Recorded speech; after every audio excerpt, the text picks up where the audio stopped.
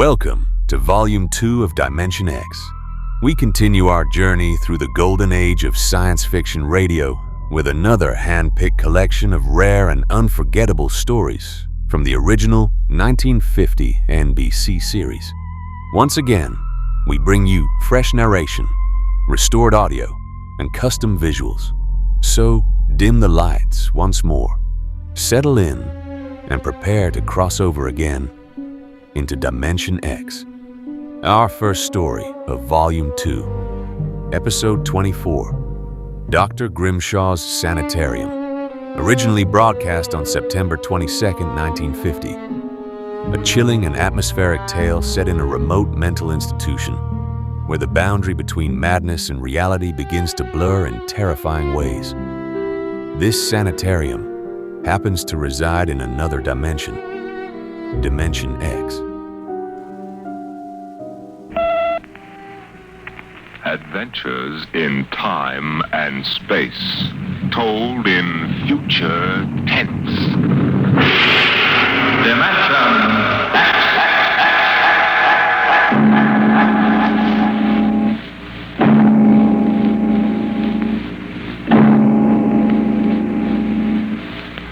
What you will hear transcribed in the next half hour represents either a magnificent hoax or the true explanation of the famous Grimshaw Sanitarium scandal, which made the headlines back in 1947. The manuscript upon which this account is based was removed by the New York State Police from a fountain pen cover found in the doorway to Dr. Grimshaw's study. We offer this manuscript as evidence only. Whether it is authentic or not, you must judge for yourself.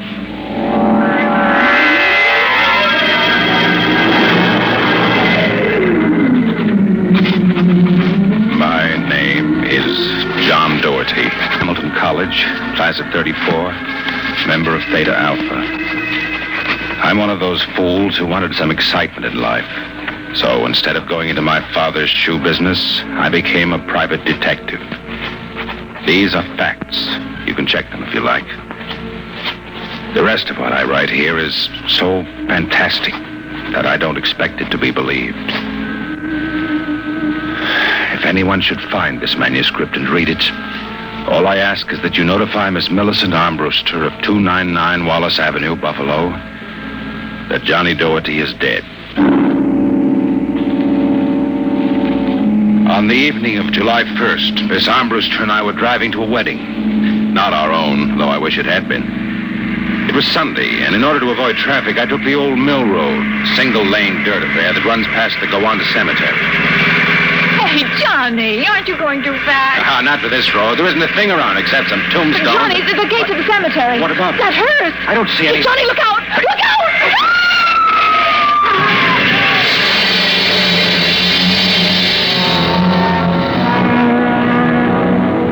It was a big black hearse with no lights on, pulling out of the cemetery. Lucky I had good brakes. We skidded for about 20 feet and slammed into the back of the hearse. 2 rear doors buckled and snapped open. It was a freak. A huge oak coffin with brass handles tipped up and began slowly to slide back toward us. Oh, Johnny, look. The coffin is sliding out. Holy mackerel. Oh, how horrible. You stay right here, honey. I'll help the driver with that thing. Hey, you okayed in the speed limits, do you, Jack? Now, look, let's not get hung up on who was right and who was wrong. I was going too fast, and you were traveling without lights after dark. Main thing is nobody's hurt and no damage done, except for that coffin. And I don't suppose the occupant minds too much. Let's see the driver's license and registration. Right here. John Doherty. Oh, a private eye, huh? You listen to the radio too much, Junior. Now, if you don't mind, who does this joy wagon belong to? Gowanda Funeral Service. It's being rented to Grimshaw. Who? Grimshaw from the private sanitarium. Do you mind if I ask what you were doing after dark, coming out of a cemetery with a wooden kimono? We're moving one of Grimshaw's patients to a new grave. Uh-huh. Do they always travel like this? Now, look, Hawkshaw, how about skipping the 3rd degree and giving me a hand getting the box back in the wagon, huh? With pleasure. Better screw on the cover again. It's going to slide off. Let's get it in the hearse first. Okay, Junior. You get on that end. Ready? Lift. Just slide it! Brother, who's in there, King Kong? Look out for the cover! Hey! I told you that'd happen. Hey, what's the guy's name, Junior? Why don't you ask him? Real wise guy, huh? I've got half a mind to report this accident. Go ahead. See what gets you. Grimshaw's got a lot of influence around here, mister. A lot of influence. Now, if you'll pardon me, I'll deliver the body.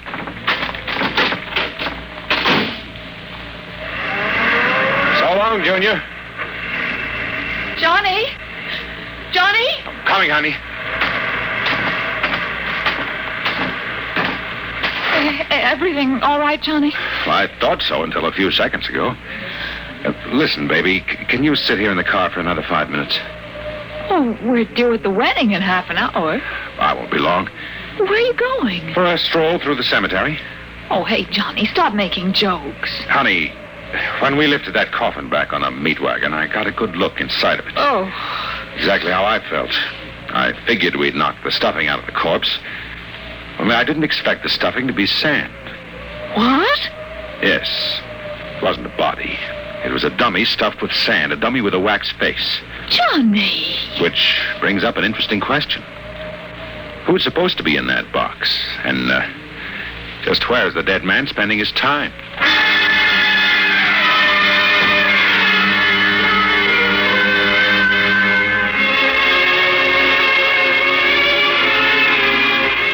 Sometimes in my business, when things drop off, you have to go out and dig up new clients. Well, my next case was a gentleman named Harlan Ward, Sr., the wealthy automobile manufacturer. I'd gotten his name off his son's tombstone. Are you trying to tell me, Dorothy, that my son Harlan was never buried at Gowanda Cemetery? Exactly, Mr. Ward. Why? Maybe if you'll tell me the circumstances surrounding your son's death, I can help answer that. My son was a rather impetuous young man, tall, good-looking. After his graduation from Princeton, he began drinking quite heavily. After he got into a couple of scrapes, we sent him to Dr. Grimshaw's Sanitarium in the hope that he could be cured. While my wife and I were in Europe, we received word that he had died. He was buried at Gowanda in our absence. Last week, my wife and I decided to have his body removed to the family vault here at Short Hills. How did your son die, Mr. Ward? Suicide. He slashed his wrists at the sanatorium. You never saw the body? No. We couldn't get back from Europe in time. I see. See here. How do I know this whole thing isn't a plan to fleece me? How do I know that you didn't remove the body yourself? You don't. But you're a rich man, Mr. Ward, and you're perfectly willing to take a chance that I'm on the level and that your son may still be alive. You sound very sure of yourself, Mr. Dorothy. My fee is $2,000 retainer plus expenses. What sort of expenses? However much it costs to take the cure at Dr. Grimshaw's Sanitarium. What do you say, Mr. Ward? All right, Dorothy. My secretary will send you a check in the morning. Good. Oh, one other thing. What's that? I want a photograph of your son, a good one. I think that can be arranged. Look here, Dorothy. If I cooperate, how do I know that you won't run off? I won't guarantee it. On the other hand, I might have to get myself killed on this job. We both take a risk, Mr. Ward.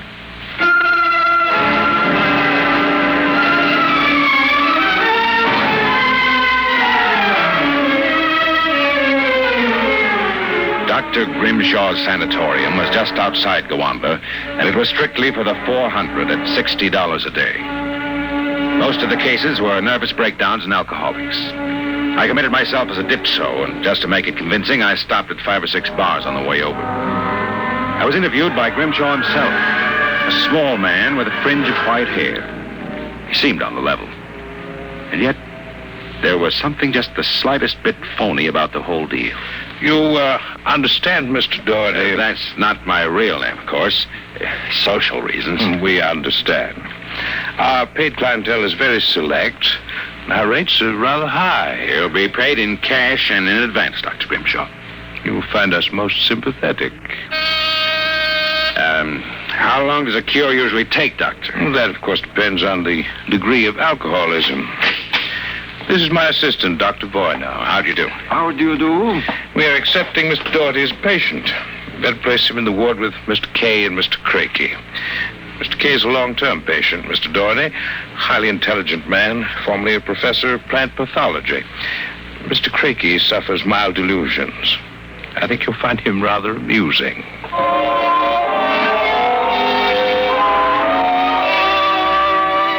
After about 3 days, my roommates, Arthur Kay and Crakey, got used to me, and we even began to play three-handed bridge. Kay was a chronic dope addict, an intelligent, sensitive man. Crakey was nothing but a clown. He kept a big black cat named the Professor, which he talked to as if it were human. And so I said to her, my dear Countess, if you don't like the company of my cat, then you don't like me. She looked at me as if I were insane, but of course the joke was on her because I was. Eh, Professor? Meow. You'll have to forgive Count Crakey, Mr. Doherty. When you've been here as long as I have, you'll get used to him. Do you like cats, Mr. Doherty? I do hope you like cats, since we are to have adjoining rooms. The Professor is very sociable and excellent company. Except when he kills birds and deposits them in your bed. He's nothing but a feline murderer as far as I'm concerned. See, you have insulted him. Come here, Professor. Let's make friends. How about giving me your paw? Hey, fetch me, you black devil. You insulted him. You hurt his feelings. Well, keep him away from me. It will be a pleasure. I would advise you not to insult him again. Count Crakey is not altogether without influence here, as Mr. Kay will inform you. Good afternoon. And evening. Is he always as nuts as that? Ever since I've been here. Why did they let him keep that black Satan? I don't know. I suppose Grimshaw wants to pamper him. He's been here since they opened the place, I understand. Spends about 3 hours a day getting therapy from Grimshaw. What's his problem? Manic depressive. A little paranoid, too. How long have you been here, Arthur? At Grimshaw's 2 years.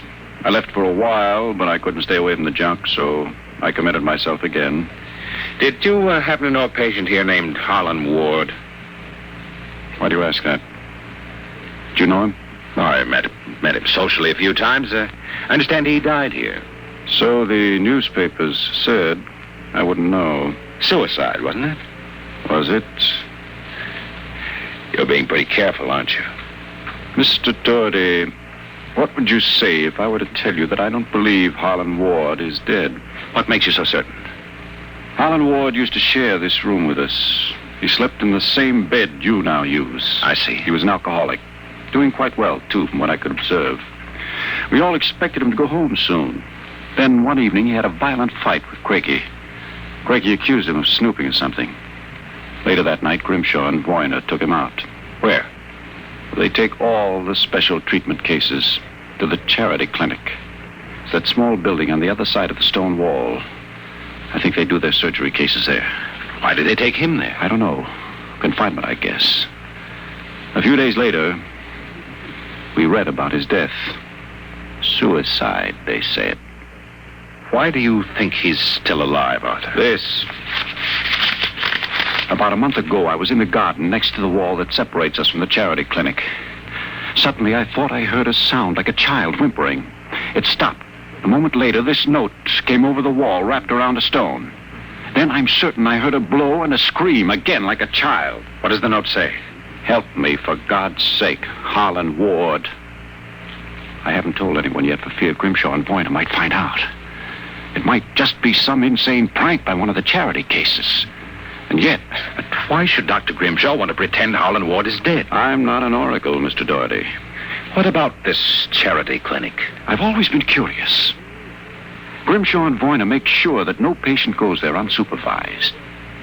Many of those who've been taken across, like Harlan Ward, I've never seen again. Arthur, how'd you like to have some fun? Like what? Like sneaking out tonight and going over the wall. What do you say? It'd break the monotony a little. I don't know. If there's something fishy going on, it'd be better to find out now, wouldn't it? I suppose there's no real harm in it? Of course not. I'd go alone, but I'll need help scaling that wall. Will you do it? All right. I'll go with you.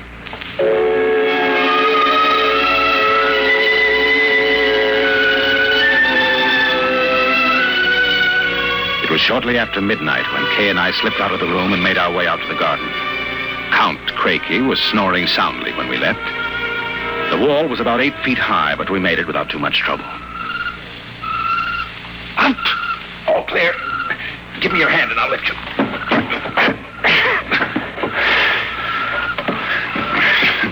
Careful when you drop. Ready? Go ahead.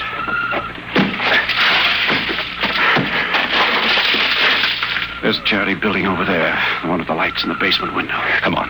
We'll make a run across the driveway and hide in that clump of bushes alongside the building. Ready? All right. Hey, hold it. Drop flat. What's the matter? Let's crawl over toward the window with the light. Maybe we can see something. I suppose you just relax. Listen. Take it easy. Sounds like Grimshaw. Much. Let's get closer. You're taking it. Come on now. Can you make out what he's saying? All right. Good Lord. What was that? Probably some patient having the DTs. I think it came from that basement window. Let's get over there where I can have a look. Easy. Wouldn't do to get caught now. Just See anything? easy and relax. It's some sort of laboratory. That's right. I can see Grimshaw, Boyna, and someone else with its back toward me. If we're still, we may make out what they're saying. Take it quietly. It will be easier. I warn you. Please. It will all be over soon. You won't remember anything. No, I don't want to go. Boy, now give it to him. No. Shut him up, boy, now. Good Lord. What is it? Come on. We've got to get out of here. What did you see? What did they do to that child? Arthur, that wasn't a child. It was a midget. The smallest midget I've ever seen. What were they doing? Trying to give it some sort of injection. When it resisted, Boyna knocked it out. Well, what do you suppose they were doing to it? I don't know, Arthur. All I know is that when it fell, it had the face of Harlan Ward.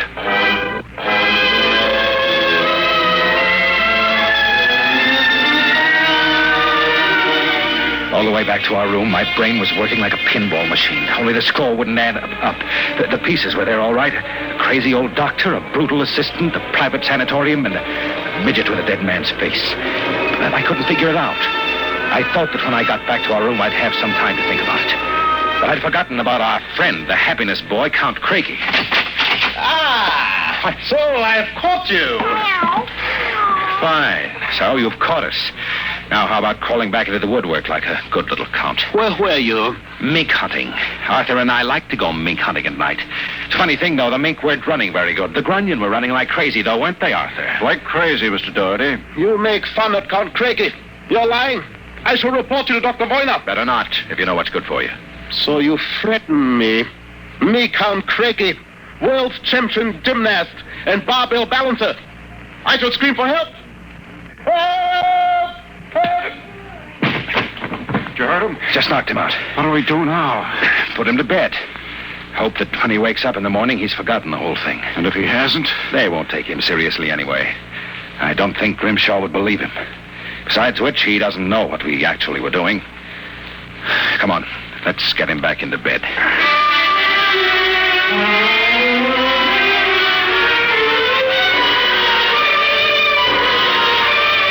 I went to sleep in my own room.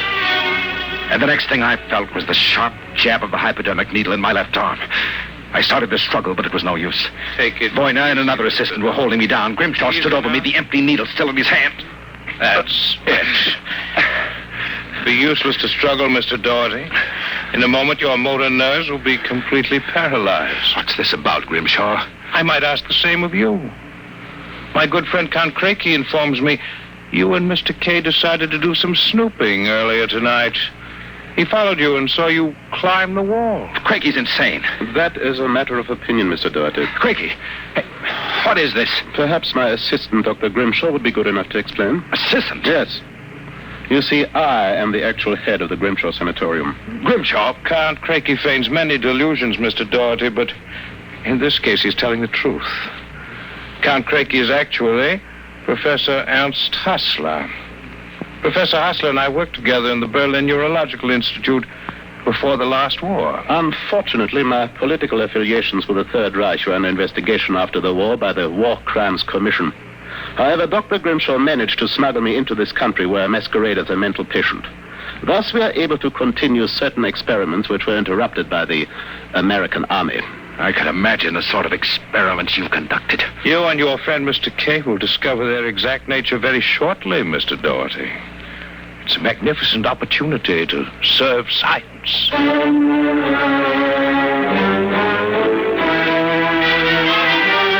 I passed out. And the next thing I knew, I was coming to in a different room. I guessed it was somewhere in the charity building because of the angle of the sun through the windows. They had me in a straitjacket and kept doping me until I lost count of time. I don't know how long it kept up. I remember one day being wheeled along a corridor into an operating room and hearing the voices of Boyna, Grimshaw, and Craigie as if from a great distance. Pituitrin. 4 cc's. 4 cc's. How are the measurements? Reducing rapidly. We'll operate at once. Boyna, start the anesthesia. All right, Doctor. Commence.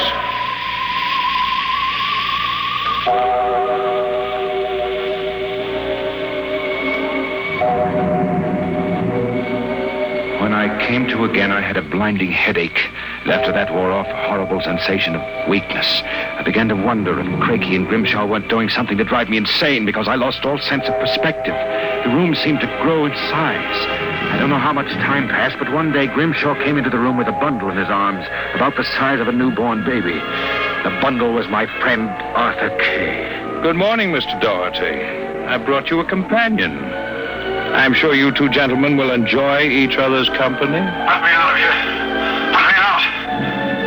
I couldn't believe my eyes until Grimshaw set Arthur down on the bed beside me.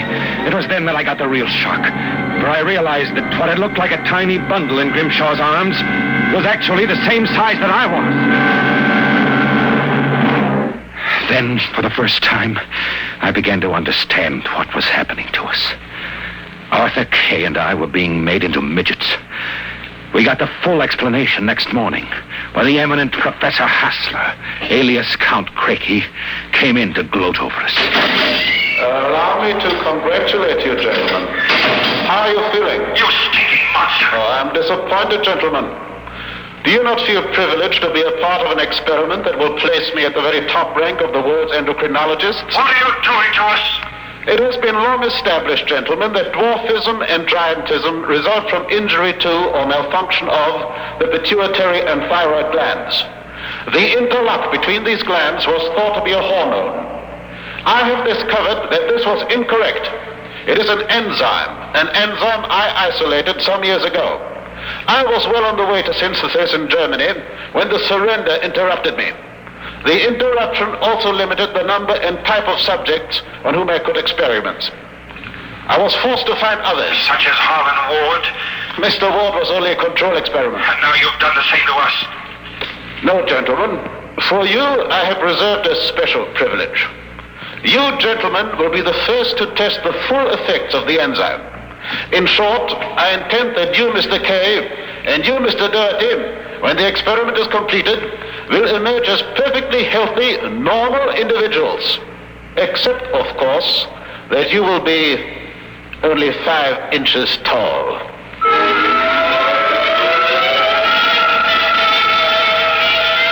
The days and nights that followed were a living nightmare. A nightmare from which Arthur and I awoke for brief periods to find ourselves in a strange new world. A huge, frightening world where everything was enlarged 100 times. When we finally emerged, we found ourselves imprisoned in a tiny mouse cage. Judging by the relative size of things, we could not have been more than 5 inches tall. Now that our senses cleared, we realized that the experiment was at an end. That from now on, it was either escape or be destroyed. Another moment, I think I'll have this lock worked loose. And if we escape, then what? We'll worry about that after we get out of this mouse cage. Suppose we don't make it. At least you've written the story on that scrap of paper. Someone may find it and read it. Nobody will believe it.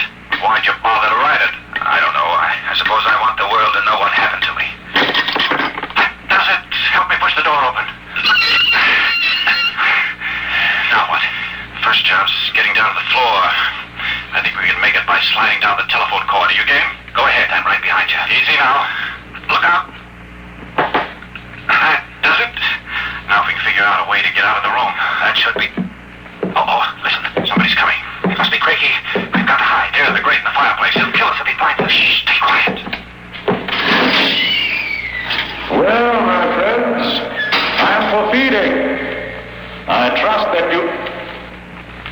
So, you've managed to break out. It won't do, you know. There is no way you could have gotten out of the room with the door and window locked. I know you're in here. I would advise you to save yourselves trouble and give up. No? Perhaps you are in the desk drawer. Or behind this decanter.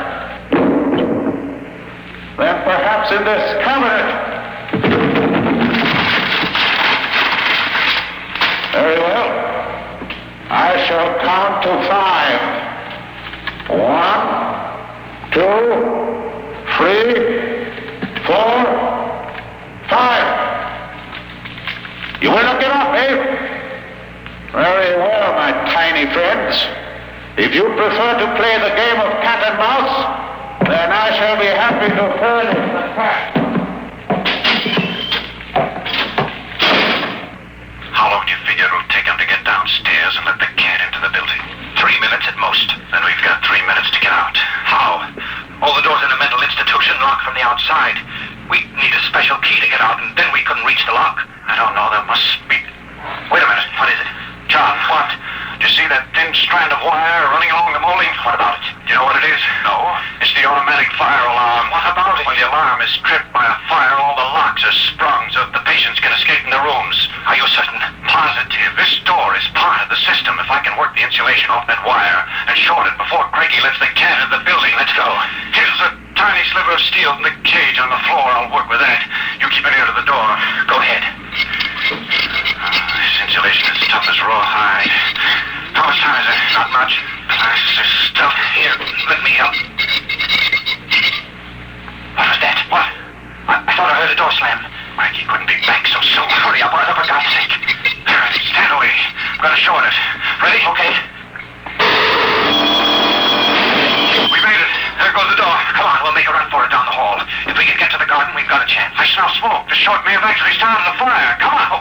Oh, wait a minute. What's up? I have to go back. The manuscript. Don't be a fool. There's no time. Come on. You go ahead. I'll catch up. Hurry up. I'll wait in the hall. Only a second.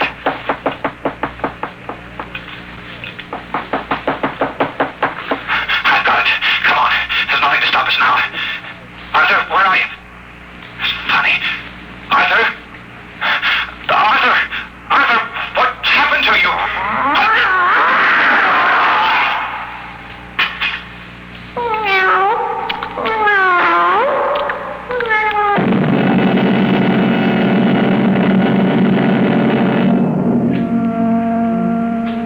This is the record found in a fountain pen cover in the burned-down hallway of Grimshaw Sanatorium. There's nothing to add, except that the fire which destroyed the sanatorium and killed so many of its occupants, including Dr. Grimshaw and Dr. Voyna, was definitely of incendiary origin. It is believed by the fire chief that some small creature, either a mouse or possibly a cat, chewed the insulation off the wire and short-circuited the system.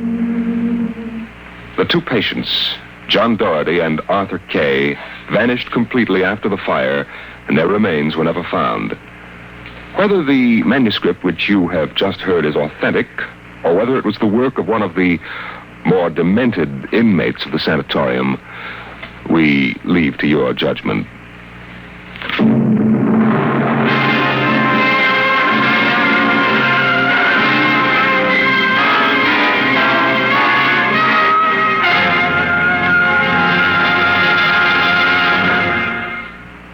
You have just heard another adventure into the unknown world of the future. The world of Dimension X.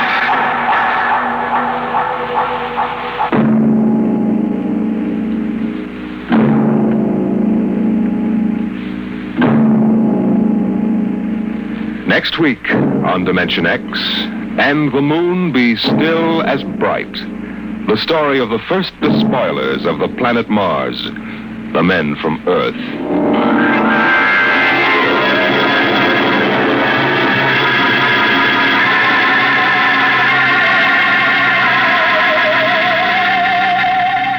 Tonight, Dimension X has transcribed Dr. Grimshaw's Sanitarium. Adapted for radio by George Lefferts from an original short story by Fletcher Pratt. Featured in the cast were Carl Weber as John Doherty and Roger DeKoven as Arthur Kay. Your narrator was Norman Rose. Music by Albert Berman. Engineer Bill Chambers. Dimension X is directed by Edward King.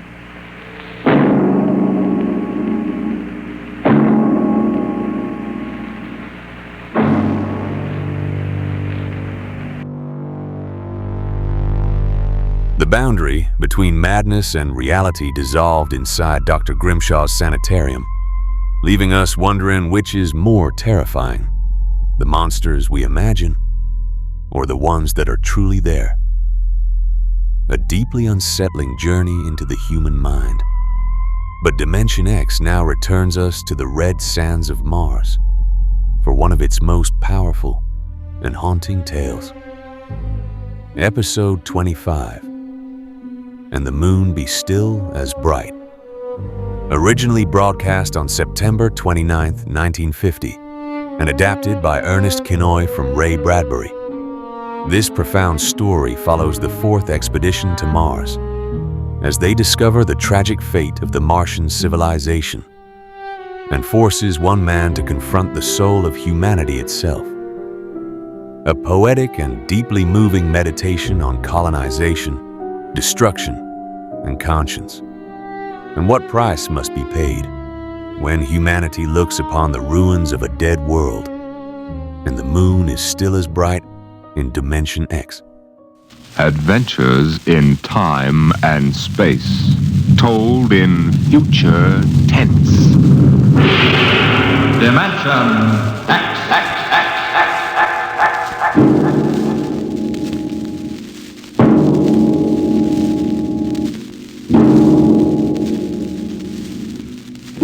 Tonight, transcribed from Ray Bradbury's collection, The Martian Chronicles, we present And the Moon Be Still as Bright.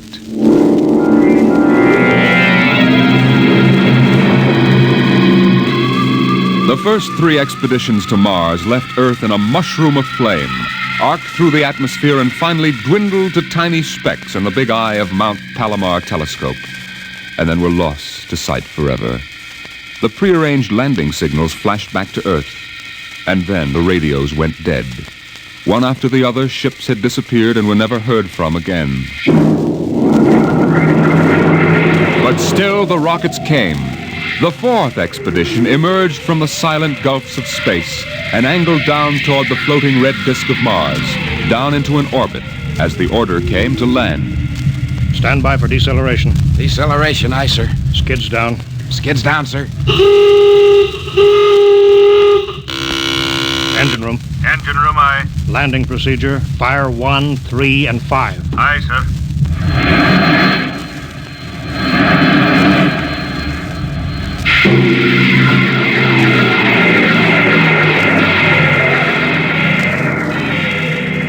The last blast of the bow jets broke red against the blue desert sands, and the ship slid to a halt at the edge of a vast city that reflected the icy glare of the moonlight. For a while, all was still. All right, Parkhill. Open the airlock. Aye, sir.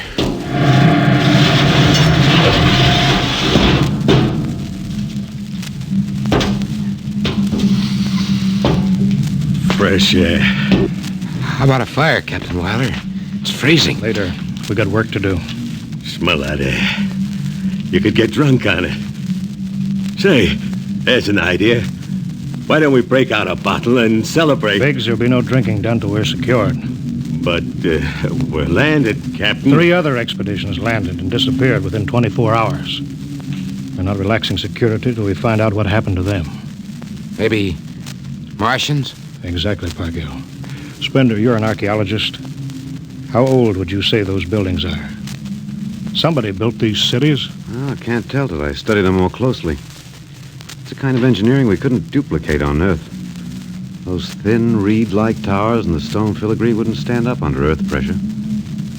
Beautiful, aren't they? I'm not interested in the architecture now. I want to make sure there's nothing there that might be dangerous. Mr. Hathaway. Yes, sir. I want you to take a reconnaissance party into the city and find out what's there. The cities all look dead from the air, sir. They look dead, but I want to make sure. Mr. Spender, you better go with Hathaway. Yes, sir. Don't waste any time gathering relics either. You can make an archaeological study later. Right now, I want a security report. Biggs? Yes, sir. We'll set up camp right here. No man is to go more than 50 feet from the rocket. And there'll be no celebration till Hathaway and his party report back. No, sir. It's just that we've been cooped up in there. That's all, Biggs. We've landed safely. We're not safe yet. Not until we know what we're up against here. We'll maintain full security till Hathaway gets back.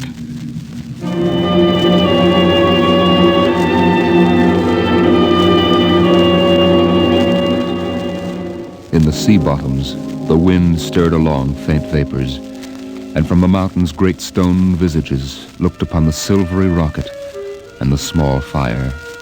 The sky was black overhead as the two racing moons threw knife-edged double shadows on the desert. All right, come and get it. Ciao. What you got to eat, Cherokee? Sawdust, smothered in cold lamb fat. Good. I thought it was something I couldn't eat. Hey, you guys, pipe down. Captain, Mr. Hathaway's back. Captain Wiley. Over here, Mr. Hathaway. Well? Most of the city is dead, sir. Spender says it's been dead a good many thousand years. But we found one part about a mile over. What about it? People were living in it last week, sir. People? Martians. I see. Where are they now? Dead. We found the bodies. Thousands of bodies. They hadn't been dead more than 10 days. What did they die of? You won't believe it. What killed them? Chicken pox. Chicken pox? Yes, I made tests. It worked differently on Martians than on Earth people. Burned them black and dried them out to brittle flakes. But where could they get chicken pox? From Earth, sir. And the other rockets did get through. Yes, sir. I don't know what the Martians did to them, but I sure know what they did to the Martians. Gave them chicken pox and wiped them out. They just didn't have any resistance to an Earth disease. There aren't any of them left? There won't be any. When a thing like that starts spreading, sir, there's no stopping it anywhere. It's 1,000 to 1. It's killed them all. This planet is through. Incredible. Think of it, Captain. A dirty, silly child's disease like chicken pox. It isn't right. Spender, take it easy, man. man. It's like saying the Greeks died of mumps or the proud Roman Empire collapsed because of athlete's foot. We didn't even give them a decent excuse for dying. We just gave them chicken pox. Spender, get hold of yourself. You didn't see those bodies, Captain. It must have been a shock, I suppose. You need a rest, a little relaxation. Martians are dead. There's nothing you can do about it now. Hey, you hear that? The Martians are all dead. Well, come on, let's break out a bottle and whoop it up. How about it, Captain? Well, all right, man. Oh, that's fine. Hathaway, see to the security guard. Yes, sir. Good Lord, do they have to do that now? It's been a tough trip. It's only natural they'd want to celebrate a little. Celebrate because the world died? Because a rotten little virus from Earth wiped out a whole civilization? Well, they're not thinking of Isn't that. there time later to throw old beer cans into the canals? A civilization died here. It's like butchering a pig in a churchyard. Spender, you think too much. We're lucky to get to Mars without catching a meteor in our bulkheads. Let it go at that. Save on Mars. The first statement, save on Mars. We gotta celebrate. Yahoo!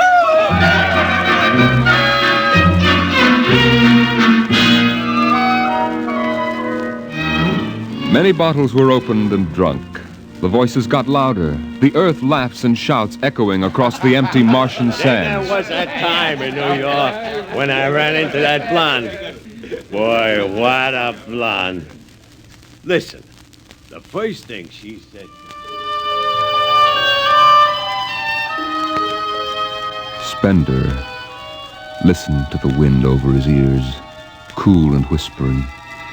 He felt the land getting cooler. The stars drew closer, very clear. The air smelled clean and new. He looked at the cool ice of the white Martian buildings over there on the empty sea lands. What a woman. Hey, what do we do with these empty bottles? Save them. There's a 2-cent deposit. Throw them away. Hey, wait. How about that building? 2 to 1 for $1, I can heave one right through that window. You're right. Here goes. Bullseye! I owe him $1. Double or nothing on the next shot? Put that bottle down, Biggs. Who's that? Mr. Spender? Stop smashing those windows. What's the difference? The planet's ours now. I guess I can do anything with it that I want. Drop that bottle, I'll knock your teeth out. Yeah? Just watch me. I warned you, Biggs. Bender, what is this? I hit him. He's crazy, Captain. He just walked up and slugged me. Biggs wasn't doing nothing. All right, let go of him. You men go back to your party. Spender, come with me. I like that guy. Just walks up to him and slugs him. Spender, suppose you explain. What was the idea? Oh, the noise, the drunken brawl. I guess I was ashamed of the spectacle the whole crew was making. Where's their respect for what's happened? Their sense of what's right? Men are tired. It's been a long trip. You've got a different way of seeing things. I'm seeing things all right. I'm seeing how we'll ruin Mars. We'll rip it up, rip the skin off the way we've already ruined Earth. We Earthmen have a talent for ruining big, beautiful things. Is that why you hit Biggs? Yes, I couldn't stand the idea of them watching us make fools of ourselves. Them? The Martians. The Martians? They're dead. All dead. But they know we're here. Doesn't an old thing always know when a new thing comes? We've come a long way to smash their windows and spit in their wine. Well, maybe you're right. I'm fining you $50 for that fight. Now suck in your chin. We'll go back there and play happy.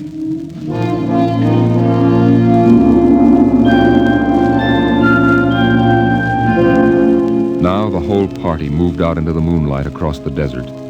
They made their way into the dreaming dead city. The light of the racing twin moons glinted on the barrel of a pistol, the long blade of a machete, the round, gurgling shape of a raised bottle.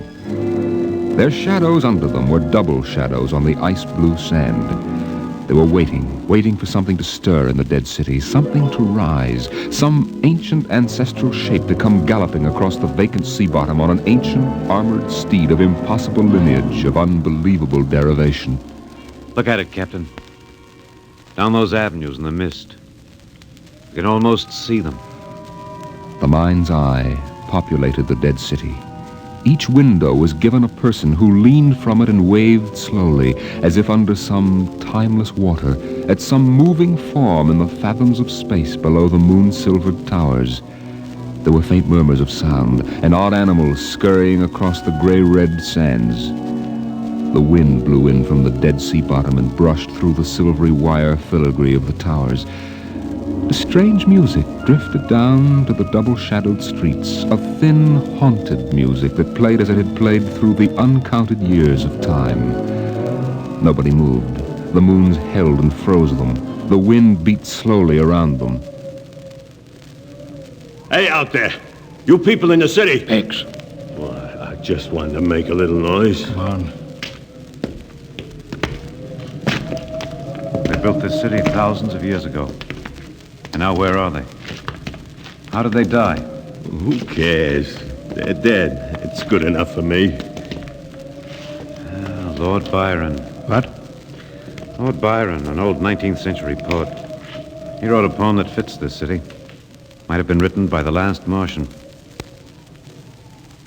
So we'll go no more a-roving so late into the night, though the heart be still as loving and the moon be still as bright. For the sword outwears the sheath, and the soul outwears its breast, and the heart must pause to breathe, and love itself must rest. Though the night was made for loving, and the day returns too soon, yet we'll go no more a-roving by the light of the moon.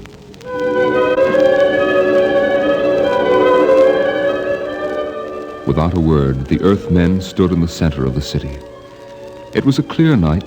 There was not a sound except the music of the wind. At their feet lay a tile court worked into the shapes of ancient animals and images. They stood there, silvered by the double moons beneath the crystal towers of Mars. And then Biggs was sick, and the sour stench of liquor filled the cool air. The men of Earth had come to Mars. And Spender turned and walked away into the city, alone in the moonlight, never once stopping to look back.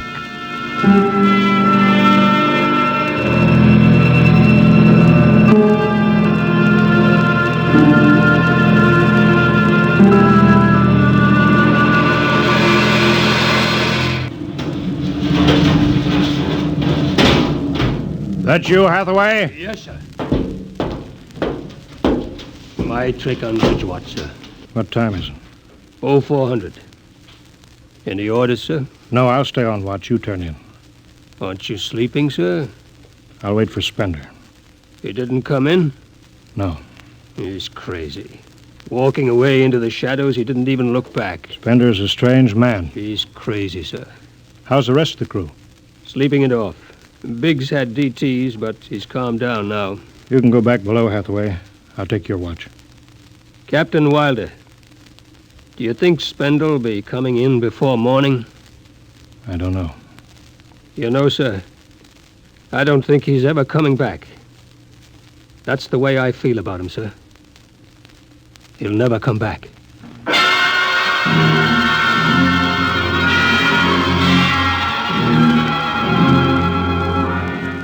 It was a morning that might have been a Monday, or a Tuesday, or any day on Mars. Biggs was on the canal rim, his feet hung down in the cool water, soaking, while he took the sun in his face. What are you doing back here, Biggs? Didn't you go out with the search party? Yeah, I come back. I got a blister. Sure. What do you mean? Look, Cherokee, you see that? Anyway, I had enough searching. 4 days hunting for that screwball Spender. Didn't find him yet, huh? Nah, good riddance. Oh, my feet, I'm gonna soak 'em good. If I was wild, I wouldn't worry about that nut Spender. Let him go. He's a crackpot anyway. Yeah, a little foggy upstairs, I guess. Why don't you take your feet out of that canal, Biggs? I gotta make coffee out of that water. Coffee? You call that stuff coffee? I had a motorcycle once that dripped grease that tasted better than that. Wait a minute. Biggs, look over there. Where? By that bush. There's someone there. Hey, it's him. Hey, Spender! Spender? Yeah, he's coming over. Why didn't he stay lost, the crazy jerk? Hi, Spender. Long time no see. Hello, Cherokee. I've been exploring some ruins. You and them ruins. You're like a dog in a boneyard. What's the matter? Where you been? Up in the hills. What would you say if I told you I found a Martian? Huh? Where? Yeah? Never mind. Let me ask you a question. How would you feel if you were a Martian and people came to your land and started to tear it up? I know how I'd feel. I've got Cherokee blood in me. My grandfather told me lots of things about the way they kicked the Indians around in the Oklahoma Territory. If there's any Martian around, I'm all for him. How about you, Biggs? They're dead. They're all dead. A good thing, too. Well, I found a Martian. Up in a dead town in the hills. I've been reading their books. They're easy to understand. I've learned their language. Then I found this Martian. He said, give me your boots, and I did. He said, give me your uniform, and I gave him my uniform. You're crazy, Spender. Hey, Cherokee, he's crazy. And the Martian said, give me your gun, and I gave him my gun, and then he said, come along and watch what happens. And the Martian walked down into camp, and he's here now. I don't see no Martian. I'm the last Martian. What? Biggs, I'm going to kill you. Cut it out. What kind of a lousy joke is that? Stand up and take it. Hey, put that gun away, Spender. Hey, cut it, Spender. Oh, put that gun away. You're joking. You're kidding, huh? Spender!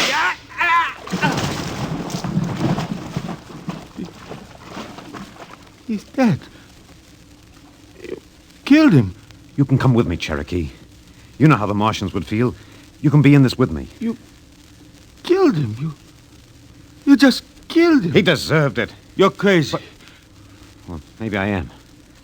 But you can come with me. Come with you? For what? Go on. Get out of here, you crazy murderer. All of them. I thought you'd understand. I thought you'd remember what happened to your own people. You get out of here, you crazy Don't murderer. reach for that gun.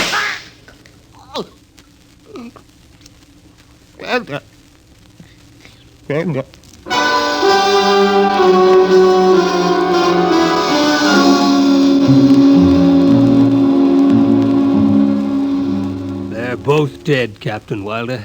Who's missing? Only Spender. It must have been him, sir.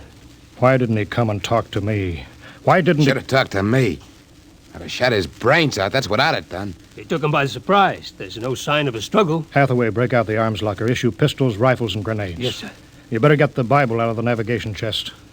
We'll have to bury these two. Parkhill. Aye, sir. You start digging a grave. How about Spender? We'll have to go up in the hills and find him. Just let me at him with my bare hands. Crazy murdering louse. That's enough, Parkhill. The man is sick. He must be. Sick my eye. Now grab a shovel. Start digging.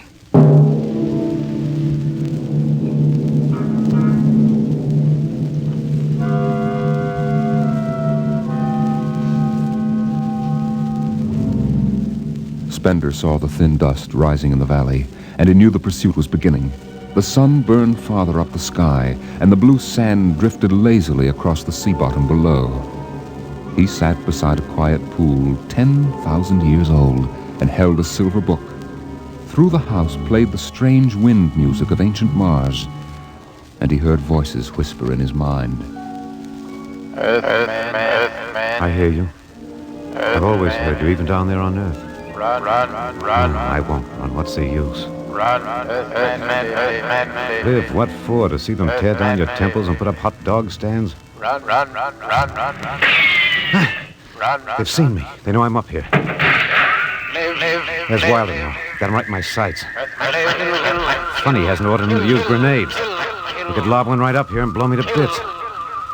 Yeah, maybe the captain thinks I'm too nice to be blown to bits. He wants my death to be clean. Yeah, just one bullet hole in me, nothing messy. And why? Because he understands me. He's the only one in the crew who ever did. Well, at least I can do the same for him. Just one bullet in his heart, a nice clean death. All I have to do is pull the trigger and then...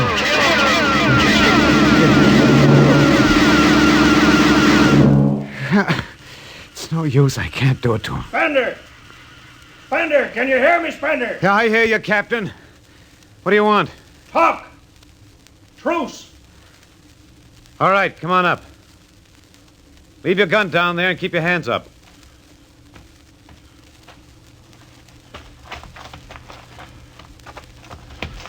Spender, are you there? Over here. It's quite a climb. Mind if I sit down? Cigarette? Thanks. Light? Yeah, got my own. It's warm. Yeah, it is. You comfortable up here in the hills? Quite. How long do you think you can hold out? About 12 men's worth. Why didn't you kill all of us this morning when you had the chance? You could have. I know. I got sick. After I started killing people, I realized they were just fools and I shouldn't be killing them. But it was too late, so I came up here where I could get angry again. Why did you do it? Because I've seen that what these Martians had was just as good as anything we'll ever hope to have. They stopped where we should have stopped 100 years ago. They knew how to combine science and art and religion. They knew how to live with dignity and peace. And for that reason, you started shooting people? Look, when I was a kid, my folks took me to visit Mexico City. I'll always remember the way my father acted, loud and big. My mother didn't like the people because they were dark and didn't wash enough. I can see my mother and my father coming to Mars and acting the same way. Anything that's strange is no good to us. We aren't fit to take over this planet. But kill 2 men? What could I do? It's me against the whole Earth. Isn't it enough they've ruined one planet? Now they want to ruin this one. I'll kill you all off, Wilder. That'll delay the next rocket 5 years. And I'll kill them, too. If I'm lucky, I'll live to be 60. And I'll meet every expedition that lands on Mars. I'll be very friendly. I'll explain that our rocket blew up one day. And I'll kill them off. I'll save Mars for half a century. And by then, maybe the Earth people will give up. You got it all planned. Yes. Yet you're outnumbered. We already have you surrounded. In an hour, you'll be dead. I found an underground passage that'll take me back into the hills, Wilder. I'll go back there, and then I'll pick you off one by one. We'll see.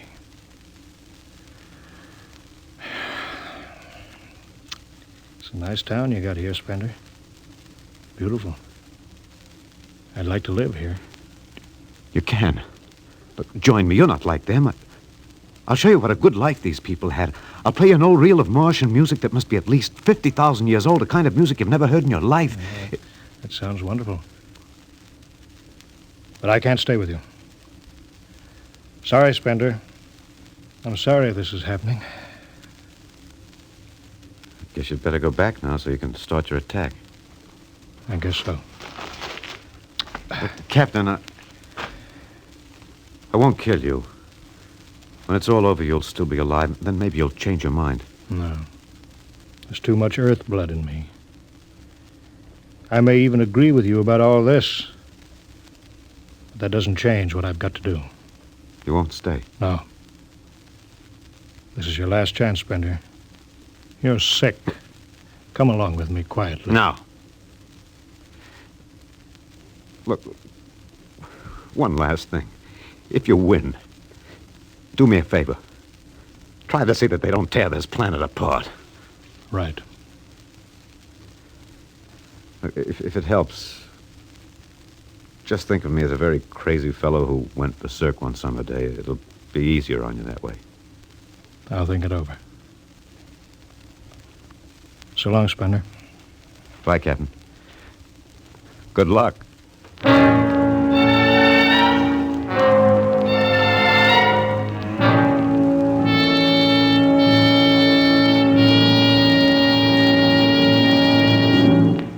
All right, we'll go after him now.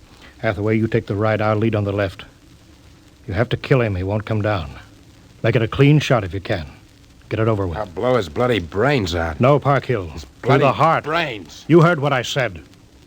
Through the heart. Now let's go get him.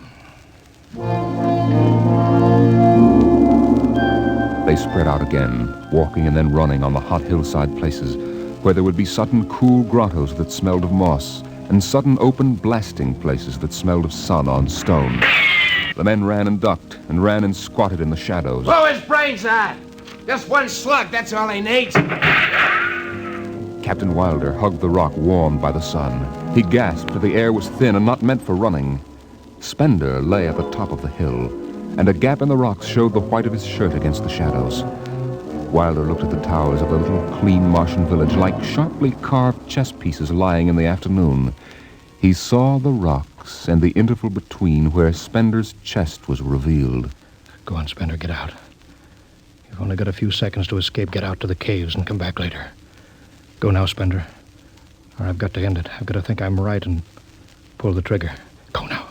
Get out. I'll get him. A slug in the head. I'll blow his bloody... No, Park Hill. Put down that gun. I've got to do this myself. Spender. Why didn't you get out? Why?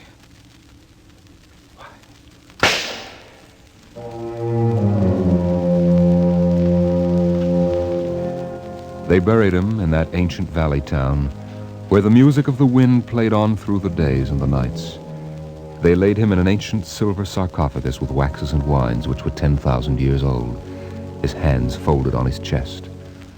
The last they saw of him was his peaceful face in the cold silver light of the racing twin moons.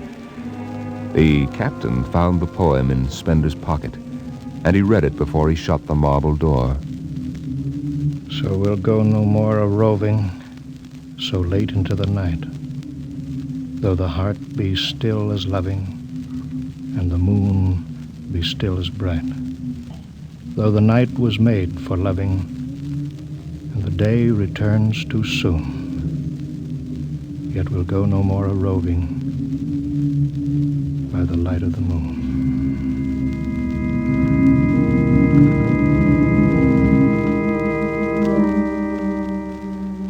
The next afternoon, Parkhill did some target practice in one of the dead cities, shooting out the crystal windows and blowing the tops off the fragile towers. Captain Wilder caught Parkhill and nearly knocked his teeth out.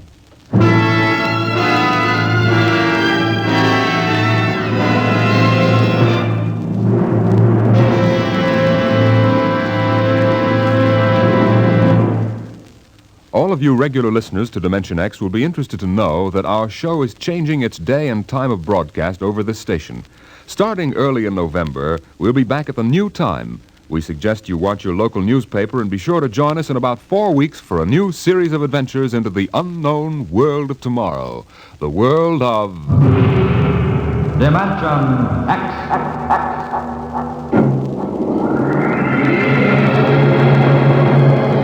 Tonight, Dimension X is transcribed, And the Moon Be Still as Bright. Adapted for radio by Ernest Kenoy from the original story by Ray Bradbury. Featured in the cast were Alexander Scorby as Spender, Wendell Holmes as Captain Wilder, and your host and narrator for the story, Norman Rose. Music by Albert Berman, engineer Bill Chambers. Dimension X is directed by Edward King. This is Robert Warren speaking.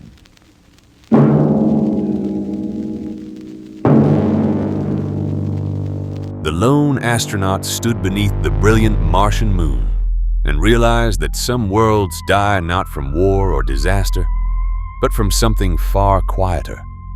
A haunting and poetic masterpiece from Ray Bradbury. But Dimension X now brings us back to Earth for a delightfully clever tale of crime and chaos. Episode 26, The Professor Was a Thief. Originally broadcast on October 6, 1950, and adapted by Ernest Kenoy.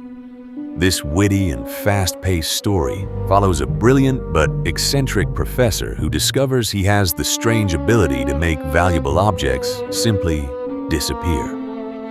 Soon, the police, the press, and the underworld are all chasing after the mild-mannered academic-turned-master thief. A fun, sharp, and thoroughly entertaining ride through the lighter side of this classic series. And what happens when a professor decides to become a thief in Dimension X?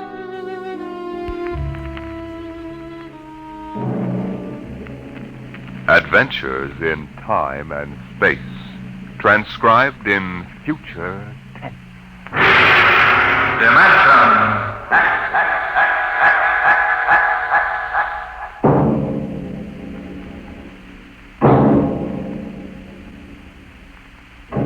Can you predict what will come in 100 years?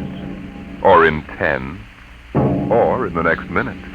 Can you see beyond the known dimensions of time and space into the unknown Dimension X?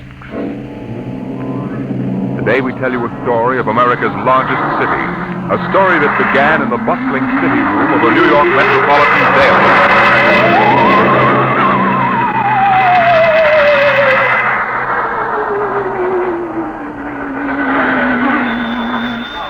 City desk. Sweeney? Listen, Pop, give me a rewrite, quick. I'll take it. Okay, now look. I'm up on Riverside Drive, see? So? So, at 12:45 today, just 3 minutes ago, Grant's tomb disappeared. It's what? I'm telling you, it disappeared. It's gone. Listen, Sweeney, get yourself to a Turkish bath. Sober up. Pop, I swear, I'm sober as a judge. Listen to me, will you? Just a minute. Albert, What's up, Pop? call the Honda's detective precinct. Find out if anything's been reported missing. Like what? Like Grant's tomb. Go on, make it snappy. Okay, Pop. All right, Sweeney, now give it to me slow. This better not be a gag. No gag, Pop. Now get it down. The traffic at the drive was at its noon hour peak, and the benches and structure were filled with happy, laughing people. Then, without a warning, a rumble sounded in the alarm. Populace crowd was horrified. Hold it, Sweeney. Well, Albert? I don't get it. They say that Grant's tomb is gone. Okay, call composing. Tell them to hold everything for an extra. Clear out page 1. Get going. Okay, Sweeney, now. The heck with the words, give me the garbage. What happened? Nobody knows. There are half a dozen police cars around here staring at the place where Grant's tomb was. I was about a block away. I heard screams. I came running. It was gone. Vanished. How many dead? Nobody knows if anybody is dead. I'll find out. How can I find out when everybody that was sitting on the steps and all disappeared? What? They're gone. No bodies? No tomb, Pop. No tomb. Okay, you hope it back up there and get stories from some witnesses. Now call me back. Albert! Yes, Pop? Get Columbia University on the phone, get a statement. Right. Research! Yes, sir. Grab an encyclopedia, see if anything like this ever happened before. Hey, Walters! Yeah, Pop? Call the Army, find out about secret weapons. Hello, composing. This is Pop Adderby on the city desk. Start setting up an extra. I want to hit the street in 20 minutes. Second extra in an hour with pictures. Okay, what are you waiting for? Get 'em rolling.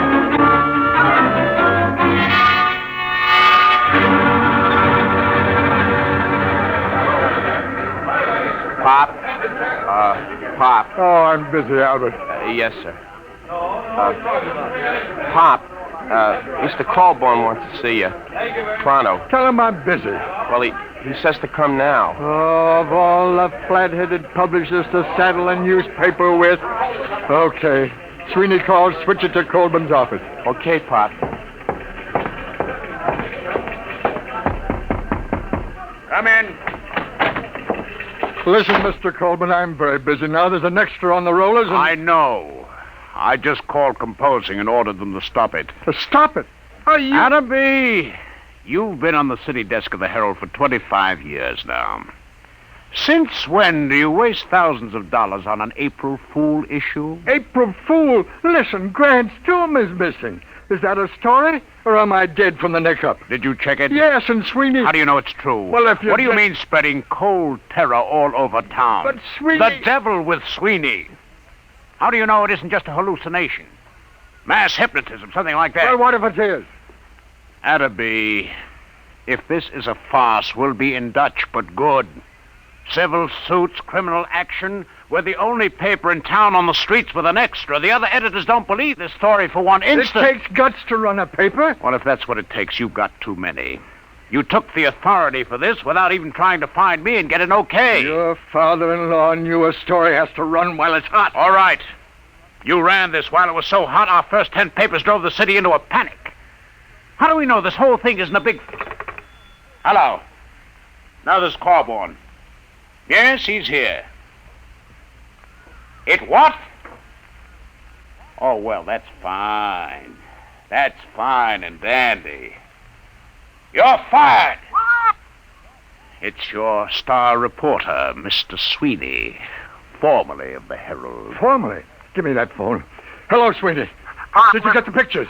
How are things up there? Pop. I'll need more witnesses. Pop. What? It's back. Fine. What did you say? It's back. Grant's tomb is back. I'm sorry. You're sorry. All right, golden boy. Now give it to me slow. Make it sound intelligent. It just reappeared, that's all. What about the people who were inside? All back. Don't remember a thing. It's just like it never happened at all. It's a miracle. Some miracle. We got an extra on the streets with 28 types screaming that Grant's tomb has vanished, and you calmly call me up to tell me that it's back. But it was gone. I tell you, Pop. Sweeney. What? Do me a favor, will you? Yeah, what? Drop dead. Well, Attaby. Guess we run a retraction. Just doesn't make sense. 12 police cars saw it. We've got statements from witnesses. I told you it was hysteria. Look at the Man from Mars broadcast that Orson Welles did. 1,000 people will swear they saw the monsters. Oh, I don't know. I'm all confused. Well, let's look at it this way, Attaby. Maybe you've had enough. Enough what? You've been on the city desk 25 years now. That makes you, 55? 54. What are you driving at, Mr. Colby? I mean, maybe you ought to retire. Retire? We need new people, new ideas. I've been thinking about it for some time now. With Social Security, you'd get... About $20. Fine. Now, you listen. I brought this paper into the world, and it's going to take me out. I was on that city desk before you ever heard of a stick of type. Then you come along and marry a publisher's daughter. That's enough. I made a mistake, okay. Anybody can make a mistake. I still think there's something in this story. Sweeney's been around too long to blow one like this. Even when he's drunk, he's a better newspaper man than most. I'm sorry. Effective today, you're relieved as city editor. Sanford will take over. Sanford? Why, he's green as grass. If you want to stay on in some minor job... Such as? Well, how about science editor? Science editor. You can have the office right next to mine. It'll pay the rent. Well? Oh, I don't know. I don't know what I'll do. I've been on the city desk so long. Well, maybe it's too much excitement for a man your age. Stop writing me off, will you? I'm sick. I'm 54. And a man at 54... is no longer a boy. Oh, I don't know. Maybe I am losing my grip. Gotta go somewhere and think it over. All right, Atterby. Take your time. I'll be across the street at Burley's bar if you need me. I'll let you know before the bulldog hits the streets.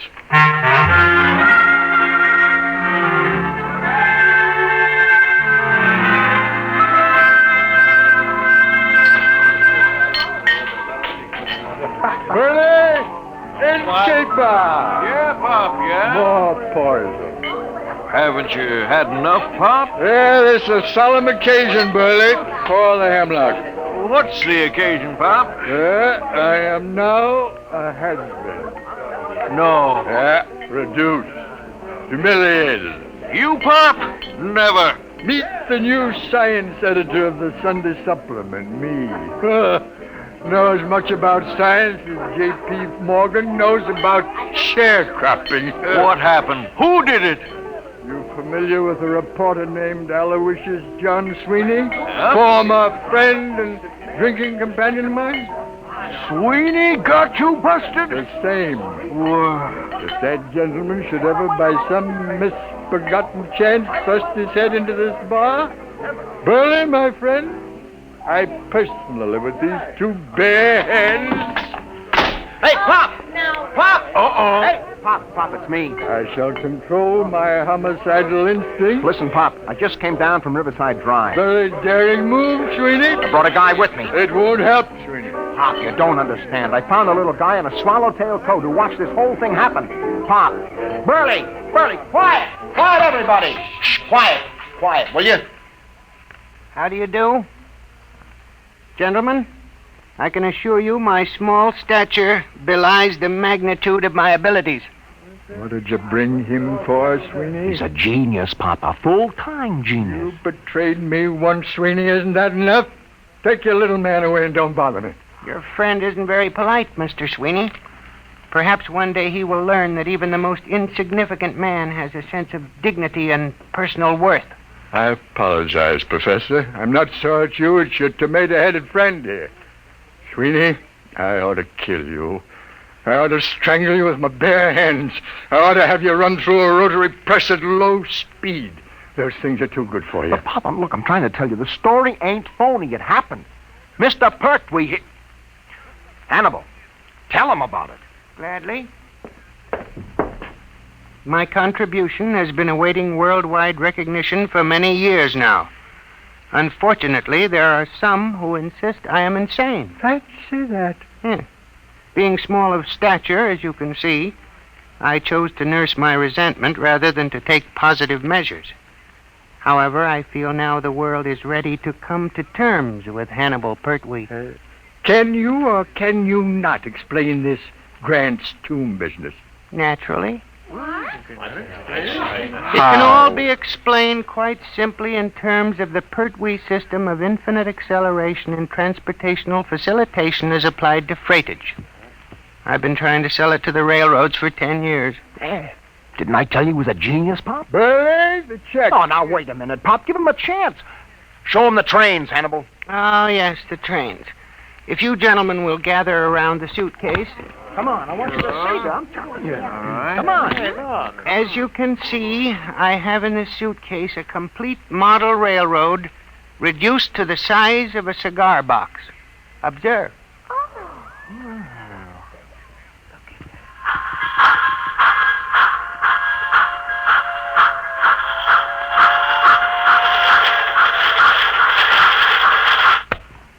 That's enough, I think. They run! Just like real trains! Sweeney, not content with ruining my life, losing me my job, driving me to alcohol, you're now trying to drive me out of my mind with an obvious madman who builds model railroads. Here's the money, Burley. Keep the change. Oh, but, Pop, Goodbye, gentlemen. Pop, you're not even giving him a chance. Out of my way. Listen, Pop, please. Out of my way. It's always the same. They won't listen to me. Oh, I guess Pop is losing his grip. I hate them. No, don't take it so hard, Hannibal. Maybe it was all a hallucination. The Pertwee theory is not an hallucination. Sure. Well, it was a good try anyway. I guess I'll go back to the office and pick up my stuff. But I'll show them. Someday they'll listen. Sure. You'll show them, Hannibal. Hey, Burley, fix Professor Pertwee here with a double scotch. Ahead, make it a triple.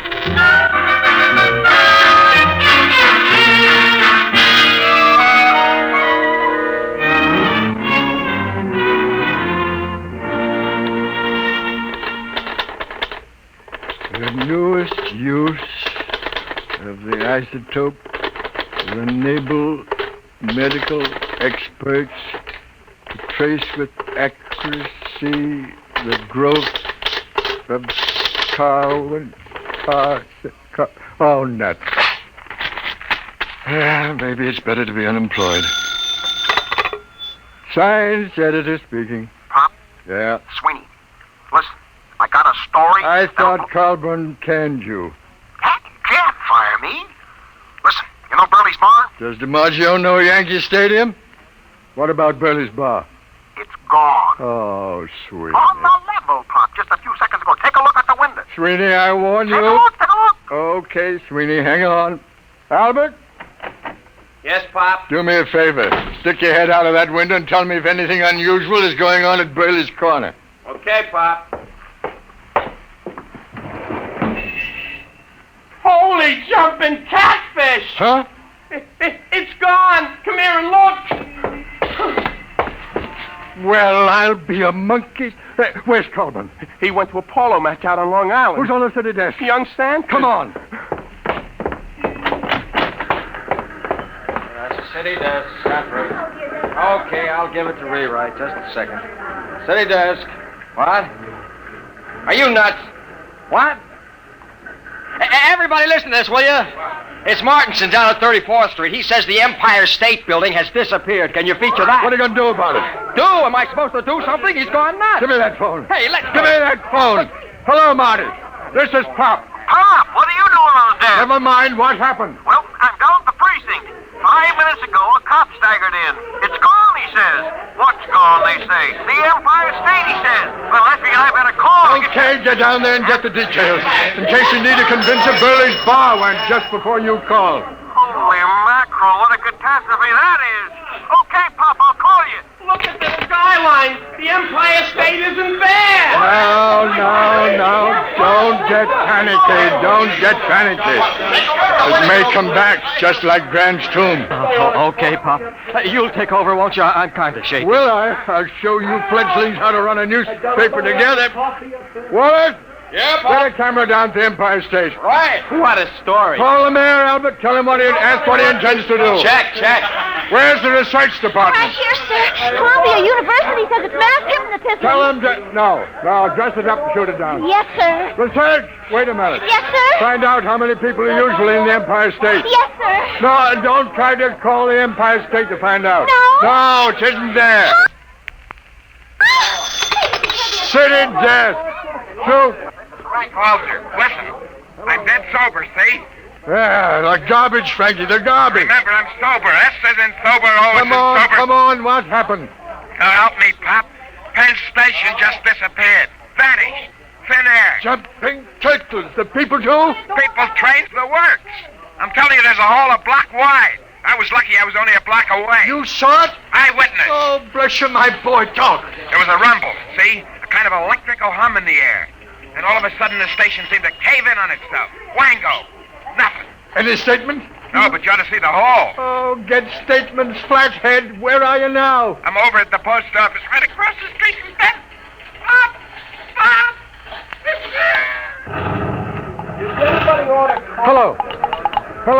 Hello, Frankie. Frankie, operator. Pop, we got a flash. The United States Post Office just went. The whole darn city is going piece by piece. Don't lose your head, Albert. Hello. This is the composing room about that Empire State Building story. Well, it's old news. We've just lost Penn Station and the post office. Get out a new banner head. New York City vanishing. What about copy? You don't need copy for a story like this. Tell that linotype operators to use their imagination. Albert! Pop? Anything else missing? Chrysler Building, maybe? Nothing yet, Pop. Oh. Anything reappeared yet? No word on anything. Maybe things are stabilizing.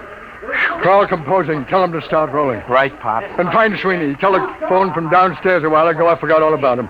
Tell him he's hired again. I'll print any statement that isn't immoral. Uh-oh, Pop. Here comes Mr. Trouble. Anna B! Oh, now take it easy, Colburn. Anna B, what are you doing at the city desk? Where's Sanborn? What's going on here anyway?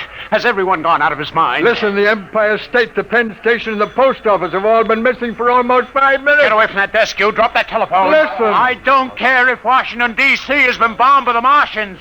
I want you out of this office in 2 minutes. Albert, cast those extras. Pop, you get out, you're fired. Oh, you're not being reasonable. I'm not interested in the other papers. Just get out of here before I go stark raving mad.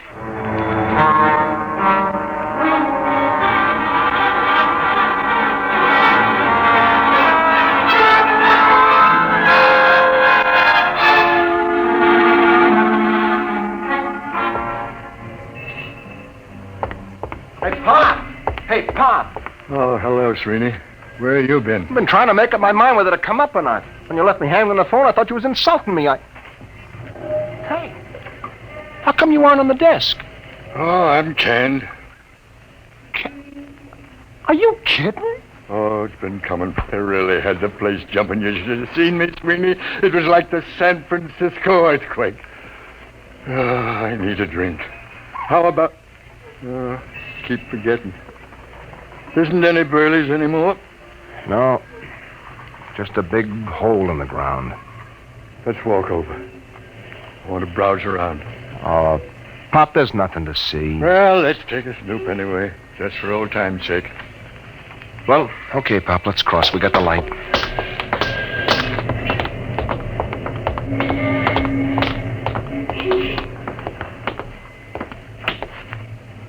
Well, will you look at that? Who'd ever thought that less than 10 minutes ago there was a building here? Yeah. Let's climb down and have a look, Sweeney.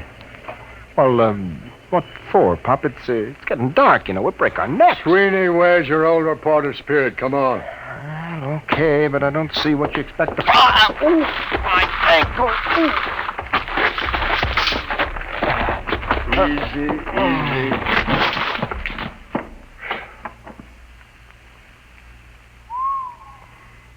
Clean as a bone. Well, let's walk around a bit.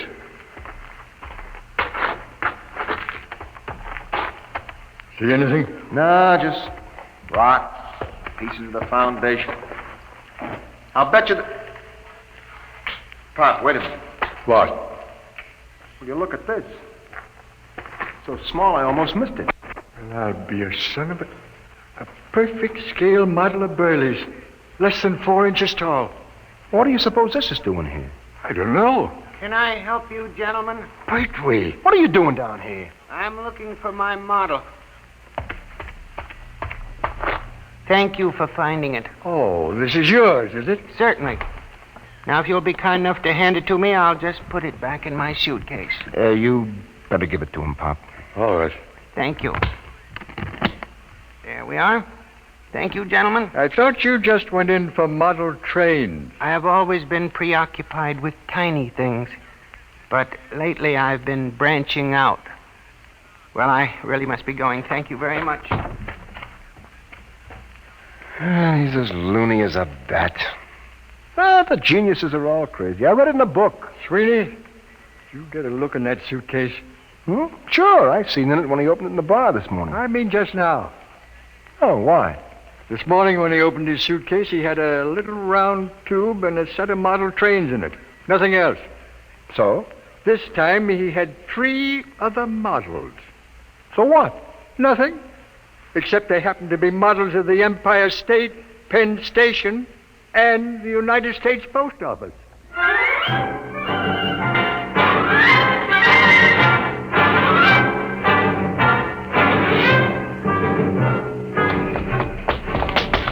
There he goes down the block, Pop. Pertwee, come back here. He's starting to run. Here's a cab. Come on. What to, Mac? Catch up with that little guy running down on the block. Make it fast. Okay, Mac.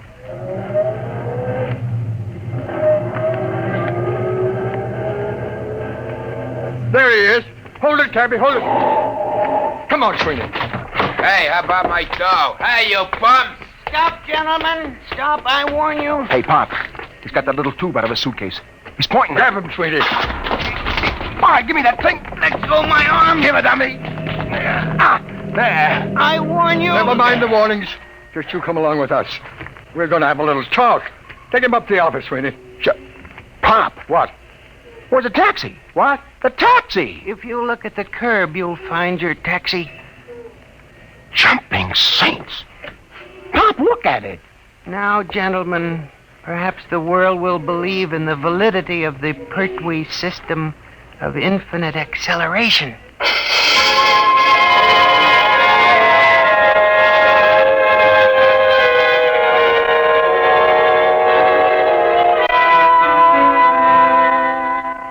All right, Hannibal, now you start talking. I won't. Hold his hand, Sweeney. That's a pleasure. Well, Hannibal? Let me out of this office. Talk. Never. Sweeney, where's the tube? It's right here, Pop. Now, Hannibal, I give you 5 seconds to talk, after which I'm turning this tube on you for a taste of your own medicine. Now, think it over. 1, 2. No. 3. I hate them. Why should I save them? 4. All right. Put it away, please. That's better. Now, how did you do it? Many years ago, Einstein posed the theory that if an object were sufficiently accelerated, it would gradually flatten out and eventually disappear altogether. Working on this approach, I evolved a method of accelerating the atoms within the molecules, setting an object spinning in 4 rather than 3 dimensions. For many years, I tried to sell my idea to the railroad for condensing freight and storage. And you start the thing spinning with this little tube? The tube sends out a whirling ring of electrons which engulf the object. Why did you turn it on those buildings? I was driven to it. Only something dramatic could shock the world into realizing my greatness. But you'll restore them. You brought back Grant's tomb. I can restore them, yes. Not can, Hannibal. Will. On one condition. Well? That your paper give me full credit for my scientific achievement. Front page, pictures, a complete story. It's a deal. Wait a minute, Pop. We don't even work for this paper anymore, remember? We'll take care of that little matter, Sweeney. Mr. Colburn, this is Pop Atterby. You've just rehired me. Now, if you'd care to step down the hall into my new office, I think I can show you something make your hair stand on end. I have 3 missing buildings in my desk drawer. Well?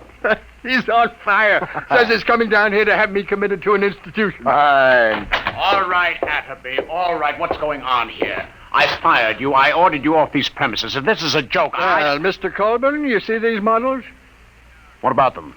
What would you say if I were to tell you that these 5-inch models are actually the Empire State, Penn Station, the United States Post Office, and Burley's Bar, and a taxicab? All compressed 500 times. That there are people in them so tiny they can't see them. That even time is so compressed inside these buildings that movement is impossible. This is insanity. Who is this man? Sit down, Colburn. The show hasn't even started yet. Sweeney, put the taxicab out in the middle of the floor. Okay, Pop. Now, stand back. Hannibal, here's the tube. Now do your stuff. Stand back. Now. Good Lord. I don't believe it. It's getting bigger. I reversed the polarity of the spin very gradually. What's the idea of blocking traffic, you lousy bum? Hey, where am I? Hey, what happened? How did my cab get in this office? Take it easy, George. What is this? Who are you? Hey, ain't you the fare that skipped out on me? Hey, what is this, a bug house? Well, Mr. Colburn? I don't understand. But you do believe. Well, yes, I saw it right before my eyes. Okay, well, then here's the deal. You give our boy Hannibal a front-page spread with pictures. He'll take these other buildings back to the original sites and restore them just like they were, with our cameras getting exclusive shots. Now, is it a bargain? Is it a bargain? I may not be the best newspaper man in the world, but this is the biggest thing since Noah's Ark. You're rehired as city editor at your old salary. My old salary? All right, plus a 500 bonus. There's a deal. Sweeney, Call composing. Tell them to double the size of the front page. Have them hold it for a red banner full-page headline. Got that? Right. Hello, Albert. This is Pop. Listen, I want all photographers up in my office right away. Call research. Tell that girl to have Columbia send a battery of big shots over to the former site of Penn Station. Copy. Hey, Mac. Copy, boy. Hey, Mac. I'm busy, George. Sweeney, what's the word? Master. All right. What is it? All I want to know is, how do I get my hack out of this office?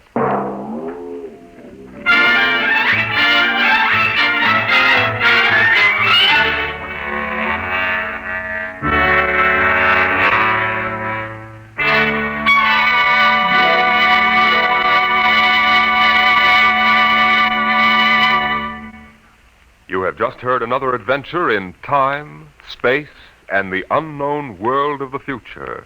The world of... Dimension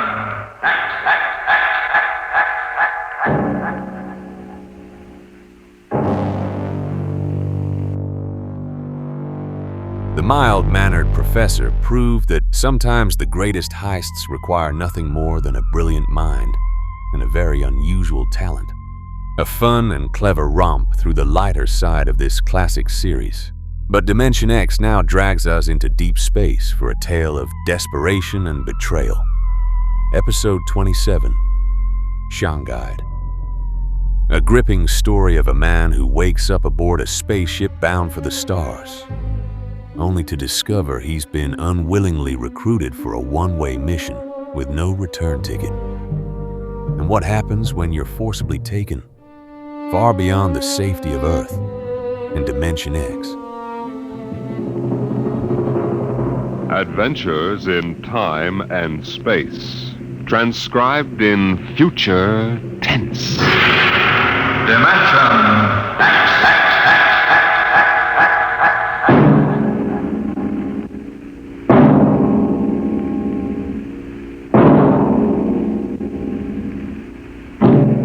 Can you predict what will come in 100 years? Can you see beyond the known dimensions of time and space into the unknown Dimension X? In 1987, Atlantic Spaceport was established on the site of old Fort Devon outside of Boston. And as the ships pushed deeper and deeper into space, the time of voyage increased by geometrical progression. It became more and more difficult to persuade able spacemen to sign on for flights which lasted for years, 10 to 15 monotonous years in the cramped forecastle of a deep spacer.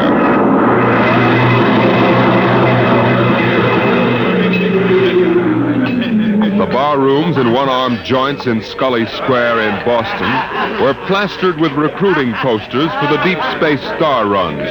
Flashy four-color signs with a blue-eyed young man gazing into a star-studded sky. Seek your future in the stars. Jeff, there's your last chance to get out of the wedding. Sure. Just send Judith a short note. I can't get away to marry you today. I'm 300 million light years away. Very funny, very funny. Well, think it over, boy. Tomorrow, the shackles of matrimony. What, tonight? The stars. The mystery of the galaxy. Eat, drink, and be merry, for tomorrow you commit matrimony. Oh, come on. We came here to have a little fun. We might as well be at Mother's Music Hall on Commonwealth Avenue. Please. Ah, the problems of the rich. Hey, Jeff, just where does the coffin fortune come from, I guess it started in Nantucket. My great something or other used to be a whaler. A whaler? There she blows! A dead whale or a stove boat? Watch my trusty harpoon! Ouch! Look out with that fork! Where's the money now? Oh, I don't know. We've got a lot of commercial holdings, mills, import, export outfits, rocket lines, you know. Mere trivia. Hey, why don't we get out of this dump? We could go up to the Copley Plaza. It may be stuffy, but at least the glasses are clean. You're the condemned man. All right, you guys go ahead and get a taxi copter. I'll settle. Meet you out in front. Right.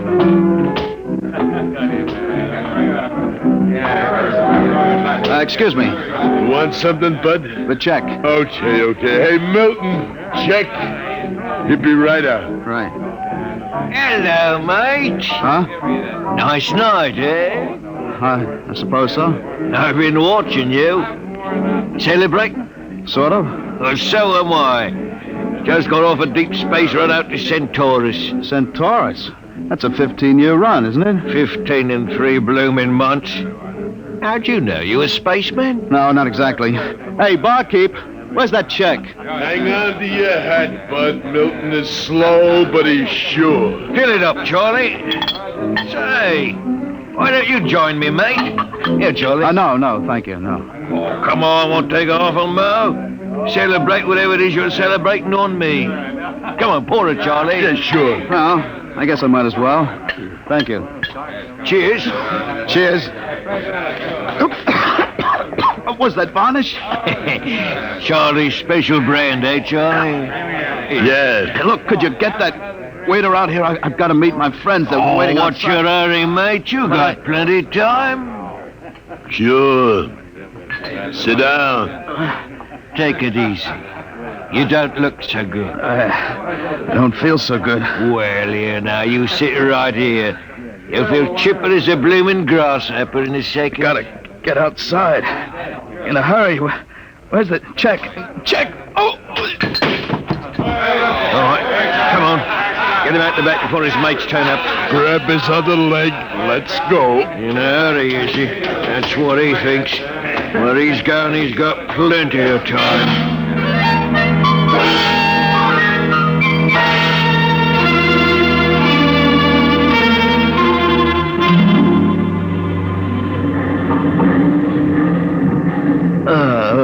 All right, mate. Up on your feet. Wakey. Let go of me. That's the idea. Rise and shine and greet the dawn. Where am I?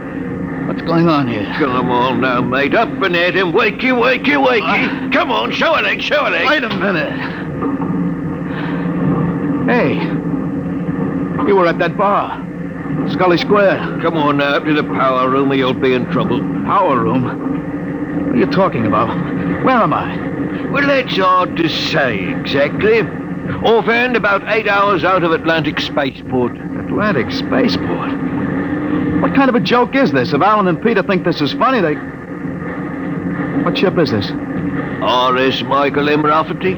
Coffin Line. Coffin Line. Well, that makes it easy.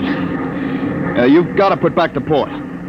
Forget your toothbrush, mate. Listen, you runt, take me to the captain or I'll tear you apart. Here, let go of my lapel. Get moving. Sure, mate, I'll take you up to the captain. Captain Lundstrom is just the man you want to see.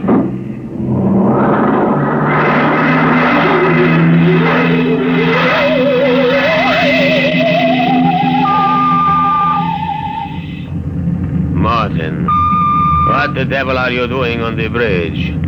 Get below. Right away. Only this here gentleman asked to see you. Now, that's right, Captain. There's been a mistake made. I'm afraid it was supposed to be a joke. Oh? Yes, you see, I'm going to be married today, and I suppose my friends thought it would be funny to make me miss the ceremony. I'm sure it won't be too much trouble to have you drop me off back at Atlantic. What? Martin, what is this? Oh, it's simple, Captain. He wants you to turn the ship around, that's all. If there's any trouble with your superior, I'm sure I can fix it up. You see, I'm Jeff Coffin. Yes? Well, you don't understand. My father is Cyrus Coffin. He owns this ship. He does, eh? I can understand you not believing me, Captain, but I can identify my... Hey, where's my wallet? My. Look, Captain, all you have to do is radio back and check. Mr. Black, remove this man from the bridge. Aye, sir. You heard the captain, Buster. Wait a minute. Let go of me. This is no way to treat a passenger. Passenger? Wake up, sonny boy. You're one of the crew. What? Well, you're crazy. I'm Jeff Coffin. Maybe, but you're signed on as a crewman. Now stand at attention.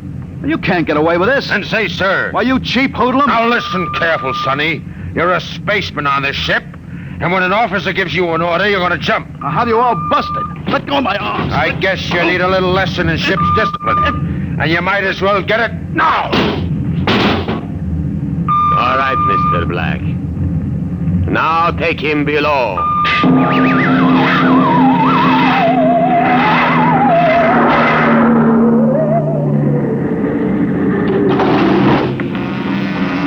All right now, mate. You grab yourself a buffer and you get to work on those deck plates. I can't get away with this. It's kidnapping. Maybe yes, maybe no. Now get this here deck nice and shiny. We might even see about some grub. I'll be back in 2 hours. And mind you, I want to be able to see my blooming reflection in it. Hey, you'd better get started. You can't get away with this. The law says once you sign on, you're under absolute orders. I looked it up. But I didn't sign on. I was kidnapped. You won't be able to prove it. Come on, mister, please. I didn't get anything to eat today. Give me a break. All right. You run the buffer over it, is that it? Yeah, that's right. Like this. Okay. You sign on? Yeah. I ran away from home. What? How old are you? 16. I'll be 30 when we get back. What do you mean 30? We're headed for Mars, aren't we? Only to refuel. We're bound out to Centaurus. But no, we can't, but that's 15 years. Morton! I've got to get back. It's no use. I'm getting married. She'll think I'm dead. Morton! Morton! Morton! Now what's up? You want me to call Mr. Black again? He'll give you what for. No, listen. Now listen, I've got to get back. I can't disappear for 15 years. How is that a fact? Look, we stop at Mars, right? Yes, and you'll be below decks under lock and key. Listen, I can make it worth your while if you get me off at Marsport. Jumping ship? Why, that's real naughty, mate. $1,000. Why, what would I tell me poor old mother in Battersea? 2,000? 5. In advance. What do you mean in advance? I'll bet you're the one that rolled me for my wallet. As a way. I don't believe you, young Coffin. Maybe I know better. All right? It's a deal? All right. Look, Mr. Coffin, can you take me with you? I didn't realize what it would be like. I'll pay my share. I could work it for you, or maybe borrow money. I couldn't stand 15 years. I'd go crazy. He'll cost you another 1,000. You cheap swindler. Here now, Mr. Coffin. I'm all what stands between you and a lovely pleasure cruise for 15 years, so I'll thank you to treat me with the respect and politeness what a gentleman like myself deserves.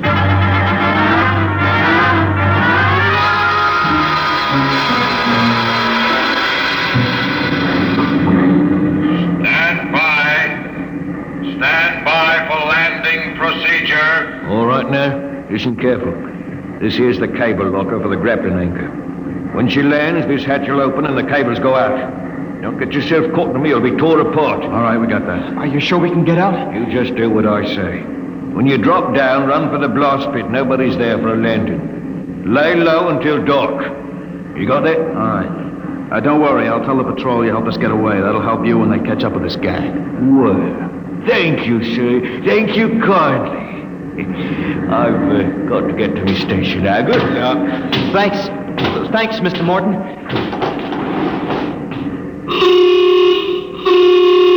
There's the landing horn. Yeah. Keep clear of that cable, Joey. Here comes the deceleration blast. Hold on tight.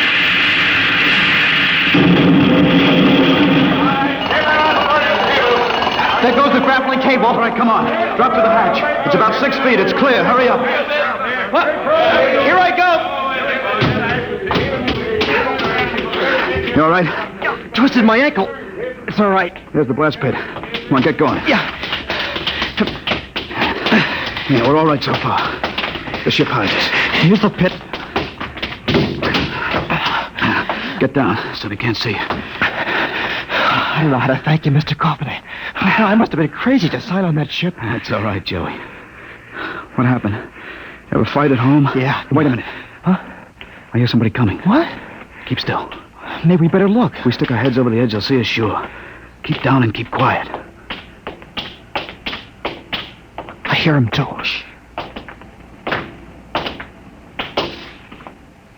Well, look what we have here. 2 little babes in the wood. You two move and I'll shoot you each once in the belly. Morton, you got good eyes. I told you I saw him come this way, Mr. Black. Jumping ship! Why, that's a terrible thing to do. You double-crossing rat! You got paid in advance, didn't you? Then turned us in. I'll see the port police about this. Yeah? We already turned your papers over to the port police as ship jumpers. Papers? I didn't sign any papers. You just don't remember signing them. I got him stamped nice and legal. It's no use, Mr. Coffin. We haven't got a chance. My jumping ship. Well, don't worry, mate. You'll see your girl again in 15 years.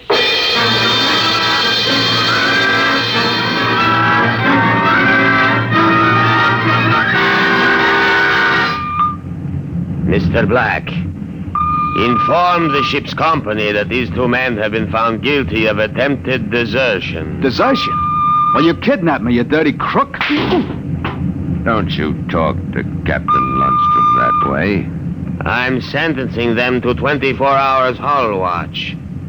Take them away. Morton, take him to the aft lock. Aye, sir.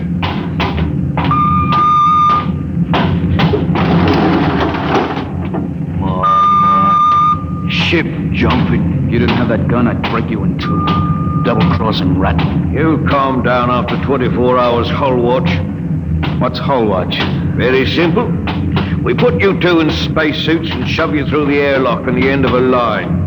You sit out there and you watch the hull for 24 hours. You can talk to each other on the wireless intercom, but no food and no water. And the heating units in those suits are just a little bit defective. Makes it interesting long about the 18th hour. I'll bet. Well, here we are, gentlemen. The airlock. Now, you get in here. You've got 5 minutes to get into suits and we blow you out of the lock. See you in 24 hours. Maybe.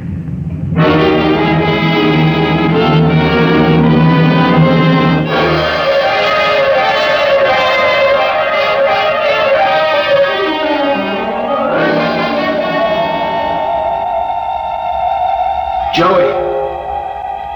Joey, can you hear me all right? Yeah. It's getting awful cold. How much longer we got? I don't know. I suppose that's part of the fun. Guessing. I'm awful thirsty. It can't be too much more. Hang on, kid. It's cold. It'll probably get colder. We'd better snap the safety hook. Jeff, what would happen if we drifted away from the ship? We'd keep going in the same direction till the oxygen gave out. Yeah. Will it get much colder? I don't know if I can take it. We haven't got any choice, Joey. Just hang on. It can't last forever.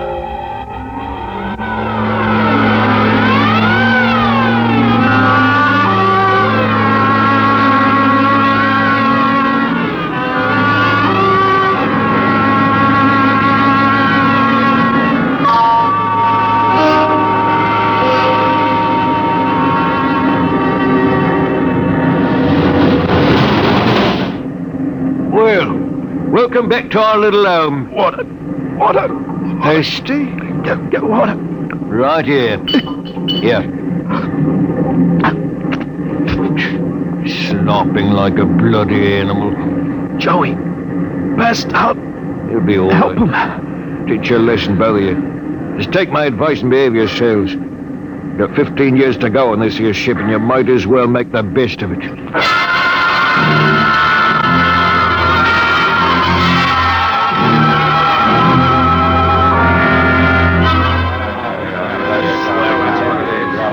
Hey, Martin, what do you call this mess? That's your supper, mate. Food concentrate. What's the idea? Only 2 months out and on concentrates already? You complaining, Reed? Yeah, I'm complaining. If Captain Lundstrom's chiseling on the manifest, that's his business. But when he tries to take it out of our hide... You keep quiet or I'll turn you into Mr. Black. Concentrate is what you get to eat from here on out. Now shove it in your face and keep quiet. I'll shove it in your face and see how you like it. Look out, fellas. Look out. What's going on in here? Morton? What happened? He struck me, that's what. 48 hours hull watch. Huh? What are you all looking at? Get back to your places. Morton? Bring that man to the aft airlock.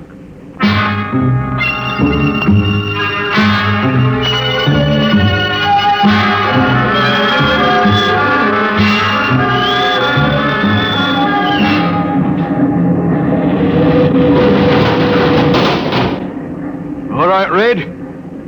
Come on out of there. Your time's up. Come on. You, mate. Go in and get him. Come on, Joey. Gee, 48 hours out there. Unsnap the helmet. Careful. Get it off. Come on now, hurry up. Bring him to. I can't. What? He's dead. Get him undressed. Hang up that spacesuit. He must have had a heart attack. Heart attack. He's frozen to death. Mr. Black will be fair heartbroken. Red was a first-class jetman. Hurry up with that suit. It's cold in here.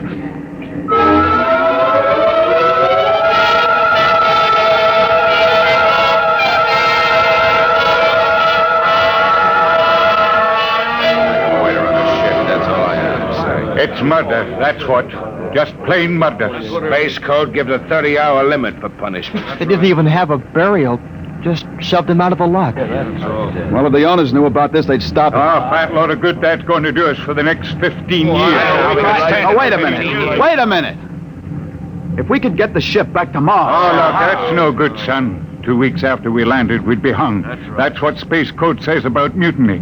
If they catch you in the act, they shoot you down and no question. Well, I'm willing to take the chance. Are we going to let Black and Lundstrom kick us around for 15 years? Well, I'm not. Why don't we take over and head back? Okay, Hold on. Quiet. Did I interrupt something, gentlemen? A discussion? Talking about the captain, maybe? Well, grab him. Let go of me. I'll have you all out in the island shifts. I'll see you in operations. That's what I'll do. Here, chew on my oil rag, Morton. There. Well, that's done it, Harry. He's an officer. Who cares? Look, we've got to move now. Joey, get up to the radio room and smash the set before they can get a message out. Right. Pop, you get out. Yes. Tell the engine watch. All right. The rest of us will go up to the bridge. How about this, Rat? Tie him up.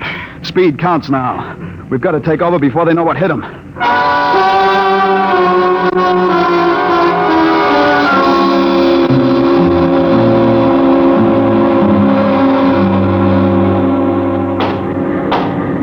Careful. We've got to surprise them. We'll get him cold. Jeff, quiet. Sparks was sending when I got in, but I knocked him out and smashed the set. We're all right? All right, come on. Let's get up to the bridge. Hey, look out. Let's close the hatch. We're cut off from the bridge. We'll never get through that. They must have found out somehow. Forecastle intercom. Black must have turned it on from the bridge. He must have heard the whole thing. Yeah. We better get out of here. Yeah. What'll they do? I don't know. They got all the controls up there. We can shut down the drive, but we can't steer. Better dog down the hatch behind us. Well, what next? All right, men. Captain Lundstrom's giving you 1 minute to give up quiet. In a pig's eye, Black.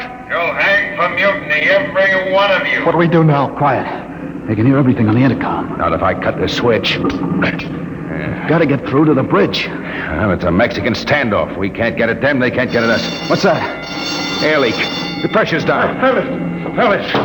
What is it? Lundstrom, he blew the hatch in the mess hall section, just opened it up and let the air out. Oh, anybody caught? Al Haynes, he was cooking supper, dead as a doornail. Well, they can kill us all. They'll do it, too. All they've got to do is bleed off the air. They've got the atmosphere controls up there. I'll see all of you blokes swinging from a landing crane. Oh, where you scum. Morton, you know what Black's going to do? Bleed off the air down here.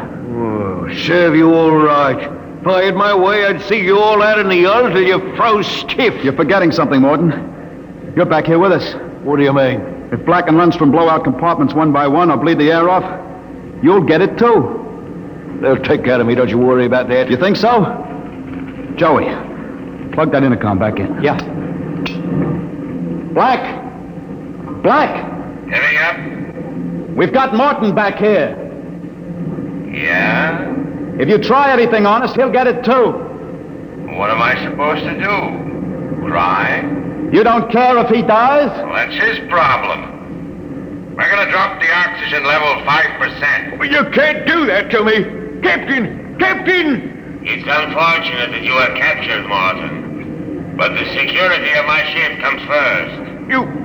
You mean you don't care? You'd see me dead? Precisely. Well, you can't. It's murder, that's what. I'm not one of them. You can't kill me. You can't. Joey, pull the intercom plug. Can't do it. I always followed orders. I did the dirty work and pull. He can't hear you anymore, Can't Morton. do this. Shut up. Morton, they'd kill you as soon as look at you. Now listen. We've got to get through to the bridge. You know this ship. There must be some way. We're your only chance, Morton. Get us through that hatch and up to the bridge. All right. All right, why shouldn't I? They'd kill me. And there is a way to get through? Emergency release. Works by hand. I don't tell crewmen about it to keep them from breaking through in an engine blast and leaking radiation to the bridge. Let's get going. We've got to get through before Lundstrom cuts the air down and gets us all.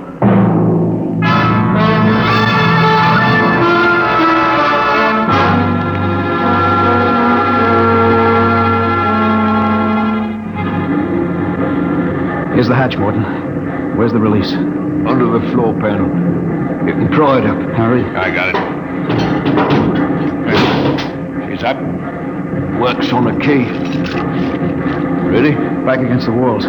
They've got the guns. Let them have them. I want to wrap my wrench around Black's neck. All right, Morton. Open it up. Here goes. Look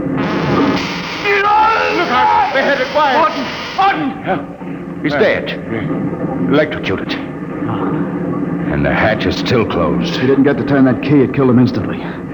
Harry, they got your watch gloves. They're insulated. Oh, sure. They'll take any current.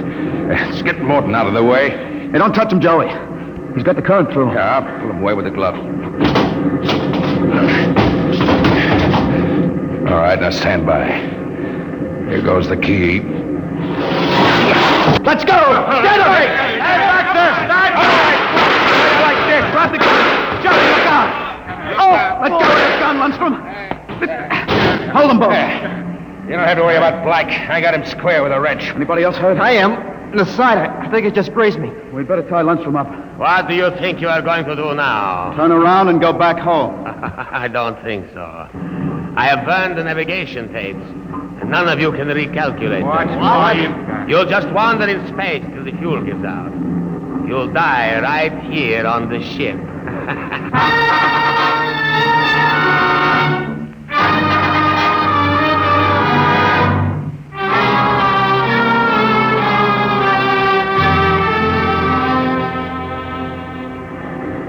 How you coming, Jeff? It's no use. I've had a little space math, but not enough to compute a flight. Sooner or later, you're going to beg me to let you surrender. Jeff, the interceptor screens went on. Meteor? No, it's a ship. A patrol ship coming up on us. They must have got off an SOS. No, we don't have to worry. We can just tell them the truth. Sure. You are not familiar with the space code, young man. Mutiny is punished by immediate execution on the ship itself. In other words, they don't ask questions, they shoot. He's right, Jeff. We're through. Can we get away? Not from a patrol ship. They've already sent us a heave-2 flash. If we run, they'll blow us out of space. I'm afraid your mutiny is over, gentlemen. Soon they'll be alongside with an airlock coupling. And 10 minutes after that, you will all be dead.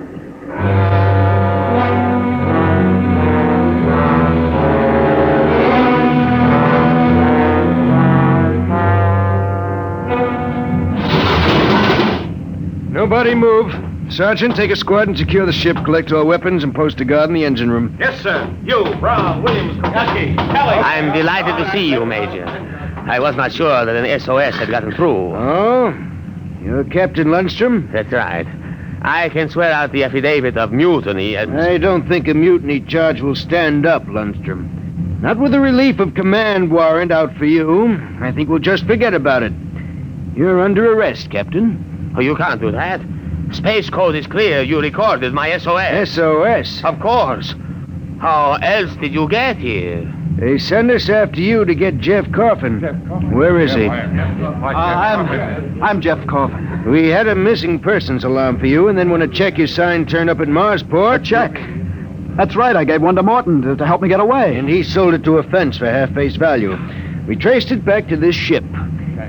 Coffin, I've got orders to escort you personally. We're taking you back to Earth, son. Major, can I send out a message? Of course. Oh, that reminds me, I've got one for you. From your fiancée. Oh? She said to tell you that she didn't object to a bachelor party in principle, but she did think 6 months was stretching it a bit.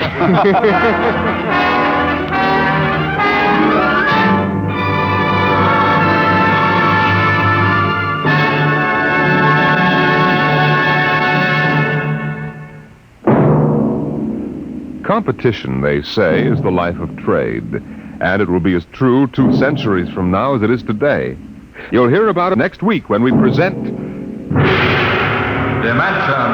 X.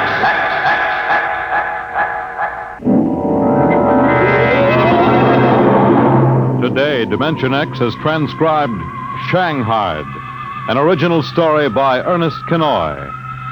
Featured in the cast were John Sylvester as Jeff and William Griffiths as Morton. Your host was Norman Rose. Music by Bert Berman. Engineer Bill Chambers. Dimension X is produced by William Welch and directed by Edward King.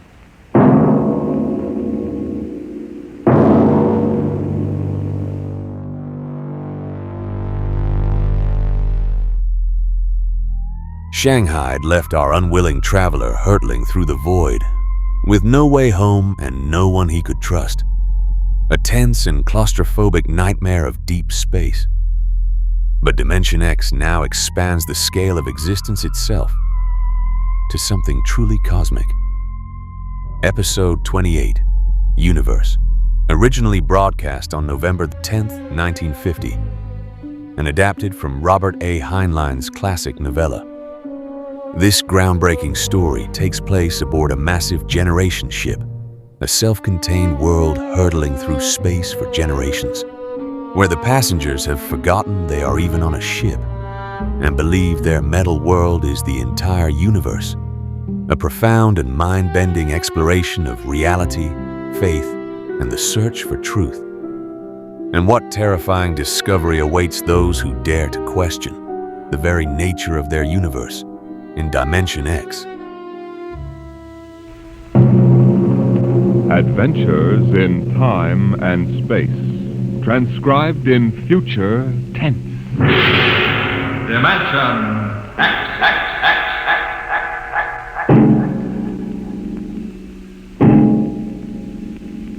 In the beginning, there was Jordan, thinking his lonely thoughts.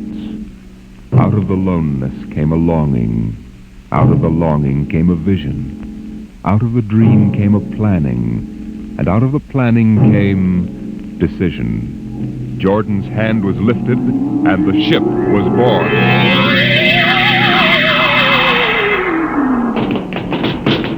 You, look out! Are you all right? Yes, it missed me. What was it?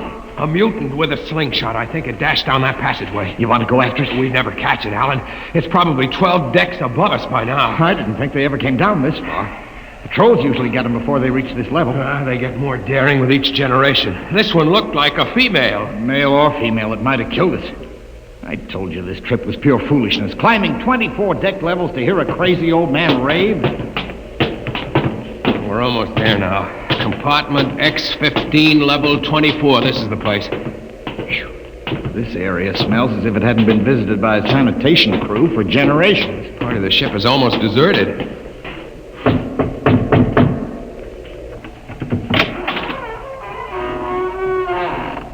Yes? This is the compartment of John the Witness. Who are you? My name is Hugh Hoyland. I'm a cadet from the scientist barracks. This is my friend Alan Mahoney. What do you want of John the Witness? Only to talk. Are you a believer in Jordan? Naturally. I have heard that there are those among the younger scientists who doubt the word of Jordan. To doubt is death. We're not heretics. Enter. I have brought a gift of tobacco. grown on the richest level. It smells good. I assure you it's the best. Wait here. What a rat's nest. What the devil do you think he can tell you? I don't know. Now, hush.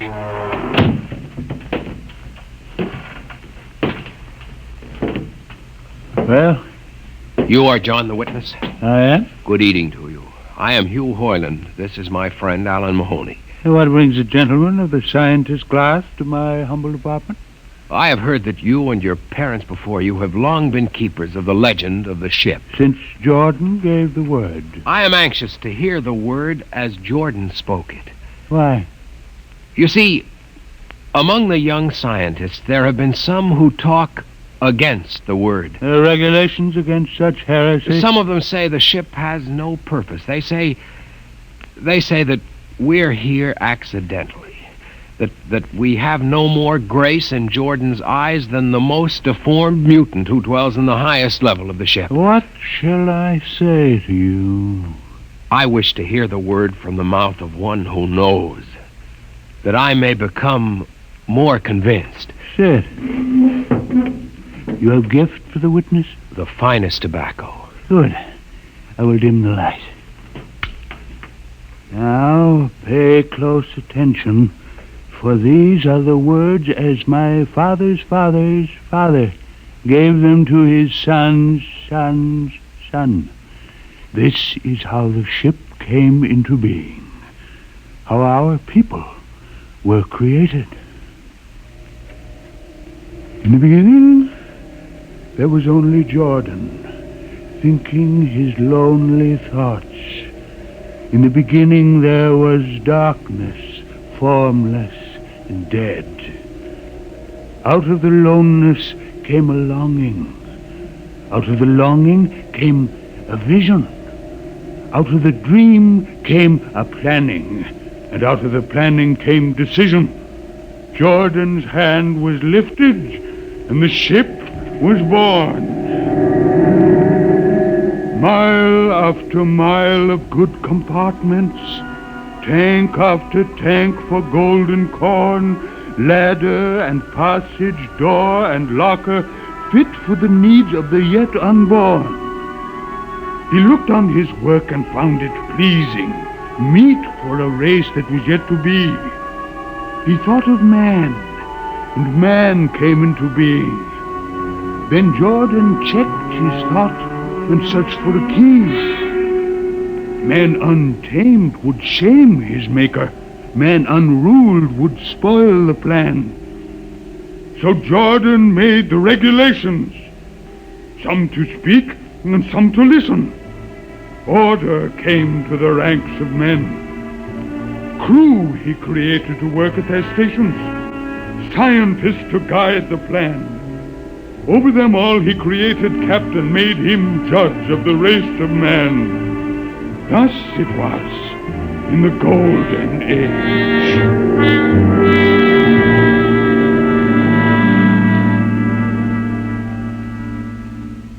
These are the true words?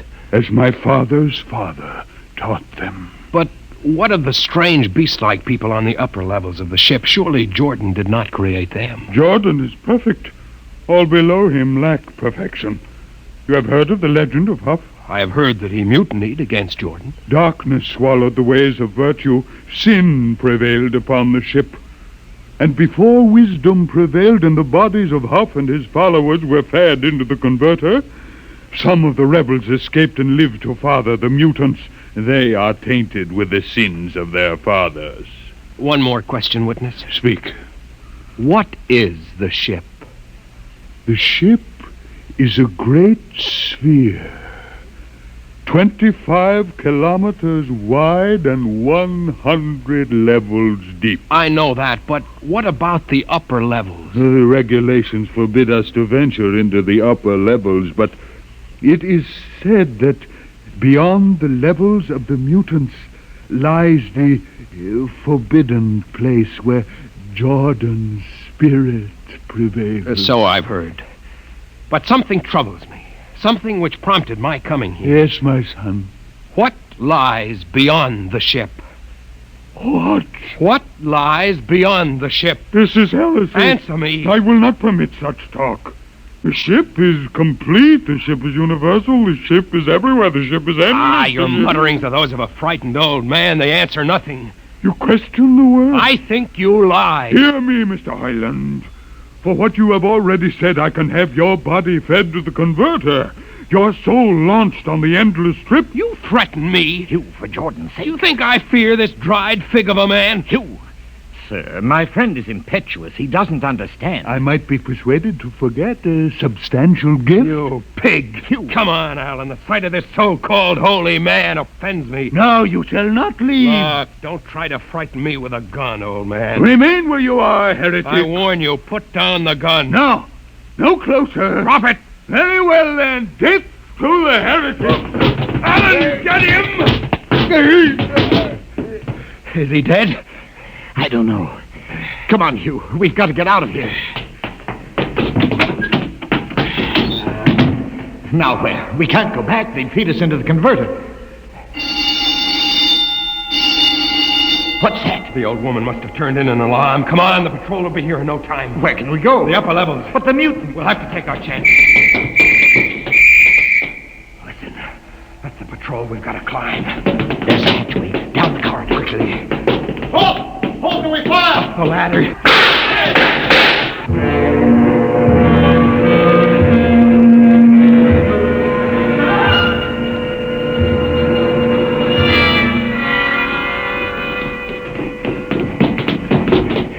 Wait. How far are we from the outside wall? Judging by the slope of the deck, about 2 miles. Mutant territory. Come on, we'll try this passageway. Hugh. What? I don't know. I feel as if we're being watched. It's your imagination. Perhaps not. Oh! It's only a ship's rat. Get a grip on yourself. This is as big as a dog. Come on. I can't drag myself much further. We've got to find a compartment with water. Oh, if only you hadn't asked him that stupid question. There's no use going over that. Why did you do it? Why? Alan, I've been thinking about it for a long time. And when he began to give me those stupid pat answers, well, I just saw red, I guess. But who are you to question the ways of Jordan? When you asked me to go with you to visit the witness, I thought you wanted spiritual help. I never dreamed I'm sorry, Alan. I couldn't foresee this. I didn't know what... Wait a minute. Now what? Another shipwreck? No. I thought I saw something move near that bulkhead. I didn't see anything.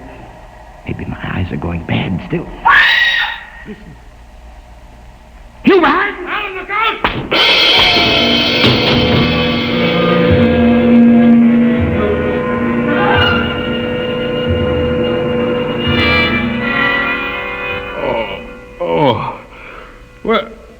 Where am I? What are you? Get away from me! Alan!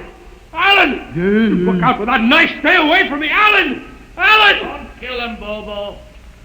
Not yet. Who are you? You must forgive my friend Bobo. Like so many of my people, he's rather impetuous where members of the so-called super race are concerned. Who are you? What place is this? As you can guess from my leg, I'm a mutant. Where is Alan?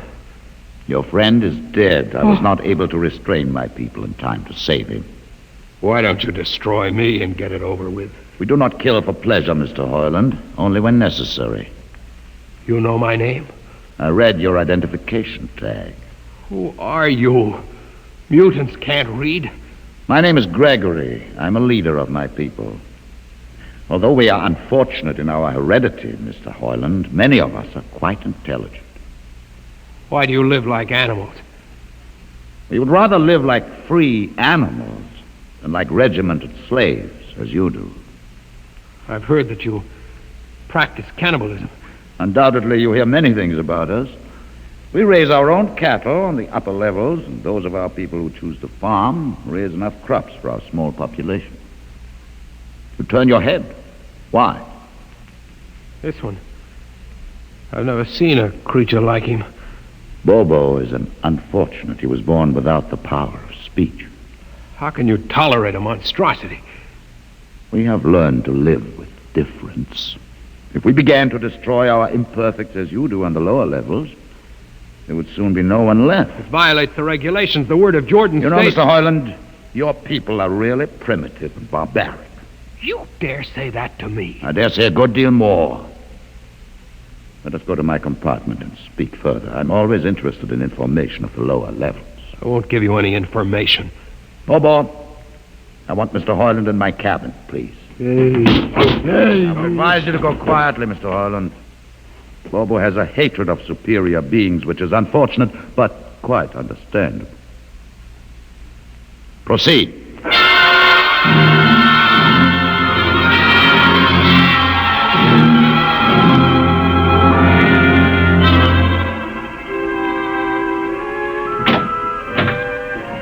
Enter, Mr. Hoyland.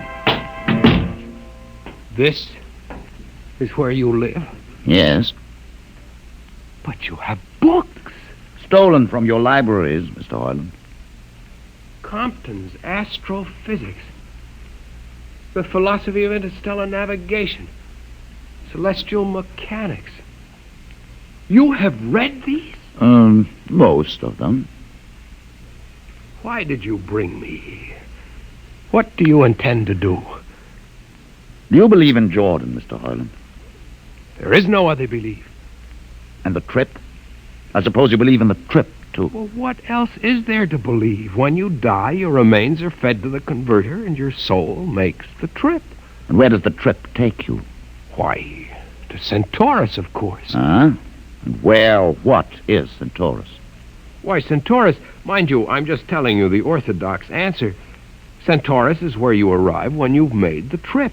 A place where everything is happy and everybody's happy and there's always good eating. It's mythological, of course. And you believe this? The peasants believe it, literally, but many of the younger scientists like myself know that it's figurative, symbolic. Why do you ask? Didn't it ever occur to you, Mr. Hoyland, that the trip is exactly what your peasants believe it is? That the ship and all the crew were actually going someplace, moving? The ship can't go anywhere. It already is everywhere. Imagine a place bigger than the ship, much bigger, with the ship inside it, moving inside. But there can't be any place bigger than the ship. There wouldn't be any place for it to be. Oh, for heaven's sake. Listen, you know the lowest level? Yes. If you started digging a hole in the lowest level, where would that hole go? Where would that hole... Oh, no. No, it's forbidden to think such a thought. Where would it go? No. No, I can't think about it. Bobo, we're going to take Mr. Hoyland to the place. Where are we going? To the top level. But it's certain death. Nonsense. I've been there 1,000 times. Come along. No, I won't. You can't make me. I think we can. Now, shall we proceed peacefully, or shall I have Bobo persuade you?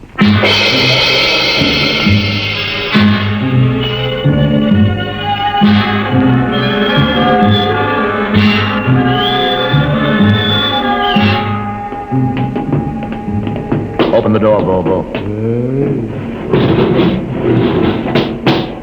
Inside.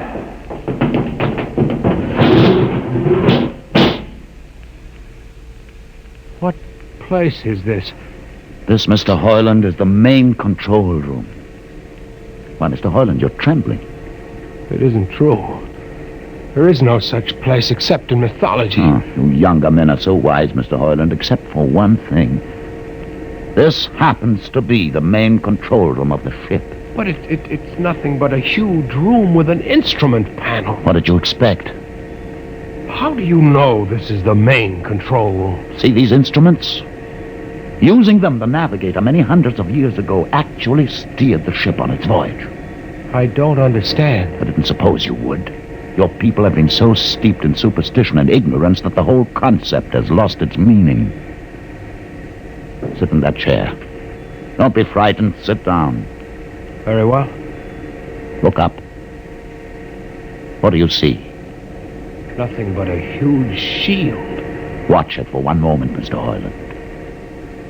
You are going to see something that few of us have ever been privileged to witness. Something so dazzling that you may find it hard to accept at first. But it is there. It is a reality. And ultimately you must accept it. What are you doing? I'm dimming the lights. Don't be frightened. Keep your eyes focused on the shield above us.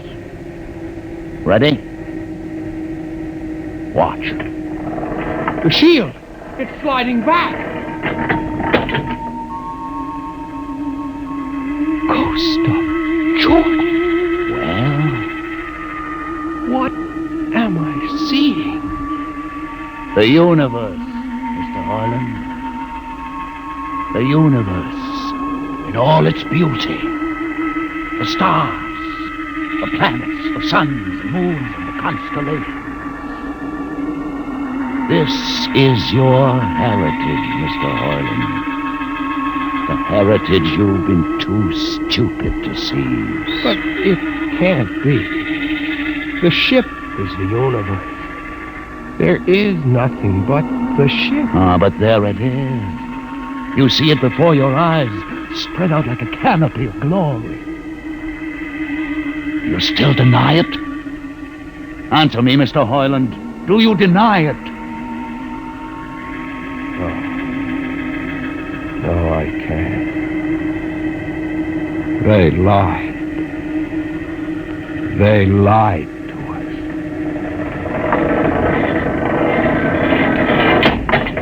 Good. Why did you close the shield? You will see it again if you're not afraid. I'm not afraid. Many times. I've shown this to others of your people whom we captured, and though they saw it before their very eyes, they would not believe it. Tell me about it.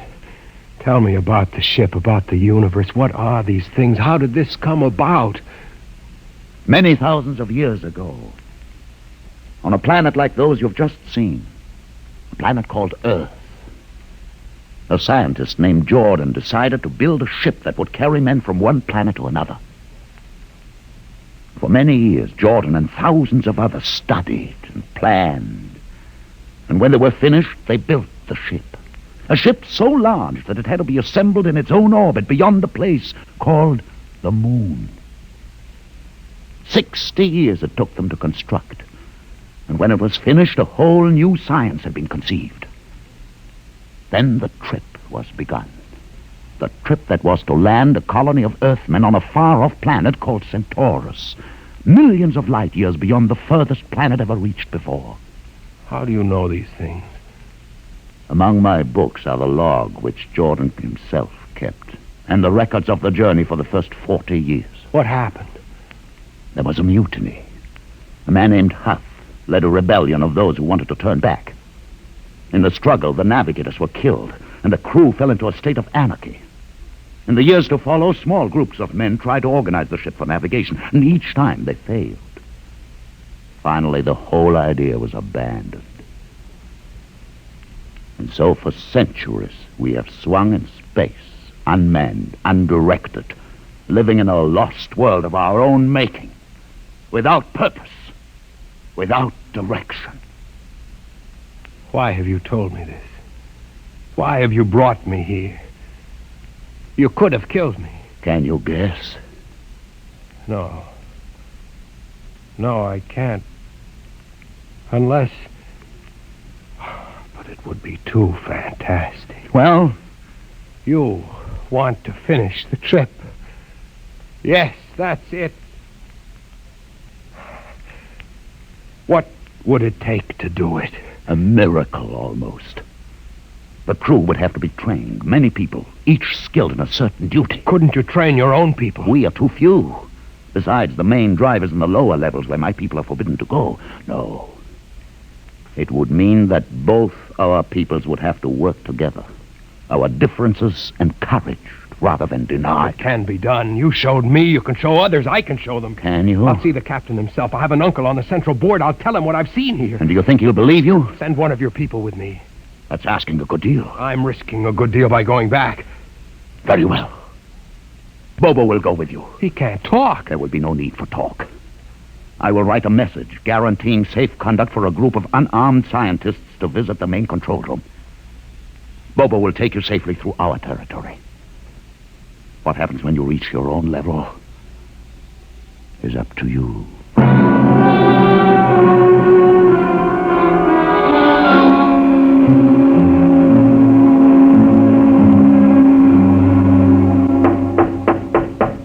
One moment. Yes, what you... Quick, Uncle, let us in. But this mutant... He's harmless, please. Now, what is this?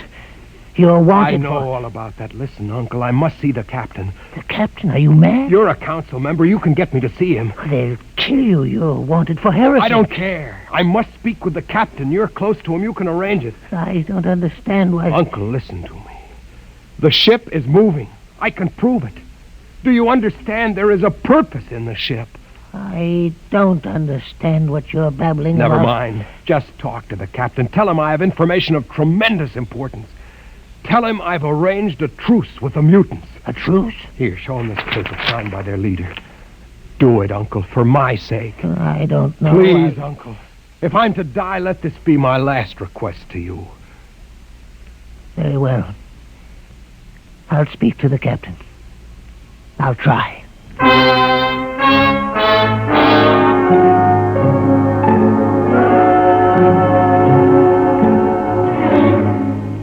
And you say, Mr. Heinlein, that you saw this with your own eyes? I swear it, Captain. I swear it on the word of Jordan. Let me see that paper again. What do you think, Commander Erst? I don't know, sir. It might be a trick. I guarantee you safe conduct. If these things are as Mr. Hoyland reports them, it would pay to risk a few lives. The man is a convicted heretic. Still, we mustn't discount his word entirely. He has a safe conduct. The mutant risked its life coming with him. I think we might investigate. You will do it? I'll have an expedition outfitted. Dismissed, Mr. Hoyland. Thank you, sir. Thank you. Captain, do you... Commander Erst. Sir. You'll make the necessary arrangements for an expedition. I trust you understand. Perfectly, sir. Perfectly.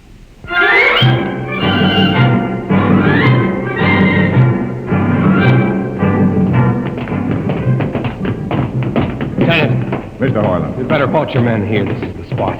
Patrol, halt. I see no welcoming party of mutants. There will be none. Their leader will meet you inside the main control room. You don't say.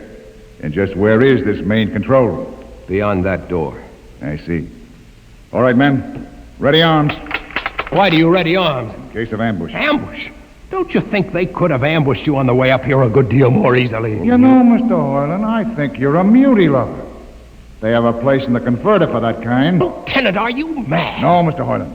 But most certainly you are.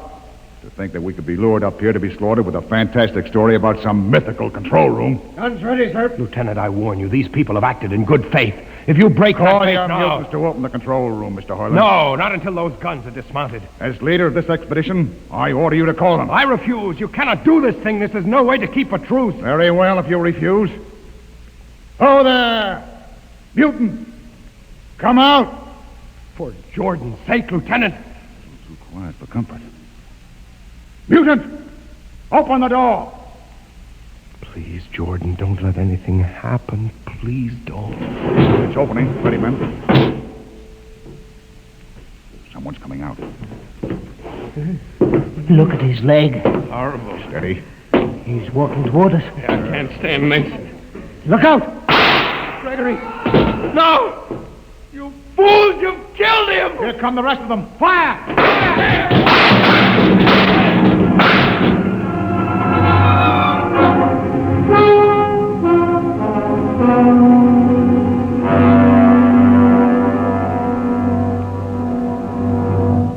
That should teach them a lesson they won't forget. All right, men. Inside the room. Hoyland, you're under arrest as a conspirator in this ambush. Ambush, you fool, you blind, stupid fool. That'll be enough. Have you been inside this place before? Yes. What's all this machinery? These are the controls he would have used to steer the ship. He's gone out of his mind, Lieutenant. Steer the ship? Who? The leader. The one you killed. This ugly mutant? This ugly mutant happened to be a man of true greatness. You're mad. Am I? This man had a vision which could have saved you, but you chose to kill him because you couldn't stand the sight of his difference from you. I'll not listen to these ravings. Close your ears. Shut your minds against the conscience that tells you it's wrong to kill. That tells you that your need to be arrogant only proves your inadequacy to yourself. Shut him up. Don't listen to him, man. You can't shut your ears. My words sting you. You cannot shut your mind. And you cannot shut your eyes. Don't do this! The roof. It's moving back. Look. Let the vision of this confound your ignorance and blind your eyes. This is the heritage you tried to stifle in your own breasts. This is the heritage of stars and open skies for which men have yearned for centuries. Try to destroy this, and you will only destroy yourselves. Death to the heretic. Kill me if you choose. But I say to you that this you cannot keep from our people. That they will seek it out, and the ship will be manned, and the ship will be steered, and there will be freedom and purpose and respect for ourselves. This is your heritage. Look upon the universe! Kill him! Kill him! Kill him!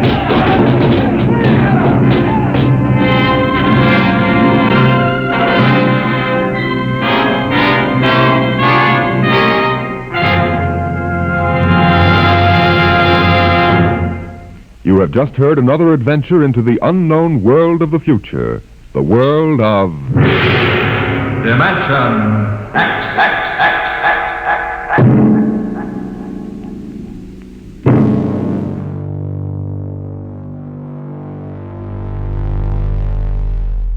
Universe left us staring into the terrifying truth of our own limited reality, and the courage it takes to question everything we believe.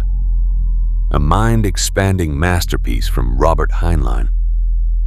But Dimension X now brings us back down to a more immediate and very human struggle. Episode 29. Competition. A sharp and intense story that explores rivalry, ambition, and what happens when two powerful forces clash head-to-head in a high-stakes battle for survival and supremacy. And what deadly game will unfold when competition becomes everything in Dimension X. Dimension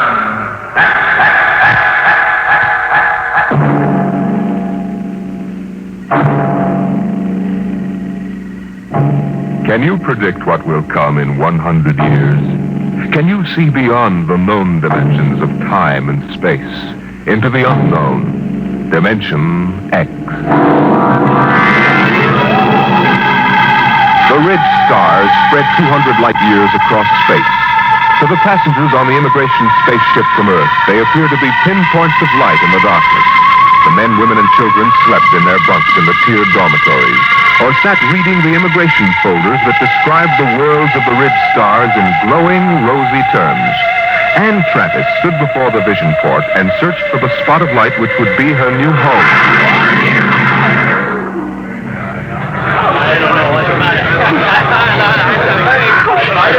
You can't tell which is which, can you? Well, I asked the steward for mine. There it is, you see? That nice, bright little star up in the left-hand corner?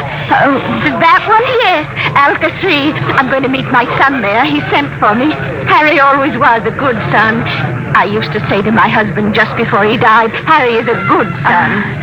I'm going to Doridora 3. My sister's there. Oh, isn't that nice? It's a wonderful thing for a young girl like you to start life way out here. I used to tell Harry's father that if he had any spunk, he'd be out on the ridge stars making a fortune. He was assistant buyer at Bloomingdale's kitchenware. I see. Maybe if I asked the purser, he could point out Doridor 3. Oh, well, you go ahead, dear. You've paid your fare like everybody else. What did you say your name was? Anne Travis. Well, I'm Lottie Elders, Mrs. Harold E. Elders, though, of course, I don't use Harold's name now. Are you all alone? Yes, my folks died last year. That's why I'm coming out to live with my sister. Oh, why, you poor child, traveling halfway across space with nobody to talk to. Attention. Attention, all passengers. There it is. I just know it. You are now within the Ridge Star Quadrant.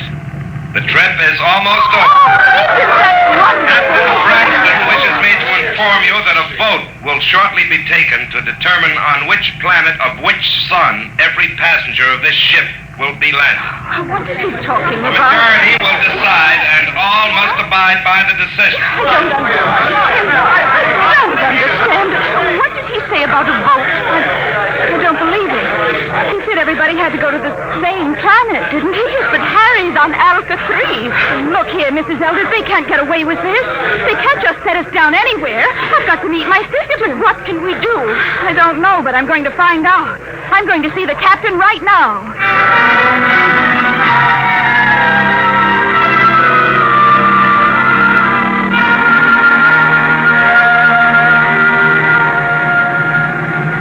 Landing manifest 12436. Cargo holds 1 through 12 at premium rate, including... I want to see the captain. Oh, look, I'm busy now.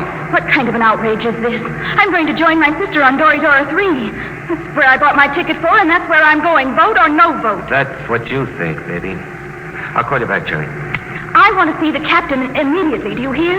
Yeah, sure, I hear. Perfect in both ears. What's the meaning of this? What are you people trying to get away with? We're not trying, sister. You're in space now, kid. We don't go by Earthside red tape.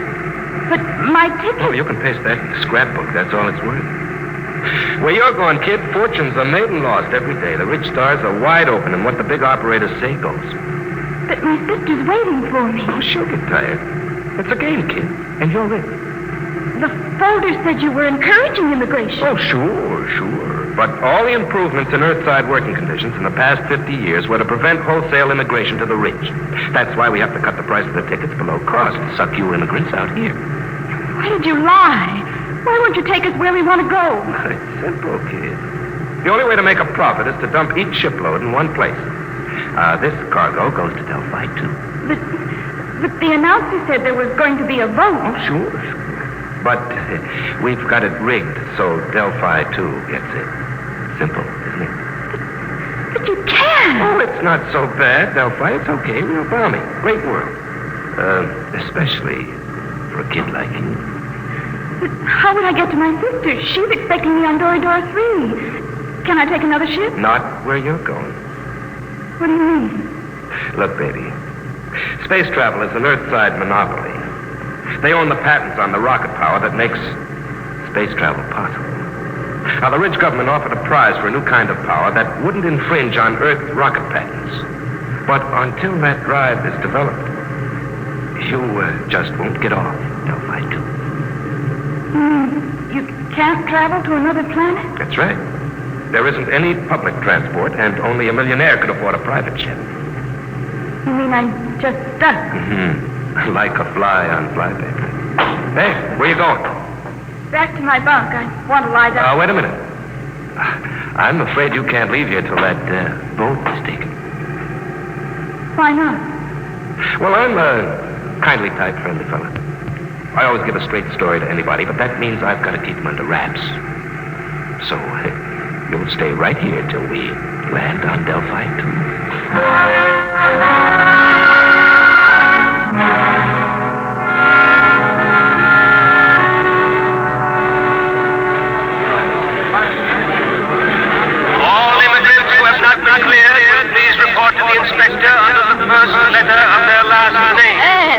Anne, where have you been, child? I looked all over for you. They kept me in the Mrs. Cabin.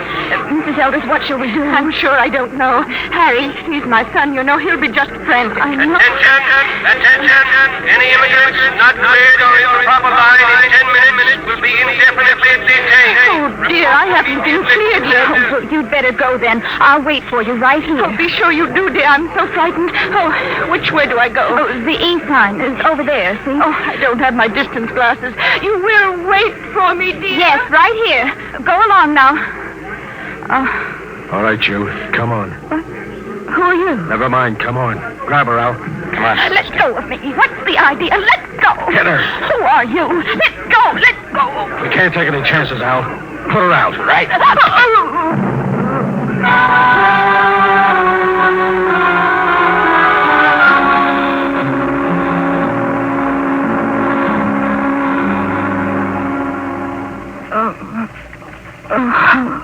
Come on, up. What happened? Come on, sit up. What? Who are you? Your face. That's a motor-driven face dissolver mask. I've read about them. I've never seen one. Who are you? That's why I'm wearing a mask, because I don't want you to know. But there must be... Look, lady, quit babbling. I hauled you in because you're pretty and intelligent-looking. But why? You're going to make 1,000 Stellas for yourself, whether you like it or not. Now stop looking like a scared rabbit. You can't do this. I'll call the police. The police? What do you know about the Red Star's government? Nothing. Obviously. Around here, things are different. Now, listen. You go to the New Sol Hotel. As soon as you're registered, you go to the Fair Play Employment Agency. They'll take care of you. Now, take this. It's a tape reel. Play it back in your room. It'll tell you what to do. After it's played once, it'll destroy itself. Is that clear? I don't understand this at all. Have you ever heard of the 7-day poison? I don't think so. Well, it's an interesting device. It feeds on the blood. On the 7th day, undergoes a chemical change and... Very easy to use. You just inject it like this. Oh. Yeah, it's all over. For 7 days. The beauty of this poison is it can be made to look like a lock pattern in many thousands of small variations. But the only antidote must be some of the original poison at its base. And I have that. Don't get hysterical. I'll keep the antidote here. You can get it after you've done what I want. But I don't know where I am. I don't know who you are. What if something happens to you? That's your problem. But remember, the police can't help you. I have the antidote to the poison. All right, I'm through with her. Take her out and drop her at the hotel.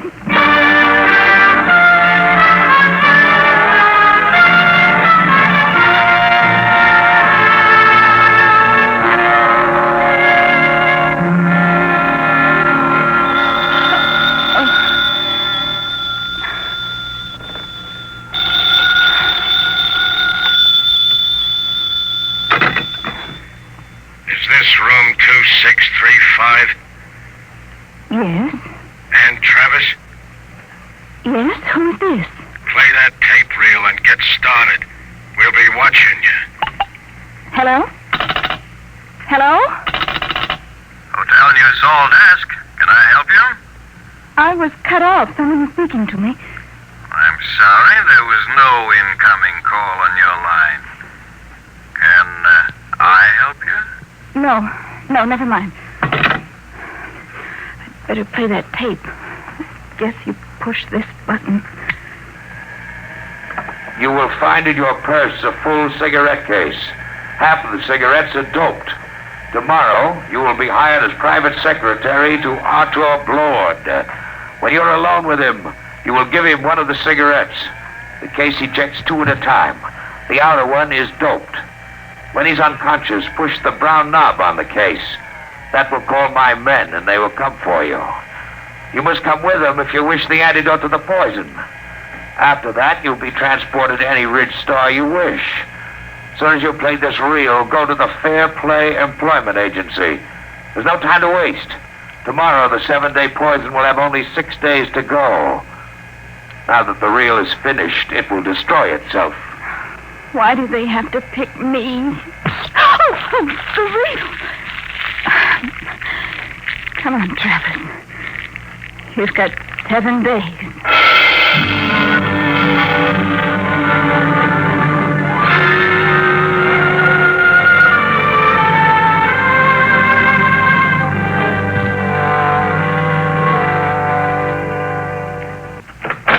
Come in, Miss Travers. Well, everything seems in order.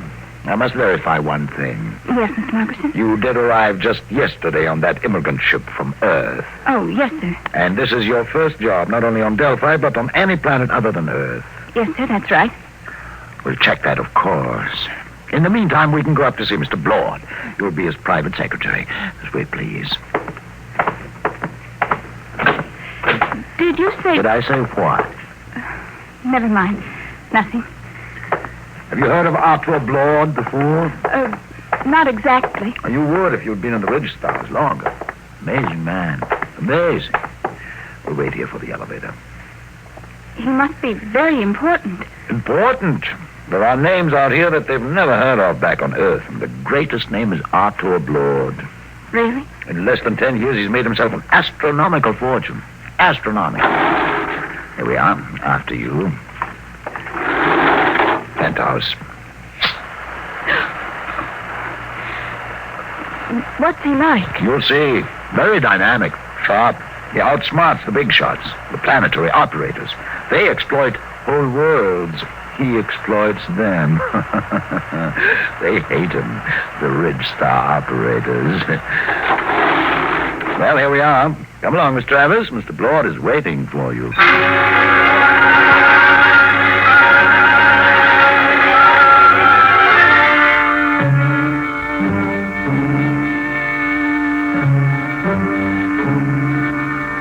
Mr. Blord, this is Ann Travers, her record and references.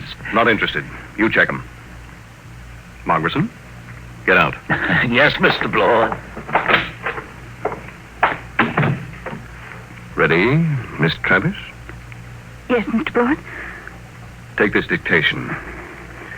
Chromium field on Transion 4, value 100 billion stellars, just plain slugging. Let somebody else do it. Trigona 7, Forest, all treasure wood, priceless. Dennis Carey, operator, hard, cruel, brilliant. Should be interesting if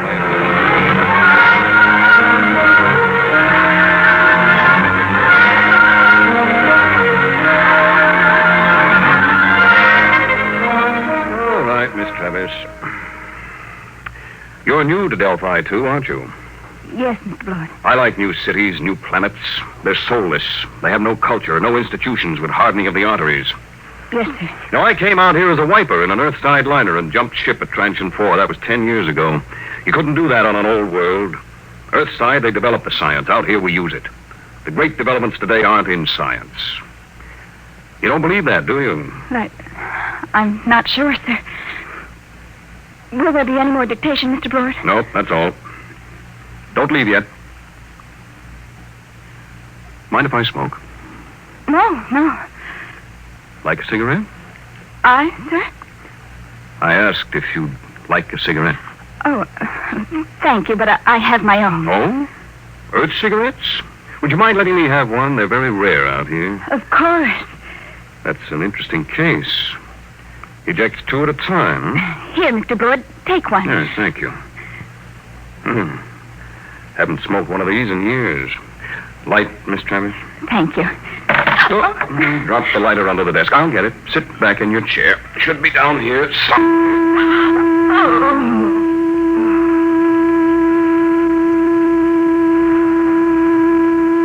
Travers. Miss Travers.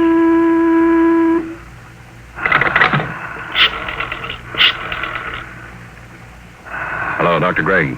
Blord. I've got a girl here I want you to examine. No, she's out cold. Nope. Had her sitting in that wired chair, and I just threw the switch. There was something phony about her from the beginning. The pickup needle from her chair was jumping like a kangaroo, and when I mentioned cigarettes, it practically blew a fuse. That's what I want to find out. Why she should be carrying doped cigarettes. I want her examined. The full hypnotism treatment if necessary. I want to find out who sent her. I want to know who's gunning for me.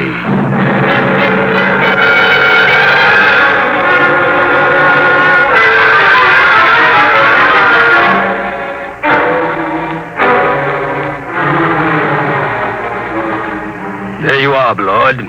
That's the best I can do, short of a full-length narco analysis. You sure about that 7-day poison? Absolutely. She's got less than 6 days. And she was right off the immigrant ship. This is the first time I've had a plant. Somebody found out I hire 'em fresh from Earth. I've got her memory track on that face dissolver mask. It was Delaney. I thought so. But he isn't working alone. It's that gang working for the prize on the new space drive. I got into the competition 2 weeks ago, and I guess they're afraid of losing the money they've put into research. What about this kid? She's got 6 days to live, and I wouldn't take any bets that they try to save her if she doesn't deliver the goods. They wouldn't even save her if she did. Delaney wouldn't want witnesses. Doc, set everything up the way it was before she went under. What are you going to do? I'm going to let them take me. Wait a minute. They're liable. I know what they're liable to do, Doc. You take care of the girl and leave the rest to me. Okay. It's your funeral. Maybe. Now, let's revive Miss Travis. You set up the projectors. Come on, hop to it.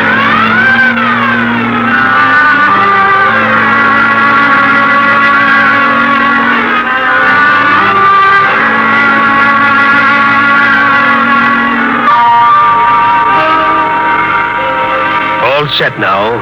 When you reverse the field, she'll come to, and she won't even know anything happened. You remember exactly what you were doing when you knocked her out? Sure. I was looking for the lighter under the table for that doped cigarette of hers. Well, I'll be going. Good luck, Artur. You'll need it. I'll be seeing you, Doc. All right, Miss Travis. Now let's take up where we left off. Oh, I felt faint for a minute. Did you find the lighter, Mr. Blore? Yes. Thank you. I haven't had a good drag on an Earth cigarette in years. It's... stronger than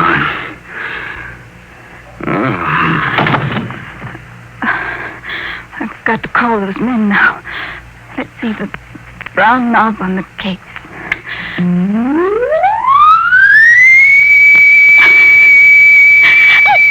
I didn't want to hurt him, but what can I do? What can I do?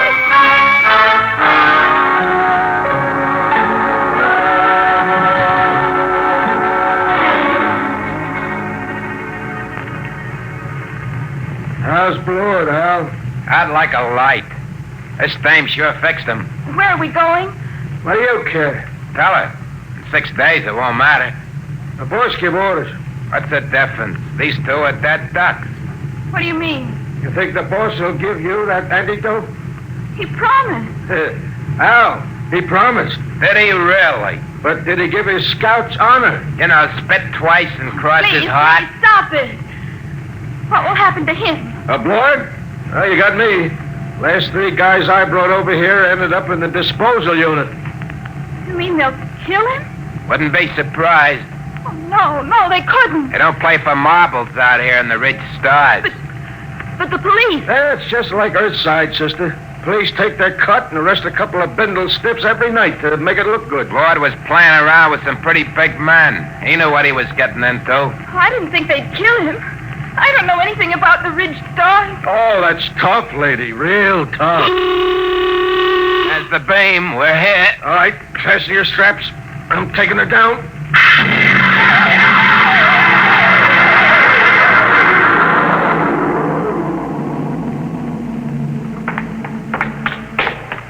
Where are we going?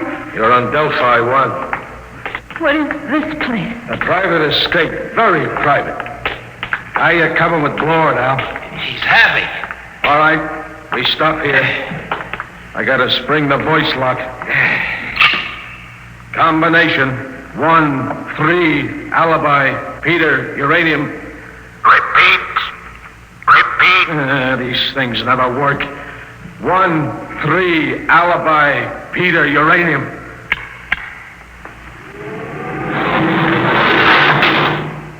All right, drag him in now. Where do you want him, boss? Clamp him in the chair. Give me a hand, will you? Yeah. All right. Get his feet straight. Now throw the clamps. Inject the key stimulant. Right, boss. Tear off his sleeve, Al. All set, boss. Do we have to keep on the masks? I got a cold. No, I think we can do without them. Shut off the power. There we are.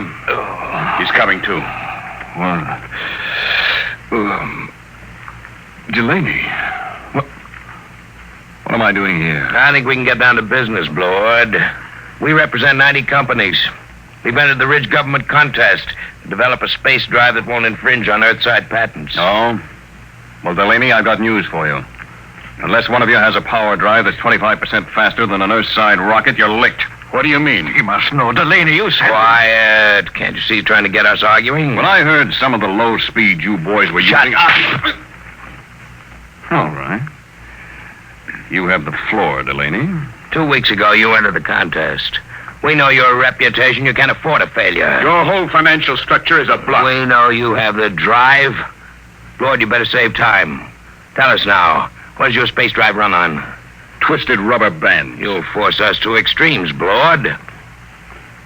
All right, take that girl out of here. No, let go of me. You can't kill him. I didn't know you tricked me into getting in Get here. her out. Come on, sister. Let's go. Oh, all right. So you want to play rough?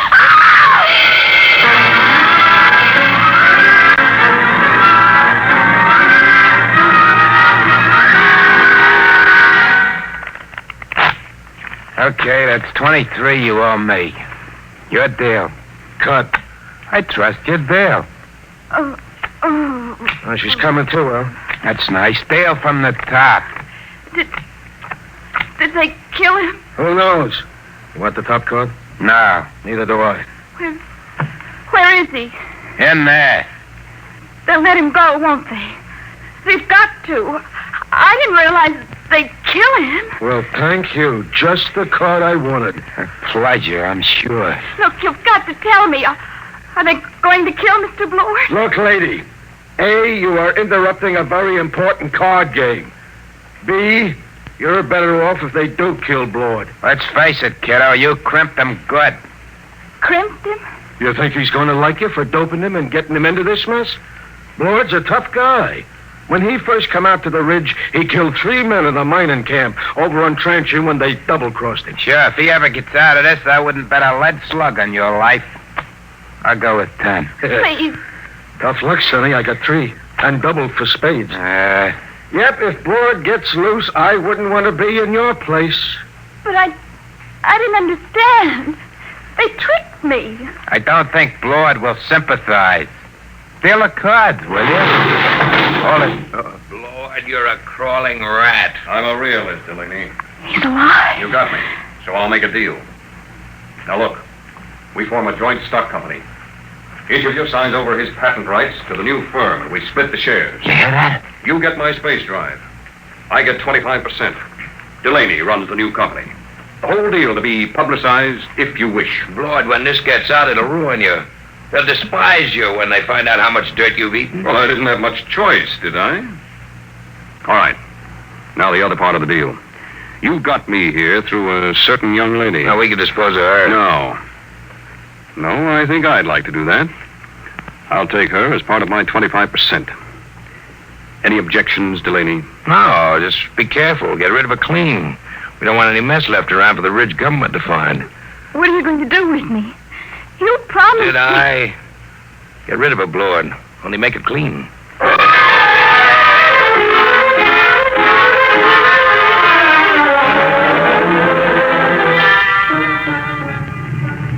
You can loosen your strap now.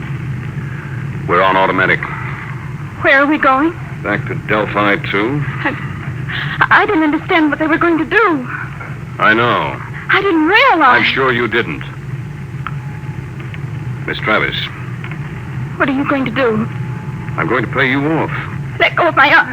Let go. Let go of me! Shut up. What are you screaming about? Now hold still. This won't take a second. Just one small injection. No, don't. Let me go, please. Stop wriggling. Stop. There. Scratched my face like a cat. Will it take long What? for me to die? For you to...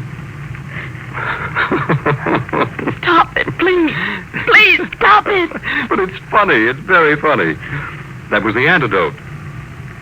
The antidote? The 7-day poison Delaney gave you. I got it from him before we left. Young lady, I knocked you out in my office and had your mind examined. I knew just what you had done. I came here because I wanted to. Oh. You mean you're not angry with me? Certainly not. Besides, everything turned out my way. Your way? But they forced you to give them the drive. You signed away the right. I'm a percentage man. Let them do the operating. Besides, it was their drive in the first place. Their drive? Yes, it's simple. I knew that after the contest there'd be a merger of research, so I merged it before instead. Wait till they discover they signed away their own patent rights. I don't think they'll feel like laughing then. But to give Delaney control of the new company. But don't you see, I had to get him to go along. He had the antidote to your poison. What about me now? Look at the vision port. Now turn up the scale. Oh. That's the ridge. You can have your pick. Name your world and I'll take you there. You said your sister was on Doridora 3. Yes, but... But what? I wonder if the opportunities for advancement aren't greater on your planet, Mr. Bloor. You know, Miss Travis, I wouldn't be a bit surprised if they were.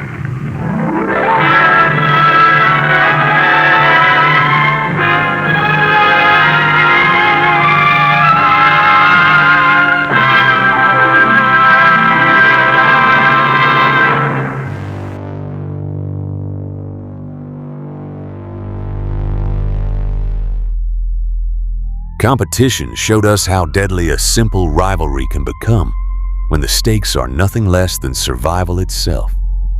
A sharp and intense battle of wits and wills. But Dimension X now marches us across the red sands of Mars once again into a story filled with mystery and dread. Episode 30, The Martian Death March. A haunting tale of Earth's latest expedition to Mars as they encounter something ancient, relentless, and utterly unstoppable. And what terrifying force will drive the Martian Death March in Dimension X? Adventures in time and space, transcribed in future tense.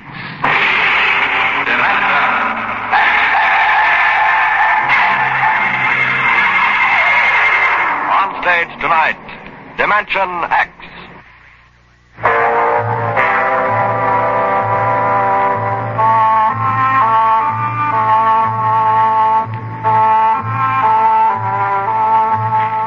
Maybe you've been over the route of the march. The Cross-Mars Highway runs that way now. From the Calmac Canal on the equator, north to the Highlands, with a water station every 20 miles and a radar pickup and towing service running 24 hours a day. But there wasn't any highway 30 years ago in 97. There was desert. Hot, burning desert. Sand shifting and blowing, piling up around the empty shells of the ruined cities, ancient when man on Earth was living in caves. I lived at the edge of the Calmac Canal then with my father.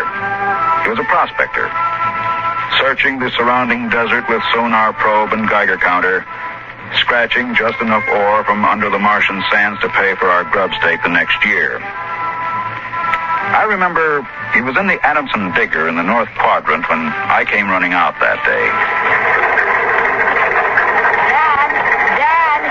Dad! There's somebody coming, Dad, across the desert. You sure? I saw them. They're a couple of miles out. How many cars? They're on foot. On foot across the desert? Honest, Dad, I saw them. You sure it wasn't a light reflection off the canal? No, it was dark against the sand. I don't like that. You run back and get the rifles out. I've got to pull the digger into the shed. Is there going to be fighting, Dad? I don't know. Got a whole year's ore piled out back in the bins. Ain't gonna lose it to no claim jumpers. You get back to the shack and break out those rifles. See that they're loaded, you hear? And jump.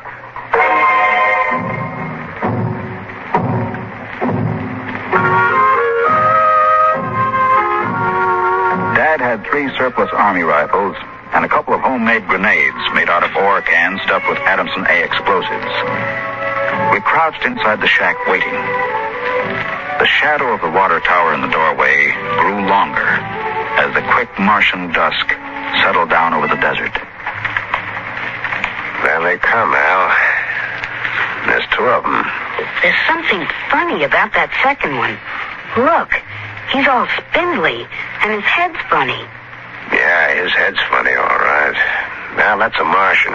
I never saw one off the reservation before. There hasn't been one, not in 10 years. I don't like this. Here they come, into the door, Now, you remember what I told you. Line up the sights and just squeeze the trigger. Hello! Hello there! Now, Dad? Hello! Wait a minute. What do you want? Water! What are you going to do, Dad? Where do you come from? Wall swell. You're lying. That's 100 miles across the desert. I know. That's where I came from. My tank is empty. I need water. Well, drop your gear and come up here slow. Tell that Martian to stay where he is.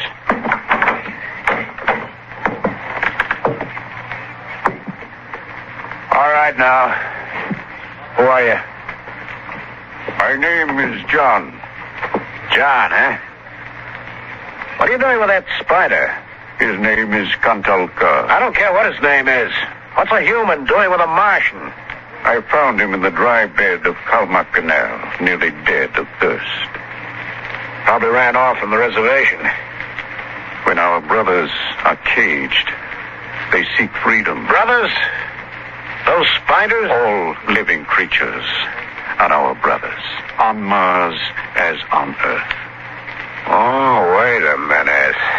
Bert Alstrom at False Wells told me there was a screwball hedge preacher over there hollering about letting the spiders loose off the reservations. Let no man call his life his own. No man nor tribe nor nation. I guess that's you, all right. Yeah, Bert told me they called you Crazy John. Oh, well, I don't suppose there's any harm in you. Go on, fill up your tank at the air still. You can even have supper with us. We would be happy to. We? What do you mean, we? Kantalka and myself. That spider? Oh, no. I ain't having a Martian sitting down to eat with me. Well, you come on, no. Thank you, sir, no. Where my brother is not welcome, I cannot go.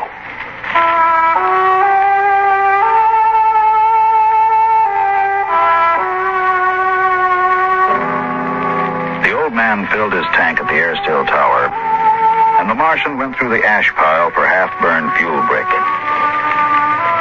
When we went in the house for supper, I could see them silhouetted against the fire. The old man with his wild hair and beard, and the thin, spidery arms and legs of the Martian. Dad? What now? Were the Martians always on the reservation? Since the Outpost 3 massacre, they have been. What was that? Back before you were born, they lived wild in the mountains up north. Were they fierce? Fierce enough. There's only one place for them spiders. Behind wire. Yeah, it sure is. Out in the dooryard, the campfire flickered at the base of the water tower. The first of the Martian moons had set. The other wouldn't rise for several hours.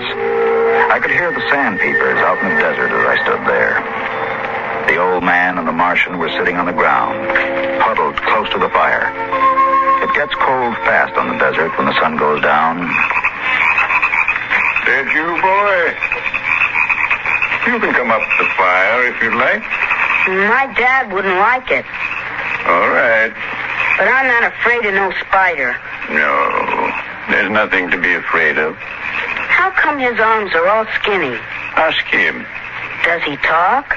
Yes, his name is Kantalkar. It is, huh? Hello. Hello, boy.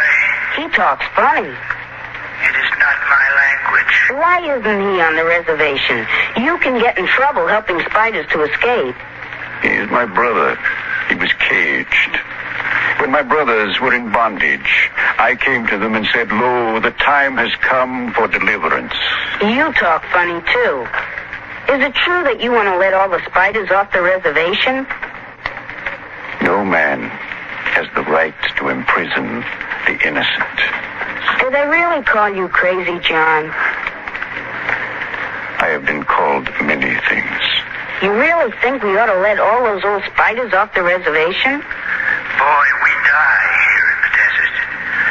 We die in the sun and of the sicknesses you have brought from Earth. That's because Martians are just weak. I bet I could knock you down myself. You could. We are a different people. We have not the strength of muscle of Earthmen. But we will not stay here to die. You won't get off the reservation. The patrol takes care of that, all right. They won't let any stinking old spiders out. Even in the minds of children is planted the poison of evil. How long? How long?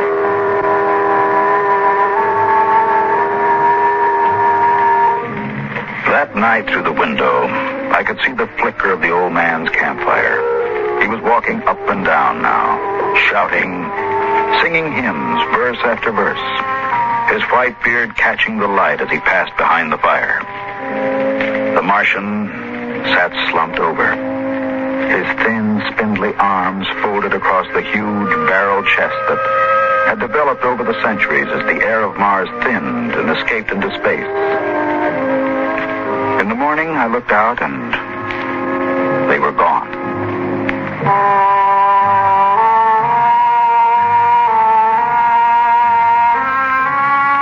Looking back now, we wonder how they did it. The high voltage wire around the reservation carried a fatal charge. The patrolmen in the tower had 50 caliber machine guns. The desert around the camp was mined heavily. And yet, at dawn, August 7th, 1997, they broke out.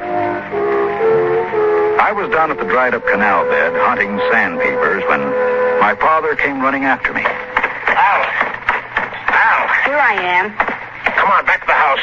What's the matter, Dad? Now shut up and run. What is it? Spiders busted loose. Bert Alstrom radioed in. They coming here? They're headed this way. Murdering devils. Did they kill anybody? 6 patrolmen when they busted through the wire. Now get inside. What are you going to do, Dad? Wire a keg of Adamson A across the gate.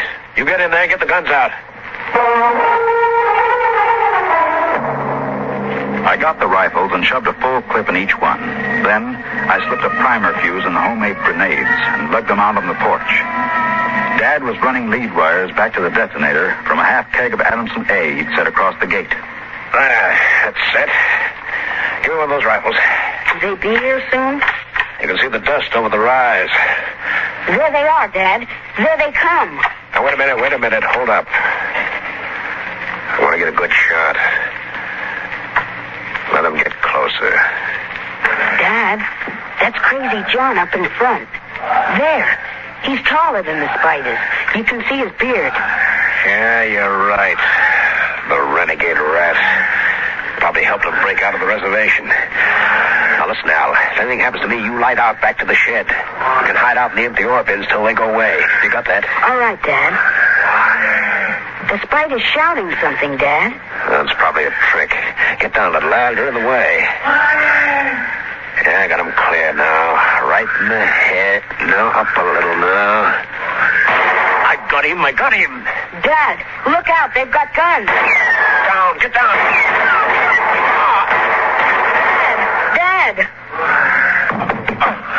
Get out, Al. Get out to the shed. But, Dad, you're hit. Go on. Those spiders are going to rush. Get going. I can't leave you. Shut up. Get out of here. You hear? Get out there.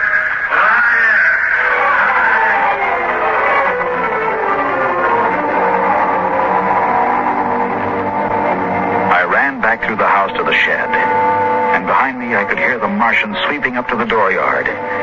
Then suddenly, the ground shook, and I could feel the dull concussion waves hit my ears as the Adamson A exploded.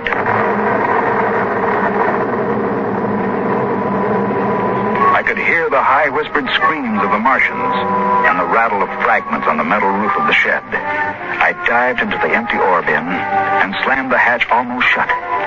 I crouched there, watching the thin edge of light that filtered through, listening to the brittle tramping of Martian feet on the board floor of our house. The shooting had stopped, and the shouts had died away. I sat there waiting, and then suddenly a shadow fell across the edge of light, and the hatch slid open on top of me. You leave me alone. I'll kill you. Boy, I've been looking for you. Where's my dad? What did you do to my dad? He's dead. You killed him. You and those spiders. You killed my father. Come out of there, boy. You let go of me, you murderer. Come on out.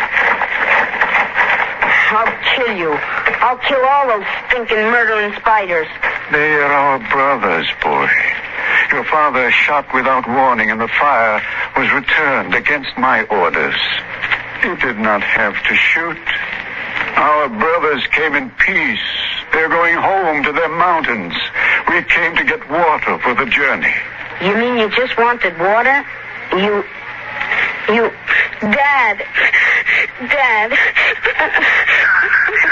We'll be following us soon. We must go. And the boy? We'll have to leave him here with water and supplies. No, the Earth Patrol would question him. We need the time.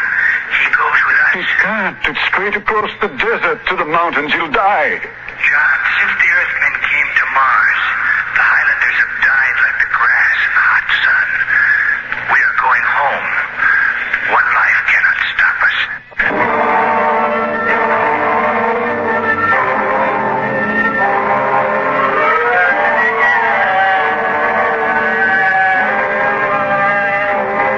They tore the Adamson air still from the tower and mounted it on poles. They piled our supplies in the yard and loaded them on their backs. And then they started.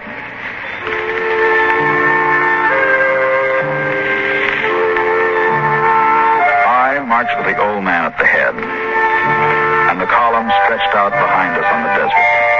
Women, children, the sick and the dying, some showing the signs of the diseases that were trivial to the Earthmen, but deadly to the Martians. Chickenpox, German measles, and the bronchial infections that raced through the vast areas of Martian lungs, eating away the tissue till death came in a last spasm of coughing. I turned to look back at our house, but the sun was behind it, blinding red. And the old man pulled me around as he marched, his eyes fixed on the horizon where far to the north rose the cool mountains that were the ancient home of the Highlanders.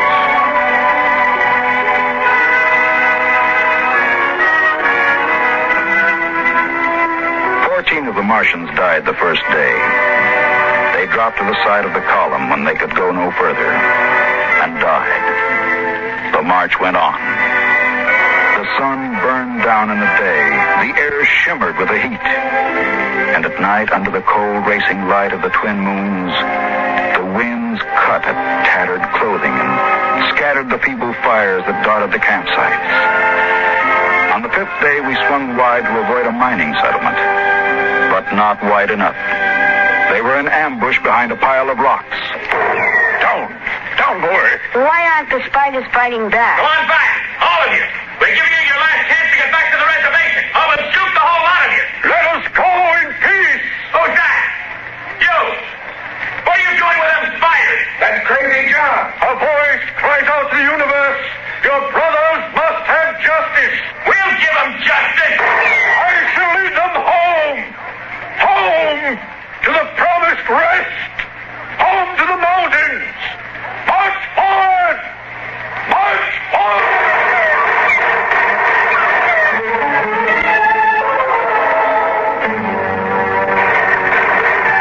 Past the rocks they marched, and the they could reload. A Martian would spin and drop as the heavy caliber bullets shook his bones to brittle fragments. But the march went on.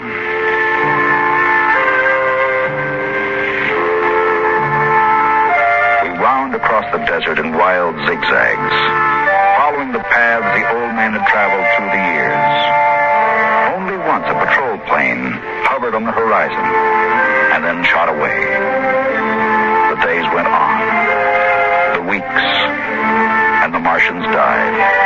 They died of exhaustion. They died of the disease we had given them. And they died of thirst. The Adamson still could produce 27 units of water an hour, no more. And on that, they died of thirst. Here, boy. Here's your water. That's more than the others got. Take. You're giving me your water. It will be provided to me. He that brings justice to his brothers will drink deep of the water of righteousness. He that leads his brothers to their promised rest will savor the cool draughts of the mercy of heaven.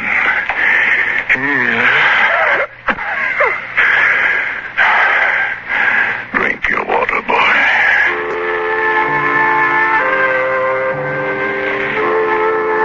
Across the desert, from the Calmac Canal to Fever Dip, past the towering mesas of the Higgins Badlands, across the dry sea bottoms, they marched. On the 54th day of the march, we halted at evening. The air was thinner and colder now.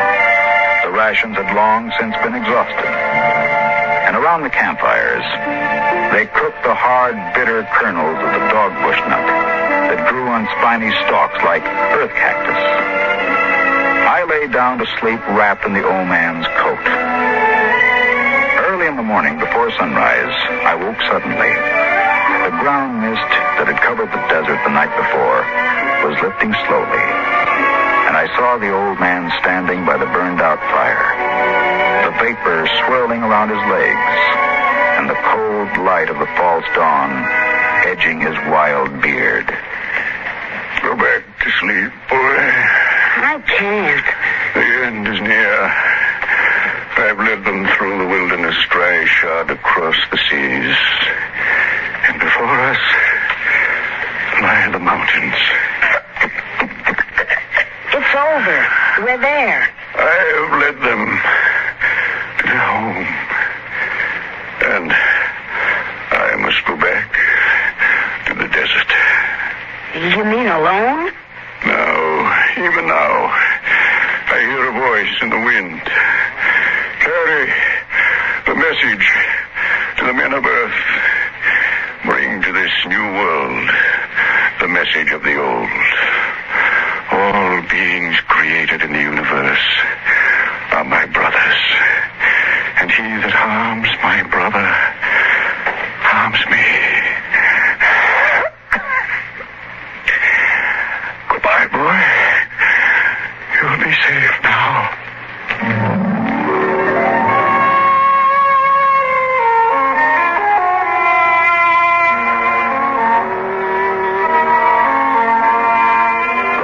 Found him 500 yards from the camp, dead. He had given me his water.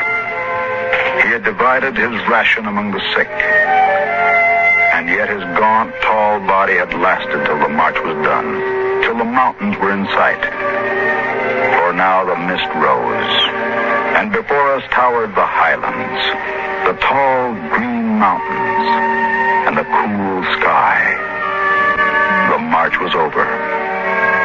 Of the 7,000 Martians who started, 900 were alive.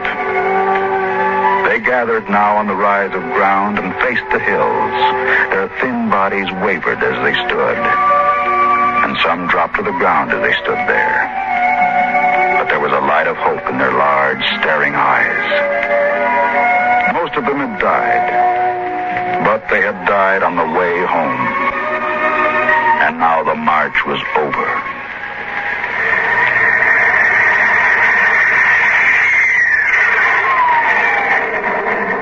Then the patrol patrol planes were spotted on the horizon. And within 10 minutes, they had landed.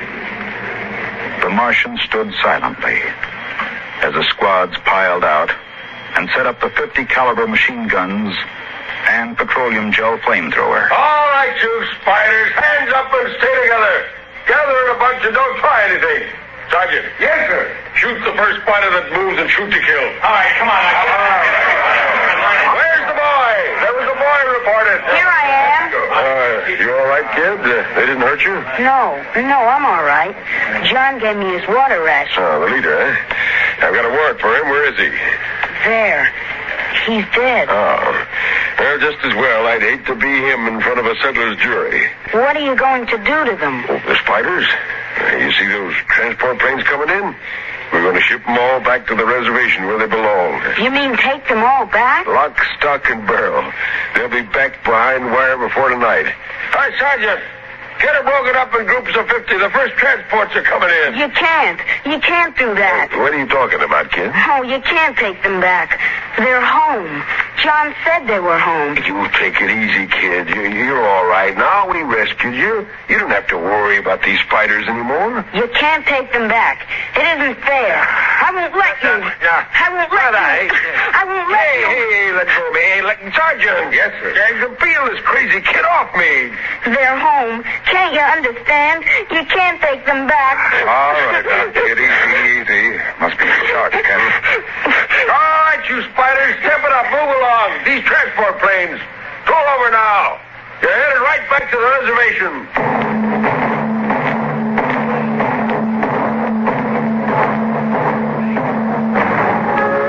They separated them in groups of 50 and loaded them in the planes.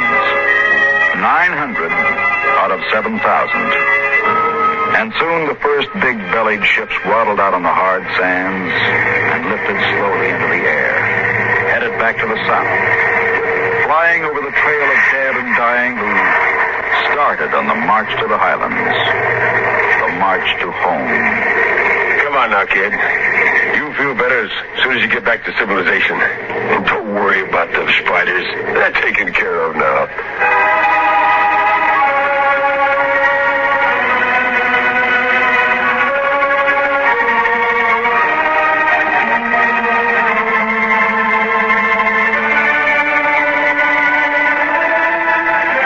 Plane took off. I looked once more at the green mountains towering through the mist. And then, just before the motor raced, I saw John. Crazy John. Propped up against a dognut bush where the Martians had placed him. The wind from the south gave the wild hair and beard a rippling life. He faced the hills, the home, and the rest he had promised his brothers as he led them through the wilderness of Mars.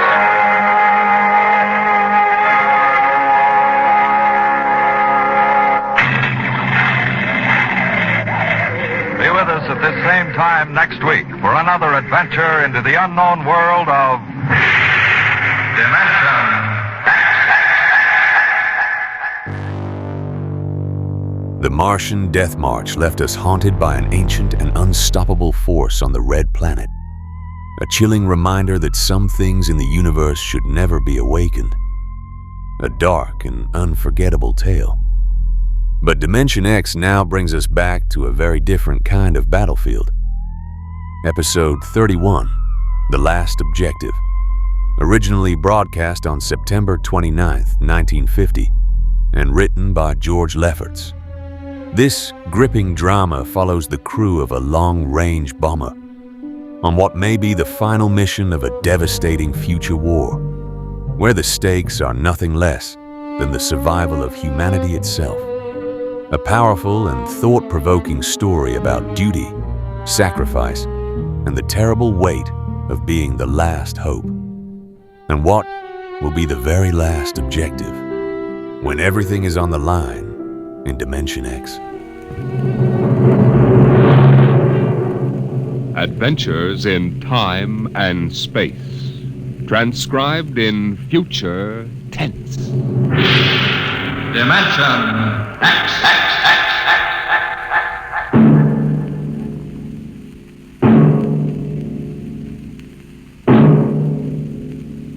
The National Broadcasting Company, in cooperation with Street and Smith, publishers of astounding science fiction, bring you Dimension X.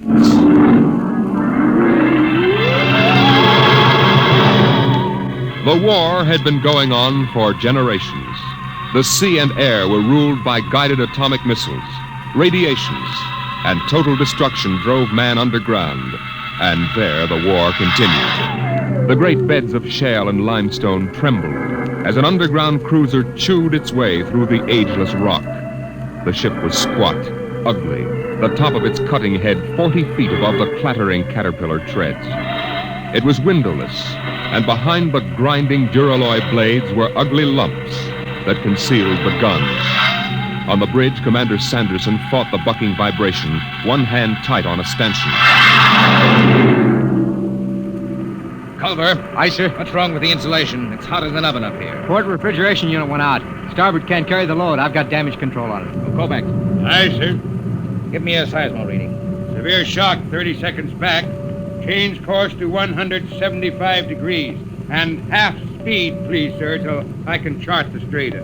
Mr. Culver. Aye, sir. 175, half speed. Aye, sir. Navigation, Lieutenant Watson. Bridge here. Change course to 175, Watson. 175. Aye, sir.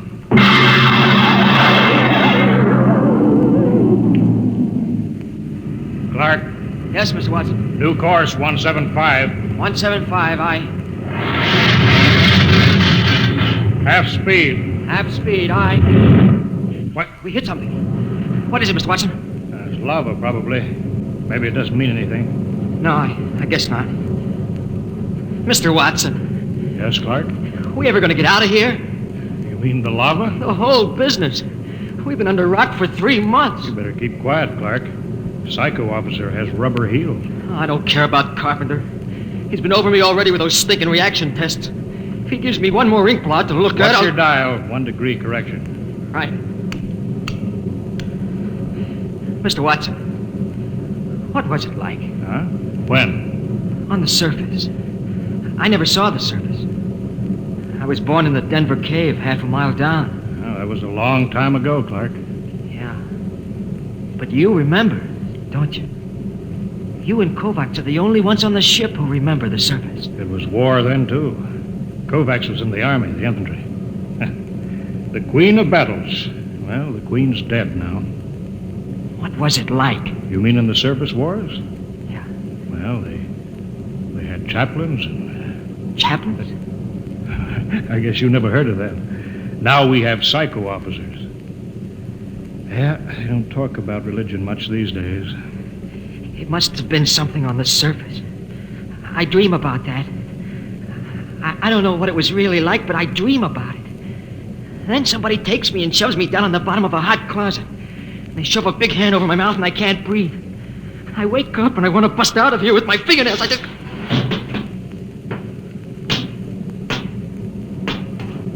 What's the matter, Clark? Nothing, Dr. Carpenter. Nothing? No, sir. We were just passing the time, Carpenter. When's the last time you had an emotional reaction test, Watson? I don't know. I forgot. Just remember your seniority doesn't exempt you from psychiatric review. This isn't some slipshod surface vessel with organized superstition aboard. The old chaplains weren't so bad. Not scientific. You know, I can remember when psychiatry and mental hygiene were the hope of mankind. Now look at it. That goes in my report, Watson. Yeah? Well, make sure you spell my name right. Now hear this. Now hear this. Attention all hands. Igneous rock detected. Fresh lava flow. Stand by to go to quarters. You're lucky, Watson. That is all. I'll finish with you later. I've got to check combat detachment. Sure. Go play with your ink blots. I'm busy. And now go listen. on, get out of the way. Get down to the combat detachment. They'll be happy to see you. Clark, check those dampers.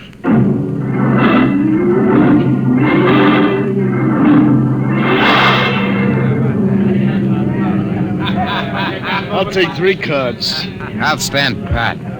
Jake to the pat hand. Combat detachment, huh? What kind of a chicken guy are you?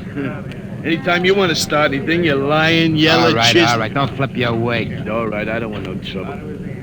That rubber-soled rat carpenter. He's worked us all over. Yeah, all except Norman. Hey, Norman! Norman, how come you ain't been psychoed? I don't need it. I'm stable. I bet you any money he's a stoolie for carpenter. I've seen his 201 personnel file. It's blank. I heard a guy say he was born in a lab. What do you mean? You ever seen him eat? Oh, you're crazy. The science press has been working on something like that. You're crazy. You know how many men they fell short in the last draft? 900,000. So what? Well, suppose you run out of real men for soldiers. Suppose you figure how to make them. Artificial. If they ever do, they ain't gonna talk about it. Until it's combat tested. Yeah, I never thought of that. Hey, Newman. What do you got inside of you? Gears? I'm not supposed to talk about myself. Yeah? Well, suppose I make you talk. Hey, sit down, Chef. Sit down, be... All right, Let go of me or I'll lay you out, too. Hey, cut it. Keep Cut going. it. Knock it off. Cut it. At ease, men. Well, how's everybody feeling? You, Coke? All right. I'm all right, sir. Uh-huh. Sheehan? Sheehan? I'm all right, sir. Newman? I'm all right, sir. Of course. Very well, carry on.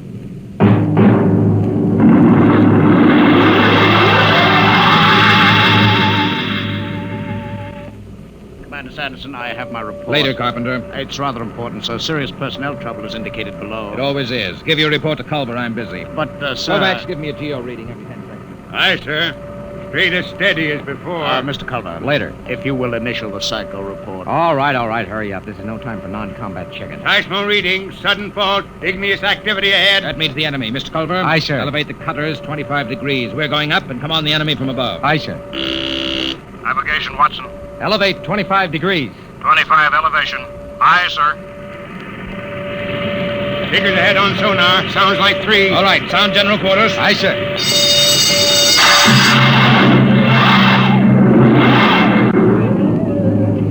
All right. General quarters. Of all the stinking luck aces I got. Get into your armor, you tubberlot. Yeah, give me a hand, Sheehan.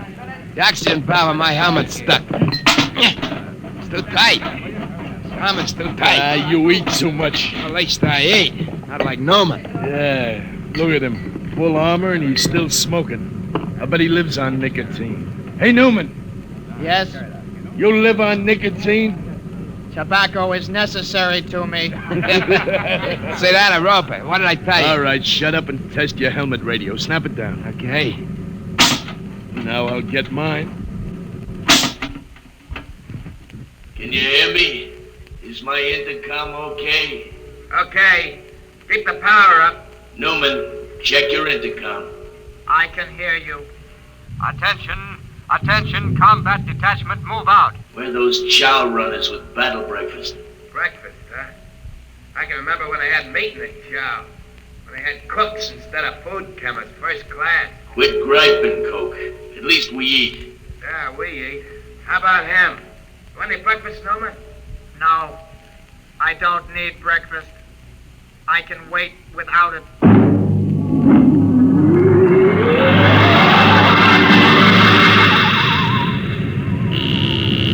Navigation, Watson. Bridge here. Half speed. Half speed. Half speed, aye. Clark? What? What's the matter? You got the shakes? No, I'm all right. Half speed. Half speed, aye. Attention, all hands. Enemy digger sighted. What? Huh? Prepare for action at close quarters. Enemy digger sighted. You hear that, Watson? Prepare for action at Close quarters. Full speed forward. No, I won't. What? Come on, full speed forward. No. Another inch. Stop this ship. Get away from there. Let me go. I gotta stop the ship. I won't be killed. I won't be killed. Get away from the controls, Clark. Are you hurt? All right, take it easy now. What? I've got a gun. Stop this ship. Stop it before I shoot you. Now take it easy, boy. I won't be killed. I won't let him. I'll give you 3, Watson, then I shoot. You don't know what you're doing. I'm gonna stop the ship. 1, 2...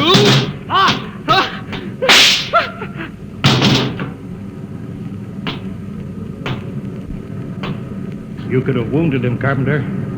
That would have been enough. My judgment was the Clark was more than a marginal risk. I acted accordingly. Sure. I'll get a detail to clean up after you.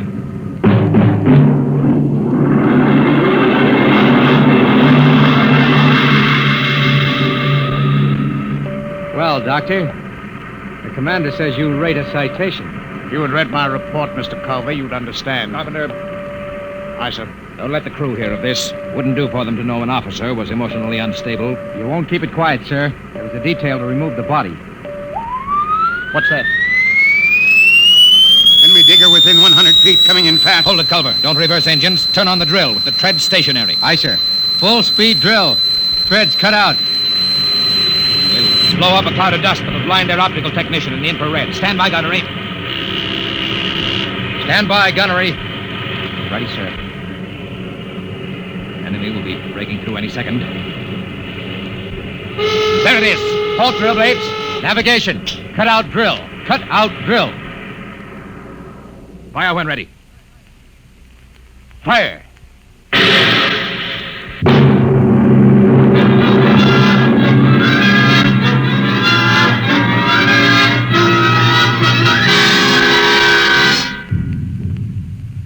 Contact signal. Contact signal received. Cease fire, Mr. Culver. Contact signal. Cease fire. Enemy battery silent, sir. Give the go-ahead to the combat men. They can move in. Who tripped that alarm? Cut it off. Navigation to bridge. Bridge, aye. What's wrong down there? Why the emergency? The atomic pile's kicking up. We can't get into hand dam. She may blow any minute. I'll take over, Mr. Culver. Prepare to abandon ship. But the enemy digger, With sir. the atomic pile about to blow, we'll have to advance, destroy the enemy, and take refuge in their ship. There's nothing else we can do. Look alive. Aye, sir. Attention, all hands. Prepare to abandon ship. Prepare to abandon ship. Kovacs, have the ship's records packed and ready to go. Aye, sir. Commander? Watson, what are you doing up here? There'd be a lot more chance of getting out if the ship's engines were reversed. She crawled back down the tunnel before she flew. There's no way to set up remote control. I know. I thought I could stay and run her. But the pile's going to blow. I know. All right, Lieutenant. Permission granted. You may stay with the ship. Thank you, sir. You may go, Watson. Aye, sir. We can't let him do that, Commander. You can't ask any man to do that. This is no time for sentiment, Mr. Culver. Doctor, you're a louse. That's an unstable statement, Culver. It's obvious that Watson isn't worth much anyway. He might as well die. I've heard enough, Doctor. You've had this coming a long time. Now, get away from me. Culver! Pearson, get him! Let go of me, Culver. Yes, sir. All right, Kovacs. Release him. Aye, sir. Mr. Culver, I need you now, but if we come through this, I'll be forced to prefer charges. Kovacs, help Dr. Carpenter up. Aye, sir. All right, Mr. Culver, give the order to abandon ship.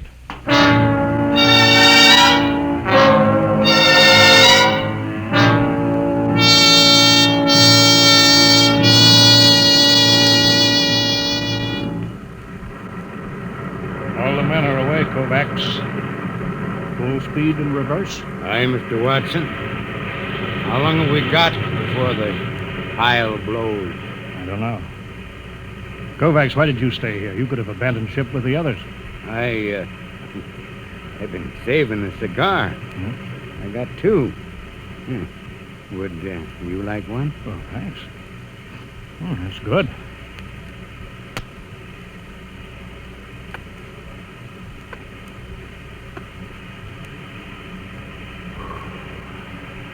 You didn't answer my question, Kovacs. Why did you stay? How about you, sir? Me? I was in the last class out of Annapolis before it went underground and merged into the Geo-Warfare Academy. I guess I just hang on to illusions. Dead traditions of service. I suppose I did it because I thought it was the right thing to do. Yeah, I guess that's it when you get down to it. Kovacs, you saved a cigar against the rules. I've got something, too. It's a book. I stole it out of a hotel room in Frisco in the old days. A Bible? Yeah. Psycho officers don't allow them on board. Carpenter would have had me in the cells if he'd known about it. There goes the Geiger alarm. It'll blow any minute now. Kovacs, You remember this? The Lord is my shepherd, I shall not want. He maketh me to lie down in green pastures.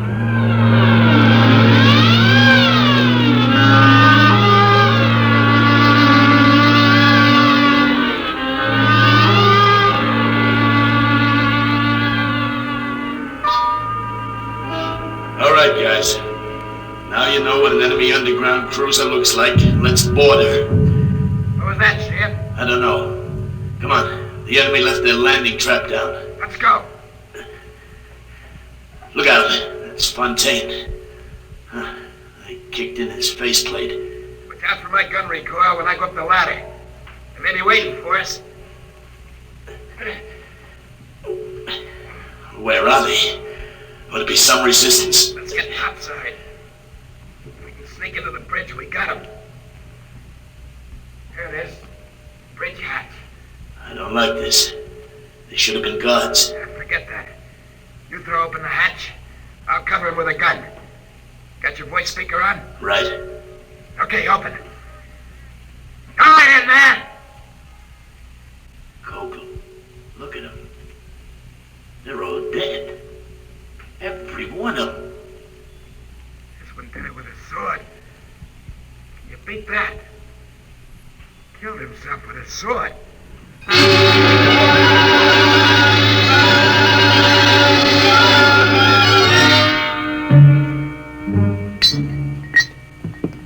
Confound this foreign equipment. Culver, how soon can we get this enemy ship underway? Give me the damage report. Aye, sir. The port tread knocked out, armor breached aft and amidships, gun batteries inoperable. Lieutenant Adamson estimates we can make limited headway in 2 days. Very well. Sir, is it necessary for me to have this guard tagging after me? You're under arrest, Culver. Excuse me, Commander, sir. Oh, go ahead, Coke.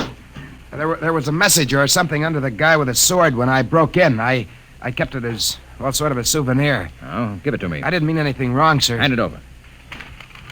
Culver, you read the enemy language. I'm afraid I'm under arrest as a prisoner. That'll do. Go ahead, read it. From Supreme Headquarters. There's a code designate. To all field commanders. Subject. Secret weapon, X-39. Failure of. 1. Research project X9 released on South America front last night. X9, a semi-living chemical process attacking all forms of protoplasm, was found to be uncontrollable, is spreading through our own armies all over the world.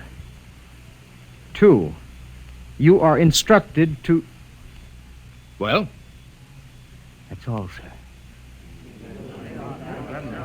Quiet!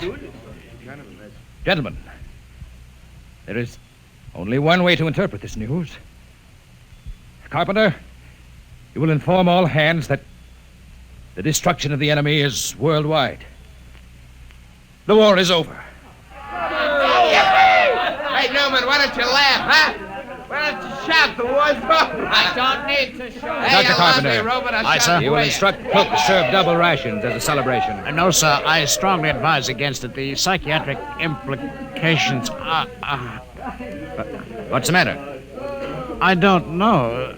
Something it's inside me. I've got to get out. Carpenter! Coke, Newman, go after him. Come on. No. That can't happen to a man. Not that. It's Carpenter. You can see that. But that can't happen to a man. He's dissolved. What's going on here? You don't understand, Commander. You didn't listen to that enemy message. A semi-living chemical process attacking all forms of protoplasm. All forms. Carpenter and you and me. You understand why the enemy killed themselves. They knew. The war's over, all right. There's got to be something to do. Culver, Sun General Quarters! It's too late for that, Commander. The war's over. They invented the perfect weapon. The human race is dissolved. That's funny. Dissolved like Carpenter.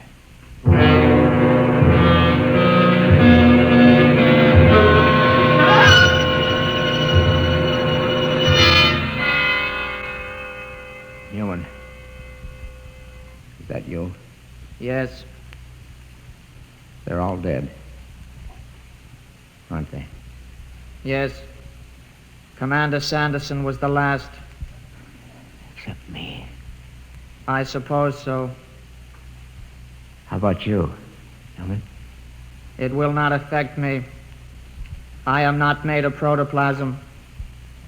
I am an inorganic synthesis. You can't die, then. No. I am atomic powered. My breakdown point is calculated in thousands of years. I cannot destroy myself. I was conditioned against it. It's beginning. You'll be all alone, Newman. I know. Buried alive in the rock for thousands of years.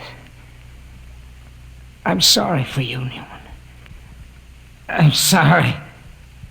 You'll be all alone. Now, it's starting. Can't stand it.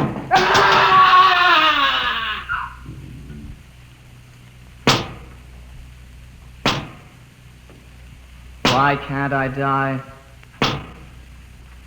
Why didn't they make me so I can die like the others? I can't even kill myself. Why can't I die? Why can't I die?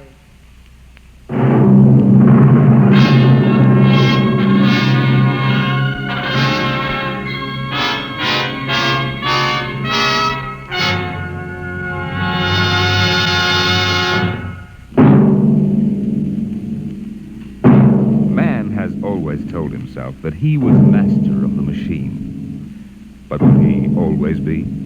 Listen next week to the story of A Nightmare.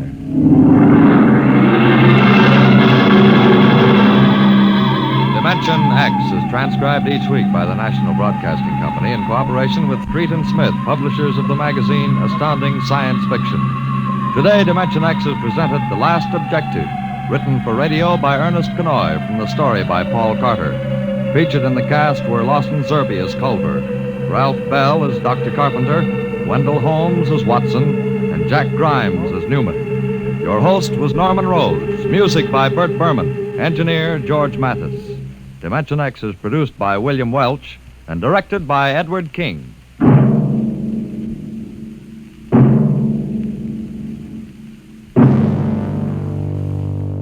The crew of that final bomber mission carried the weight of humanity's last objective and showed us the devastating human cost when war reaches its ultimate end. A powerful and sobering drama. But Dimension X now plunges us into something far more personal and far more terrifying. Episode 32, Nightmare. A chilling tale that blurs the line between dream and reality, where one man's worst fears begin to manifest in ways he can neither understand nor escape, and what horrors will awaken when you step fully into a nightmare in Dimension X.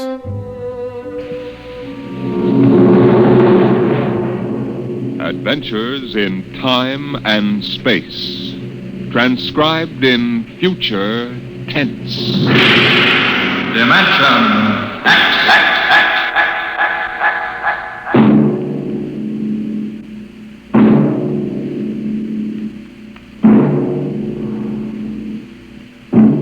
The National Broadcasting Company, in cooperation with Street and Smith, publishers of astounding science fiction, bring you Dimension X.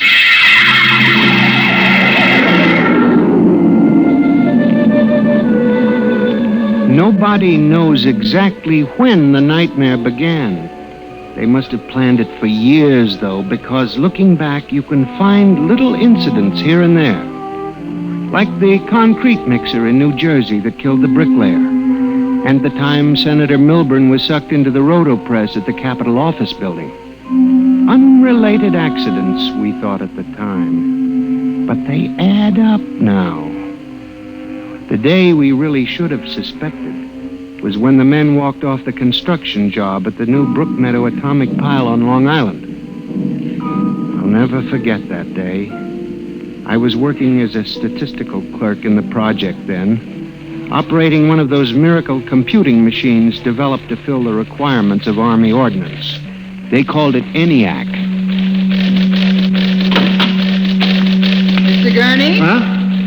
Oh, yes, Bella? The chief wants to see you in his office. Me? Unless you're no longer Samson Gurney, he wants to see you.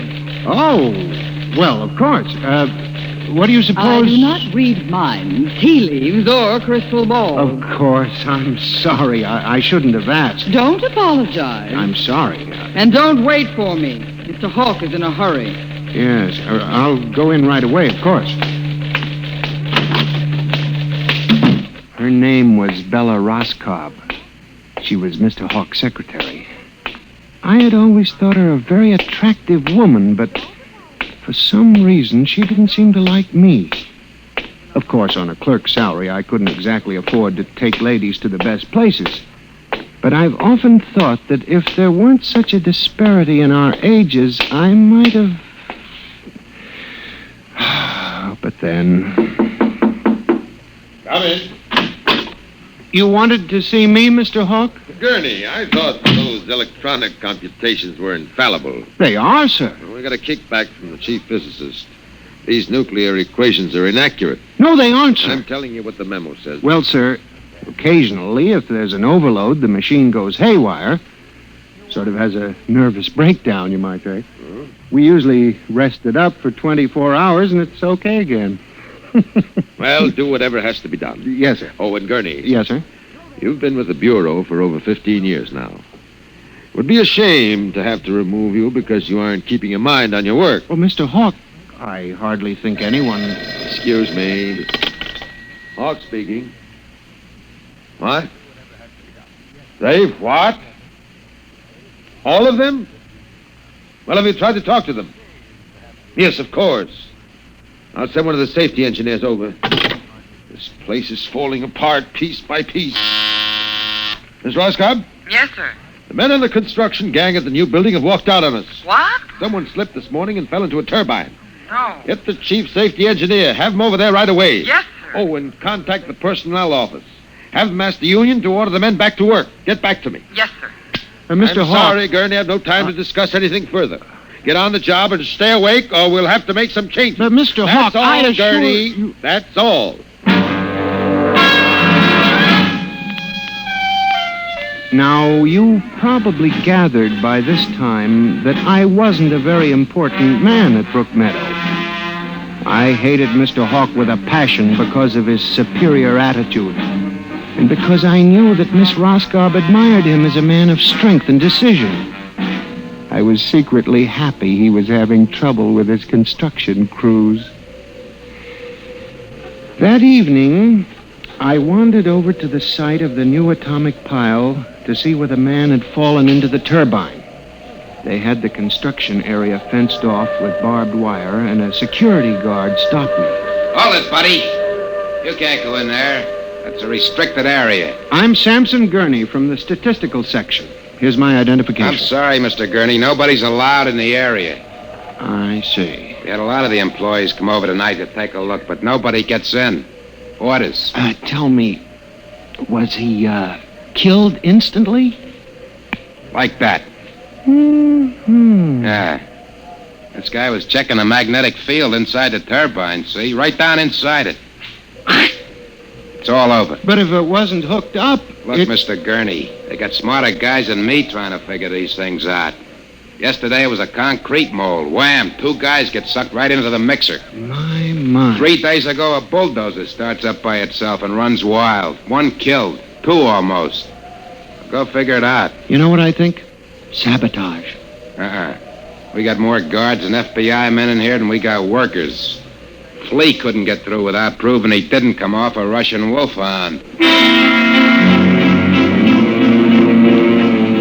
Now, I'm a statistician. All my life, I've been interested in statistics. So, a simple-sounding thing like this started me off. I went back to the office that evening instead of going home, and for the next 2.5 hours, I computed figures on the probability of industrial accidents for the types of machines we were using.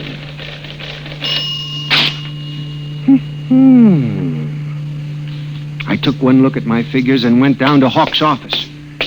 Just as I figured, he was staying late working on a settlement with the construction workers. Yes? Oh, good evening. I saw the light. Well, Mr. Gurney, what are you doing here? Is Mr. Hawk working late? Yes, I am too. I wonder if I could see him a moment. We're busy right now. Could you make it tomorrow? It's very urgent. I'll wait, if you don't mind. Suit yourself. Miss Roscoe, I wonder if perhaps you would consider having dinner with me this evening after you're through. I have a date, Mr. Gurney. I was thinking we might go to Raymond's. They have very good spaghetti. Mr. Hawk has already asked me to have dinner with him at the Golden Shish Kebab. Well, of course, that's out of my class. Yes. Yeah. Mr. Hawk, Yes, Mr. Bella? Gurney would like to see you a moment. He says it's very urgent. Urgent? All right, I'll give him a minute. Okay. Thank you, Miss Roscoe. Mr. Hawk, in the past 3 months, industrial accidents all over the country have taken a sharp, unexplained upswing. Why don't you stop playing FBI man and stick to your job, which incidentally you haven't been doing too well. You and our computing machines have made mistakes before. Now this is probably another. I'll have Miss Ross come so... What's the matter with this blasted buzzer? Miss Roscoe! Miss Roscoe! Yes, sir. Stop this blasted buzzer. Get a repairman, a mechanic, anything, but stop the thing. And you, Gurney, get out. I went back to my office to get my hat and coat, feeling about as unhappy and humiliated as a man can feel. He had thrown me out in front of her. The office was dark and deserted. The whole building seemed oppressive and unnatural.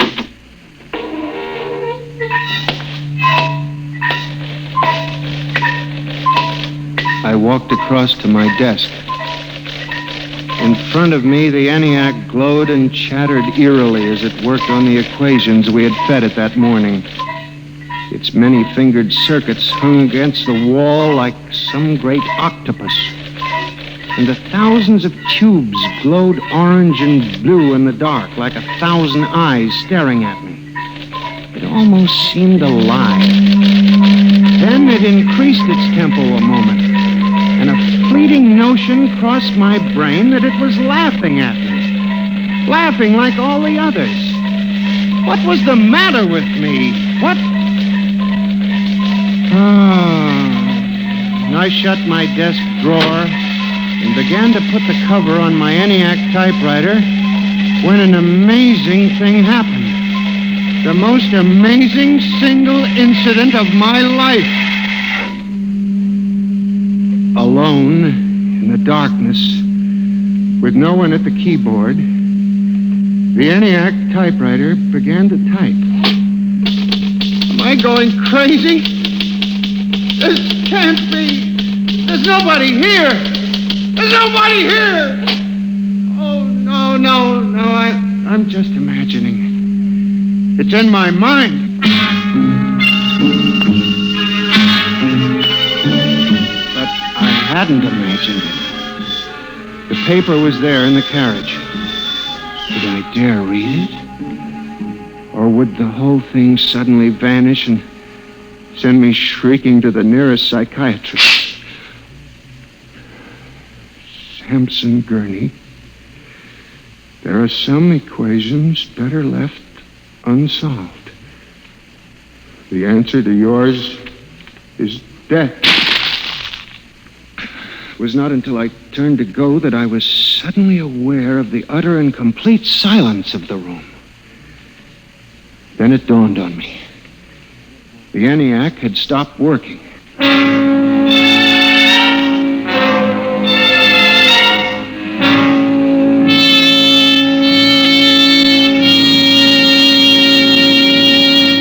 Gurney, do you expect me to believe this? It's insane. Mr. Hawk, I'm as safe... Take it easy, Gurney. Now, this is just some practical joke someone in the office is playing. There was no one in the office. Of course not. They wired up the machine and left. I checked the machine myself, Mr. Hawk. All right, Gurney. You leave this note with me, and I'll turn it over to the security force for further investigation. But... No buts, Gurney. The security men will handle it. Yes, sir. Well, maybe you've been working too hard lately. You've got to relax more. Now, here, let me light that cigarette for you. I watched him trying to make the lighter work. I don't understand this. I just put fluid in it. There's a brand new flame. It seemed ridiculous. A little piece of mechanism like a cigarette lighter frustrating the big, important executive. Oh, blast this lighter. Here's a match. It was such a small thing. And yet as I watched him, a thought began to take shape in my mind. Nebulous at first, incredible perhaps, but it grew. You just relax for a few days. Everything will turn out all right. Well, the main thing is not to let little things upset you.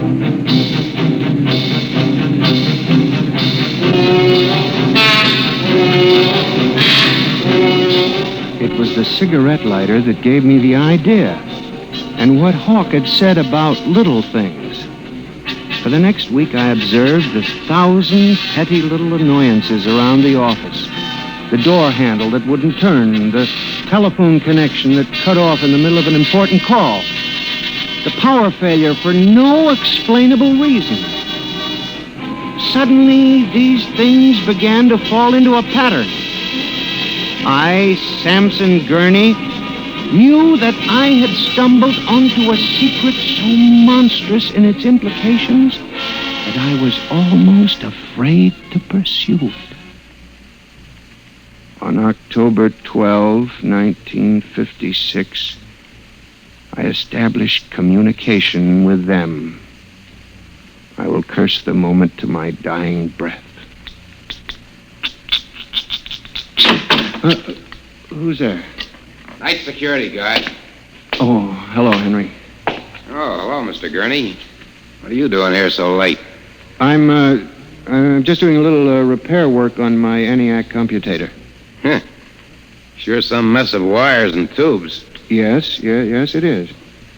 Well, I gotta finish my rounds. Won't forget to turn out the light, will you, Mr. Gurney? No, Henry, no, I won't forget. Night. Good night. When you were a child, did you ever try to imagine that you were all-powerful? I felt like that when I finished hooking the input of the typewriter to the main vacuum tube of the ENIAC. Then I turned on the current that sent 1,000,000 volts of pulsing energy into the electronic nerves of the machine. I am certain that if anybody were watching me in the next moment, he would have thought me a raving maniac. I still wonder if perhaps it is not all a nightmare. Now, you! If what I have guessed at is true, if there's life and intelligence in this room, make a sign! There was nothing. Nothing but the hum of the machine and the dull glowing of the tubes. Then, suddenly, without provocation or explanation, it happened. The ENIAC typewriter began to respond to the impulses from the machine. The letters were Y, E, S. Yes, it had happened. I, Samson Gurney, had communicated with a machine.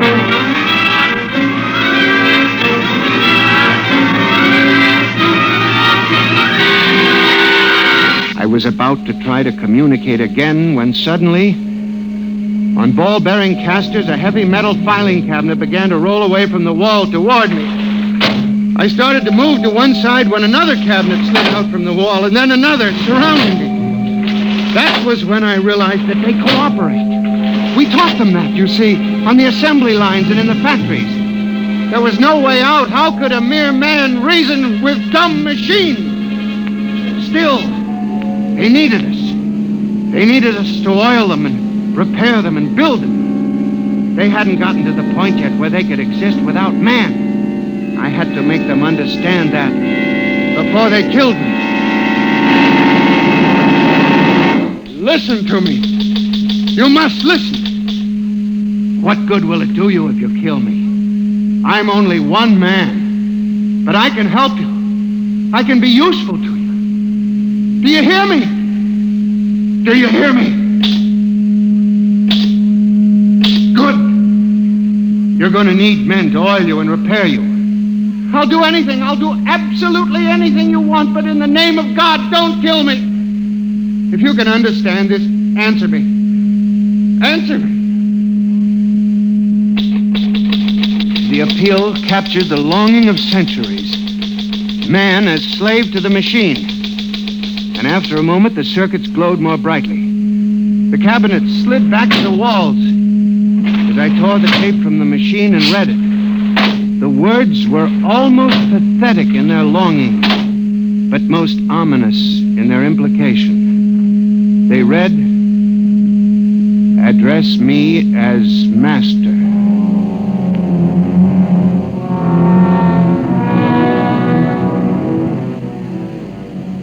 My life for the next 6 months was a nightmare. The ENIAC gave me messages which I had to transmit into my telephone. I was frantic. I began to lose weight. I couldn't sleep. My nights were torture, a constant fear. It was in December, just after Christmas. I was sitting in my room, listening to a broadcast. Ladies and gentlemen, a special bulletin. Already 24 hours before the peak of the New Year's traffic, over 1,000 deaths have been reported. This is an unprecedented figure.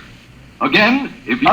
That very afternoon, I had transmitted a message to the telephones for relay to all machines of transportation.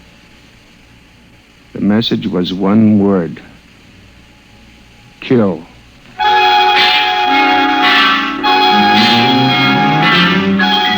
Next morning, I avoided my office. Instead, I went directly to the office of Mr. Hawk.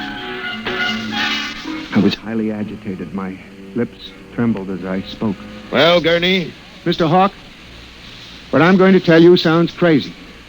I know it does, but I must say it. All right, say it then, for heaven's sake. Mr. Hawk, have you ever heard of resistentialism? Resist what? Resistentialism. You're not making sense, Gurney. Mr. Hawk, I'm trying to tell you. All these accidents, the trouble with the machines, Mr. Hawk, they're alive. They think, they cooperate, and they hate us. Who? The machines.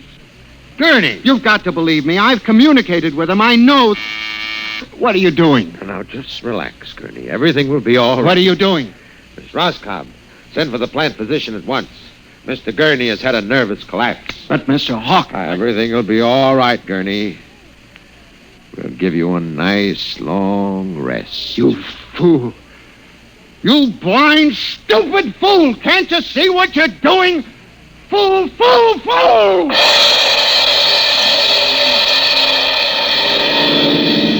When the plant physician arrived a few moments later, Lucius Hawk was found at his desk, strangled to death in a nest of telephones. The wires were still humming softly.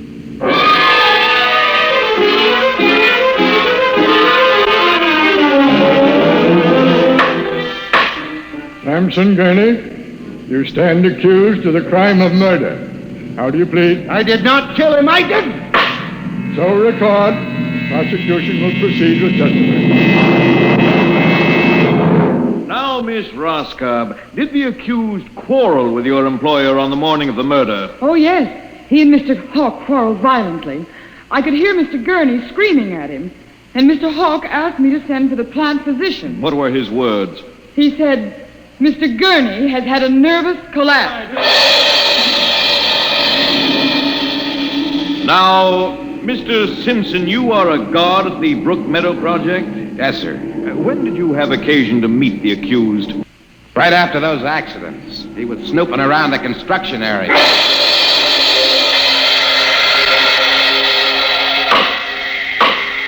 Samson Gurney, court hereby finds you guilty of murder in the first degree. Recommendation that you be examined, committed to the state hospital for the criminally insane at Mattawan.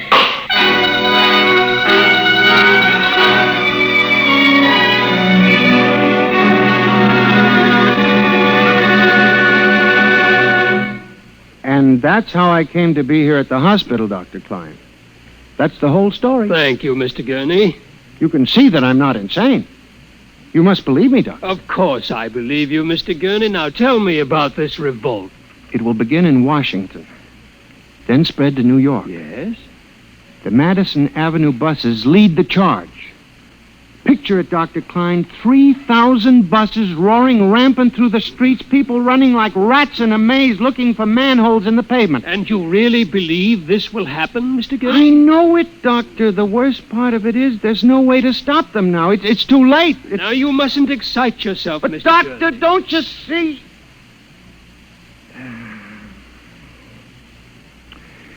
It's fair enough, I suppose. We built them.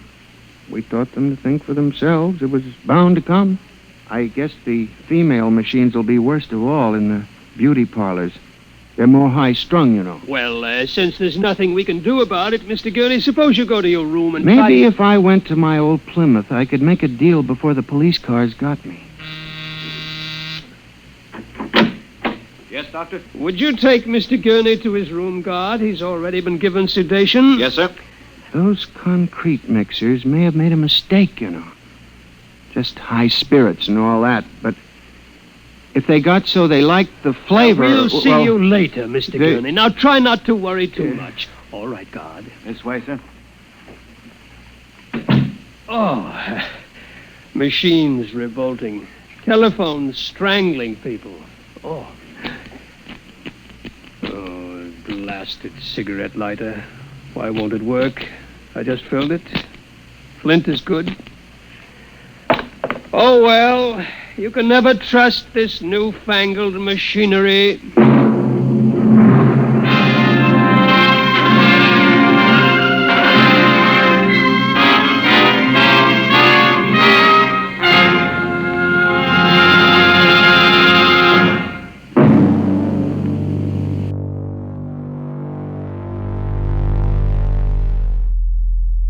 Nightmare pulled us deep into the darkest corners of the human mind, where the line between dream and horrifying reality completely dissolves.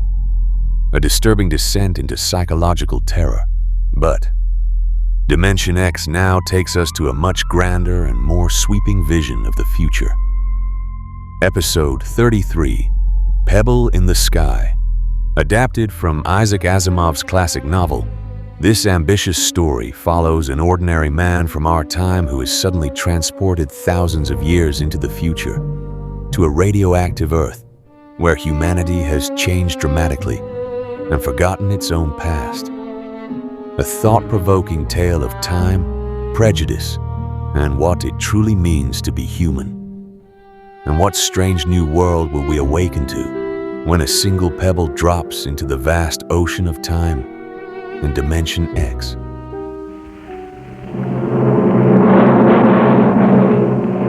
Adventures in Time and Space, transcribed in future tense.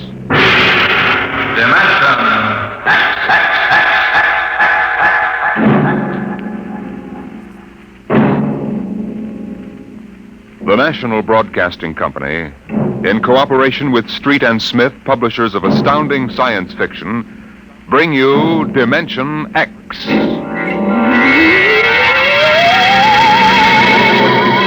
The civilization of the galaxy spread across 200 million worlds. The black void of space swarmed with the ships of the Empire. But far off the trade routes, almost forgotten, lay the dying planet Earth. a backwater in galactic culture, a place of exile, a pebble in the sky.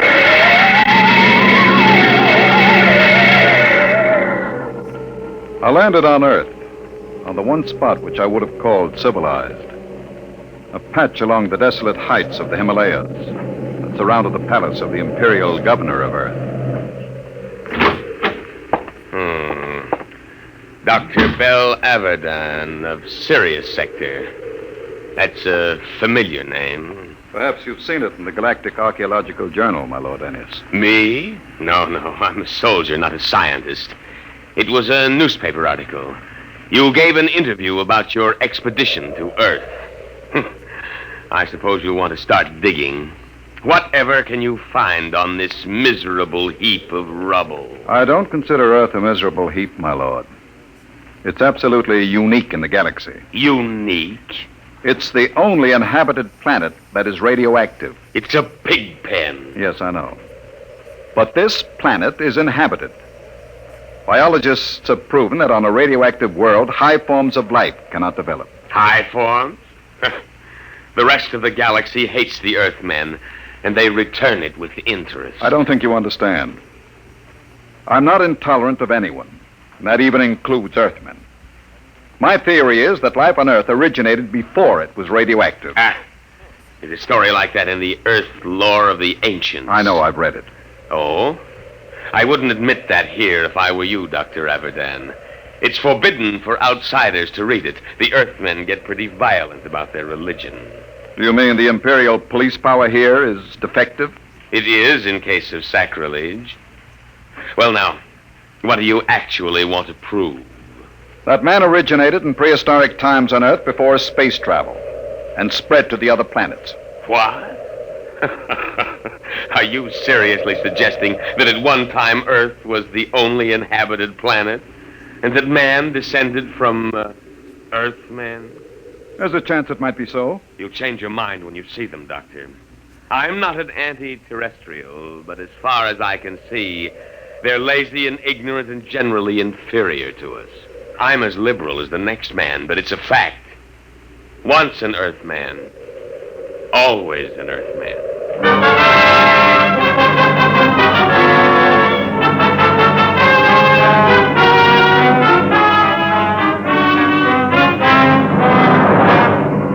I booked passage to the city of Chica on an Earth line. My fellow passengers seemed ordinary enough, but I was conscious of being alone among Earthmen. I beg your pardon. Could you tell me what's going on there? Sure. You see that couple? They've been married 40 years. It's their anniversary. Yes, sir. 40 years.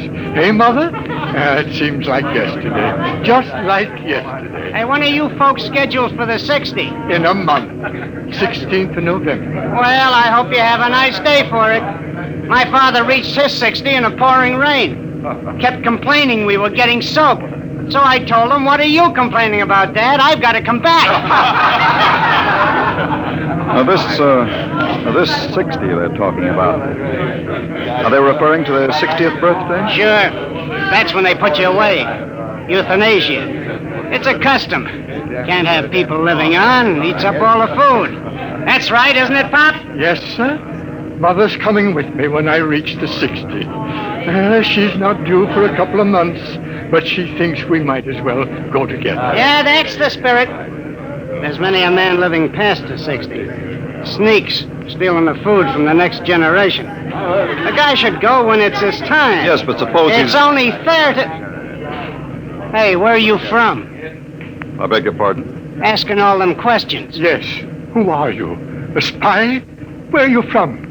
I'm Bell Abaddon from Baron, Sirius Sector. Oh, an outsider, huh? Come on, we'll go forward. Did you hear that, Mother? An outsider.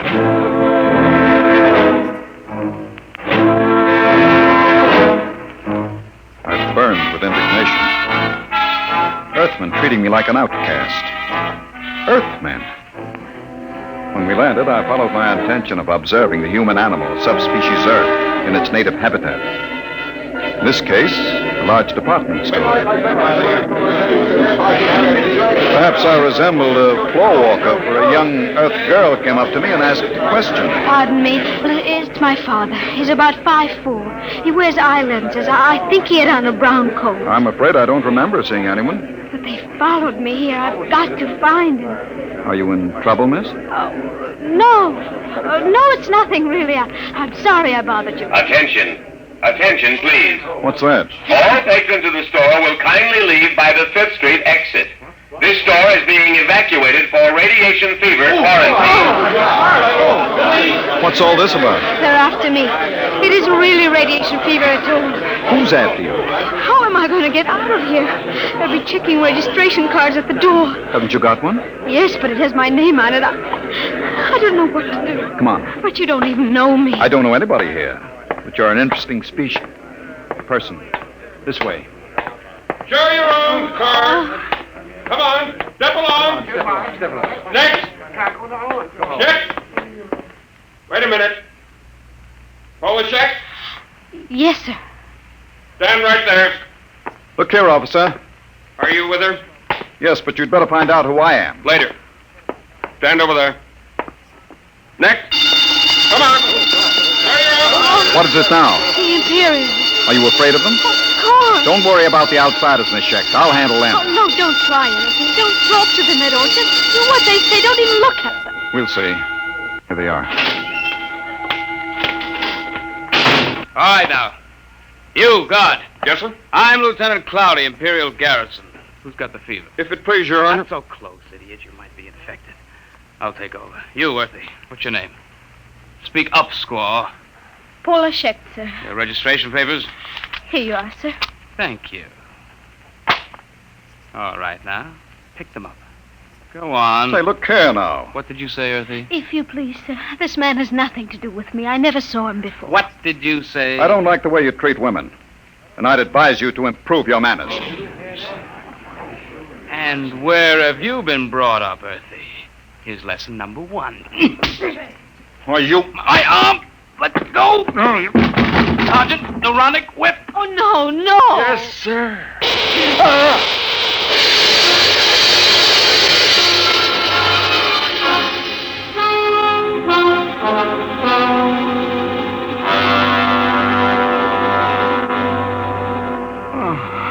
Oh, you're all right now. What happened? They gave you full power and the neuronic whip. Where are we? The military base. Oh, you should... Is that... Well, Dr. Abaddon, we seem to have had an unpleasant contretemps in this city this afternoon. Unpleasant? I should put it stronger, Colonel. As a free citizen of the Empire, I had every right to resent such illegal treatment. I consider the whole incident unfortunate, Doctor. Don't you think it would be best to forget the whole matter? I think not. I have an appointment in a week with the procurator. Procurator, huh? What do you intend doing with Miss Schecht? What would you suggest, sir? I had... Free her immediately, and offer her your apologies. Of course. If the young lady will accept my sincere regrets, I will give the order for your release immediately.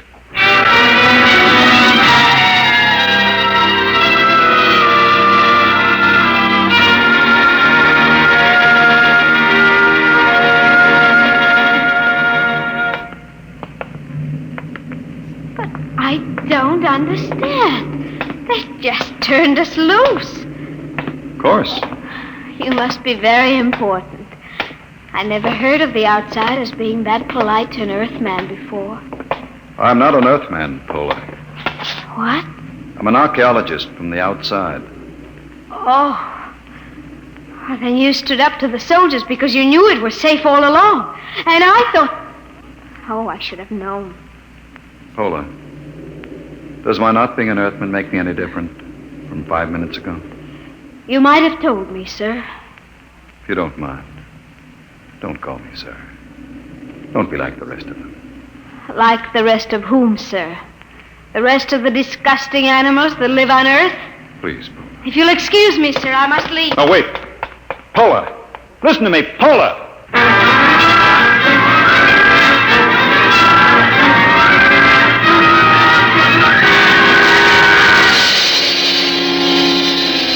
I had access to the garrison files, and to satisfy idle curiosity, I indexed Paula Schecht. Her father was a Dr. Mikhail Schecht, biologist. And against his name was a black star with a notation, condemned in absentia. Charge, evading the 60. That was why she was afraid. So I sent a note asking her to meet me in the North Park after dark. Paula, over here. Dr. Avedon? Sit down. Oh, I want you to understand. I wouldn't have come except... I understand. I've seen your father's record. You know about it. I looked into it, Paula. There doesn't seem to be much that can be done about the 60. Oh, it isn't that. It's not for my father. It's for the whole galaxy. What is it? Earth is going to revolt. No. All of it? Oh, don't laugh at me. Paula. The galaxy has a volume of several million cubic light years. It contains 200 million inhabited planets. Earth has a population of only 20 million. And no resources. What can Earth do? I don't know, Doctor, but my father does. He's told me that Earth knows a way by which it can wipe out all outside life and... Wait. Listen. Someone coming. Park Patrol. Quick, kiss me. Don't be stupid. Kiss me. They won't suspect anything. Oh, yes, of course.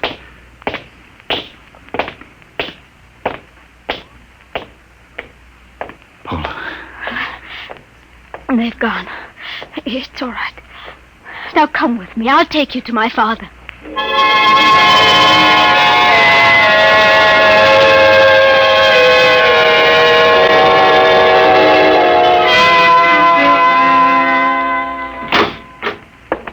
Dr. Avedon, this is a pleasure.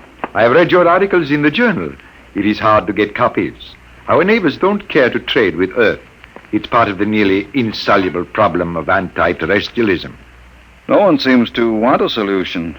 Earthmen and outsiders alike? Oh, no, that is not true. There is a way of preserving our culture and living as equals in a larger society. But the zealots don't think so. The zealots? Yes. They rule Earth now. They are a small minority, but they have power. They have plans. They planned the revolt, Paula told me? Yes. I see. Well, why didn't you report this to the Imperial garrison? The Society of Earth Ancients have guarded me too well. Besides, they had a hold on me. I am 62. You know the customs of Earth. The 60 years. They allowed me to live on. The price was silence about the weapon. You agreed to this? I wanted to live. What is this weapon? You are aware of Earth's peculiar environment, the radioactivity? Yes. Over the years, we Earthmen have built up certain immunities to radiation burns, for one. But it's a minute difference. I measured it experimentally. Oh, but, Doctor, human life is not the only form affected by radiation and mutation. There is microscopic life, bacteria, viruses.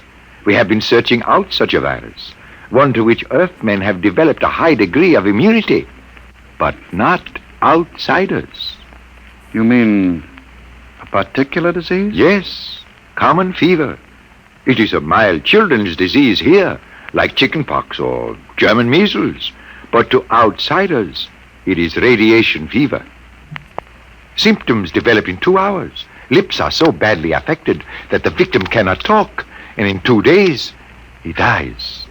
They've isolated this virus? Tons of it in crystalline form. And they plan to let this loose in the galaxy? By means of guided missiles. Then frightened refugees will carry the disease across space, and billions will die. You're sure about this? You have proof? I worked on the project. We've got to get to the procurator. I can catch the evening train at... Who is it? I don't know. Open up. There should have been an alarm. We've got to get out. Is there a back Open up the entrance? door. No. Don't move. Hands in front of you. What's the meaning of this? I demand... Shut up! I'm a galactic citizen. You've got no right to detain me without legal authority. I am an Earthman, but I think you'll find I am all the authority needed at this moment, Dr. Avedon. I am Balkus, the High Minister of Earth. The High Minister? What are you doing? I always look after distinguished visitors personally. Abaddon does not know anything. I doubt that, Dr. Schecht. We will proceed now to the Hall of Correction. You can't do this. When the Procurator... The Procurator will hear nothing until it is too late. The guided missiles will be fired tonight at 12. Guard, if they make a false move...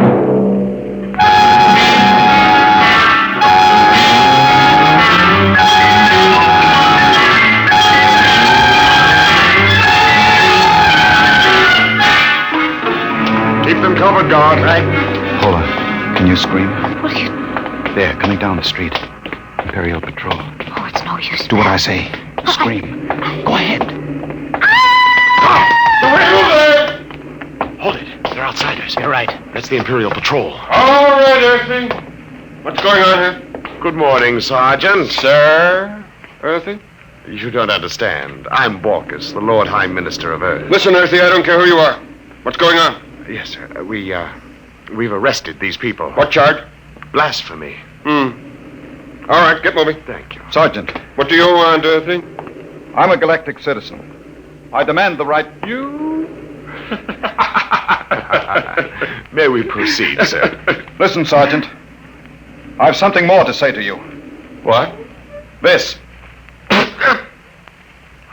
No Earthy's going to get away with this. Get a squad car! But, Sergeant, I'm the Lord Minister of Earth. Tell them about it at the Imperial Barracks. Now move, all of you, before I give you a shot of the whip.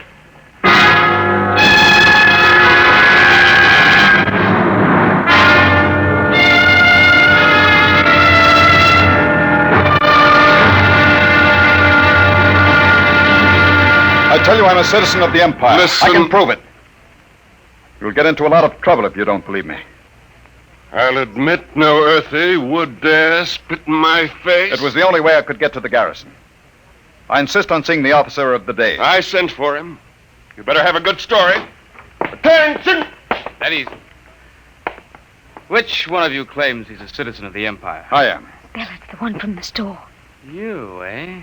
The smart louse that broke my arm. Well, well, well. I've got to see the colonel, Lieutenant. Now, Dr. Abaddon, I could hardly do that unless it's important. It is important. It's life and death for the galaxy. Mm-hmm. Come here. Closer. Oh, it's too bad I've got to save you for the colonel. What? He'll see you at 5:30, his orders. You knew all along. Sure. Come on, Earthy lover.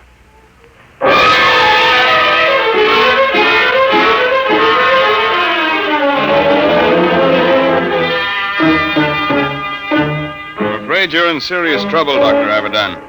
The man you're accusing is the High Minister for Earth. I know, but I have proof. Well? I can only speak to the Procurator. You've got to contact him. There are channels, Dr. Abaddon. We haven't time for channels. I have the details of the plot from Dr. Schecht. You've got to let me speak to the Procurator. I've already advised him of your arrest. He's flying in. You'd better be able to prove what you say. If you don't, we'll have to hand you back to the native authorities and their courts, notoriously savage.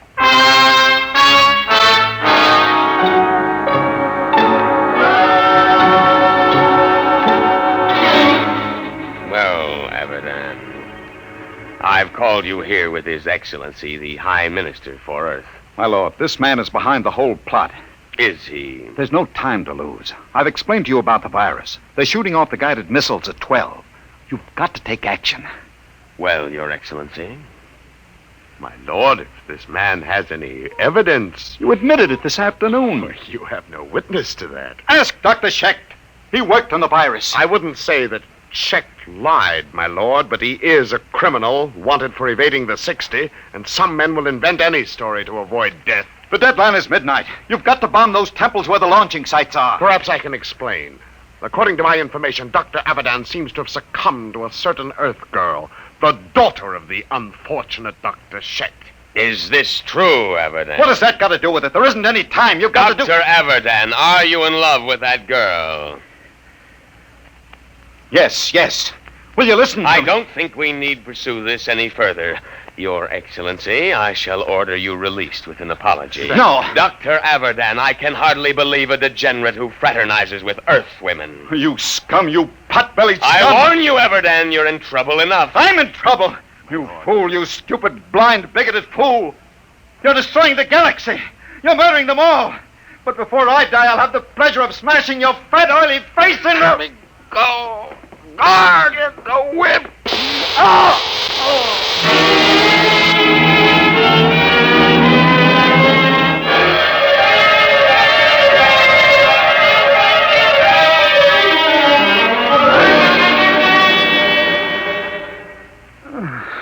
Belle, are you all right? Paul.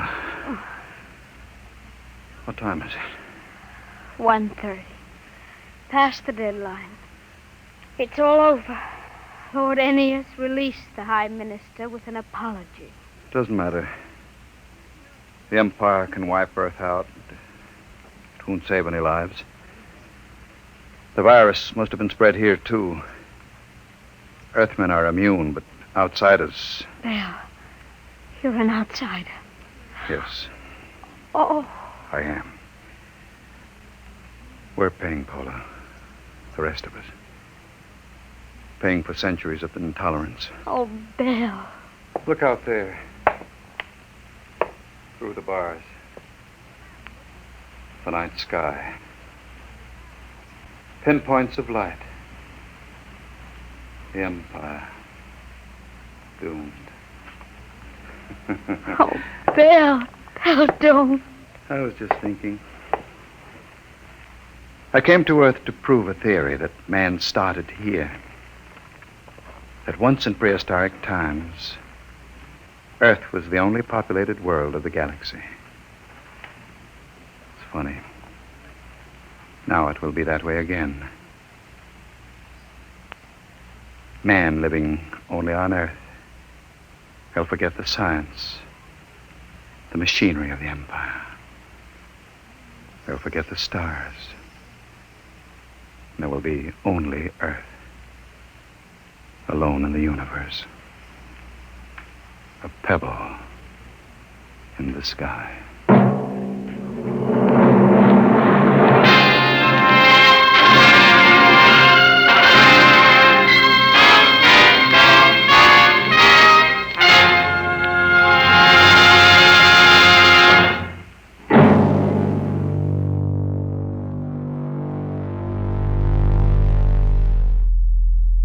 Pebble in the Sky carried us across thousands of years of human history and showed us how fragile our place in the universe truly is.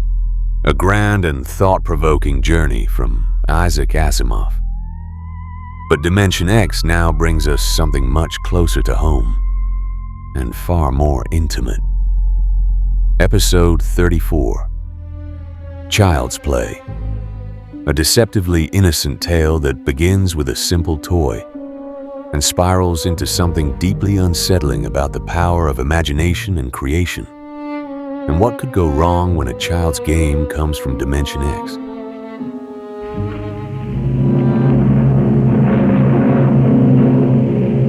Adventures in Time and Space. Transcribed in future tense.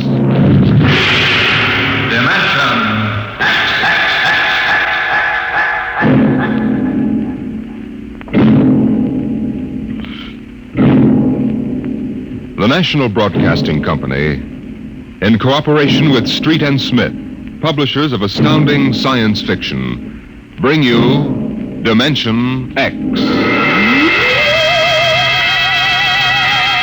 In these times, even a child knows the meaning of atomic fission, jet propulsion, and electronic transmission. What, we ask ourselves, will the child of the future know? What of the time when science unlocks the secret of life itself? Could it be that one day, such things as constructing human life or passing back and forth from one dimension to another will become mere child's play? My name is Sam Weber. I'm an attorney, and a pretty successful one, if I do say so myself. My wife Tina and I live in a comfortable 12-room place up in Westchester. Now, I've read a lot of Horatio Alger stuff in my time, and so have you probably, but I'll bet you've never heard anything quite as spectacular as my story. Maybe you won't believe it, but I used to be a completely different guy. Frightened, sickly, nearsighted, a real Mortimer Meek. No kidding. That was 5 years ago.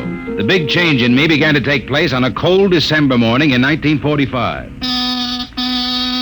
Just a moment, please. Yes, please. Weber? Yes. Samuel? That's right. Step back. Okay, fellas, bring it in. Oh, just a moment. You must have the wrong address. Watch it, buddy. All right, sign here. Is, that for me? Weber Apartments. Looks like a coffin. I don't design them, Jack. I just deliver them. Sign here.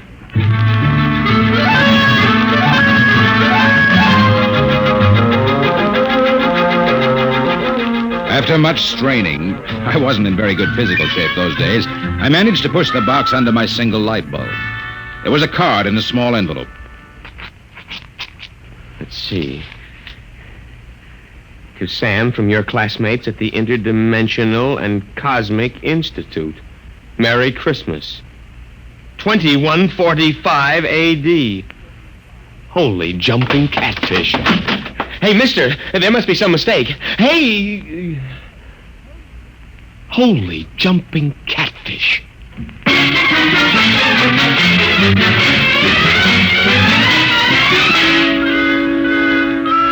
They were gone, and I didn't even know which delivery company it was. Well, I finally decided to open it up and see what was in it. After about a half hour of fumbling, I gave up. All right, then don't open. Ooh. No sooner had I said the word open than it came apart like the skin off a banana. There inside was something resembling a kid's chemical set. Vials, jars, tubes, wires. You never saw so much scientific-looking junk in your life.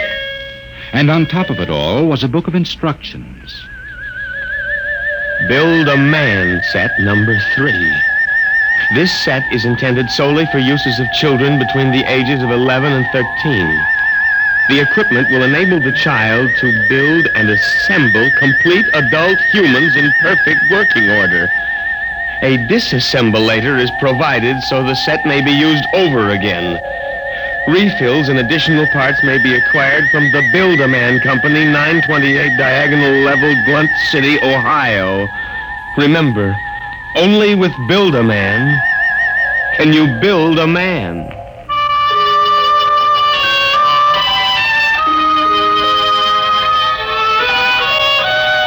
When I left for work that morning, my brain was still reeling with the stuff I'd read in the instruction book. Somerset and Ojack, attorneys at law. Just a moment, I will connect you with Mr. Ojack. Oh, good morning, Mr. Weber. Good neuron. Good morning. Gotta get my mind off that book. Only with Build a Man can you build a man. Chapter 1, Making Simple Living Things. Chapter 2, Duplicating Babies and Other Small Humans. Oh, no. I've got to get a grip on myself. Do a little work. O'Brien versus O'Brien. Martin versus the city of New York. Oh, it must have been a dream. Probably go home tonight and find the place empty. Well, if it isn't the poor man's Clarence Darrow. Oh! Hello, Lou. I come as a bearer of sad tidings. Well, you don't look very sad. The boss wants to see you, laughing boy. Well, what about? How should I know? Oh, and by the way, you'll be very happy to know that I've just been promoted. I'm handling all the criminal stuff from now on. Congratulations. You know what this means for Tina and me, don't you, Junior? Oh, well, cheer up. Tina's not for you anyway. Some got it, some don't. I got it, you don't. So long, laughing boy.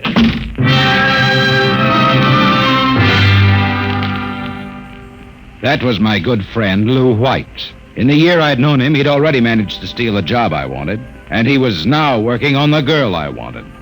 Her name was Tina. Tina Veldt.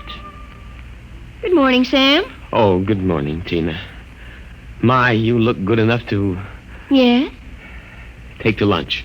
Oh, I'm sorry, Sam, but I promised Lou. Oh, sure. I hope you're not too disappointed. Me? Oh, no.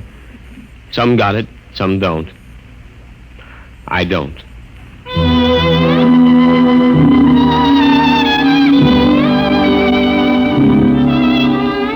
And that was Tina. I tried to steady my blood pressure as I walked into the boss's office. You sent for me, Mr. Ojak? Oh, yes. Sit down, Weber. Sit down. Oh, thank you, Mr. Ojak. Weber, I've been reviewing the work of my staff counselors for the past 6 months. I want to know only one thing. Yes, sir? What happened? I don't understand. You haven't had a single new client in 6 months. But no one has come in, Mr. Ojak. My boy, in this business, you've got to be aggressive. You've got to go out and create new clients. You've got to show some zip. Yes, sir. Do you have any zip? Oh, yes, Mr. Ojak. Oh, I've got zip, all right. I just can't seem to turn it loose, that's all. Well, get in there and punch now, Weber. I want to see a change in you in the next few months. As a matter of fact, I'd better. You got that? Yes, Mr. Ojak. I'll try to show some zip.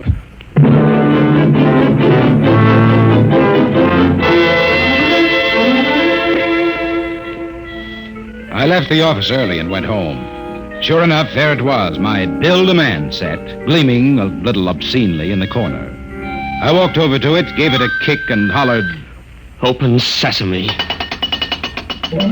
3 minutes later, I was flopped down in bed reading Chapter 1, Making Simple Living Things. An hour later, I was fooling around with such complicated items as the Junior Biocalibrator, which measured everything from blood pressure to hemoglobin content, and the Jiffy Vitalizer, which was actually supposed to put life in your creation, providing you had followed instructions carefully. At 8:30, I made my first simple living thing. Here, boy. Oh, maybe you aren't a boy. Oh, let's see. According to the book, you are a rubicular oyster hog. Not much to look at, but I made you. Me, Sam Weber, attorney at law. I have created life. Hey, come back here. Come back. Here, boy. Hey.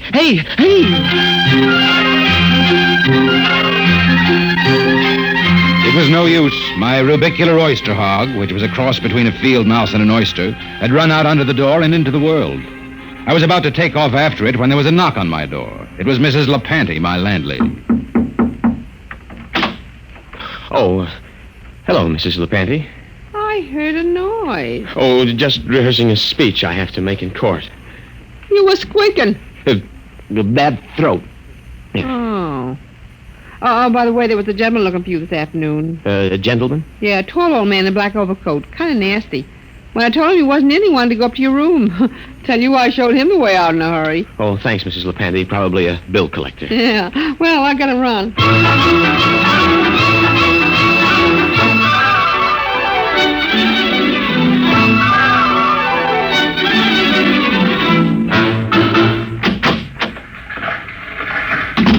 Oh, good morning, Sam. Here's that memo on Rosenthal versus Rosenthal and also a letter for... What's the matter? You look tired. Well, I had a bad night. Your lumbago again? Yes. Oh, say, by the way, your client was here again this morning. A client? Mm-hmm. Yeah. Oh, it must be the same fella that called at my house the other day. Yeah. Well, what did you tell him? Well, I said you'd be in later. Oh, thanks. Will that be all, Sam? Yes. Oh, no. Are you doing anything New Year's Eve? Oh, Sam, you haven't even noticed. Noticed what? Well, the ring, silly. Third finger, left hand. What? Lou gave it to me. Isn't it simply gigantic? But you're not We're going to be married as soon as Lou finishes his next case. Lou is so sharp and businesslike. So is a guillotine. Sam, after Lou gave me the ring last night, I began thinking how I used to hope that it would be you. But, well, then I realized you'd never have the money, and, well, a girl has to think of things like a good steady income and a husband with... Zip. Yes, with zip. Well, Lou has plenty of zip. I'm sure you'll be very happy zipping around with each other. Oh, Sam. Well, Sam,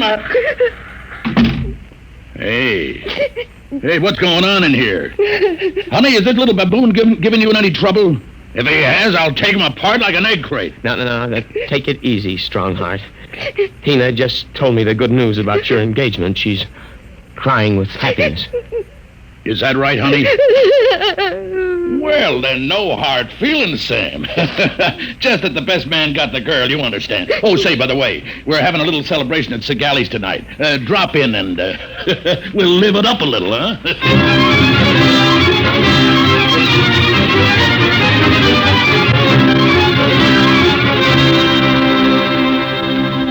I went home feeling like a man who has been stuffed into a washing machine with the dial set at rinsed dry. I was a failure. I walked over to the mirror for a heart-to-heart talk with myself. Nothing. That's what you've got, Sam Weber, in unlimited quantities. Nothing. We ought to just tear you down and start all over again. We ought to take you... Hey. Oh, no, not that again. But why not? Think of it. A Sam Weber without the psychological problems you've got. A dynamic, uninhibited Sam who could win a girl like Tina by sheer magnetism. Then when it was all over, we could just take the old disassemblator and presto. And I can do it, too.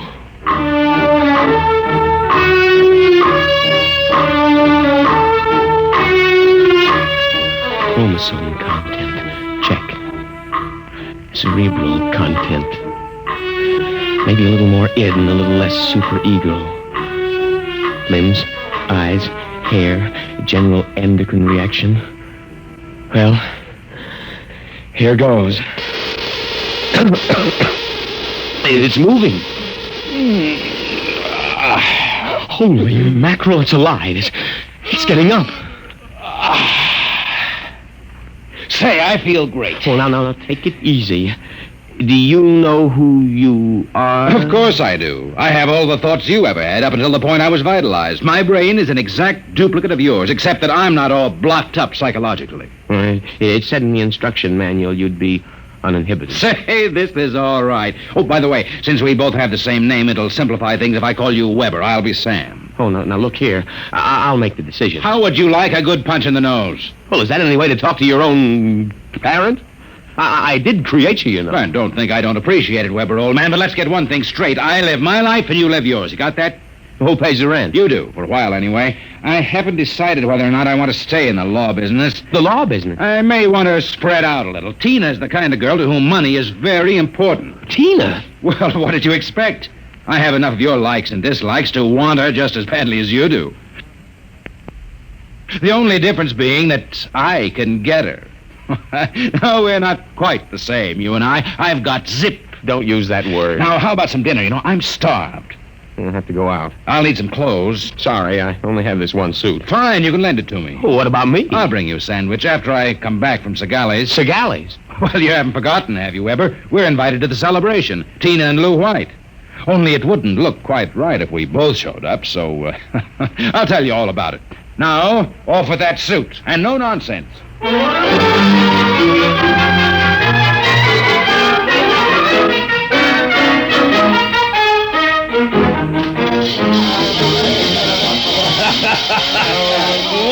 this is living it up, folks. Yahoo! Have another drink, Mr. O'Jack. Thank you, Lou. Well, is everybody happy?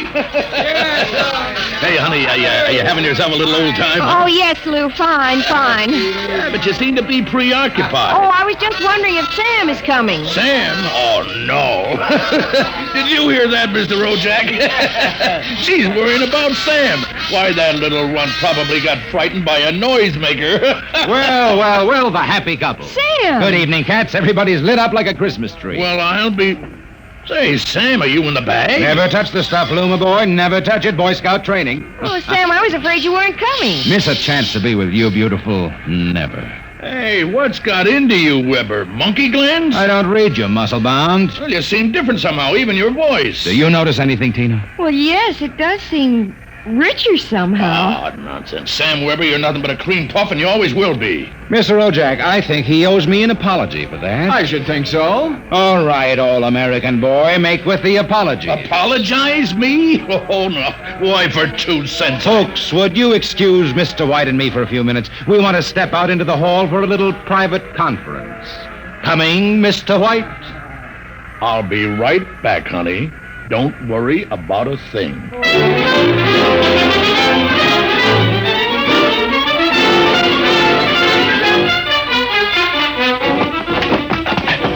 Okay, big boy, you've taken enough punishment. Now. Sam! Lou, don't kill him. He did... Oh, dear. He'll be all right in a little while, baby. But did you... Oh, Sam. Tina. We really shouldn't kiss like this. It's what you've always wanted, isn't it? Well, isn't it? Oh, Sam.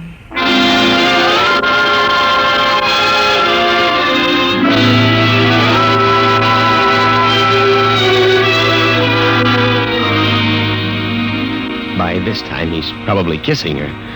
And there's nothing you can do about it, Weber, old man. Nothing. Hey, wait a minute.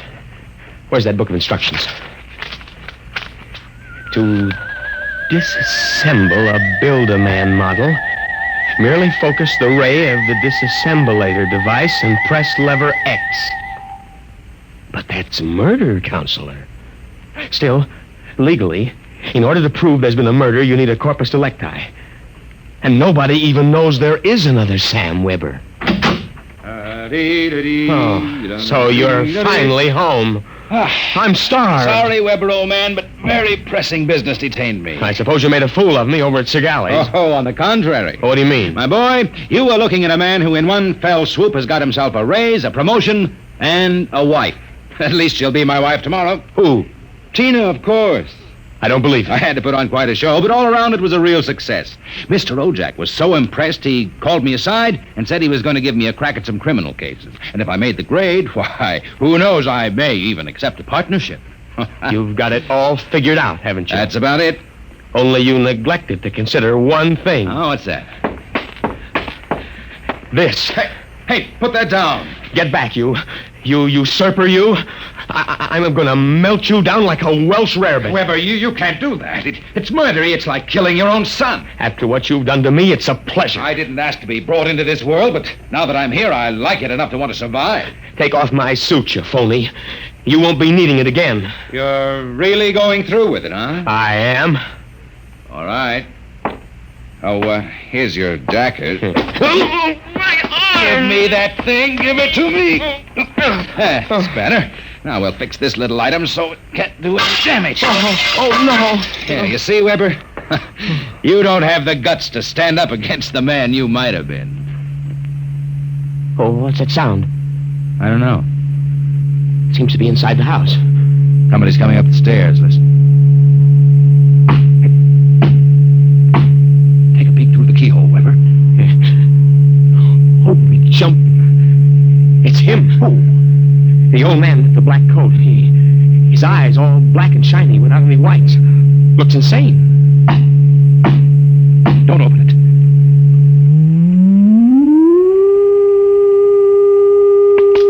He's burning it. He's burning a hole right through the door.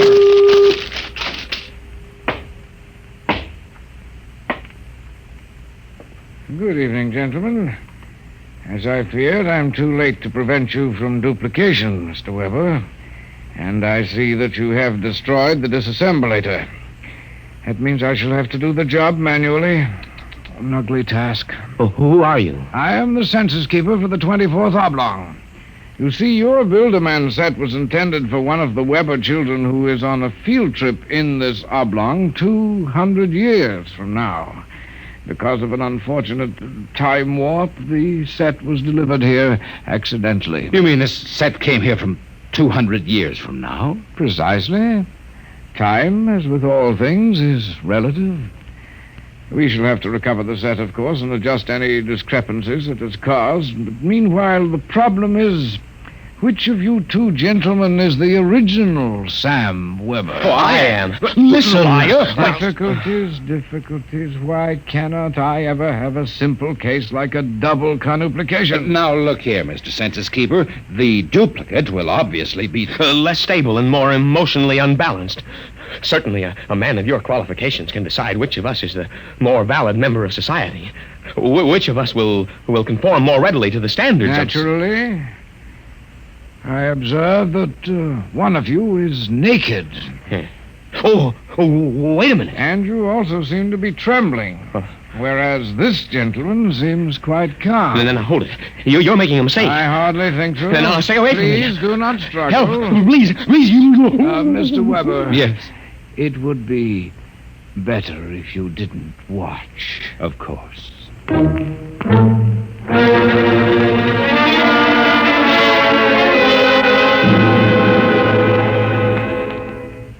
Well, that's my story. Within 10 seconds, the old Sam Weber had been completely dismantled and packed into the box. Tina and I were married, and I went on to become a full partner in the firm of Ojak, Somerset, and Weber. Oh, and by the way, Tina and I have been doing quite successfully what the old Sam Weber and his Build-A-Man set made such a mess of. We have 1, 2, 3 little conuplications. Sam Jr., age 4, Sameta, age 3, and Samina, age 4 months. Good night.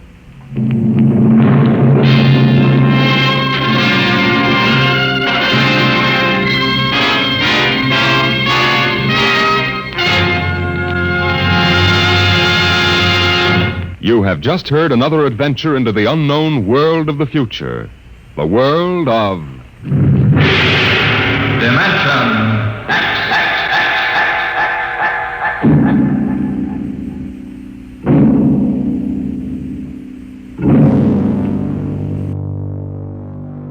Child's Play showed us how something as innocent as a toy can spiral into something deeply disturbing when imagination itself becomes dangerous.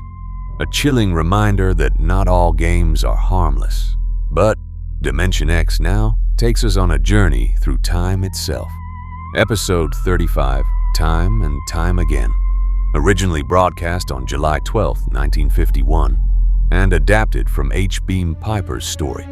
This clever and gripping tale follows a soldier caught in a deadly time loop, forced to relive the same critical moments again and again, with the fate of the world hanging in the balance.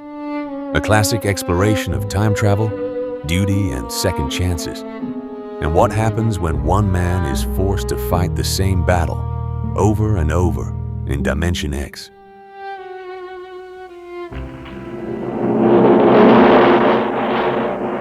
Adventures in time and space, told in future tense.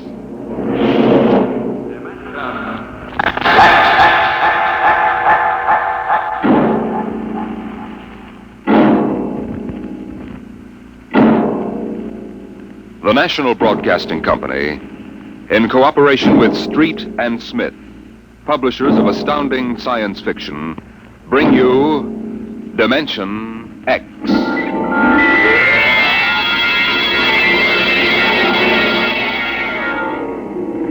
It happened during a routine skirmish in the Great War. Patrols advanced from the defense perimeter under jet cover and preceded by napalm throwers. The enemy defended in depth and mopped up with guided 98s fired from 40 miles to the rear. The blast area was 10 miles in circumference, and the medics didn't find much to pick up over 500 yards in. Take it in here. Look out, it's lousy with mud. Okay, man, guide me. More. Cut left. Okay. More. Hold it. Stretchers. Come on, drivers, get those men out. Yes, sir. Get a move on, line them up. Come on. Easy. You want to kill him? Okay, take it away.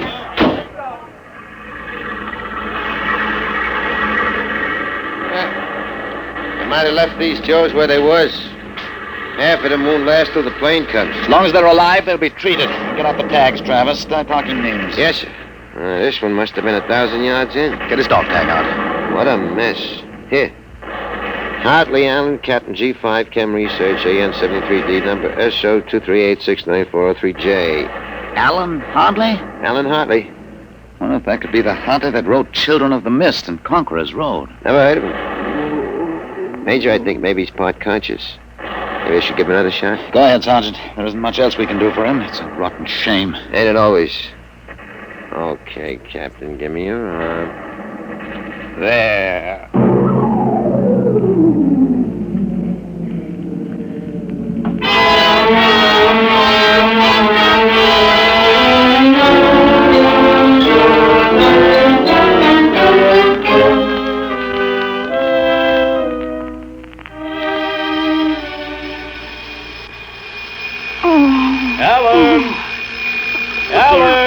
Look out, down. Get up, Alan. You can't stay in bed all day. I remember that. Clear as if it were real. Up and at 'em. Hit the deck. Remarkably vivid. Strange. Alan, you all right? I'm all right. What's wrong with my voice? It's too high. What are you doing? Practicing singing? My voice has changed. Is that all? You're growing up. Happy birthday, son. Happy birthday? Hey, wake up, son. Wake up. I am awake. Come on, out of bed. I don't understand. Breakfast waiting. Now, out of bed or I'll turn it over. All right. It's a dream. Maybe, but you're wide awake now. I am awake now. Well, half awake anyway. That's the Bell of St. Boniface, isn't it? What day is it? You kidding? You forget today's your birthday?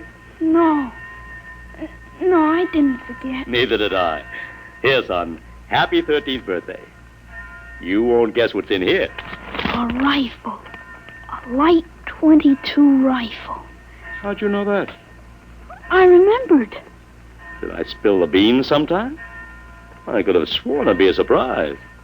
Well, go on, open it. Like it?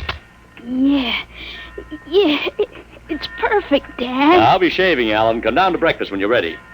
It's a big day today. You're almost a man. Almost. You're still groggy. Snap out of it, Alan. I will. There's a dream in it somewhere. But I'm not sure which. What?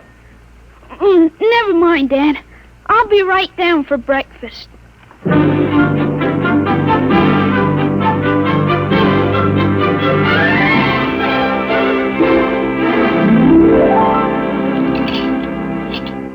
Now for coffee. Mrs. Stauber makes the best in town. A black for me. What? You may be 13, Alan, but that's still a little young for coffee, especially black. I wasn't thinking. What are you going to do today, son? I want to do some reading this morning, I guess. That's always a good thing to do. After breakfast, suppose you take a walk down to the station and get me a Times. Didn't it come? What, the Times? They don't deliver. Be a good idea, though. Maybe I'll talk to Sam Ashburn about it.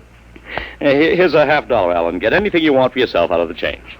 Thanks, Dad. Finish your milk before you go. Oh, sure, Dad. And hurry back. I like to finish the crossword puzzle before lunch.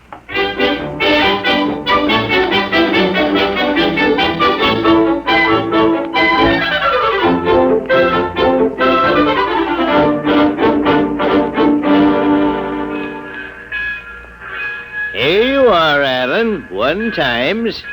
Tell your father the puzzle's a stinker. Thanks, Mr. Ashburn. Look out for the trucks when you cross the highway. Oh, I'll go across Elton's lot shortcut. Elton's? You'll have a hard time crossing there, son. There's 4 buildings on that block. I thought they burned down. Seen them this morning, big as life. Oh, I guess that didn't happen yet. What'd you say? Oh, nothing, Mr. Ashburn. I was just muttering.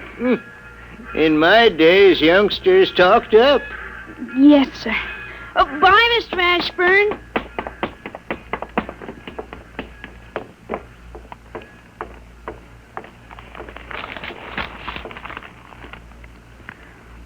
Monday, August 6, 1945. Okinawa 1, bombing Japan. Hey, Alan, wait up. Larry Morton. Hiya, Larry! Hi, Al. Hey, you want to have a catch or something? No, I have some things I want to do at home. Wow, get him. Fancy pants talk. Things I want to do at home. Oh, go chase yourself around the block. Go jump in a garbage can, will you? Go take a flying jet to the moon. Hey, that's a new one. A flying jet to the moon. Hey, you thought up a new one, Al. Yeah. Hey, how about us going swimming at the canoe clubs after? Gee, I wish I could. I gotta stay home. After. You see the football movie at the Grand? Boy, what a team. Notre Dame. I thought you liked Cornell. Cornell? Ha, they couldn't even beat Vassar. You're going to Cornell, aren't you? Me? Cornell? Fat chance. I'll bet you do. I wouldn't take your money. I know you wouldn't. You'll go to Cornell, all right. Cornell. Far above Cayuga's waters, there's an awful smell. Just the same, you'll go to Cornell. I've got to hurry, Larry. Well, so long, Al. See ya. So long, Larry. See ya.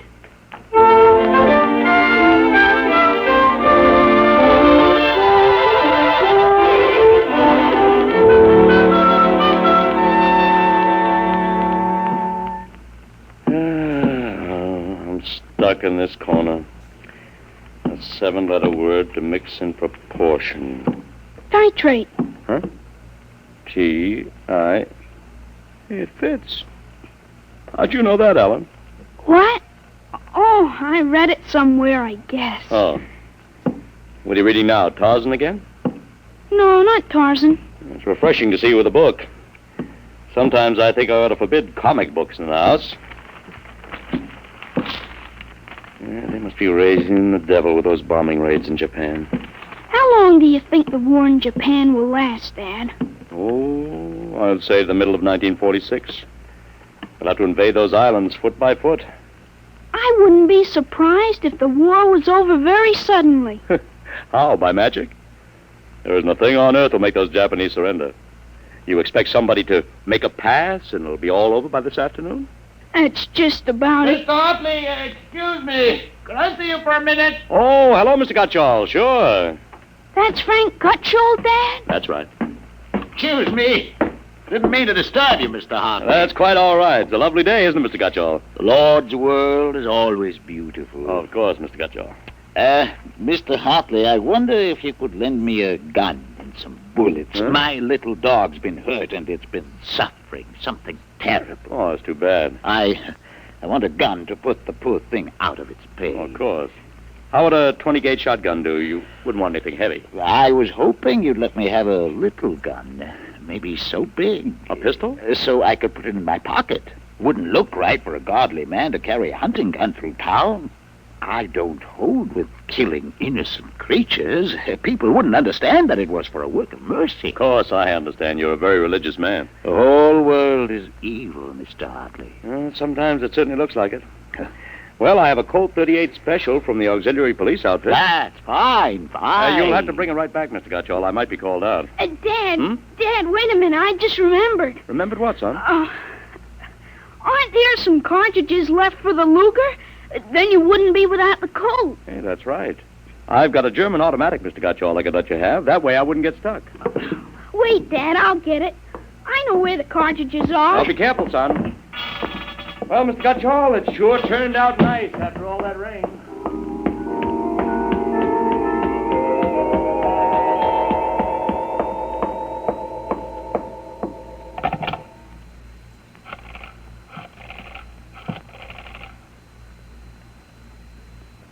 Hello, police headquarters. This is Blake Hartley. Frank Gutchall, who lives on Campbell Street, has just borrowed a gun from me ostensibly to shoot a dog. What? No, he has no dog. He intends shooting his wife. Yes, I'll take out the firing pin. He'll walk home. If you hurry, you can get a man there on time. Right.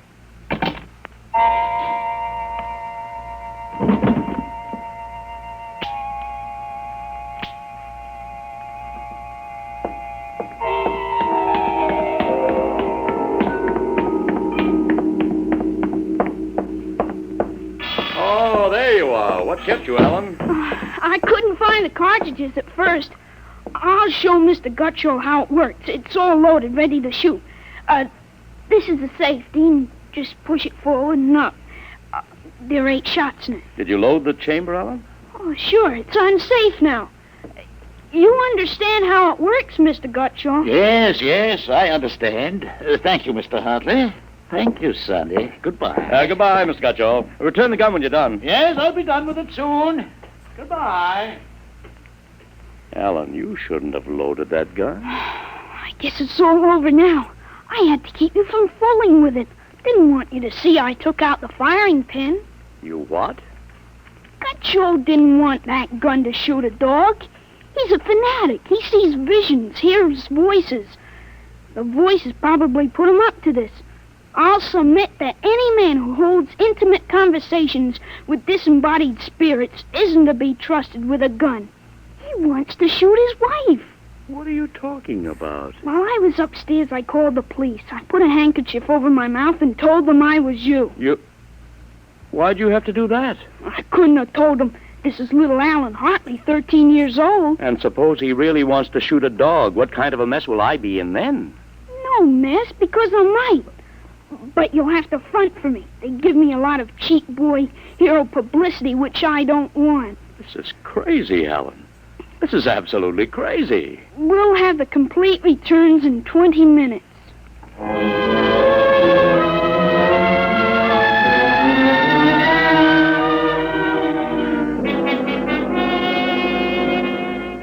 Mr. Hartley, Mr. Blake Hartley? That's right. I'm Detective Sergeant Kaborski from Homicide. Here's your Luger. Thank you. I don't know how you spotted that guy, but when we busted in, he was pointing that gun at his wife, swearing a blue streak because it wouldn't go off. Well, I'm glad I was able to help. They may have some kind of citation, Mr. Hartley. Oh, I don't think that's necessary. Well, in the department, we figure a little publicity never hurt nobody. Even a lawyer, huh? I really prefer to have it kept quiet. Well, whatever you say. We'll want you to drop around in the morning for a statement. I'll be glad to. Well, thanks, Mr. Hartley. Goodbye. Goodbye. Goodbye, Sonny. Goodbye, Sergeant. Why don't you take the citation, Dad? Well, you were right. You saved that woman's life. Let's see you put back the firing pin. Sure. There. Suppose we have a little talk. But I explained everything. You did not. Yesterday, you wouldn't even have known how to take this pistol apart. Today, you've been using language and expressing ideas that are outside of everything you've ever known before. Now I want to know. I hope you're not toying with a medieval notion of obsession. What? You say I'm changed. When did you first notice this? Last night, you were still my little boy. This morning, I don't know. You've been strange all day. Alan, what's happened to you? I wish I could be sure myself, Dad. You see, when I woke up this morning, all I could remember was lying on a stretcher injured by a bomb explosion. I was 43 years old and the year was 1975. 1975? That's right, you'll be 43 in 1975. But a bomb? Yes, during the siege of Buffalo in the Third World War. I was a captain in G5 Scientific Warfare General Staff. Buffalo? You mean Buffalo, New York? Yes, there had been a transpolar invasion of Canada. I was sent to the front to check on service failures of a new lubricating oil. I got hit by a bomb blast. I remember being picked up and getting a narcotic injection. The next thing I knew, I was in bed upstairs, and it was 1945 again. And I was back in my own 13-year-old body. Alan, you just had a nightmare to end all nightmares, that's all. I thought it might be that at first, but I rejected it. It wouldn't fit the facts. But it's ridiculous. All this Battle of Buffalo stuff. You picked it up listening to the radio. All the commentators have been going on about another war after this one. You've just got an undigested chunk of H.V. Kaltenborn in your subconscious. But that isn't everything. I remember 4 years of high school, 4 years at Cornell, 7 years as a reporter on the Philadelphia Record, 3 novels, Children of the Mist, Rose of Death, and Conqueror's Road. I wrote detective stories under a phony name. I worked in chemistry. You think a 13-year-old can dream up all that stuff? But it's the only possible explanation. Maybe, but I can speak 5 languages today that I couldn't yesterday. French, German, Chinese, Russian, and Spanish. Although I've got a Mexican accent you could cut with a knife. But how did it happen? I can't believe it. All I know is here I am. I've been reading up on time theories. Nobody seems to know much about them. Evidently, time exists parallel as another dimension. And I've got kicked backwards and somehow... But how? It may have been the radiations from the bomb. Or the narcotic injection. Or both together. But the fact remains I'm here with full knowledge of my future identity. This is quite a shock, Ellen. But you do believe me, don't you? Yes, I suppose I must.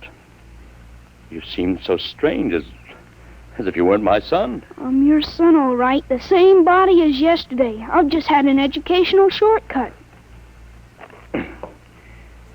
Wait a minute. If you can remember the next 30 years, suppose you tell me when the war is going to end. This one against the Japs, I mean. Sure. The Japanese surrender will be announced at exactly 7:01 p.m. on August 14th, a week from Tuesday. Better make sure we have plenty of grub in the house by then. Everything will be closed up tight till Thursday morning. Even the restaurants.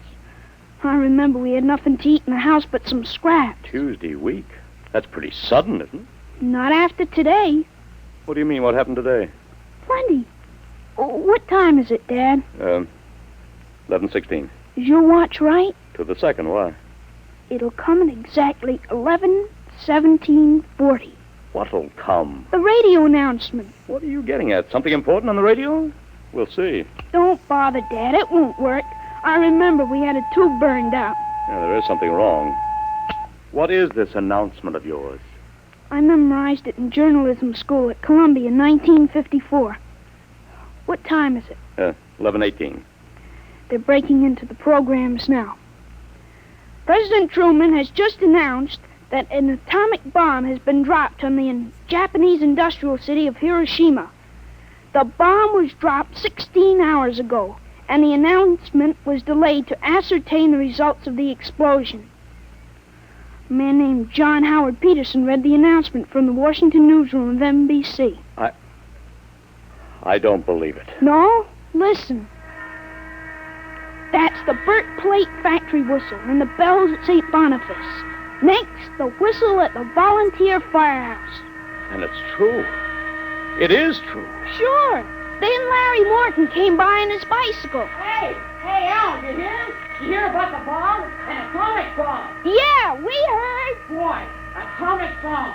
Oh, boy. I gotta go find my pop. He's on the golf course. Bye, Al. Bye, Mr. Hartley. You knew. You knew about it. The next bomb hits Nagasaki. I thought that stuff about atomic energy was so much fantasy. What? Was that the kind of bomb that got you? That was a firecracker compared to the one that got me. It was a guided 98, exploded 10 miles away. And that's going to happen in 30 years? I remember it.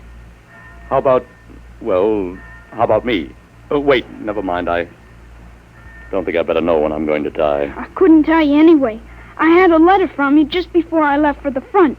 You were 78 then, and you were still hunting and fishing and flying your own plane. But another war and fought on American soil. Alan, I wish this hadn't happened to you. It happened. I remember it. But if I can help it, I'm not going to get killed in any Battle of Buffalo. But if you remember it, if time exists as a parallel dimension, then every tick we're getting closer to that Third World War. Dad, you know what I remembered when Gutcho came to borrow that gun? Well, I suppose that you suspected him and warned me. No, that wasn't it. The other time, the first time, when I was really 13. I wasn't home. I'd been swimming at the canoe club with Larry Morton. When I got home about half an hour from now, I found the house full of cops. But if the gun didn't fire... What makes you think it didn't? Got Joe talked the 38 out of you. Went home, shot his wife 4 times in the body, once behind the ear, and used the 6th shot to blow his own brains out. That's what you remember? Yes, but now it hasn't happened because I warned you. Dad, I found out the future can be changed. One man can't change the whole future. I stopped the murder and the suicide. I know, son, With but... 30 years to work, I can stop a world war. I'll have the means. The means? Unlimited wealth and influence. I've got a good memory, Dad. Wrote a list out this afternoon. Look at this. Assault, jet pilot, citation, ponder, middle ground, counter... What is this, code? Horses. That's a list of Kentucky Derby winners from 1946 to 1970. You sure? I learned that list on a bet at the Officers Club in Cincinnati in 1971. Assault paid 8 to 1. You figure out what we can take in. Oh, but gambling, This son. isn't gambling. It's a sure thing. When we get rolling, we'll make the Rockefellers look like pikers. Assault at 8 to 1. I suppose I could scrape up $5,000. In 10 years, that'll make a lot of money. Any other little thing you have in mind, Alan? By 1952, we start building a political organization here in Pennsylvania.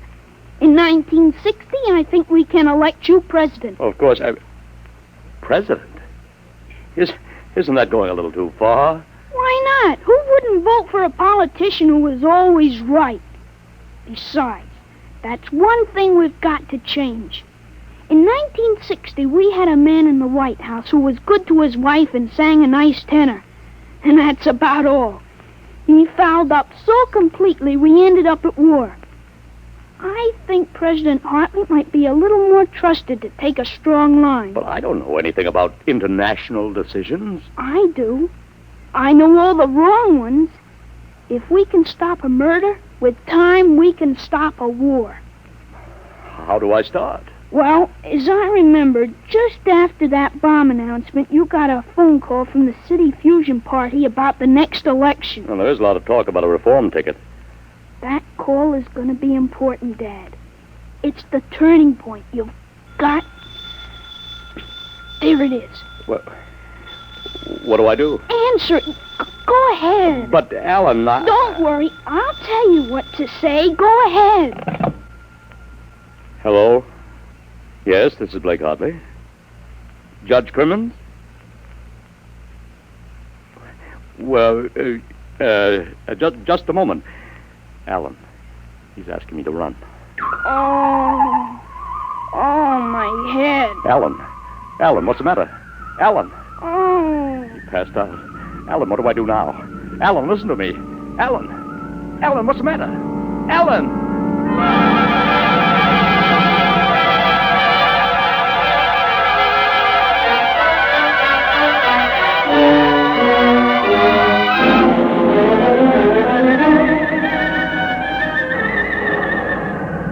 Captain Hartley. Captain Hartley. Captain Hartley. He was all right, Doctor. I gave him a shot and he was all right. He's dead. All right, Sergeant, make out the tag. Yes, sir. Hartley, Allen, Captain. Dead August 8, 1975.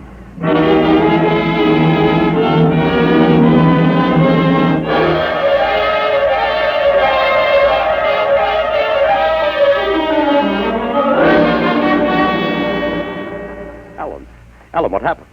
Alan! Huh? Alan, are you all right? Hi, Dad. I've got Judge Crimmins on the phone. What do I tell him? What? Alan, are you all right? You passed out. Sure, I'm all right. Hey, today's my birthday, isn't it? What did you get me, Dad? What did you get me? Alan, are you all right? Sure, I'm okay. What did you get for my birthday, huh? Don't you remember the Third World War? What Third World War? Gee, Dad, what's the matter? You're looking at me funny. Judge Crimmins, I'll have to call you back. Goodbye. You don't remember. You're back again, aren't you? Back to 13 years old. Sure, I'm 13 today. For corn's sakes, Dad. You must have died up there. It was only a mind transfer. That means now I'm on my own.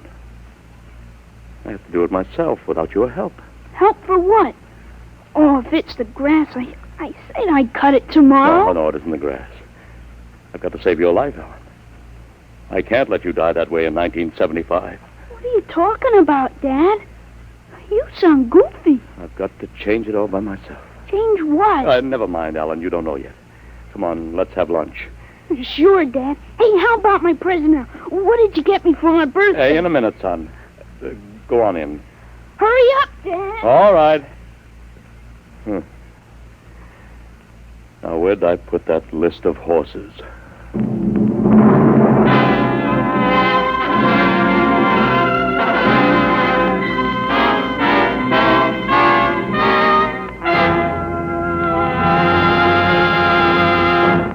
You have just heard another adventure into the unknown world of the future. The world of... Dimension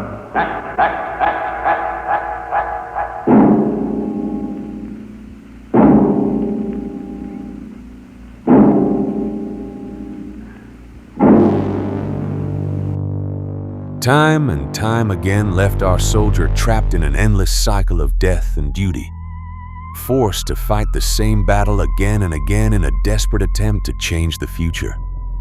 A brilliant and relentless time loop thriller from H. Beam Piper. But Dimension X now takes us to a silent, abandoned Earth, where the last survivors face an eerie and mysterious fate. Episode 36, Dwellers in Silence. A haunting post-apocalyptic story about the final remnants of humanity living in isolation after a global catastrophe, and the strange discovery they make about who, or what, now shares the planet with them, and what quiet terrors wait in the silence in Dimension X.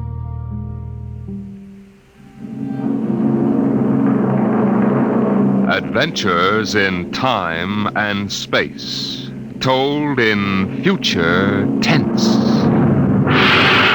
Dimension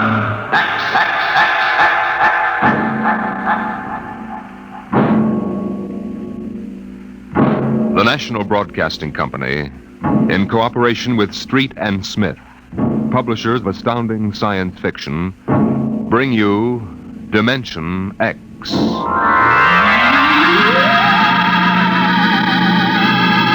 20 years had passed since the last of the giant migration ships had crashed to the surface of Mars, bearing its pitiful handful of survivors of the Earth Wars.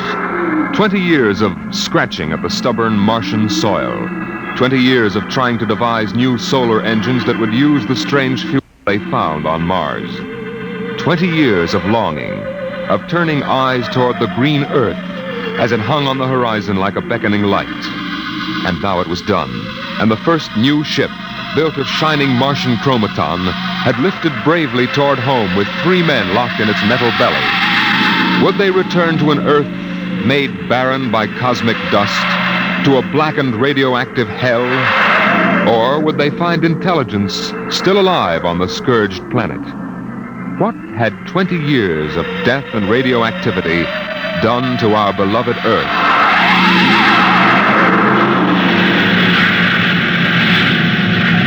That's it, Captain. We've intersected the course vector.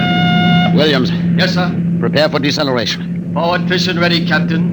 Read us off, Evans. We'll enter the gravitational field of the Earth in exactly 10 seconds. 9, 8, 7, 6, 5, 4, 3. Fire 2 and 4. 1, 0. 2 and 4. What's our momentum, Evans? -3. Fire 1. 1. -4 now. Steady as she goes. How are we? On parabola now. If we can hold, we should breach the heaviside layer somewhere north of what used to be Murmansk. Let's have a look at her. Visor, please.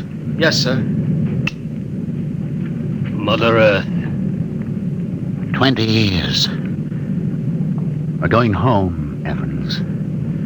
We're going home. Home to what, Captain? Home to a burned-out, radioactive planet that is incapable of supporting human life? Evans and I don't agree with that, Williams. We think the Earth is ready for us again. That she'll give us another chance. I'm sorry, Captain, but I was born and brought up on Mars under the new central government. We younger men disagree with you about migrating back to Earth. For us, Mars is home. Well, we'll see. If there is some form of life on Earth, we'll find out soon enough. Williams, head for New York.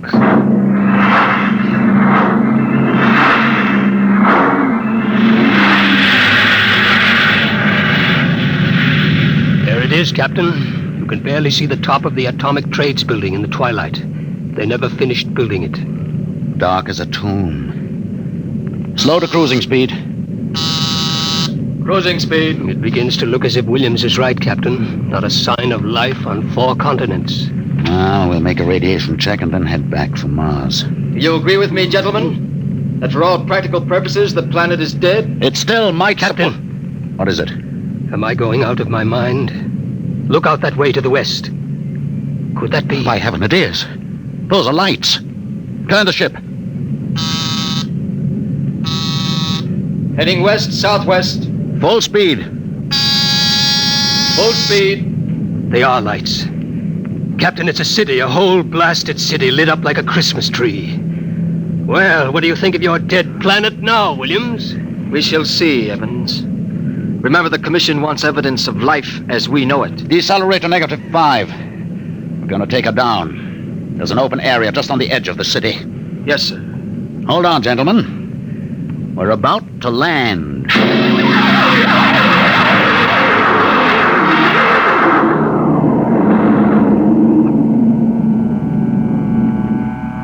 Landing jacks are down, sir. Open the airlock.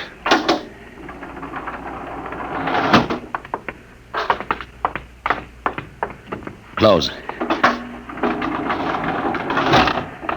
All right, gentlemen. Before we go out, security at all times. Williams, you have the blast gun? I have it. If anyone becomes separated, fire a shot and make for the ship. How's the radiation, Evans? Safe enough so far. This seems to be a light area. Very well. Open the lock.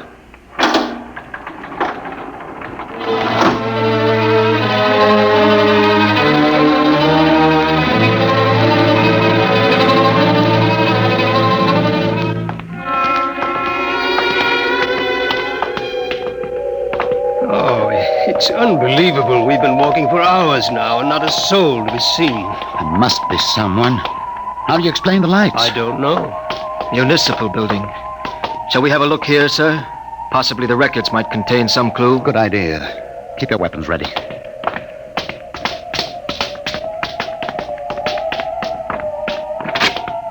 This door is in good working order. Almost as if it had been oiled recently.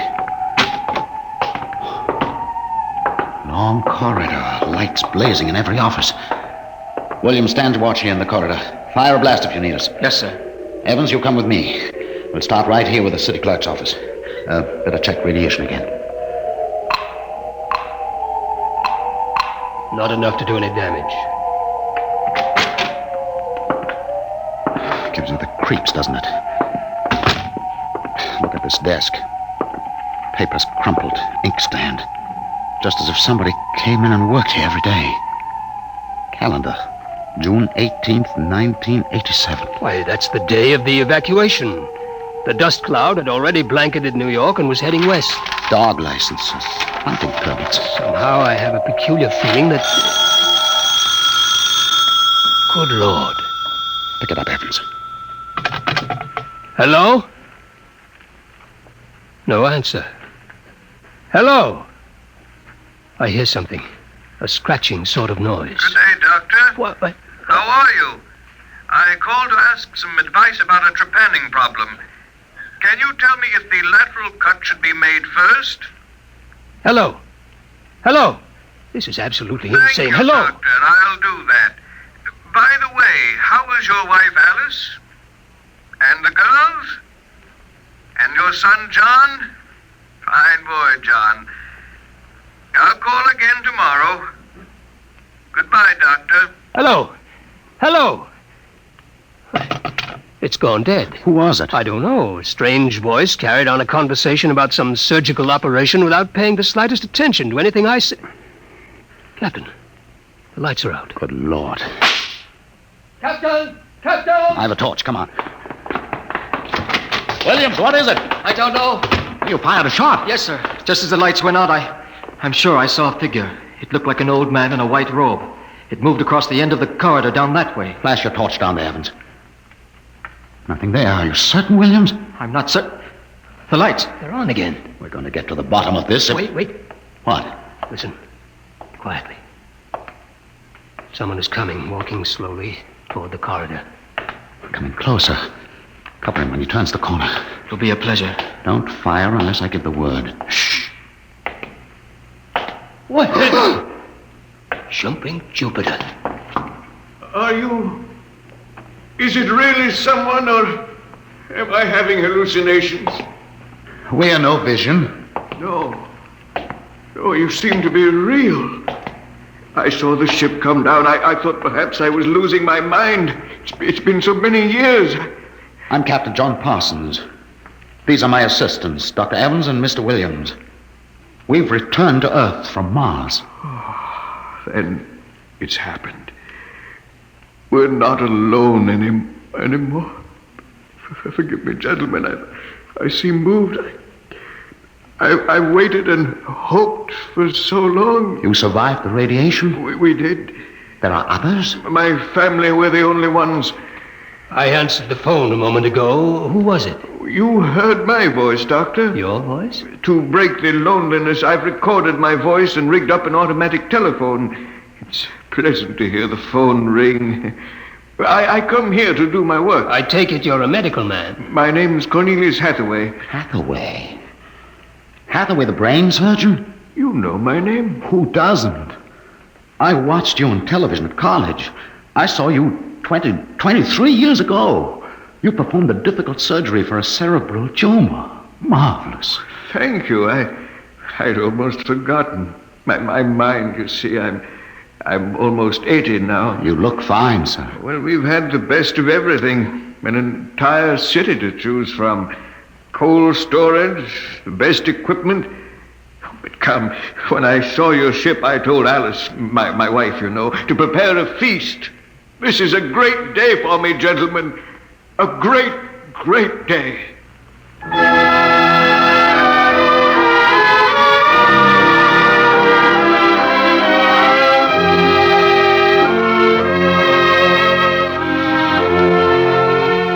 This is my wife, gentlemen. Alice, this is Captain Parsons, Dr. Evans, and Mr. Williams. How do you do, Mrs. Hathaway? Now, if you'll follow me, gentlemen, we'll meet my children.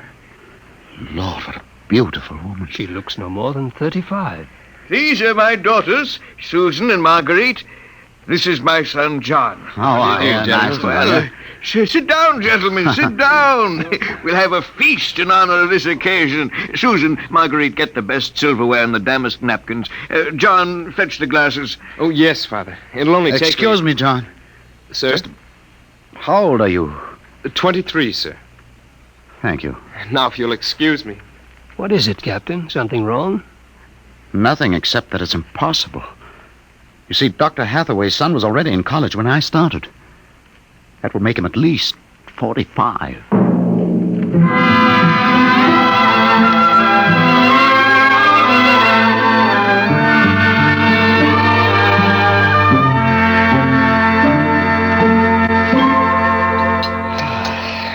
That was a wonderful meal, Mrs. Hathaway. Doctor, your wife is an exceptional woman. Thank you, sir. How would you gentlemen like some fresh gingerbread with your coffee? I baked it this morning. Oh, wonderful.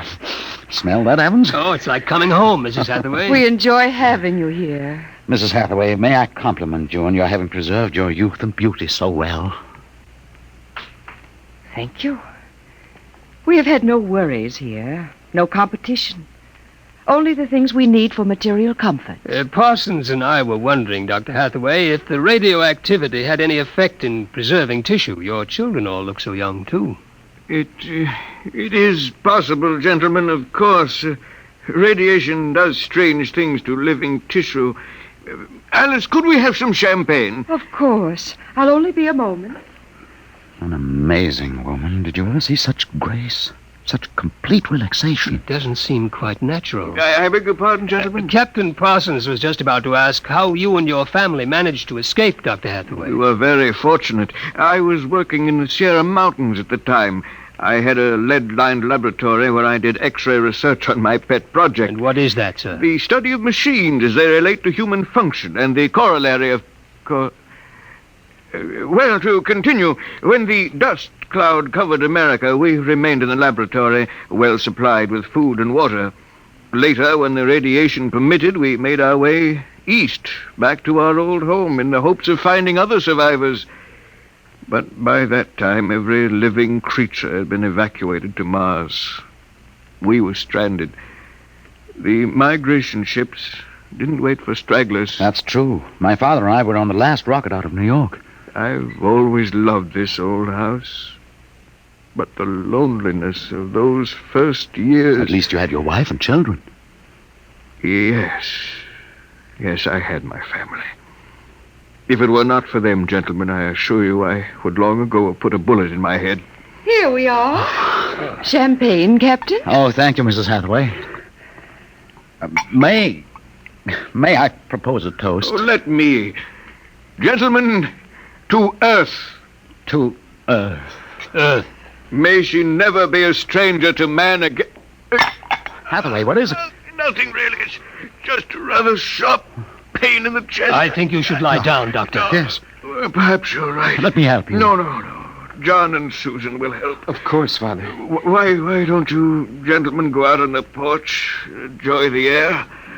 I'll see you all in the morning. Good night, Doctor. Good night. Come, John. Yes, Father.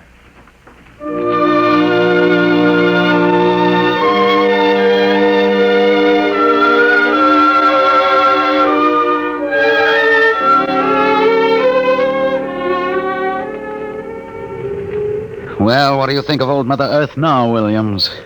Smell that summer breeze. Look at that view of the city lighted up against the sky. It has a certain quality. Well, score 1 point for the back-to-earth proponent. I didn't say that. You're beginning to feel it, though, Williams. I can tell. If you don't mind, gentlemen, I'm quite tired.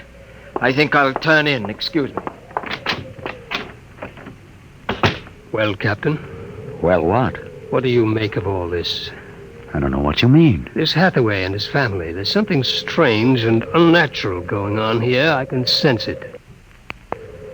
I think you're reading things into it, Evans. Oh, perhaps. Well, I'll turn in too. Are you coming? In a moment. I want to smoke a cigarette.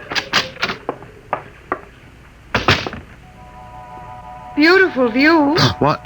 Is it not? I didn't hear you come out. How is he? Resting. I've never seen him this bad. Yes, he's an old man. I'm sorry, but the difference in your ages is so apparent. You must have been married very young. My husband is a very great man, Captain. It's too bad there was no one to appreciate him. Once, he wired the whole city with sound speakers, and when he pressed a button, the whole town lit up and made noises, as if 10,000 people were living in it. He must have been very lonesome for people. Although with a woman such as you, I don't understand. Perhaps one day you will understand. Good night, Captain. Good night, Mrs. Hathaway.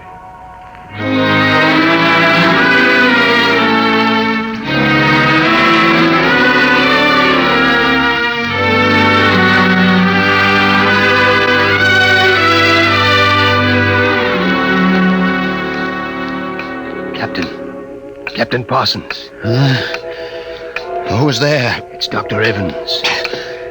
What time is it? 2 a.m. What's wrong? I couldn't sleep. A few minutes ago, I heard someone slip out the front door. The moonlight, I saw it was the old man. He was headed toward our ship.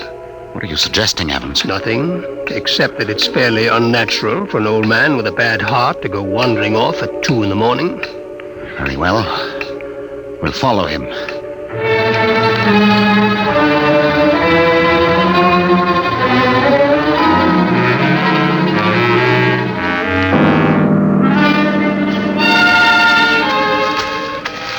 See him yet?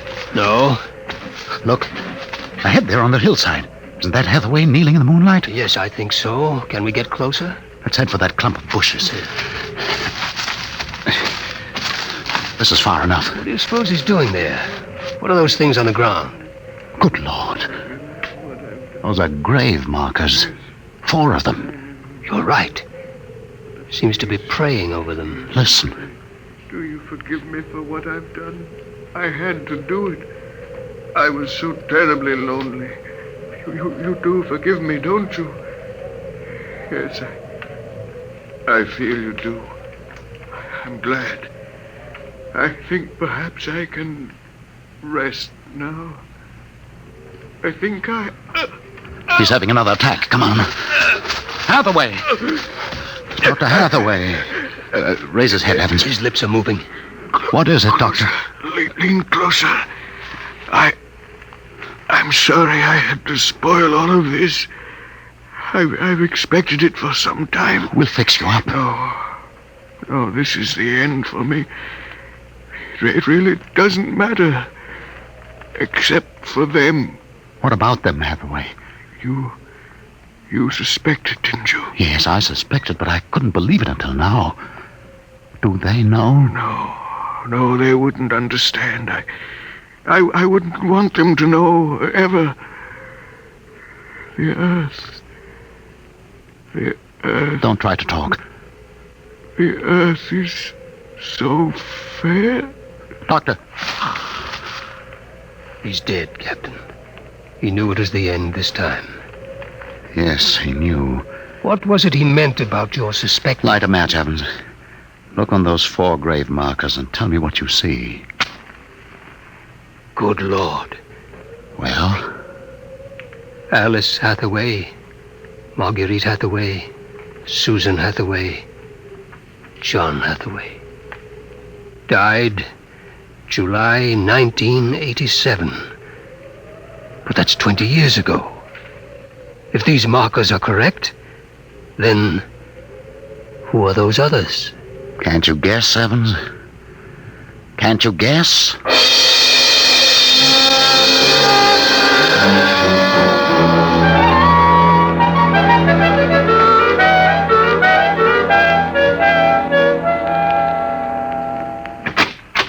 Mrs. Hathaway, are you awake?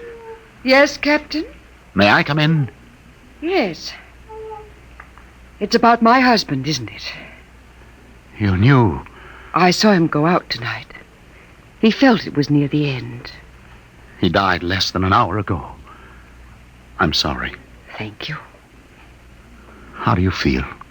He told us it would happen one day, and that he didn't want us to cry. He didn't teach us how, you know. He said it was the worst thing that could happen, to know how to be lonely and unhappy. What will happen to us now that he's gone? I don't know. Will you stay with us? I would like to, but I cannot. You know about us. Yes, I know. I didn't think that you knew yourself. The children don't.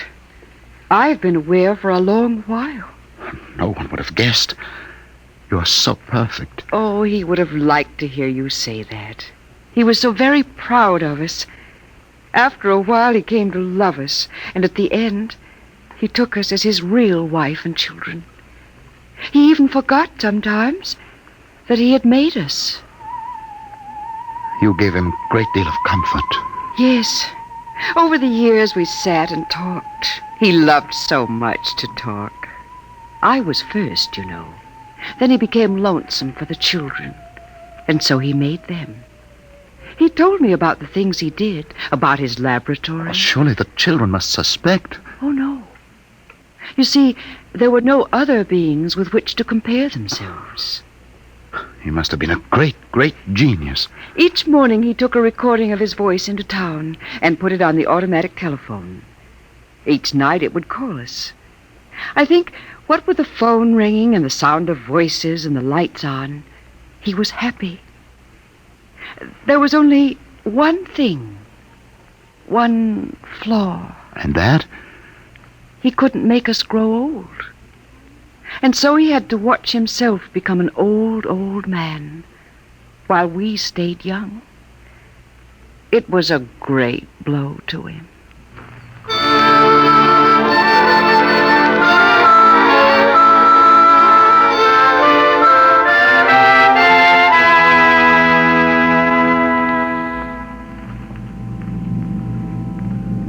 And so we commend the body of this man, Cornelius Hathaway, to his Maker. Ashes to ashes, dust to dust returneth. Amen.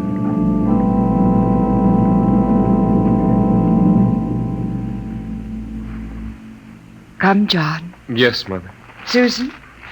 Marguerite. Evans, Williams, stay here a moment, please. What is it? Let them go back to the house. I want to speak to you. I know what you're going to tell us, Captain. I saw the names on the grave markers. Well? It's a mockery. A blasphemy of everything we believe in. For a man to do something so evil. Can't you imagine what he faced? Can't you imagine what it must have been like to have watched his wife and children die slowly of radiation burns? To know that he was the last man on the face of the earth? Alone? Eternally and unalterably alone?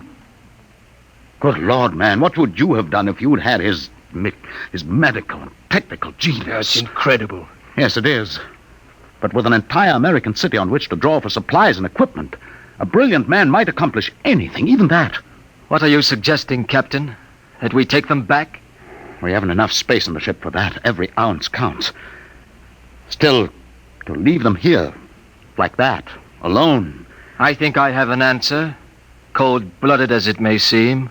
Go on. I suggest that we turn them off. Do you think that I could do that? No, but I could. After all, they aren't human.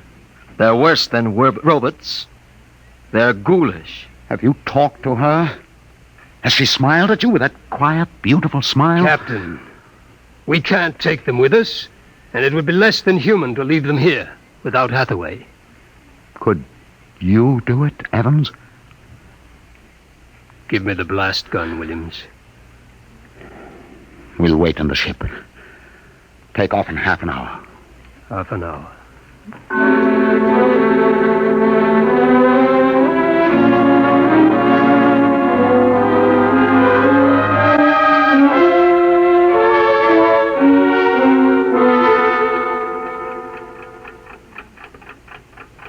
6:25. He should be back soon. Yes. He's doing the only humane thing, Captain. They are less than human. Are they? Well, it's done now, and no one will ever... That's the airlock. He's back.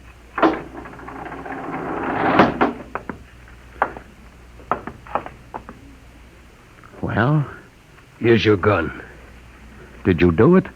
When I entered the house, she looked at me with those fine, intelligent eyes. I couldn't do it. It would be murder, cold-blooded murder. I prayed you wouldn't be able to do it. There will never be anything as fine as they are. Built to last 200, 300, perhaps 1,000 years. Well, get the course in the integrator, Williams. We'll take off in 20 minutes. I shall be back by then. You're going out, sir? I'm going to say goodbye.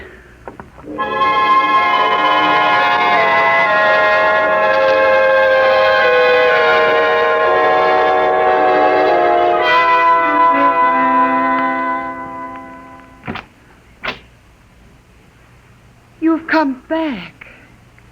Only to say goodbye. It was nice of you. I wanted you to know that I am coming back someday. When will you come? I don't know. It will take many years to prepare fuel for another trip.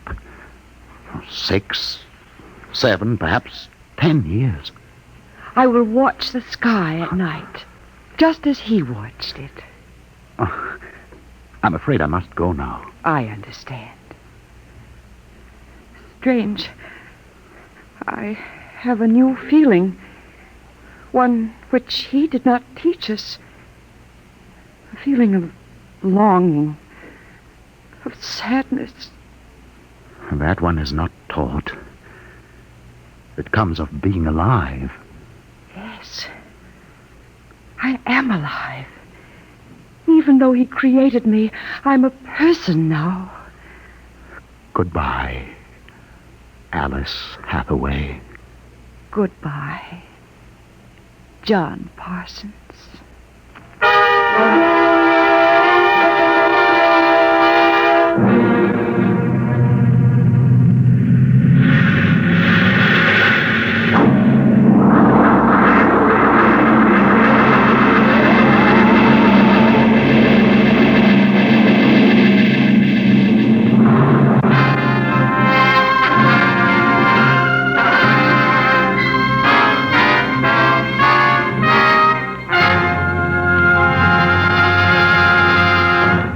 You have just heard another adventure into the unknown world of the future. The world of... Dimension X.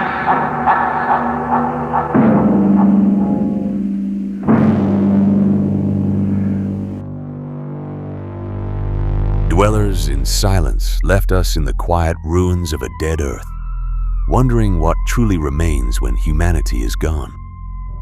A haunting and atmospheric tale.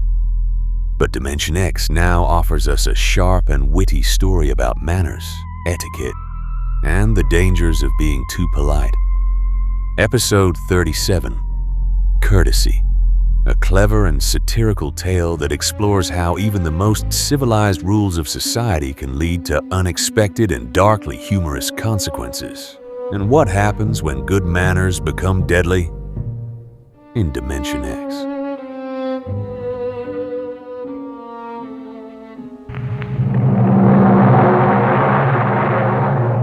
Adventures in time and space, told in future tense.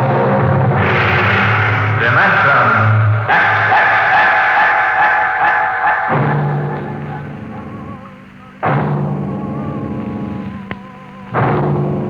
The National Broadcasting Company, in cooperation with Street and Smith, publishers of astounding science fiction, bring you Dimension X.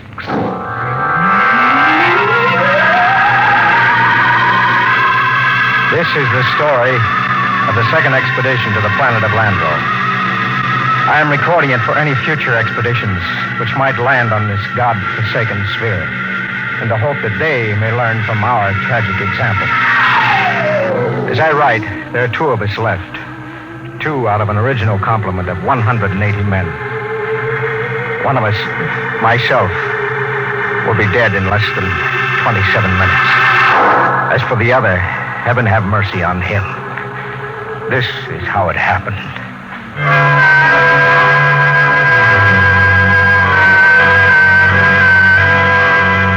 On June 3rd, 1997, less than 2 months ago, the last of our supply ships blasted off Landro, headed for Earth. Well, there she goes.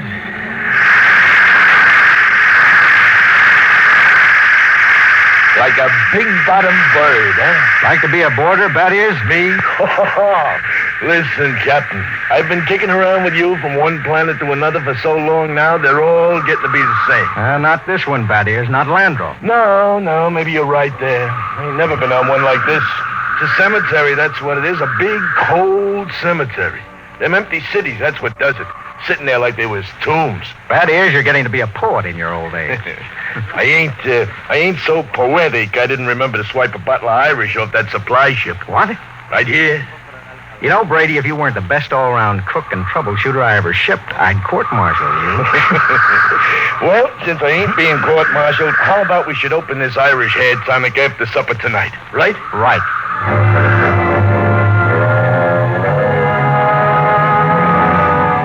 We walked back to the cluster of plastic huts we called the base.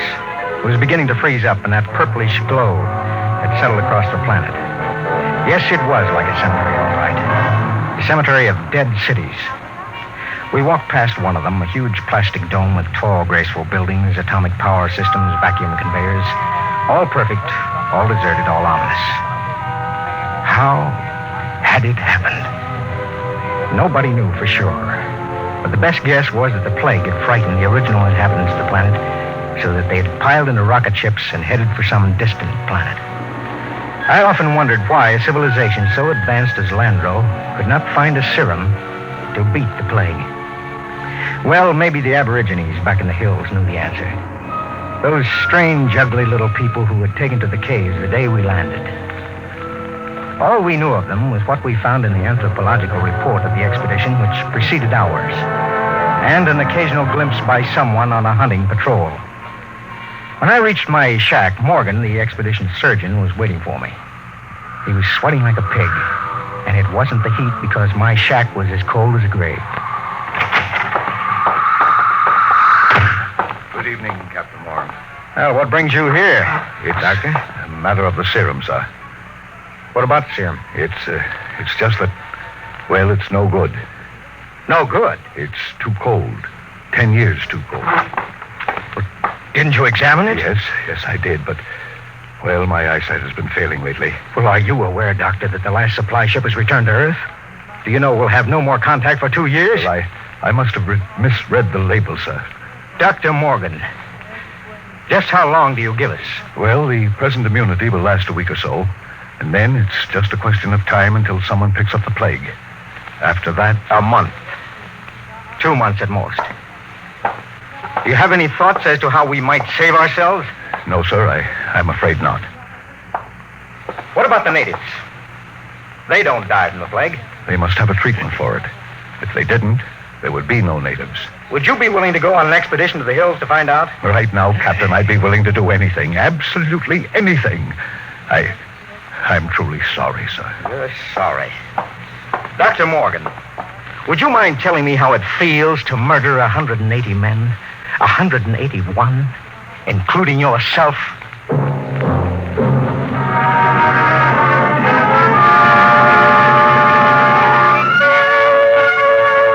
I did a lot of thinking after Dr. Morgan left my hut.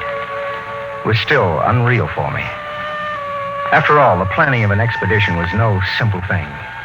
You put into it the results of years of training and experience. Every man on my crew was handpicked for his skill. And yet a simple thing like a myopic surgeon misreading a label could blast the whole thing. Yes, it was a shame. I did the only thing I could think of. I yelled for Batty Brady. Brady, get your carcass in here and hurry it up. Okay.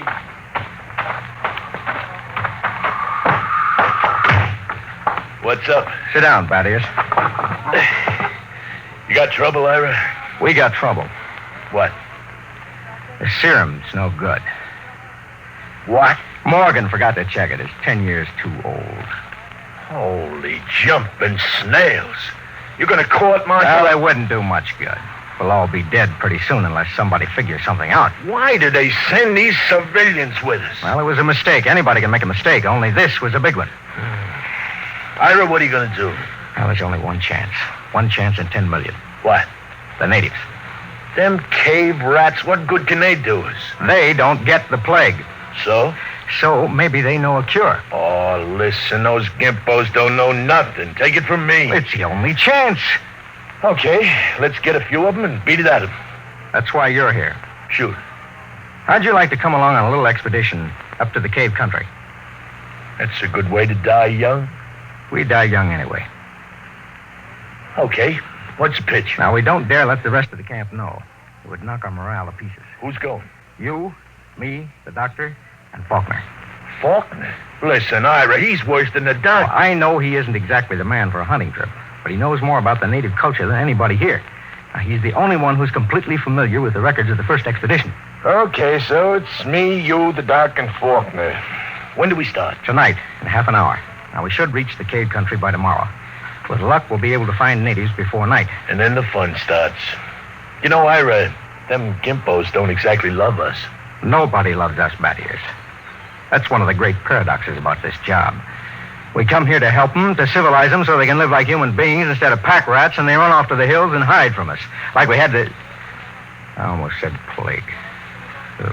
Okay, Battiers, get the doc and Faulkner.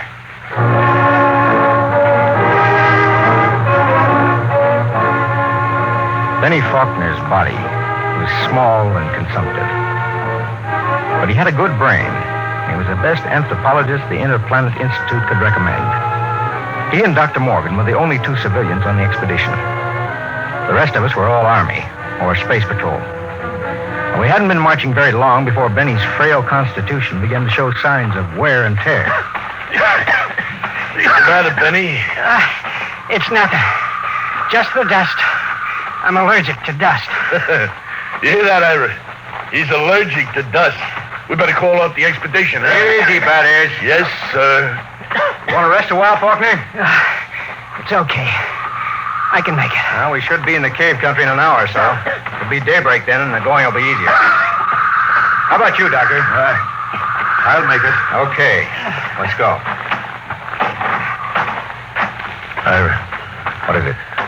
Don't look now, but very slowly turn your eyes to the right and look behind that big yellow rock. Okay. You see anything? No. Keep looking. Don't stop walking or let on. Okay. There. Look like a shadow or something. It's one of them gimpos.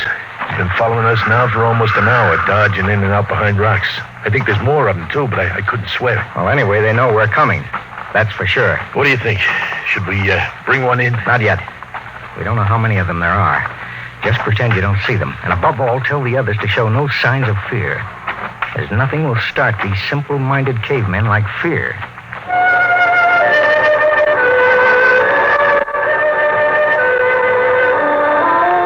That was it. The manual said under no circumstances shall a member of the patrol display fear before a native. The dignity of the Earthman must be preserved at all costs. Walk erect, be firm but just, and do not allow the native to feel he is your superior.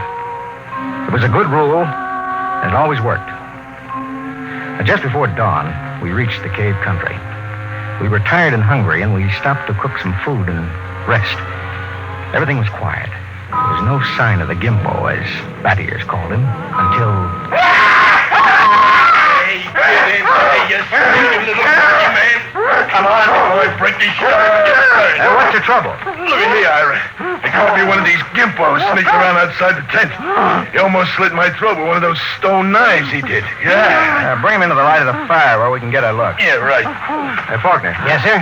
Try to establish some communication. All right, get it. Look out. Now, no need to knock him down, Bat Ears. That's the only language they understand. Faulkner, see if you can reach him. Okay, Captain. I'll need a drum of some sort. A what? Well, I find they communicate with one another through a very primitive kind of vibration of the tongue. Now, the closest I can come is a series of drum beats, a sort of a Morse code. The psychologist on the first expedition had it worked out before he was killed by the plague. I've studied his notes, and I think it'll work. You mean these animals can talk to one another? I believe they can. At any rate, we'll have a chance to find out. Do we have something I can use for a drum? Oh, here. Take my helmet. Thank you, Doctor. Now, I'll tap it 4 times. That's a greeting of some sort. Oh, just a moment. Yes, sir? I don't want you treating this fellow like an equal. Don't give him the idea that we're desperate. Once they sense that, we're lost. All right. Here we go. Now I'll give him the helmet. Good. He seems to understand. What shall I ask him, sir? Now, first, tell him we come in peace. Reassure him that we don't wish to hurt him or his people. I'll try. He seems to understand. He wants to answer. Well? He says, others, like you, came to Landro. He must mean the first expedition. Go on. I want you to lead around to the subject of the plague gradually. Don't let on that we're desperate. I'll do my best, sir. It's a strange sight. On one side of the helmet crouched little Benny Faulkner. Across from him crouched the Landrian, a humpbacked gray little creature with an enormous head and those soft lavender eyes. I'm setting forth in this narrative the transcript of their conversation as Benny Faulkner later transcribed it from the best of his memory. Faulkner, we come as friends. Native. Why? Faulkner, we will help you to rebuild your cities and make your machines work again. Why? We want to help you to enjoy the benefits of the great culture which once thrived on Landro. Why? Because we want to help you. If we ask you not to help us, will you go away? We stay for your own good. We have helped many others on other planets. How? We teach them a better way to live. Their way of life was better than your way. Have you tried our way? Why were your cities abandoned? Was it the plague? Yes. Do you still fear the plague? Yes. Do any of your people become afflicted? Some. How do you treat them? How do you keep the plague from spreading? Do you have a cure? How can we find a cure for the plague? Go among my people. Will we find the answer among your people? My people have the answer. Will you tell me the answer? Go among my people. The drum beats ended. As far as the Landrian was concerned, the conversation was ended. He rose to go, and Faulkner stepped from his path. But Brady was there to ensure the bet. Hold on there, bucko. You ain't going no place. Don't maltreat him, Brady. What'd he say, Benny? He says his people have the answer. What do you think? Well, there may be some truth in it. He says some of his people still get the plague. Well, that must mean it isn't a question of immunity. They must have a cure. Well, he wasn't clear on that, Doctor. Then they must have a vaccine to keep it from spreading. Does he know? Evidently not. I could beat it out of him. I don't think he's lying. Well, that leaves it up to us. Now, the first level of caves are on top of that cliff about a mile ahead. It's a trap. I'll bet my last dollar on it. Maybe not. We'll have to risk it. Now, wait. Yes, Doctor. Let me go. I got you all into this. How will you talk? Well, Benny here can give me enough of the code so I can ask the big question. All right, Doctor. We'll wait at the foot of the cliff. Now, you go on ahead. If you aren't back down in 3 hours, we'll come up after you. What about the Gimpo we've got? Now, we'll hold him as a hostage to ensure the doctor's safety. Mm-hmm. Now, if the doc comes back, all right. We'll let him go. Your job, that is. A pleasure. Don't kick him. Natch. But if he gives me any trouble, I'll take a shovel to his bottom. You can count on that.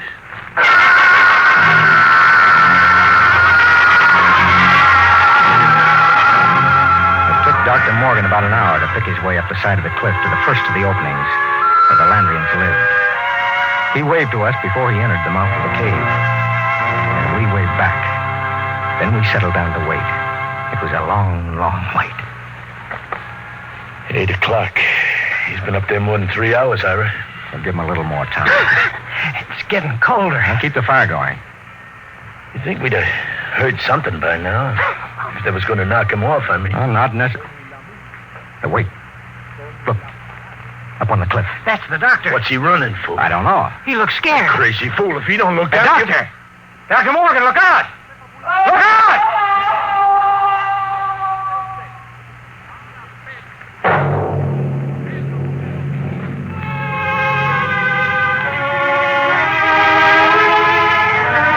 We found him at the foot of the cliff, crumpled and broken.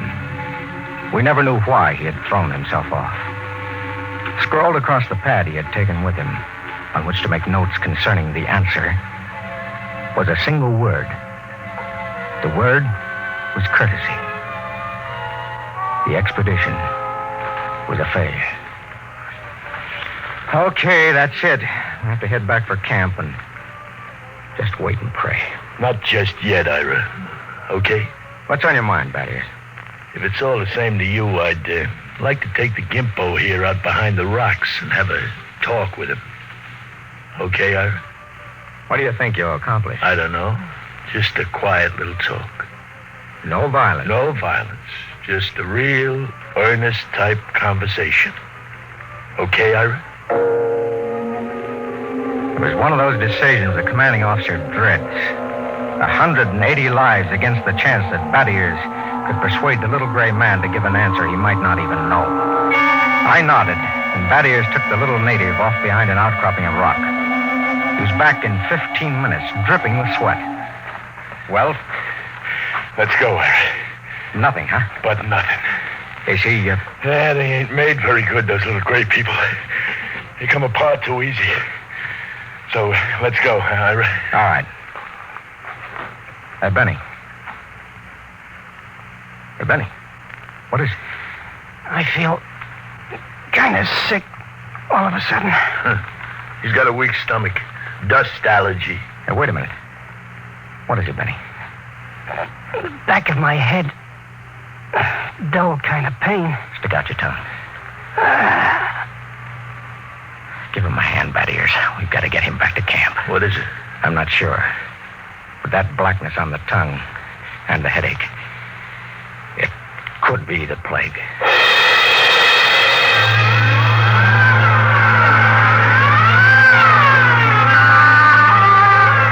the time we got Benny Faulkner back to camp, he had the red spots on his body. And then the fever began to rage. It was a plague, no mistake about it. Before morning, Collins, the supply sergeant, had it. Then it was Peabody. After that, the men went down like 10 pins. They screamed and moaned. And then they died. Come. Hello, Baddies. Ira? Have a drink. It's the last of the cough medicine. Yeah.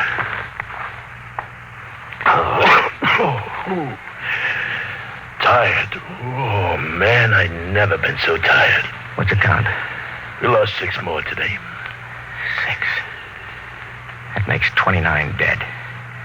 29 in less than a week. It's them stinking natives. They put the whammy on us. I'd take it easy. Easy? I'd like to take a machine gun up to them hills and knock off the whole bunch up. How's Benny? Now, that's a funny thing. I went into his tent this morning figuring sure he'd be dead by now. Instead, I see his fever is down a couple of points. That's amazing. Usually gets him in a matter of days.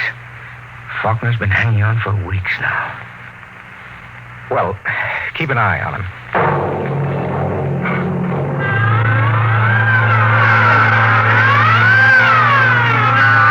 It was a nightmare of eternity after that. A ceaseless round of caring for the stricken, of helping with the graves, of writing in the book the names of those who died. Sleep came in snatches or when we were so exhausted we couldn't stand. Then one morning, Bad-Ears Brady dragged himself into my shack. Sit down, Bad. What's the count? 6 left. We buried the chaplain today. You got a cigarette? Yeah, sure. How's Faulkner? I don't get it. Still alive? He's getting better. He's sitting up. Holy mackerel. Ah, this is a good cigarette. Well, like any other. No. Oh, this one's different, Ira. It's my last. What do you mean? Take a look at my tongue, Ira. See? Little black spots.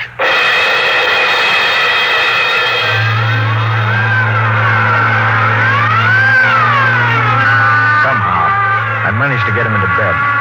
He was already raving when I gave him the last of the morphine. It was incredible. Big, brawling Bad-Ears Brady, a tower of strength, lying sick and whimpering on a cot. I went out on the moors to think. The sun was a dull red glow. Cold breeze whipped up. The planet of Landro was in emptiness. I thought about Bad-Ears and Dr. Morgan and Benny Faulkner. Why should Faulkner, of all of us, recover from the plague from which no man recovered? I turned and went back to see Benny Faulkner. Hello, Captain. Hello, Benny. How are you? It's good. Got up and walked a couple of steps today. How goes it? Brady's down. Oh. Listen, Benny. There must be some reason why you survived the virus. Well, how about you? Why didn't you ever even get it? I give it time. What can I do? I want you to tell me everything you know about yourself, everything you can remember. But why? Because somewhere in your makeup is some little thing that makes the difference. At least I can leave a record for any future expedition that comes to Landro. Okay? Okay, Captain Warren. Where do you want me to start? At the beginning. Now, I'm going to take notes. Well, I was born on the 2nd of July in 1971. My parents were ordinary people. My father was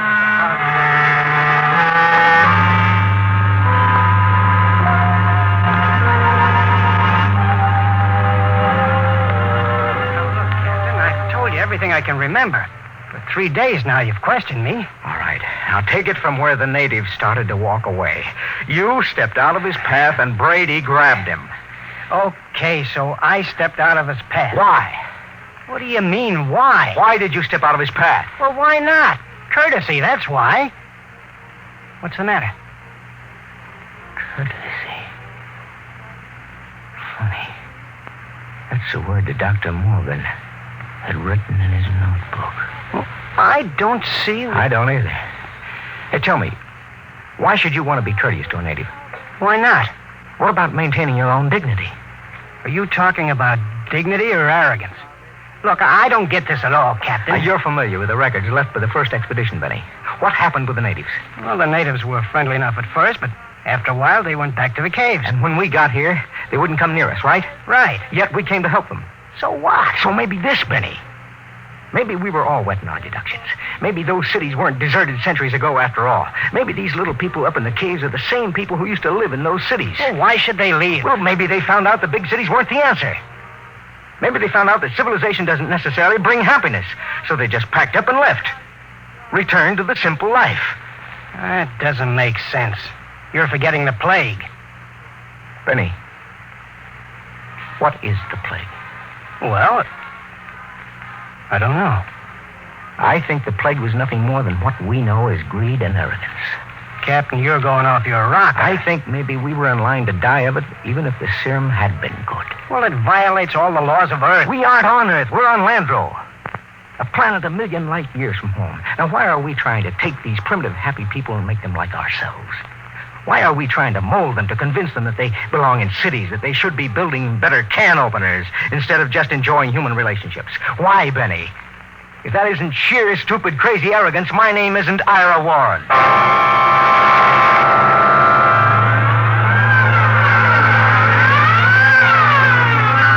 LF4 went that night. 3 days later, that is, Brady died. In his delirium, he was howling about how if he could just get his hands on one of those stinking natives, he'd wring the answer out of them. After I buried him, I went back to Benny Faulkner's tent. Faulkner was getting out of bed as I entered. How is he, Captain? I just buried him. Holy Mother in heaven. That means 2 of us. 2 out of 180. Not 2. Just 1. Oh, but you're all right. I have a headache. I'm beginning to sweat a little, too. Well, can I help you any? No, I think I'll go back to my shack and finish writing the report. Well, maybe it isn't the plague. No, Benny, I've seen it too many times to kid myself about it. Look, Captain, you don't believe that junk about courtesy, do you? I mean that stuff you were talking about the other night?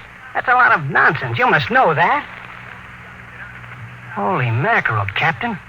You can't believe it. You can't. Good night, Benny. I think I'd like to be alone for a while. Okay. Good night, Captain Warren.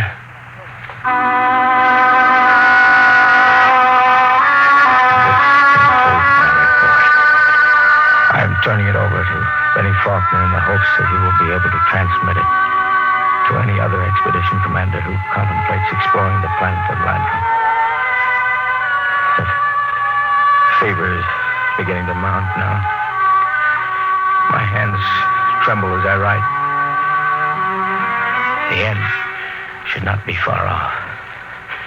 You see, I didn't have a chance. I stepped out of no paths.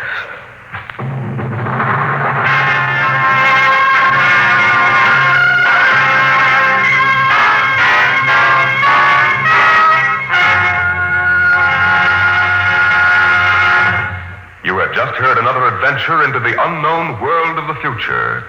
The world of Dimension X.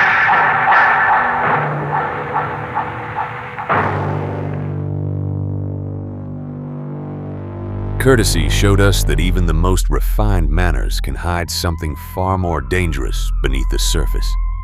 A sharp and darkly funny satire. But Dimension X now takes us into one of Ray Bradbury's most famous and disturbing tales. Episode 38, The Veldt. Originally broadcast in 1951 and adapted from Bradbury's chilling short story, this tale explores a futuristic, happy life home where the nursery walls can create any world the children desire. And what happens when those virtual fantasies become all too real? Do you really know what your children are doing on their iPad right now? A powerful and eerily prescient story about technology, parenting, and the dangers of giving children everything they want. And what nightmares will come to life when you step into the Veldt in Dimension X.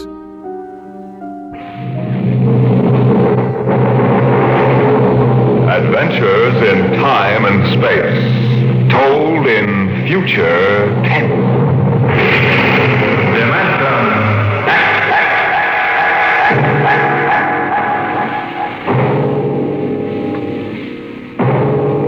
The National Broadcasting Company, in cooperation with Street and Smith, publishers of astounding science fiction, bring you Dimension X.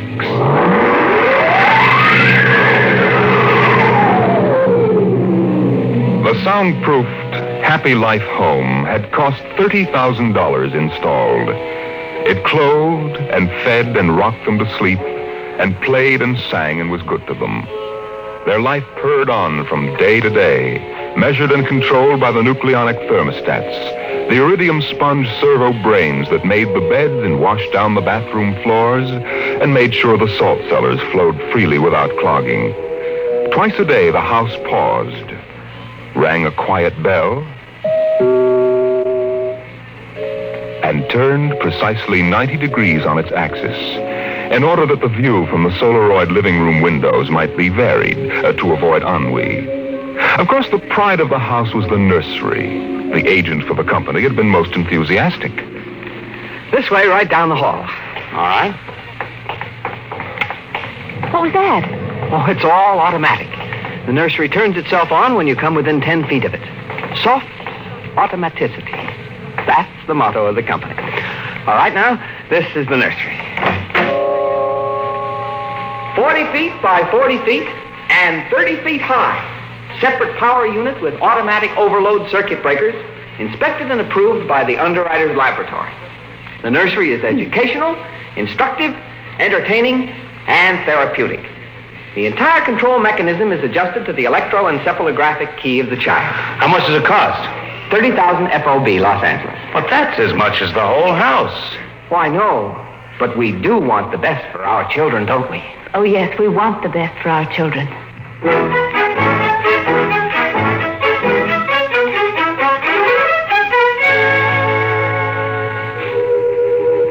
And it was the best. The crystalline walls wavered from 2 to 3 dimensions. The pseudo-textured composition flooring shifted lightly from brick to dirt to waving grass. And the odorophonics wafted the scent of fantasy through the hermetically conditioned and filtered air. The nursery was the very best. But then they wanted the very best for the children. The technicians installed the nursery, and the heavy coaxial power cable was run in from the main line. The walls sprang to life, and the mental control banks and relays hummed. All right, Peter and Wendy, this is your nursery. What's so special about a nursery, Dad? Plenty. You just go in and see. Oh, do we have to? It's so big. You promised you'd play ball with me outside, Pop. Go on, kids. Try out the nursery. It's better than any old yard. Oh. Go on in, dear. You'll be surprised. Gee. Go ahead, Wendy. I'm scared. I'm not. Hey, it's nice in here. It is? Come on in, Wendy. Boy, look at the pictures on those walls. They're real. Well, almost real. You can change them any way you like just by thinking about it. Go on in, dear. Well, all right, Mommy. Hey, Wendy, look what I can do with a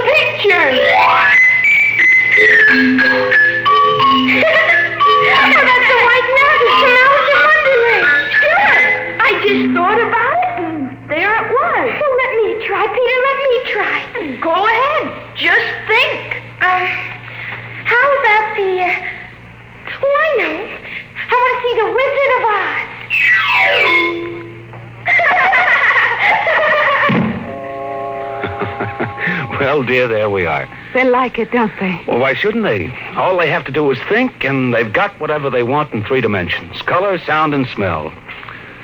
Oh, think what it would have been like to have a nursery like that when you were a kid. It's nice that we can give them all the advantages. Why, sure. What else are we working for, huh? Right. Well, what do you want to do this evening? Well, the Petersons asked us over for bridge, but... Oh, we don't have to worry about the kids. They'll be all right in the nursery. Come on, Lydia. We deserve a night out.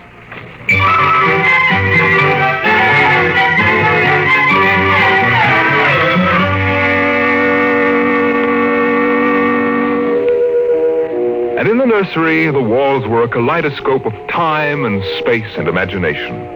The green forest of Sherwood and quiet forms of Robin and his merry men gave way to the roll of the high seas and the smell of salt in the air as Sir Henry Morgan sailed into the harbor at Jamaica. It's my turn now, Peter. You've got to be fair.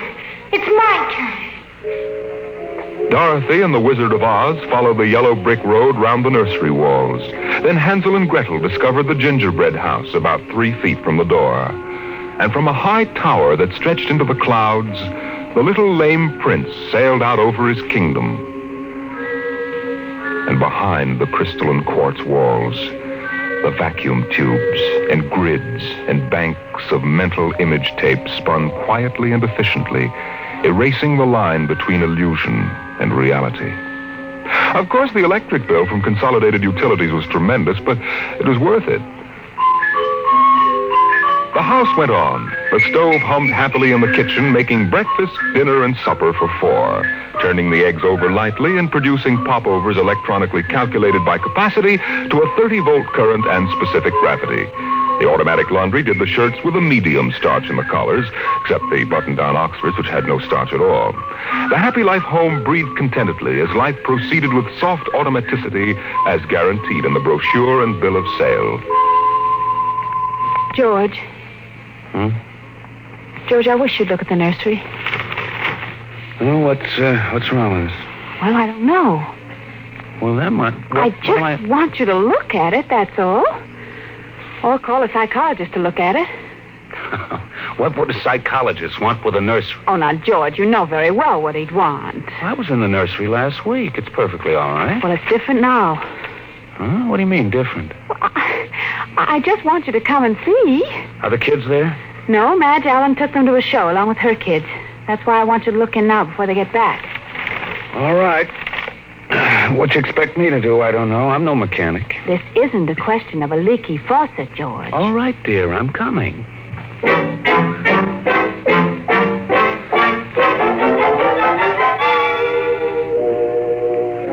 The nursery light flicked on as they came down the hall. The relays clicked, and the tubes warmed, and chemical odor banks and pipes bubbled into life as they paused before the closed door. Go ahead, George. Open it. On all sides, in 3 dimensions, stretched the hot, tired landscape of an African veldt, reproduced to the last stick and pebble and bit of straw. The ceiling above them became a sky with a hot, yellow sun. A wind blew in from the baked veldtland, the hot straw smell of lion grass, the cool, green smell of the hidden waterhole, the great rusty smell of animals, the smell of dust like red paprika on the hot air. And now the sounds.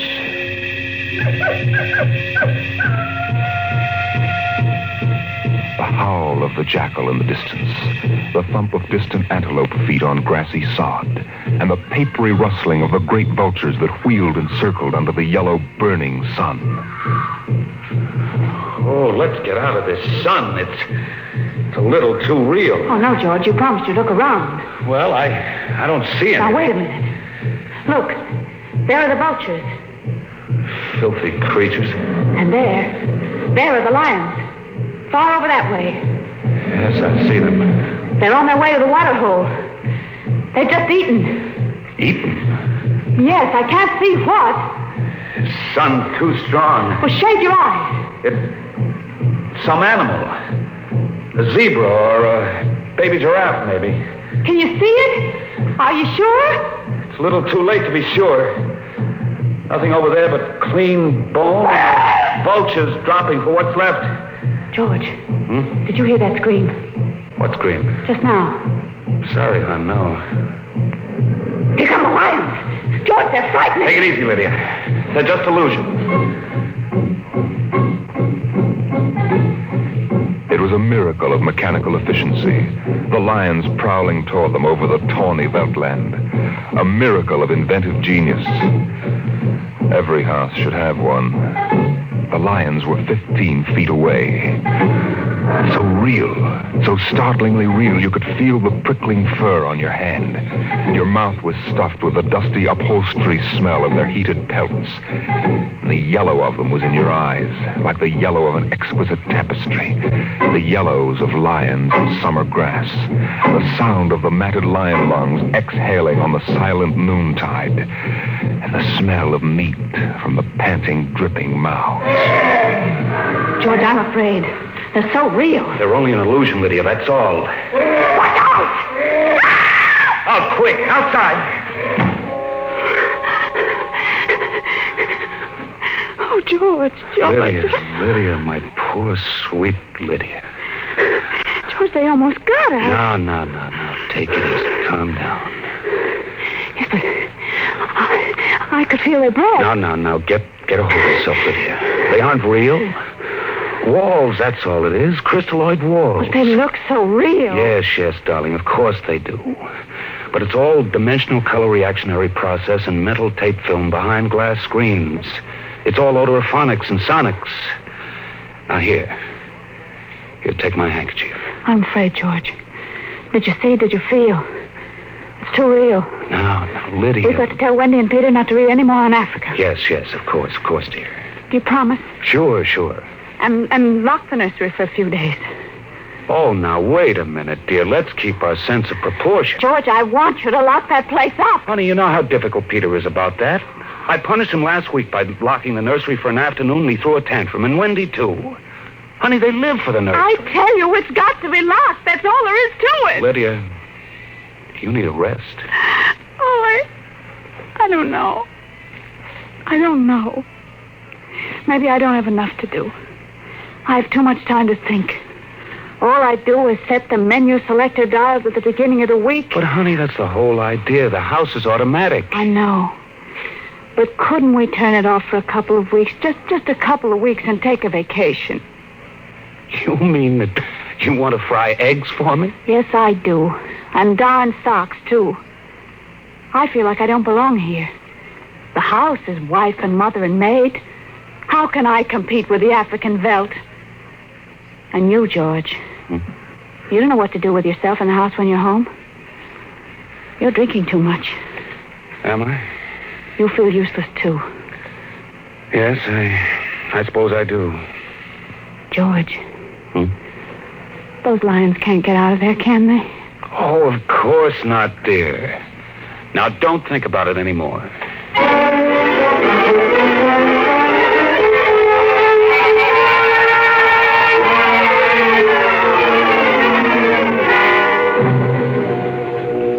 They ate alone.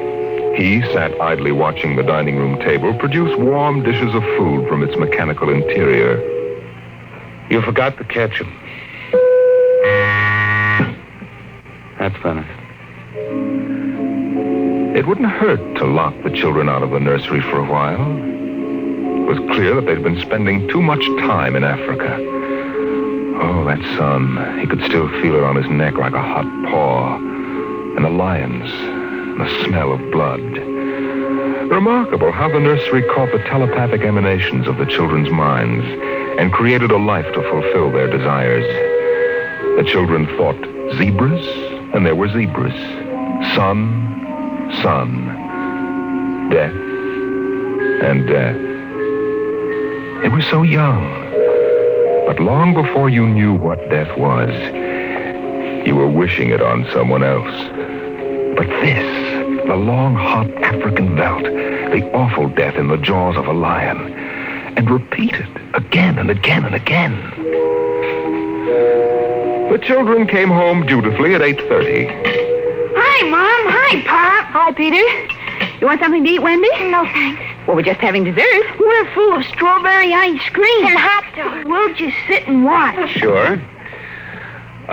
Peter, tell us about the nursery. Nursery? Yes, all about Africa and everything. I don't understand. Your mother and I were just traveling through Africa with rod and reel. There's no Africa in the nursery. Oh, come now, Peter. We know better. I don't remember any Africa. Do you, Wen? Run and see, huh? Sure. I'll be right back. Wendy, come back here. Wendy. She'll be right back, Pop. She doesn't have to. I've seen it. Now, come on. Sure, Pop. Wendy will tell us, though. Could they be lying? We'll see in just a moment. Peter, open the door. See, Daddy? It's not Africa. It's Florida.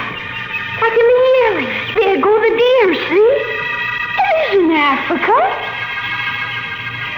Yes, I see it isn't. Go to bed. But it isn't 9 o'clock. No, it isn't. You heard me. Go to bed. Okay. Night, Mom. Night, Pop. Good night. Good night, dears. I'll be right in. Lydia, wait a minute. Here, look at this. What is it? This is the corner where the lions were, isn't it? What's that you picked up? It's an old wallet of mine. There's a smell of hot grass on it. The smell of a lion. It's wet with saliva. And it's been chewed. George, those smears of blood. Come on out.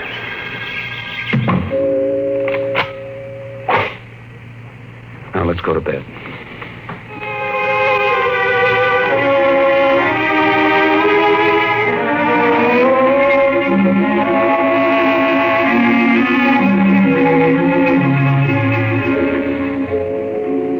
So they went to bed. But in the middle of the night, Lydia was still awake, and she knew her husband was awake. George. How did your wallet get in the nursery? I don't know. Wendy must have changed the walls from the African Veldt. Honey, I'm going to keep it locked. Maybe it isn't good for the children. It's supposed to help them work off their neuroses in a harmless way. I'm starting to wonder. We've given the children everything they wanted. My father used to say children are like carpets. They should be stepped on occasionally. We've never lifted a hand. They're spoiled. And we're spoiled. I think I'll have Dr. McLean come tomorrow morning and have a look at Africa. Yes, only it isn't Africa now. It's Florida and the yearling. I have a feeling it'll be Africa again before then. George, Wendy and Peter aren't in their room. No. They've broken into the nursery. Those screams. They sounded familiar. Did they? Yes, awfully. Oh, George.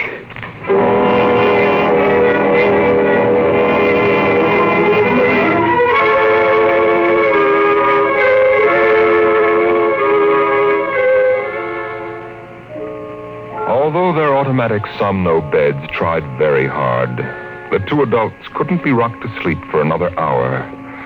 A smell of cats was in the night air. And in the morning, the stove cooked French toast, and the dining room table poured the syrup and melted butter. Pop, Yes? you aren't going to lock up the nursery for good, are you? That all depends. On what? On you and your sister? We feel that you should have some variety, dear. If you intersperse this Africa with a little Sweden or China... I thought we were free to play the way we like. Well, you are within reasonable bounds. Well, what's wrong with Africa, Daddy? Oh, so now you admit you've been thinking up Africa, I wouldn't want the nursery locked up ever. Well, as a matter of fact, we're thinking of turning the whole house off for about a month. Sort of camping out. You mean I'd have to tie my own shoes instead of having my shoe tire do it? And brush my own teeth and comb my own hair and give myself a bath? Well, Wendy, it would be fun for a change, don't you think, dear? No, it'd be awful. I didn't like it when you took out the picture painter last month. Well, that's because I wanted you to learn to paint by yourself. I don't want to do anything but look and listen and smell. What else is there to do? Oh, all right. All right, go play in Africa. Are you going to shut off the house? We're considering it. I don't think you better consider it anymore, Pop. I won't have any threats from you, son. Okay, Pop. Come on, Wendy. Let's get back.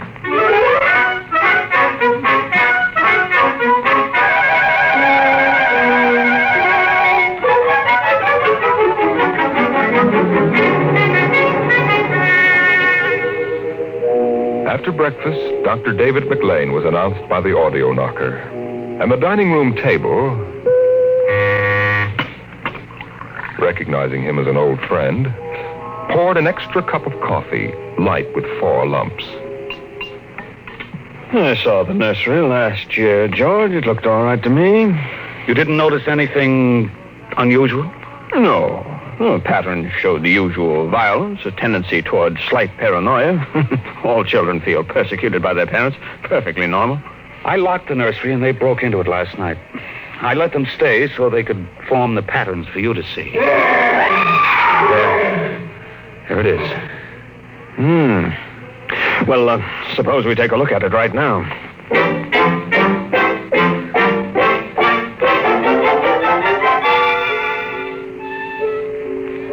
They entered without knocking and sent the children out. The screams had faded, and the lions were feeding quietly under the trees. Wish I could see what they're eating. Do you suppose some high-powered binoculars would... Hardly, no. How long has this been going on? A little over a month. It certainly doesn't feel good. I don't want feelings. I want facts. George, a psychologist, never saw a fact in his life. He knows about feelings, and this doesn't feel good.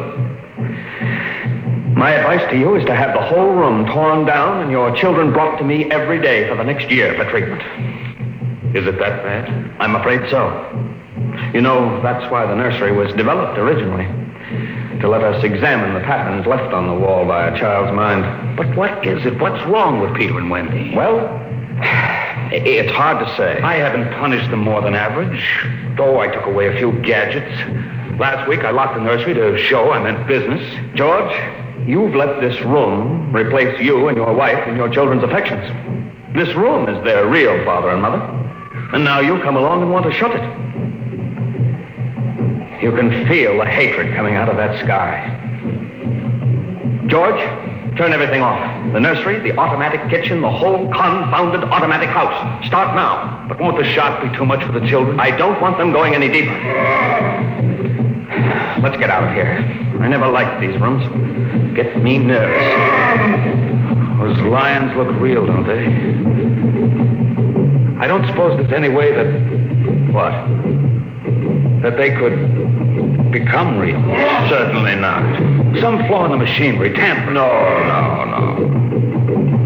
I don't imagine the room will like being turned on. Nothing ever likes to die. Even a room. I wonder if it hates me for turning it on. Paranoia is thick today. Hello. Is this your scarf? It's stained. Brown. Say, that's blood. That's Lydia's. Come on, the main fuse box is out here. Go ahead. Pull the switch.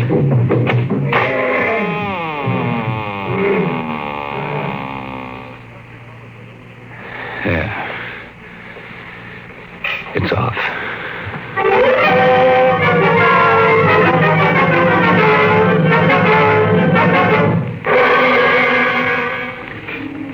The 2 children were in hysterics. They screamed and kicked and threw things. They yelled and sobbed and swore and jumped on the furniture, weeping. It's off and it stays off. The whole house dies as of now. The more I see of the mess we put ourselves in, the more it sickens me. We've been contemplating our electrical, mechanical navels for too long. We need air.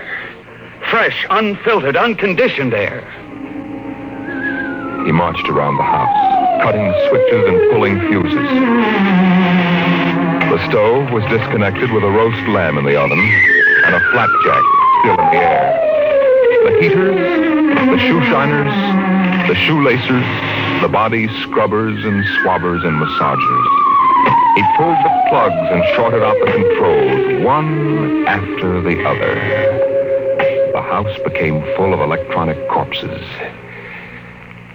It was a mechanical cemetery, so silent. None of the humming, hidden energy of the machines waiting to function at the tap of a button. And by the still dining room table, its radionic insides dead and currentless, Peter wailed at the house. Don't let them do it! Don't let Pop kill everything! I hate you, Pop! I hate you! Peter, please. Insults won't get you anywhere. I wish you were dead! We were for a long while. Now we're going to start really living. One more, Daddy, just one more. Oh, Wendy, one honey. More minute of the nursery, that's all. Just one more minute. George. George, it can't hurt, really. Oh, all right, only shut up. 1 minute. And that's the end. Forever. Gee, thanks, Pop. Thanks. Then we're going on a vacation. Dr. McLean is coming in a half hour to help us out. Lydia, turn on the nursery. Now, remember, kids, it'll be just for 1 minute. Oh, boy. Come on, Wendy, come on. Oh, thanks, Daddy. Thanks a lot. Just 1 minute, remember. Oh, where'd I put those suitcases? Lydia! Don't shout, George. I'm right here. Oh, did you leave them alone in the nursery? Well, I've got to get ready, George. Oh, that awful Africa. What can they see in it? Well, in an hour, we'll be on our way to Iowa. What prompted us to buy a nightmare like that? Pride, I guess. We had the money and we were foolish. I guess we'd better get them out of there before they get involved with those beasts again. Come in, Daddy! Mommy! Come on, quick. Wendy, Peter, what's the matter? Hurry up. Open the nursery. Wendy! Peter! Well, they aren't anywhere. Wendy! Peter! Peter! Oh. The door. Open the door. They've locked it from the outside. Peter! Peter, open up! Peter! Don't let them turn off the nursery! Now, don't get ridiculous, children. It's time to go. Wendy! Wendy, open the door, dear! Let us out! Peter, open the door. It's time to go. Open the door. George, the lions! Peter, do you hear me? Open this door. They're all around us. George! Son, do you hear me? Let us out. George, look out! The lions are coming!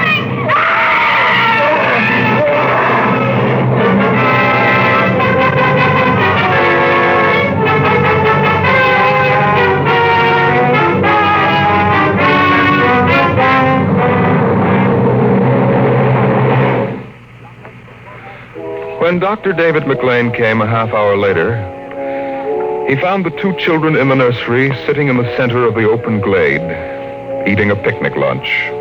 Beyond them was the waterhole in the yellow Veldt land. Above was the hot sun. Dr. McLean saw at a distance the lions fighting and clawing, and then settling down to feed in silence under the shady trees. Hi, kids. Where are your mom and dad? Oh, they'll be here directly. Good. We've got to get going. He squinted at the lions with his hands up to his eyes. Now they were done feeding. They moved to the waterhole to drink. A shadow flickered as the vultures dropped down from the blazing sky to finish what the lions had left. Dr. McLean. Dr. McLean? Huh? What? Have a cup of tea?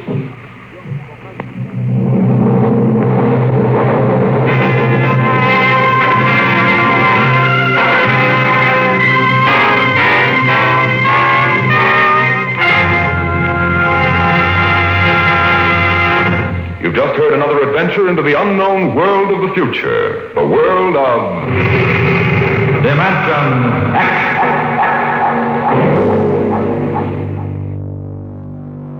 The Veldt showed us how easily technology can turn a child's innocent fantasy into something savage and unstoppable. A chilling and eerily prescient warning from Ray Bradbury. But Dimension X now turns its focus to a very different kind of invention. One that could change the course of human history forever. Episode 39, The Vital Factor. A sharp and thought-provoking story about a brilliant scientist who discovers a groundbreaking new technology and the moral dilemma that comes with deciding whether humanity is ready for such power. And what happens when one man holds the single most important discovery of his age in Dimension X.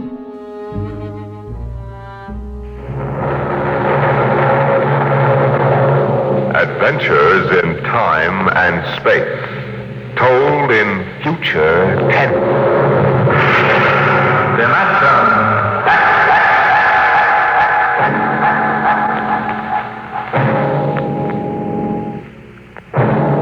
The National Broadcasting Company, in cooperation with Street and Smith, publishers of astounding science fiction, bring you Dimension X.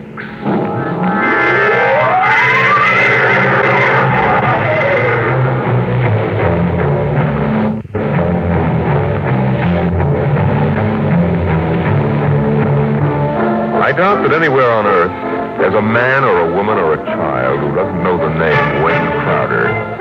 I doubt whether there's a human being who hasn't at one time or another used one of the Crowder products, the can opener or the razor blade, or the patented tooth powder dispenser, or the Crowder improved slideless fastener.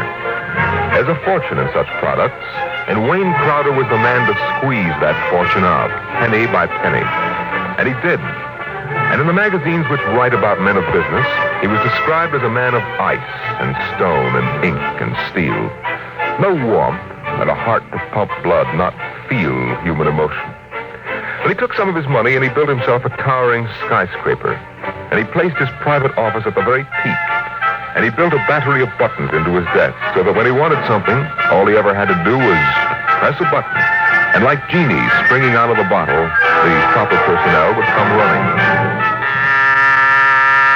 Yes, Mr. Crowder. Get me my engineers. Yes, sir. Right away, Mr. Crowder. Mr. Crowder wants his engineers at once.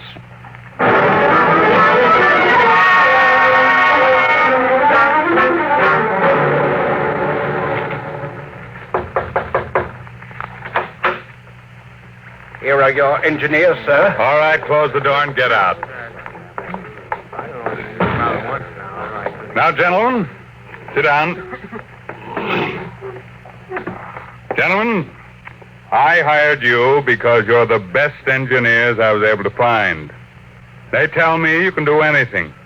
They tell me if there's a scientific fact known in the world, even if it was discovered 6 hours ago, you gentlemen are up on it. All right, I want to put that to work. Gentlemen, I want you to build me a spaceship. What? A spaceship, sir? That's right. I've decided that I'm going to be the man who gives space flight to mankind. Any questions? Well, I don't know, sir. We can design such a ship. That part's not too hard. The basic blueprint has been in existence for many years. The submarine is the model for the shape and the form, but... Yes? But we have no way of providing the motor to power such a ship. When the ship's ready to fly, there'll be a motor. Sir, I don't like to contradict you, but you see, scientists have been searching for a motor power for spaceships for decades now without success. You'll have a ship, but we can't lift that ship from the Earth's surface. That is, not to the point of free flight, at any rate. Mr. Crowder, you see, you'll be spending millions of dollars, hundreds of millions perhaps, for nothing. What's your name?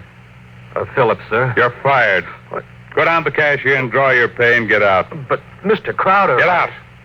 Nobody who works for me thinks of how much something costs. We use money. We don't let expense provide a rationalization for not beginning a project. Phillips, what are you waiting for? Get out.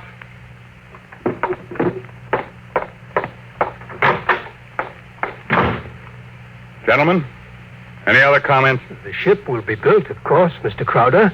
But the fact still remains. We can't power it. You design the ship. I'll find the motor for you. Where, sir? That's a fair question. The answer is, I don't know.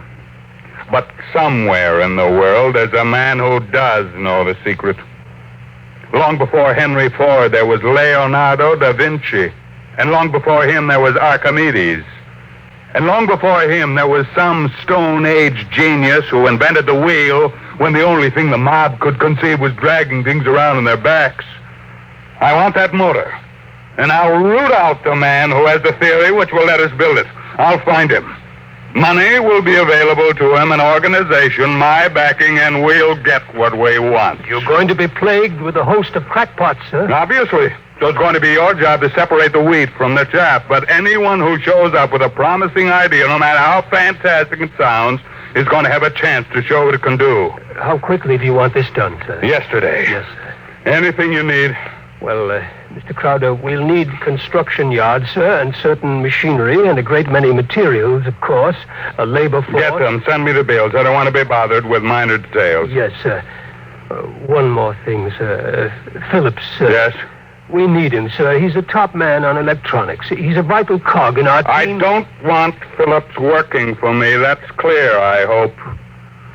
Who else in the country knows what he does? Not one in this country, sir. There's a man in Asia, though. Get him. We've tried before, Mr. Crowder. He's working on an important project for his country. I'm not concerned with details. Now get that man, pay him what he wants, but get him. Sir, you don't understand. I understand, man. If this man quits his job, that whole project will collapse. It means the welfare of many people, millions of people in his country. And he has a high sense of patriotism. By that sense of patriotism. Now, that's all. I don't want to see you again until you have a report of work in progress. Yes, sir.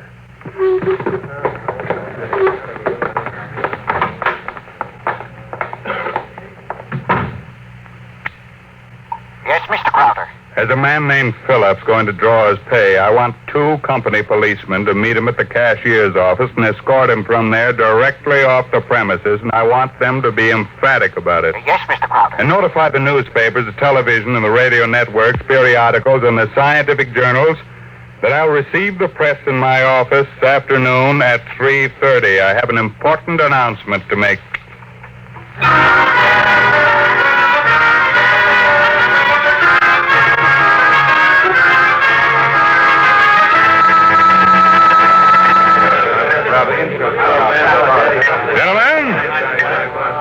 Gentlemen, now you can finish your drinks later.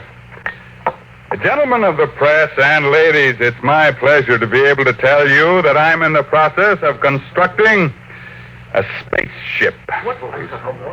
Any questions? Did you say a spaceship? That's right. That's what I thought you said. I knew the drinks weren't that strong. I expected it might be something of a shock to you all. Mr. Crowder, is this spaceship under construction now? It is. Well, according to your plans, is it intended for interstellar flight or merely for flight between planets? This is a beginning only, and my intentions are quite modest. I expect the ship to be able to pursue a course between Earth and Mars or between Earth and Venus. For the present, any longer trips are not contemplated. You've solved the problem of motor force, then? No, I haven't. But what sort of... You mean you don't have any means of propulsion for the spaceship? That problem is not solved as yet. It will be. That's why I called you in this afternoon. I want you to announce that I have $100,000 in cash waiting for the man or woman who first brings me the basic idea for such a motor. That's all I have to say for now. Finish your refreshments, ladies and gentlemen. I'll let you know from time to time how things go. Mr. Crowder, one more question, please. Yeah. Do you have a name for the spaceship yet? No, not yet. Then let me suggest one. Yeah? Crowder's Folly. Quiet, all of you. Quiet! What is your paper? The Daily Times, sir. Inform the company police that under no circumstances is any representative of the Daily Times ever to be allowed on company property again.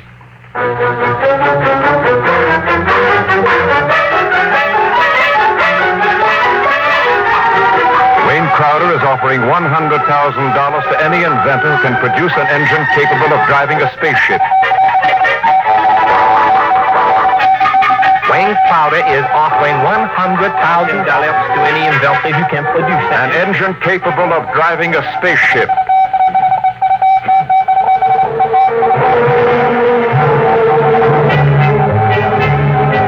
It was Crowder's folly, but the word of what he wanted circulated to the far corners of the globe, and it was known in the white ice block huts of the Eskimos and in the grass-thatched villages of Central Africa, as well as places less remote. And the Crowder office became the Mecca and the heaven for the lunatic fringe of humanity. Their blueprints and scale models clogged its corridors, and more applicants came to the great skyscraper. I told you, don't want these people in my office till they're screened. Now get out! Get out! Every time I open that door, they surge in like a tidal wave. I have a progress report for you, sir, on the construction of the ship. Go ahead. I've spent $13 million for the yards, the equipment, including 3 gantry cranes, several dozen presses, thousands of dies, and so forth. Go on. We have 12,000 people working for us directly, not including subcontractors and their labor force. Well, what about the ship? Mr. Crowder, the ship is finished as far as we can go. Certain additional construction cannot be done now because it depends on the shape and the mass of the engine, on the type of fuel, on the weight of that fuel. I see. All right, lay off everybody we don't need. I've ordered that, sir. Miss Crowder, is it possible that no one will turn up with a motor? That's the one thing that's not possible. He will come. Money and determination will buy anything. Now close the door on your way out. Yes.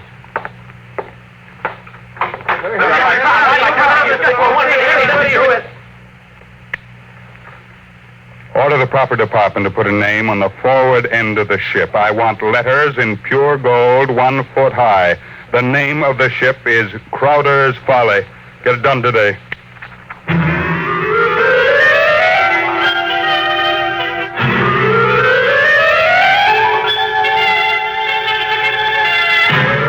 The sun rose in the morning and glinted rose on the silver sheen of the hollow ship's skin. The sun set at night and glinted rose on the silver sheen of the hollow ship's skin. The golden letters on the prow held out the fury of Crowder for the world to see. A staff of 50 was employed as time went on in taking rust-preventive measures to ensure the ship's well-being. In a year, the first experiment seemed ready to bear fruit, and a test was held. The atomic fission motor. In exactly 45 seconds now, we'll hold the test, Mr. Crowder. The actual trial of the motor is taking place 3 miles from here. Now, this dial here registers the nucleonic activity. And this dial, right here, is thrust. Over here, this dial is a measure of the effectiveness of the shielding in terms of outside radioactivity. That sound you hear is our generators right here, building up power to supply the motor by remote control. Now, if this needle goes around to the part of the dial marked in red, there will be an explosion. Are there any questions, sir? Proceed with the tests. Watch the needle, sir. 8,000. 8,500. 9,000. 10. 11. 12. 15. That's an overload now, sir. 18. 20. I don't know how much more it can stand, sir. What happened? Your generator blew out. What kind of... I beg your pardon, sir. The motor blew up. What are you talking about? I'd hear, sir. You see, sir, it takes a while for the vibrations of an explosion to travel 3 miles and then reach through 15 feet of concrete. I see. Well, there are other experiments in progress. Let me know when they're ready for testing. Yes, sir. Mr. Crowder, the inventor of that motor had to be with it, of course, during the tests, but he has, that is, he had a family. The fool knew what he was doing. He understood the danger. Now line up those experiments and don't turn anyone away if he seems to have the remotest possibility of success. Now, I'm telling you, my man will come. Money and determination will buy anything.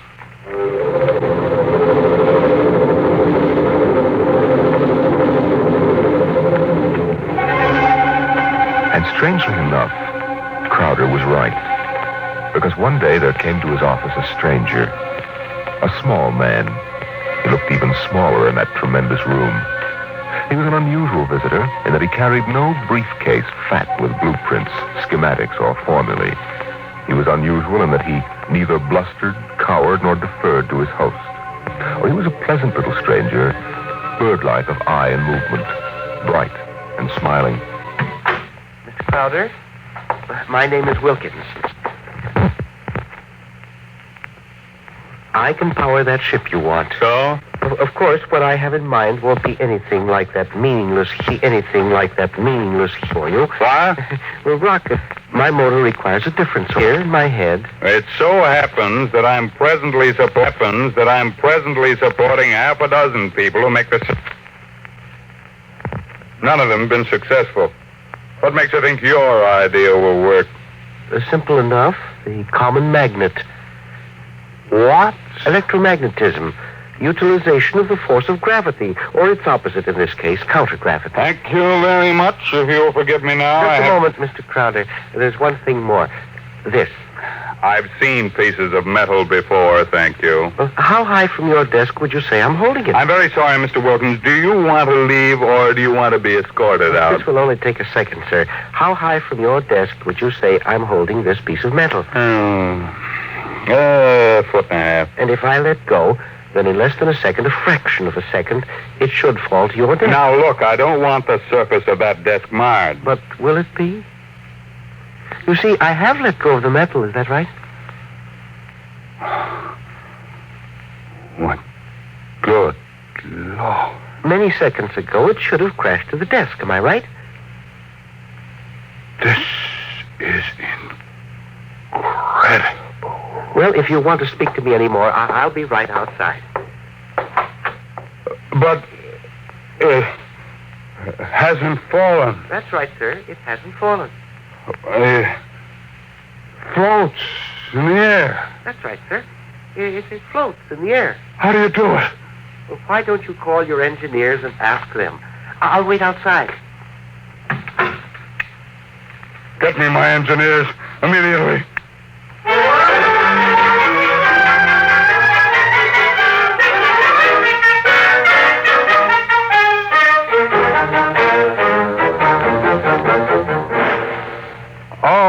Right, Mr. Wilkins, you're quite right. This piece of metal is apparently counter-gravity. My engineers can give me no explanation. Thank you, sir. What do you want? I want to build a spaceship using this material. No great expenditure, 1/100th of the cost your behemoth sitting out there in your building yard, and 3 other things. Workshop, expert mechanical assistance, and an answer to one question. What is the question? Why do you want so much to build this ship? Frankly, because I love power. Because I'm ambitious. I want to be the master, not only of one world, but of worlds. That's an honest answer. And that's as far as your thinking goes. What else is there? But there's my answer. I want to leave this planet and go to Mars. Because there are strange wonders there. Because there will be scarlet sunsets over barren wastes. And in the star-strewn night, the thin, cold air of a dying world stirring in restless sighs across the valleys of the dry canals. You may laugh out loud if you wish, Mr. Crowder. I prefer that to the peculiar repressed smile you're exhibiting now. You're a very lucky man, Mr. Wilkins, to have scientific talent, because your talents as a poet are inferior and very sentimental. Well, all right, you're a sentimentalist and I'm manologic. No matter, we can work together, you and I. Your workshop will be ready by morning. If you need money or materials or personnel, just tell my engineers, and you'll get it, or I'll know the reason why, and that's all. Thank you, sir.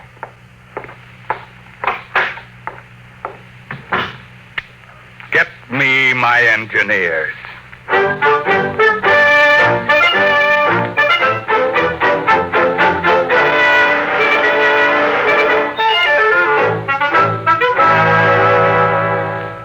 Yes, Mr. Crowder. we have 50 men working on preserving that useless hulk out there in the construction yards. Lay them off. Now, how many others? But the ship will deteriorate if we do that, sir. Let it rot. Lay them off. Yes. Now, how many other employees are still working for us on the project? About 3,000, sir, including the people working on experimental motors. Get rid of them. But, sir... Get rid of them. Well, Mr. Crowder, I never thought you'd drop this project. You were so adamant on it. I'm not dropping anything but dead wood. You saw what Wilkins had to offer. He's my man, and the rest is junk. Mr. Crowder, he might fail. We ought to have a minimum of protection against... I say he won't fail. Yes. You just lay everybody off that isn't needed. Give him 2 weeks' pay and my thanks for a thankless job well done, that's all. Yes, sir. I'll get it done, sir. What, a year's work? Yes, and 10 years or 20 years, now do the same thing. That's why you're an engineer and I'm an executive. That's why you work for me, because when I have to, I can be ruthless with my own mistakes. What are you waiting for? I was just thinking, Mr. Crowder, what would happen to me if my usefulness to you were over? I've worked for you for 30 years now. Just don't give me any occasion to consider your usefulness terminated. That oughtn't be too hard. Yes. What? Nothing, sir. I'll make the arrangements at once.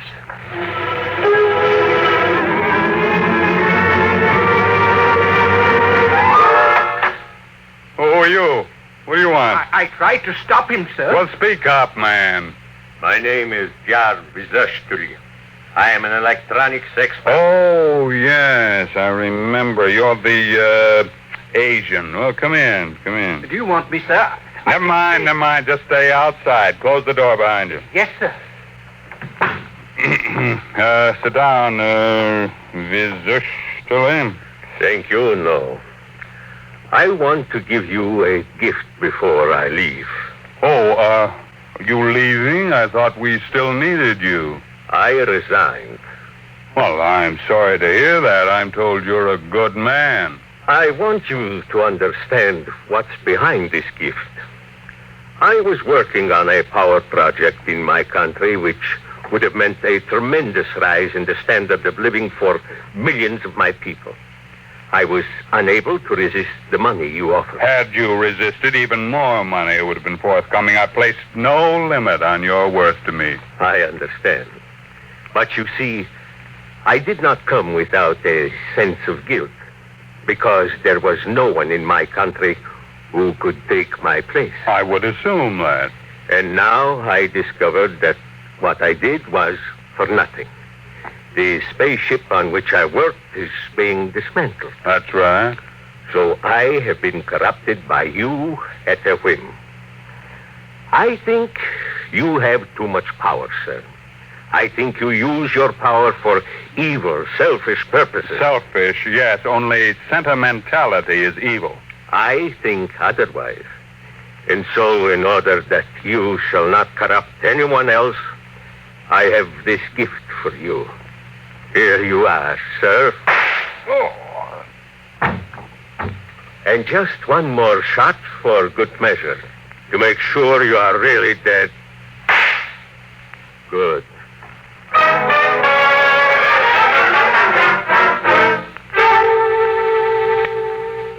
There's a man on his way out by the name of Jarvis Ustali, an engineer. He's not to be molested.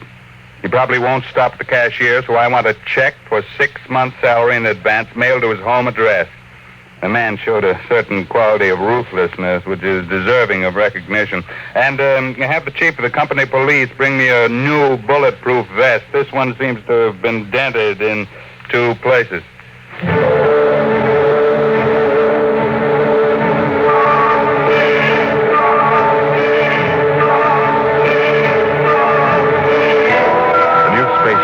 According to Wilkins' plans, as executed by Crowder's engineers, was finished within 4 months. It was small. It was shaped like a disc. It gleamed brightly, even in the smoky haze of an October sunset. Inside, Crowder and Mr. Wilkins, in a small cubicle at the heart of the machine, were surrounded by many instruments of a complicated nature. Outside, huge crowds gathered to witness the test. They stirred and murmured, waiting restlessly, as inside the control room of the craft, Wilkins installed the final secret part he had not revealed to those who built his driving apparatus. Well, Wilkins, what's holding us up? Nothing now. Or sentiment, perhaps. What? A wish to look once more on Earth's familiar scenes.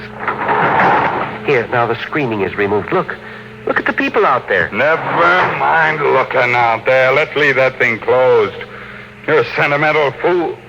Or are you afraid? Or did you decide at that last minute that your invention won't work? It will work. Oh, sit down, Mr. Crowder. And do me a favor.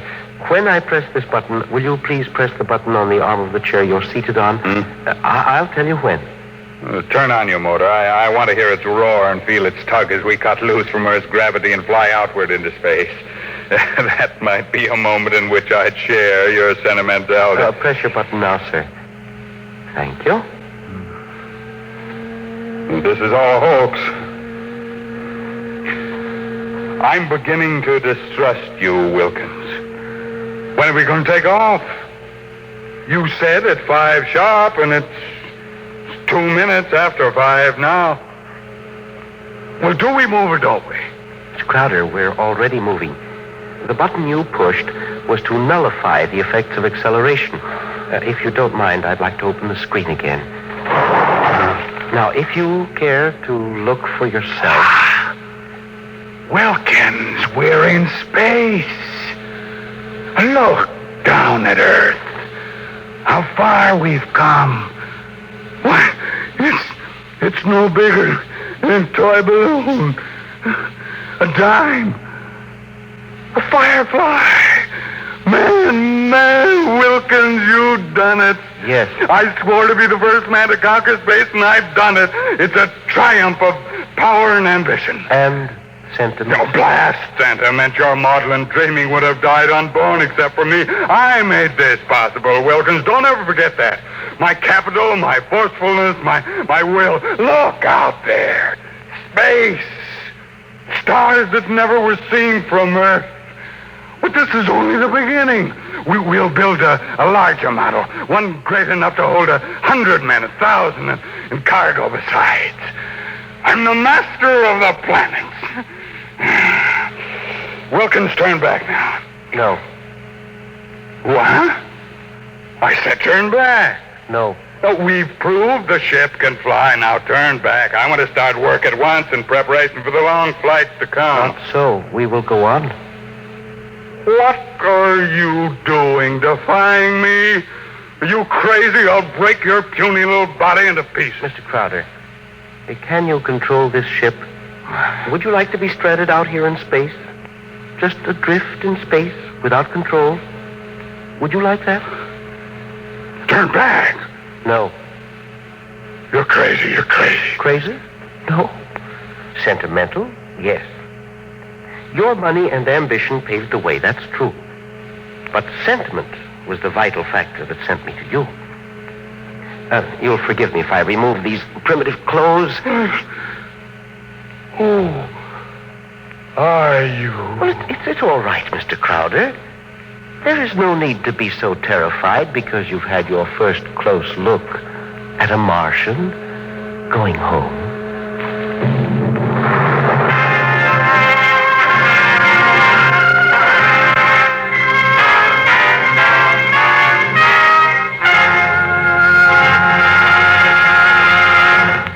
You've just heard another adventure into the unknown world of the future. The world of...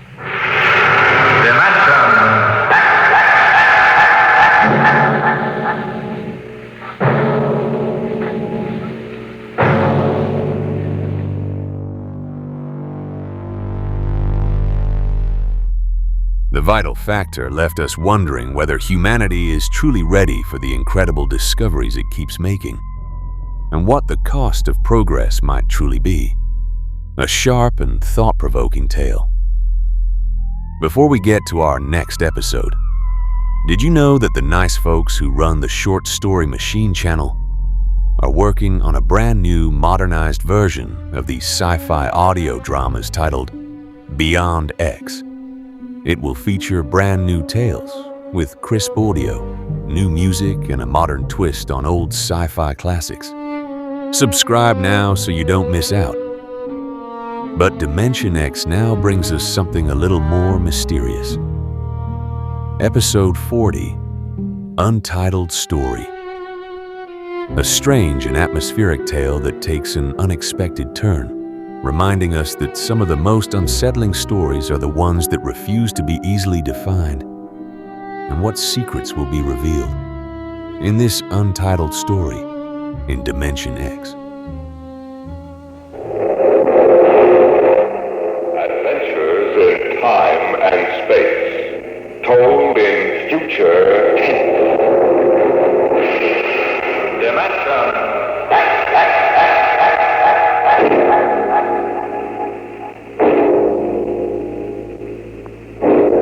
The National Broadcasting Company, in cooperation with Street and Smith, publishers of astounding science fiction, bring you Dimension X.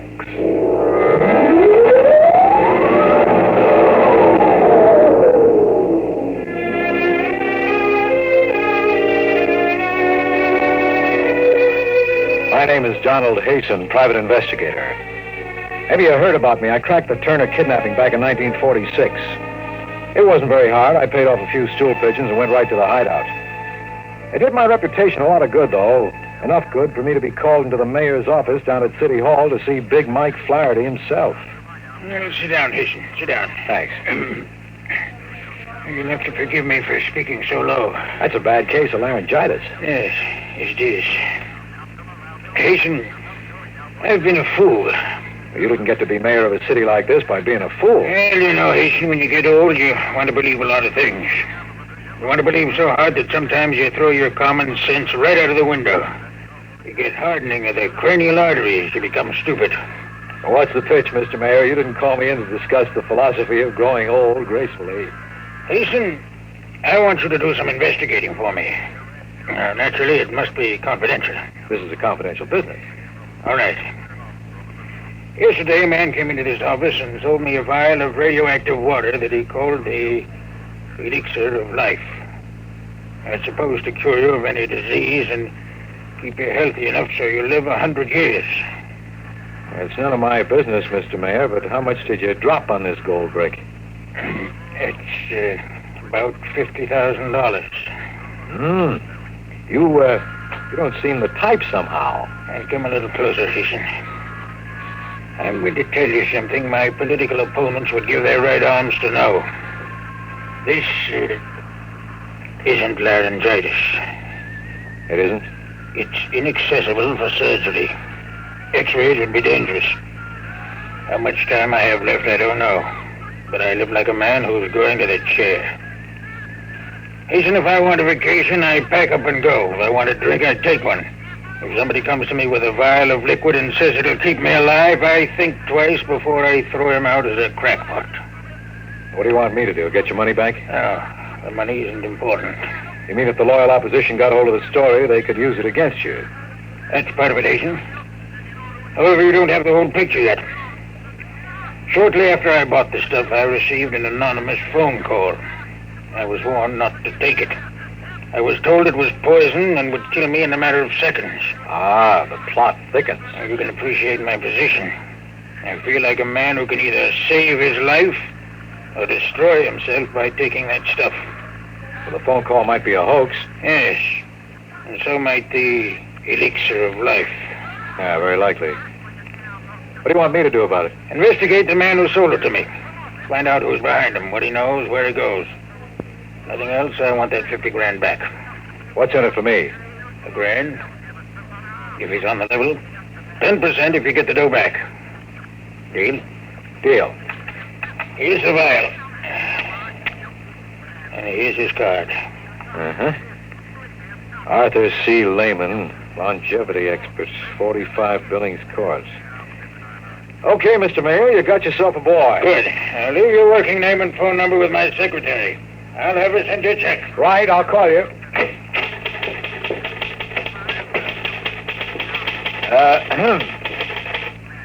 You were in there a long time.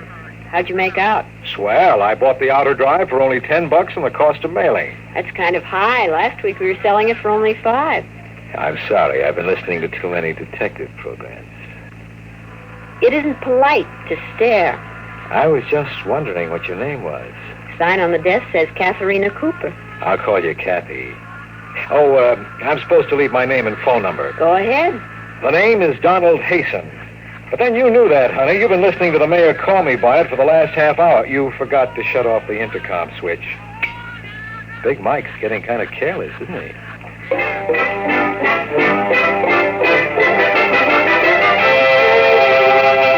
The look on her face said she was feeding me to the vultures piece by piece. I left my card and walked out. By the time I got home, it was dusk. It was the time of early evening when every bachelor wishes he wasn't one, especially after meeting a girl like Kathy. The phone began to ring just as I put my key in the latch. I made it on the fourth ring. Hello? Is this Mr. Donald Hastings? I live alone and don't like it. Were you expecting someone else to answer? This is a warning, Mr. Hastings. Don't touch your bed. I'm sorry, but I don't like to sleep on the floor. The joys of being a private detective. Oh, hello, Jocko. How's my boy? That's a good boy. Oh, Jocko, be glad you're not a private detective with all kinds of crackpots calling you up and trying to get your goat. Nice boy. Sometimes I wish I had shaggy ears like you so I couldn't hear them. Come on, boy, come on. In the bedroom for a change or something coming. What's the matter, boy? You want to go out?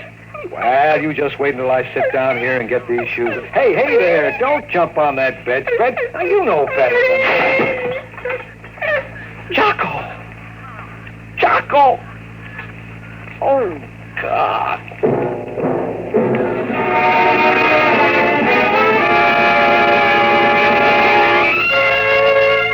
The bedspread closed on him the way a Venus flytrap closes on a fly. When I looked more closely, I saw that the bedspread had silvery threads of fine spring steel woven into it. It had been set like a bear trap to spring shut and strangle anything that touched it. Somebody wanted to get rid of me pretty badly, somebody to whom I had suddenly become very dangerous. Instead, they got Jocko. My poor little Jocko. I decided to take a fast drive over to Billings Court to see Arthur Lehman, longevity expert. Well, what? I'm looking for Mr. Lehman's office. I'm the janitor. You didn't need to explain. He isn't in. Mr. Lehman isn't in. I just said I was looking for his office. Oh, a detective. No, I'm really a vacuum cleaner salesman. I just had these credentials printed up for fun. Here, buy your wife a muskrat coat. I can't take any money. I'll just keep this till it's spent. What floor is it on? Up those steps, rear. Thanks.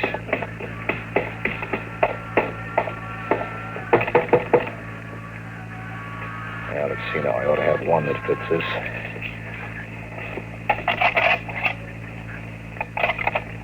There we are. Now, there should be a light switch somewhere. Let's see if I can... Perhaps I can be of assistance. Looking for someone? Mr. Lehman? Yes. The janitor told me you weren't in, so I... You picked the lock. Yes, I hope you don't mind. Not at all.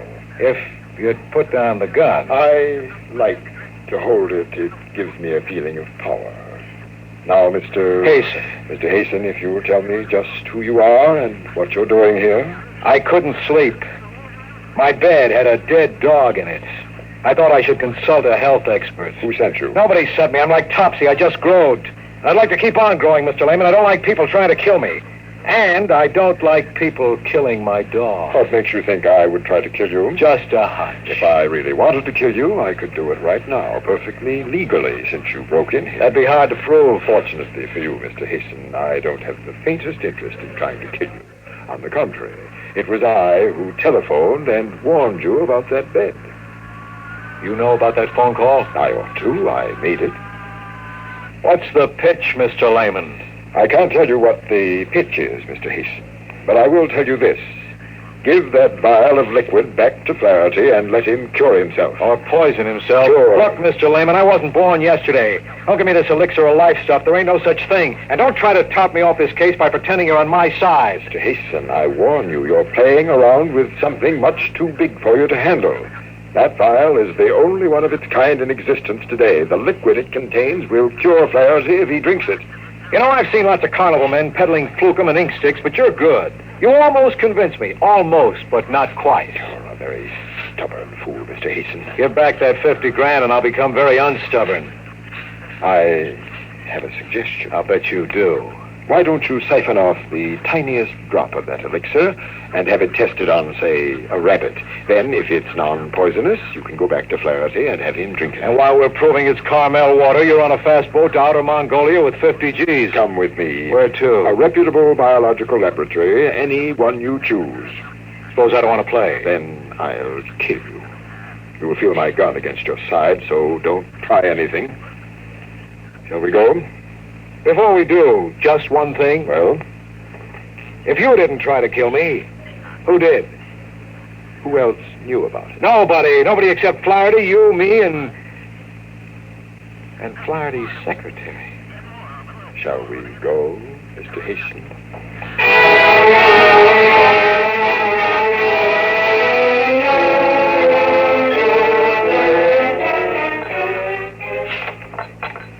Yes, I believe I could make such a test. Of course, it would mean injecting at least a cc into an infected guinea pig. Then we'd have to wait and do a biopsy. How long would it take? 24 hours at least. Okay, how much? $50. My friend will pay you. Your friend? Yeah, the gentleman who... Holy jumping sunfish. Sir? Look, you saw me come in with a guy just a minute ago, didn't you? Yes, sir, but he left when you started talking to me. Isn't that just dandy? Is something wrong? No, nothing much. You know what Barnum said about one being born every minute? Yes, sir. Well, he was talking about me. Well, I better get going. Yes, sir. Oh, sir. What about that test? Okay, I suppose you might as well do it just for laughs. Send the report on the bill to Donald Hasten, private investigator, Cater Building. Yes, sir.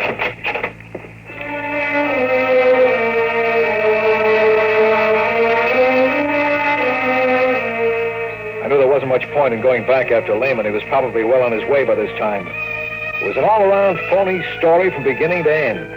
But still, somewhere, hanging around the edges of my brain, was a funny kind of hunch. If Lehman had wanted to kill me, then who called me up to warn me? Lehman himself? Why? It didn't figure. I stopped to look up an address in the phone book, and then I invested 10 cents.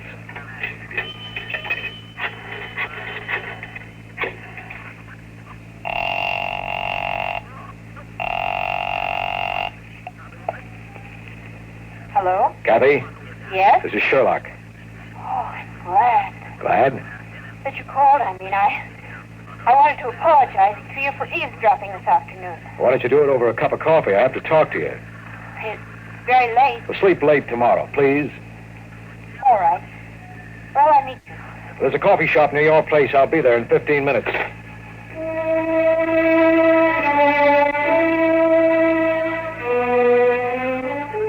She came in wearing a blue nylon dress and a short gray jacket. They went real well with her blue eyes and soft blonde hair. She seemed genuinely happy to see me. It threw me for a few seconds. And then I reminded myself I had already won the P.T. Barnum Award once that night. Sit down, Kathy. What is it? Do you know a man named Arthur C. Lehman? Am I supposed to? I'll refresh your memory. I had a talk with His Honor about him. I don't remember. Look, I used to have a little Scotch terrier named Jocko. We liked each other. He used to lick my hand. All I want to know is, are you mixed up in it? What goes on? I don't know anything about it.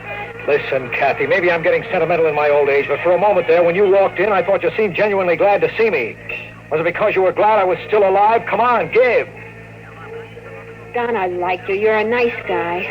Why don't you let it alone? Call Flaherty and turn down the assignment. Give him back his vial and tell him you're not interested in finding Lehman. Would you do it? If you want to help me so much, why not tell me what it's all about? I can't. I'd like to, but I can't. I've told you too much already.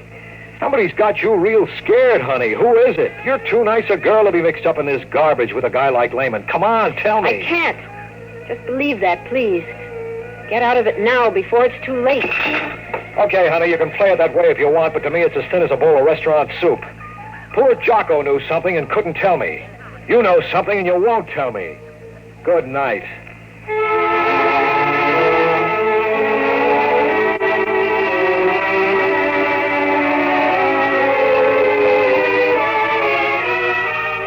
go home. I spent the night in a local YMCA, and I didn't sleep very well. It went around and around in my brain like a squirrel in a cage, but it didn't add up to anything when it came out. In the morning, I went straight to my office and locked myself in with a bottle of gin.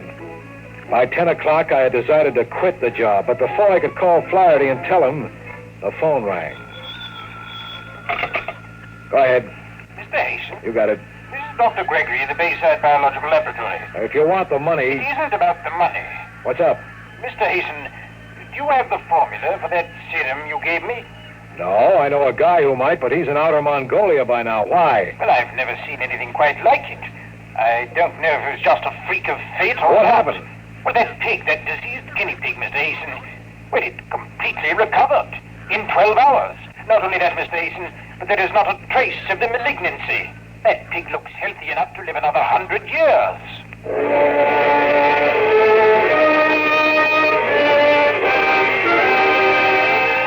I could feel the sweat soaking into my undershirt as I put down the receiver.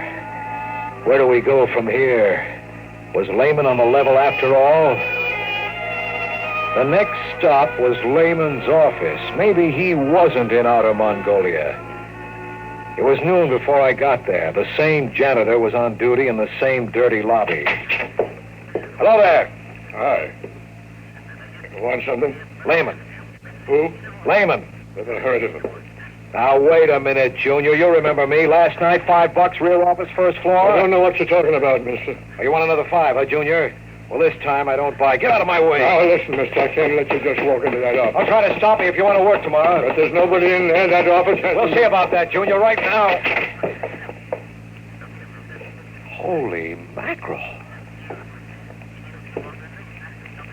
I told you, mister.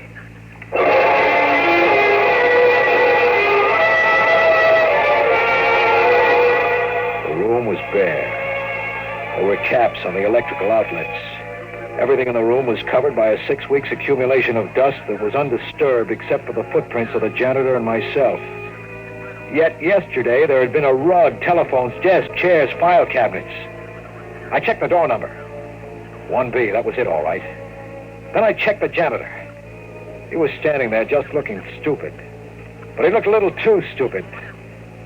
I figured I could make him talk, so I tried an old trick. I reached inside my hat band, took out an ordinary pin, and jabbed him hard on the arm. Hey, Al! What's the big idea, mister? Sit down, Junior. Sit down over here on the window ledge. Okay. Now, listen, I don't know anything. Maybe you saw something like this in the movies, Junior. There's this guy, see, a killer. And he sticks another guy with a needle that has a slow poison on the end of it, like I have, right in this little glass vial. See it? And only this killer has the antidote. If the other guy doesn't talk, it's curtains in 1 minute. If he does, the killer will give him the antidote. Okay, Junior, talk. Well, I don't believe you. There's no poison in that pin. It's a joke. It's up to you, Junior. Don't you feel something different, though? Feel your heart speed up a little from the poison? Now, listen, I don't know anything. It makes you sweat, too. When it reaches the brain, that's when it really begins to work. You got 30 seconds to spill. Otherwise... Please. 25 seconds. Okay. He was here. He gave me $100 to forget it. He rented the office only a couple of days ago, and then last night he said he was moving out. Said I shouldn't mention to anybody that he'd been here. An hour later he was gone. Files, furniture, and all. Don't know how he moved all that stuff out so fast. Now, that's all I know. Honest, that's all I know. Now, for God's sake, mister, give me that stuff. Don't let me just croak. I feel it in my blood. Relax, Junior. There was no poison. You're all right. A trick. Yeah, a trick. Thanks for the information. A trick. To trick me. He said he'd kill me. Thanks again.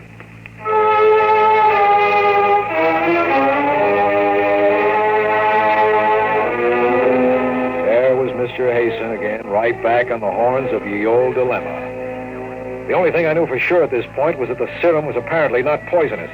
And since my client was most concerned with that, I made my next stop the office of His Honor, Mayor Big Mike Flaherty. I had the vial in my coat pocket. Hello, beautiful. Oh. I want to see His Honor. He isn't in. I'll go into his office and wait. You can't. But I can. Come on in. I want to talk to you anyway. Please. Come on. Shut the door, huh? No? Okay, I'll shut it. Now sit. Okay, baby. Let's have a heart-to-heart conversation. I see you didn't listen to my warning. No, I didn't. What's more, I found out that this layman character is on the level about the serum. It works. You found that out, too. That's right. It leads me to an interesting conclusion, Kathy. Namely, that you're the one who tried to booby-trap me. All right. Have it your way. What do you intend to do?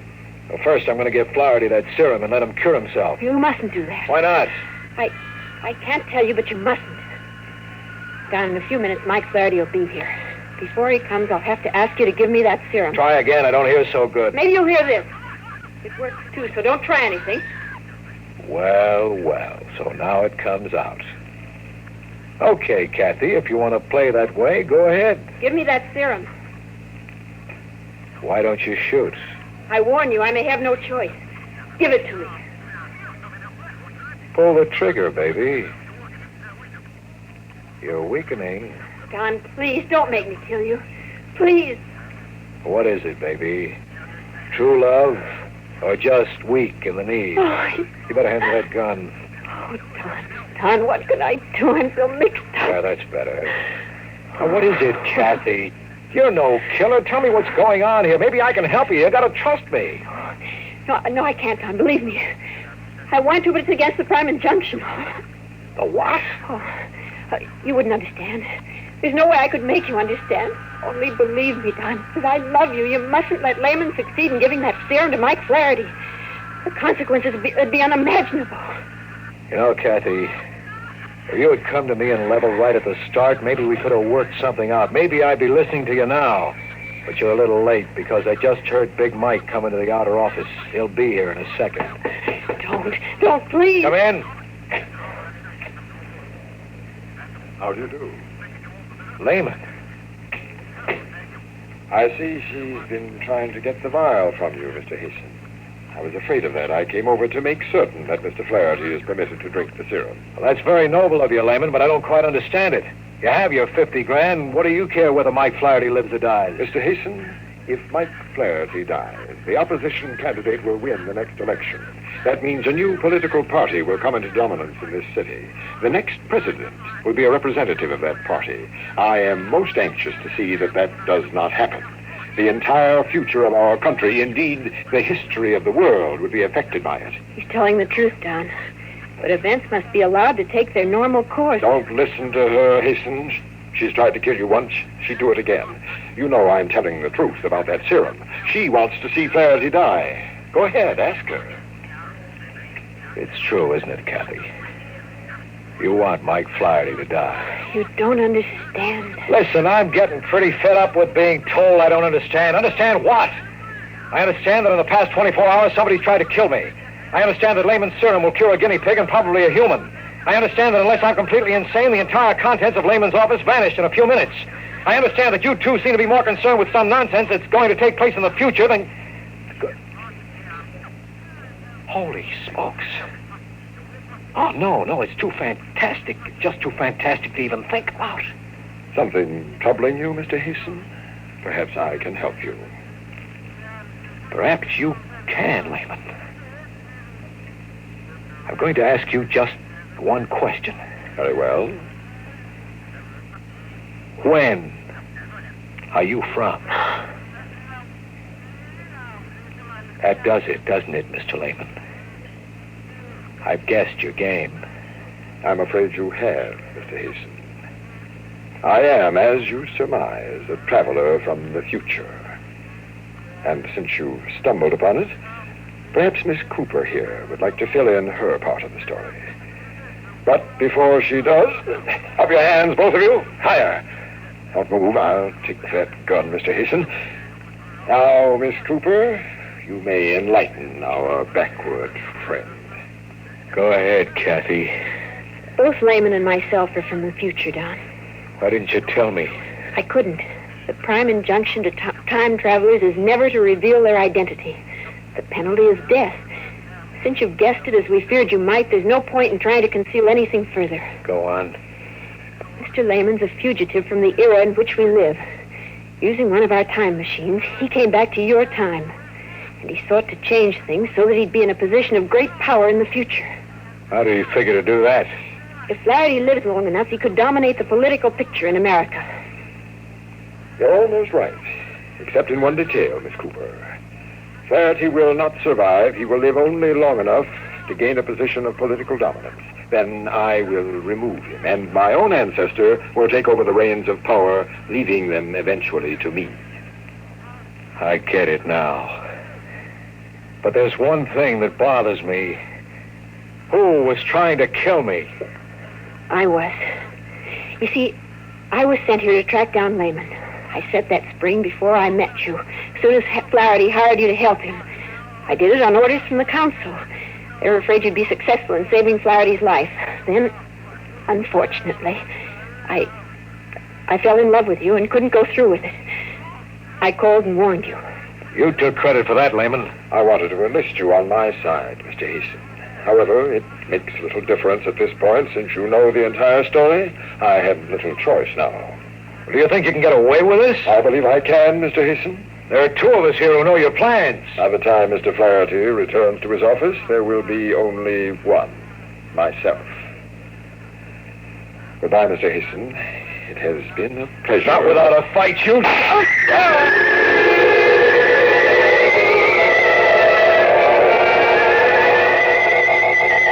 Not many people know how it feels to be shot in the forehead. I saw Kathy jump toward the desk and push a button I hadn't noticed before. I remember a thud as if I'd been sandbagged, and then watching in amazement as the crimson spread down the front of my shirt. Then there was a loud roaring noise and everything went black. I died. Don't try to move, Don. Don't move yet. It'll take a few minutes for you to feel like yourself. What? Holy jumping sunfish. I'm sitting in Flaherty's office. The blood. There was blood on my shirt, and it's gone now. Here, drink this. I don't understand it. Have I been dreaming? Is the whole thing nothing but a nightmare? Well, it seemed so real that there was a man named Lehman. He pointed a gun at my head and shot me. I felt it, I tell you, I felt it. Don, listen to me. Listen carefully, there isn't much time. And please, darling, please, this time, believe me. Listen. Go ahead. You were in this room. Lehman did shoot you. He killed you. You're insane. No. What he didn't know was that this office is a time machine. We rigged it that way, hoping to trap him here and take him back to future time. When I saw he was about to shoot you, I jumped for the switch that sets the machine into reverse. We went back into the past, before he killed you. That's where you are now. It's only a few minutes before Lehman is going to knock on that door and come into the office. But it's too fantastic to believe, Kathy. It's true. What can I do? Break the vow. Break it now before Lehman gets here. And then, when he comes, get the jump on him. Since you're the one who went back in time, you'll remember, but Lehman won't. What'll happen to us? We'll appeal to the council. Perhaps they'll let us stay together. I can't make my brain believe this, Kathy. You must, Don. Don, for our own sake, for the future's sake. Break the vial now. In a moment, it'll be too late. Well, I don't know, Kathy. Flaherty, his life depends on this little glass bottle. Don, please. It's Lehman. Don, you've got to decide now. Now, quick. Thank God. Come in, Mr. Lehman. We're ready for you.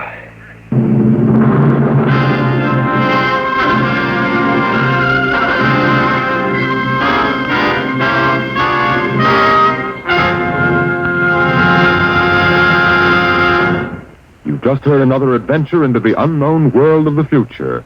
The world of...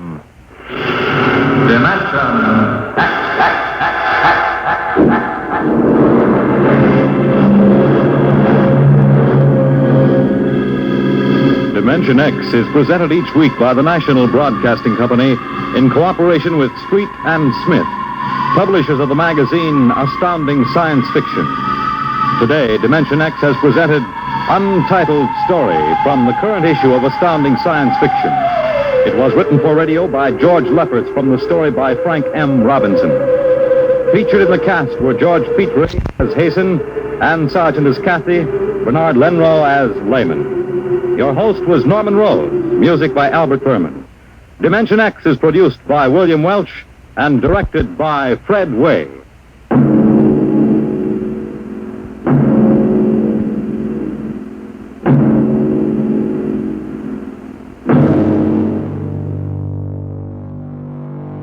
Untitled's story took us down a strange and unpredictable path, proving once again that some of the most unsettling tales are the ones that refuse to be easily explained. A wonderfully odd journey. But Dimension X now brings us one of Ray Bradbury's most famous and chilling stories. Episode 41, Marionettes Inc.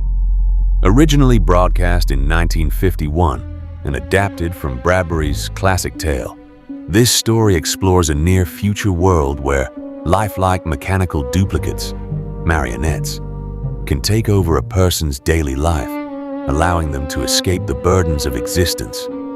A haunting meditation on identity, marriage, freedom, and what happens when the puppet becomes too perfect, and what dark desires will surface when you order your very own marionette in Dimension X. Adventures in time and space, told in future tense. Dimension X.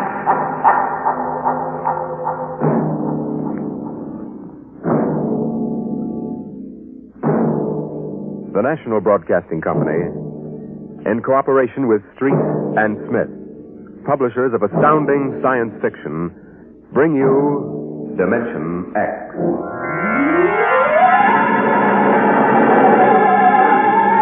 By the year 1990, we should see many amazing technological advances.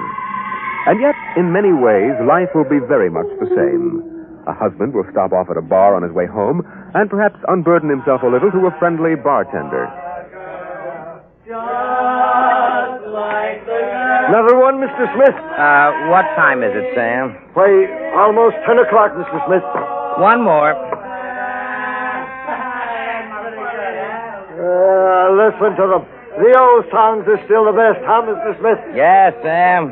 I remember singing that one back in 1974, just before I met my wife. Golden days, Sam. Here's your beer, Mr. Smith. Ah, thanks. That's good. Almost feels if I could go home and face Nettie now. Wife trouble, Mr. Smith? Wife trouble, Sam. Fight? Oh, never. Nettie and I never fight. Nettie's too mad about me ever to fight with me. She adores me. Worships the ground I walk on. Well, this is something new. I remember only last year you was complaining she was throwing things. And times have changed. Only wish she was still throwing things. At least in those days I could walk out and slam the door with a clear conscience. Now she's so sweet and loving, I feel like a murderer every time I stop in for a beer on my way home. Tough, Mr. Smith. Tough. Ever hear the expression, love will fly if held too lightly? Love will die if held too tightly? Can't say I ever did. If only she'd relax a little bit. See this bruise on my lip? She kisses me. For an hour every night when I come home. Can you do anything for her? I try. I remind her that she really wanted to marry Harvey Tubman. I remind her how we used to have those battles till the neighbors called the robot police. Nothing works. I'm gone for an hour. She cries. Well, me, I ain't got that kind of trouble. I hang around too much, and Mabel calls me a loafer and turns me out. That's a sad state. Can't figure him out. Well, I guess I'll go home and feed myself to the lioness. I tell you, Sam, when Nettie gets finished demonstrating how much she's missed me, I feel like a man who's been stuffed into an electronic washing machine with a dial set at rinse dry. How much do I owe you? 60 cents. Well, if it isn't Henry Smith. Brayling. So I live and breathe Walter Brayling. What are you doing here? Oh, having the night out. Does Gloria know about this? Things have changed, Henry. I thought she kept you chained to the bedpost most of the time. Not anymore, Henry. Not anymore. Oh, you aren't divorced, are you? Oh, no. Gloria's home. What'd you do, put a sleeping powder in her coffee? Oh, goodness, no, Henry. That would be highly unethical. I can't believe you just walked out on it. 10 years of marriage, Henry, and I never had a night to myself. But it'll be different from now on. Oh? By the way, Henry, what time is it? 10 o'clock. Well, I guess I'd better be going. Scared? No, don't want to crowd my luck. Although really there's nothing to worry about. I'd sure like to know how you do it, Walter. Would you really? Yes. All right, Henry. Since you've always been a friend of mine, I'll let you in on it. Come on, my car is outside. I'll drive you home and let you see how it's done. Well, that's nice of you, Walter. Not at all, Henry. We fellows have to stick together.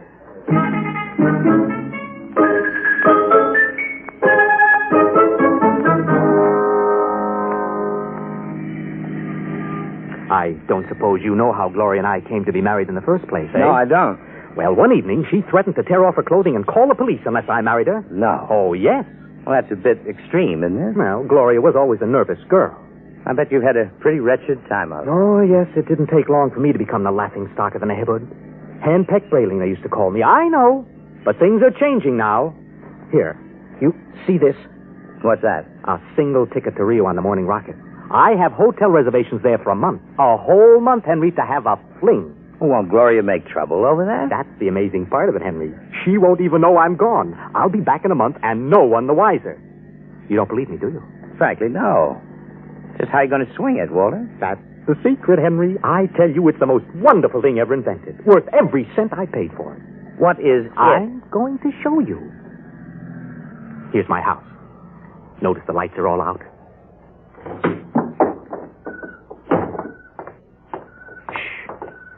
We'll wait up there on the front porch.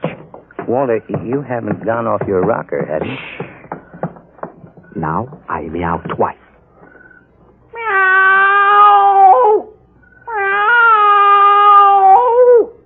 Now, Henry, watch the window in my bedroom. Well, it looks as if somebody...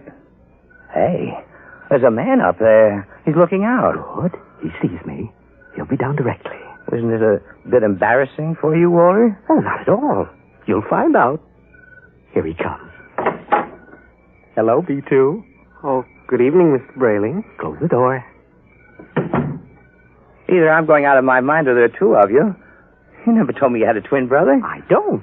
But if this fellow weren't in pajamas, I couldn't tell you apart. That's the secret, Henry. Everything go all right, B2? Oh, just fine, Mr. Brayling. I suppose my wife was in her usual good form this evening? As a matter of fact, we spent the evening playing gin. No screaming? No shouting accusations? Oh, no, sir. It was a very quiet evening. Well, this is even better than I thought. Well, Marionettes Incorporated aims to satisfy, sir. Did he say Marionettes Incorporated? That's right, Henry. Look him over. Isn't he excellently fashioned? You wouldn't dream he was a robot, a marionette, eh? Well, I can't believe it. It's against the law, of course, to duplicate a human like this, but it's well worth the opportunity. Well, I still don't believe it. You can't tell him from a human. Only one way, Henry. Put your ear next to his chest. Listen. That's it. Machinery. Walter, old man, how long's this been going on? I've had him a month, Henry. I keep him in the cellar in my toolbox. Now, tonight I told Gloria I'd like to be excused for 5 minutes to run down to the cigar store. She agreed. I went down to the cellar, took out Brayling too, sent him back upstairs to sit with my wife until I got home. Miraculous. Of course, it doesn't seem quite ethical somehow. Oh, nonsense. It's highly ethical. I've been home all evening. I shall be home with her for the next month. In the meantime, another gentleman named Walter Brayling will be in Rio having the time of his life. Well, can he walk around without fuel for a month? Oh, he refuels himself. And he's built to do everything. Eat, drink, sleep. You'll take good care of my wife, won't you, B2? Oh, of course. Your wife is rather nice. I've grown quite fond of her. You see? Walter, old man, how long has this Marionettes Incorporated outfit been in business? Secretly, for 2 years now. Why? Well, I wonder, is there a possibility that I might get in touch with them? You?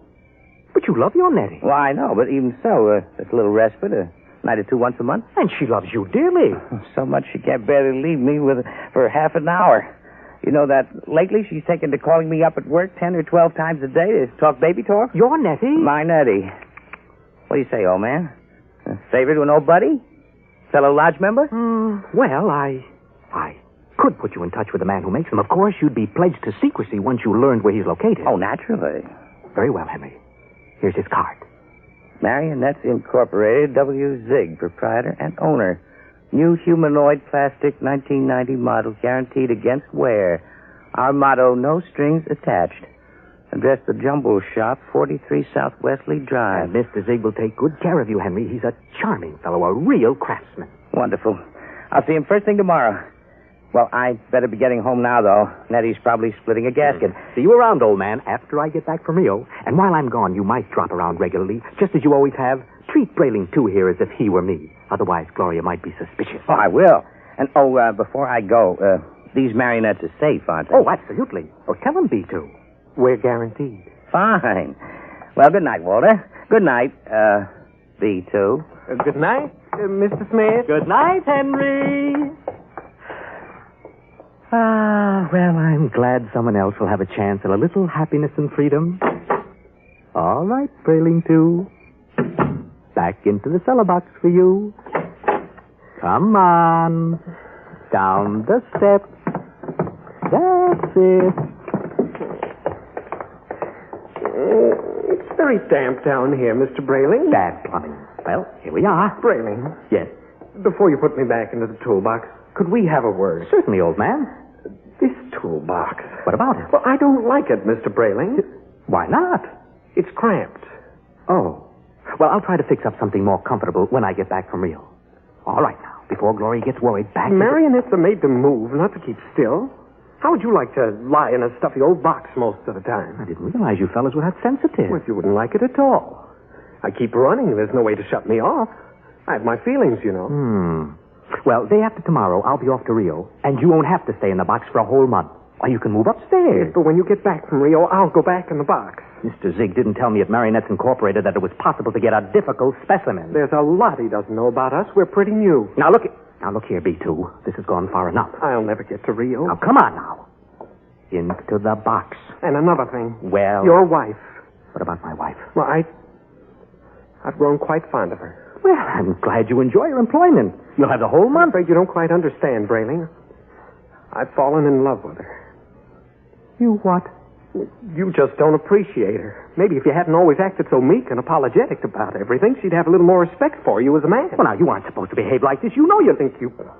Well, anyway, I could be very happy if I were married to Gloria. Aren't you forgetting you're nothing but a big, overgrown puppet? Careful, Brayling. I'm sensitive. All right. I'm sorry. Now, look. You wouldn't mind waiting here a moment, would you? I have to go upstairs and make a phone call. To whom? Oh, nobody important. I have to call Henry Smith about something. Yolande, you're going to call Marionettes Incorporated and tell Mr. Zig to come and get me. Oh, no, really, I'm not. I was... B2, stay away. Stand where you are, Brayling. Now, B2, take your hand off my arm. No, Brayling. What are you going to do? Nothing much. I'm just going to put you in the toolbox, lock it, and lose the key. What? And then I'll buy another ticket to Rio, and Gloria and I can have a wonderful vacation. You're insane. Am I? Now, wait a minute. Hold on, B2. Now, don't be rash. Let's talk this over. Goodbye, Brayling. B2, stop it. Don't. Let's go. Help. To the box, Brayling. Help. There.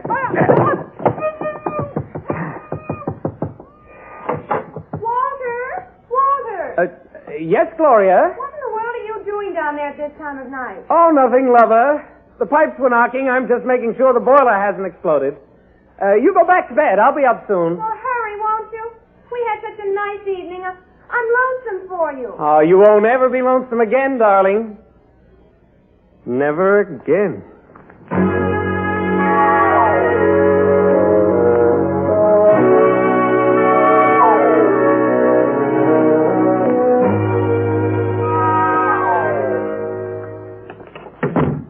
Good morning, Nettie. Oh, good morning, darling. How are you? Have a nice time last night? I missed you so. Breakfast ready? Aren't you going to kiss me good morning? Oh, yes, I suppose so. Oh, you're so wonderful, Henry. I guess I'm the luckiest person in the world. Oh. Here's your coffee. And how would you like your eggs? Anyway, it's all. Oh, but I want to please you. Oh, Nettie, skip the eggs this morning. Oh, but you have to eat to keep well, darling. I'm very healthy. I have an early business appointment.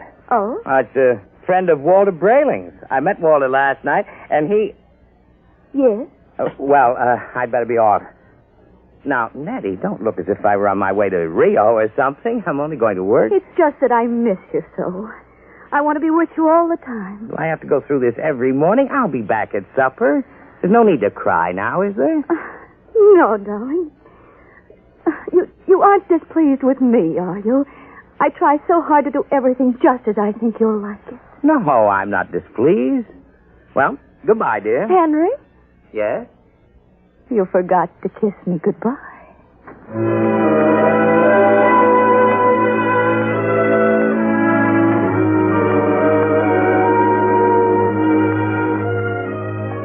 No strings attached, no strings attached. A very nice puppet with no strings attached. Let's see now. The Jumble Shop, 43 South Wesley. That should be about... Ah, here it is. Yes? Mr. Zig? Yes? Walter Brayling recommended me. Enter. Your name? Henry Smith, 55 Evergreen Place. And what can we do for you, Mr. Smith? Well, Brayling showed me his marionette last night. I see. I was intrigued with the idea. And not that my wife is anything like that female meat grinder that he's married to, you understand, but, well, I'm a man who enjoys an occasional evening with the boys. Without complications. Naturally. So I thought... that I could duplicate you. Exactly. I think it might be arranged. You understand the need for secrecy, of course. Although an act is pending in Congress to legalize Marionettes Incorporated, it is still a felony to use one of my creations. Well, I understand. And there is the matter of the payment. How much? $9,000. $9,000? Well, I have an inferior model at $7,500. No, if I go through with this, nothing's too good for Nettie. Nettie's my wife. We've been putting money aside to buy a summer house in Westport. Sometimes we must choose. Yes. Perhaps I could just slip out $9,000. It's a joint account. How soon can I have it? I could construct the mannequin in about 2 months' time. Good. Shall I consider the order placed? At once. Of course, you will have to report here for a body mold, color index of your hair, lips, skin, etc. And I'll have to do a complete electro-emotional calibration. You guarantee that these models are foolproof? As foolproof as I can make them, Mr. Smith, and I've had years of training. No chance of detection? None whatsoever. I've never had a complaint. Walter Brayling seems satisfied enough. I assure you, he's been taken care of in high style. There were some way to be sure. You have our guarantee. Very well, Mr. Zig. I'll get the money from the bank and send it to you. Fine. You'll be just as delighted with yours as Walter Brayling is with his.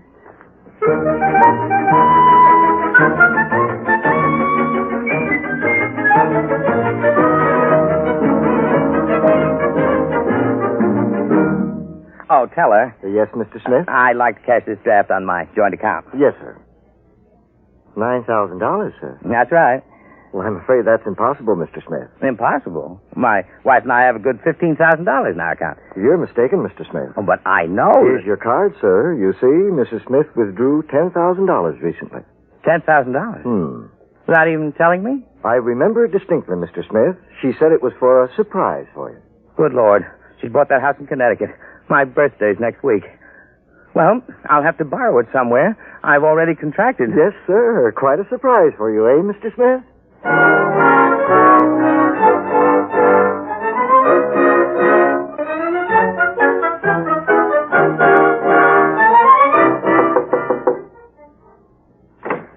Yes?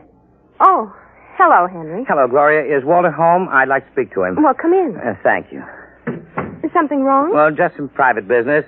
Matter of a loan. Well, he went down to the travel bureau, but he should be back soon. We're going to Rio, you know. Both of you? Isn't it wonderful? I don't know what's come over Walter lately. He's been so romantic. Last night he came upstairs and said, darling... He hasn't called me darling in years. Darling, we're going to take a honeymoon to Rio. So we're leaving tomorrow. Anything wrong, Henry? No. No, I'm just a little surprised, that's all. Well, he should be back soon. Will you wait? Yes, I'd better. Say, as long as you're over here, maybe you can help me with something. What? Well, I went downstairs to get an old suitcase a little while ago, and I heard the strangest noises near that old tool chest of Walter's. He mentioned that the boiler was acting up, and I'm afraid to go down there again. I wonder if you'd take a look. What kind of noises? Like a thumping sound. Maybe I'd better go down, Gloria. You stay up here. Should I call a plumber, do you think? No, I'll take care of it. Shall I down a bed? I'll have a look. Good Lord. Hello in there. Well, just a minute. Keep quiet, for goodness sake. I'll have to smash the lock. Now, what in the... Henry, thank God you've come. Be quiet. I've been in there all night. I thought I'd suffocate. He tried to kill me, Henry. He tried to murder me. Who? Which one are you? Don't be an idiot. I'm Walter. What happened? B2, the marionette. He stuffed me in the toolbox and left me to suffocate. Well, fortunately, I found an old file in there and managed to get an air hole through the wood. Good Lord. He's taking Gloria with him to Rio. Have they left yet? No, he's gone downtown for the tickets. Oh, good. We may just have time. For what? To get down to Marionettes Incorporated and tell Zig to stop him. Well, you're in no condition. Oh, don't worry about me. We can't waste any time. Come on. But Gloria... I'll sneak out. Tell her you fixed the plumbing. Tell her anything. I'll meet you outside. All right. Oh, what a fool I've been. What a fool I almost was. I went down and ordered one of those things today.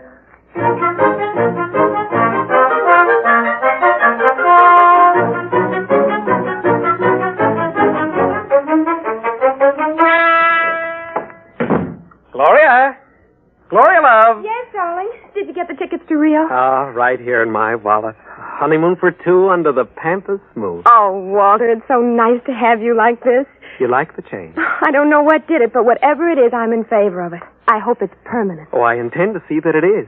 Oh, by the way, darling, do you happen to remember where that old pistol of mine is? Pistol? Yes, I just thought since we're going to be traveling in strange countries, it wouldn't hurt to bring it along. Oh. Well, I think it's here in the sideboard. Yes, there. Oh, Walter, you know how frightened I am of those things. Oh, I'll be very careful of it. In fact, I think I'll go down the basement and practice. Not really shooting it, of course, just to make sure it's in good working order. Do be careful, darling. Oh, I will. If you should hear a shot, dear, don't be frightened. I may fire it into a block of wood just to test it.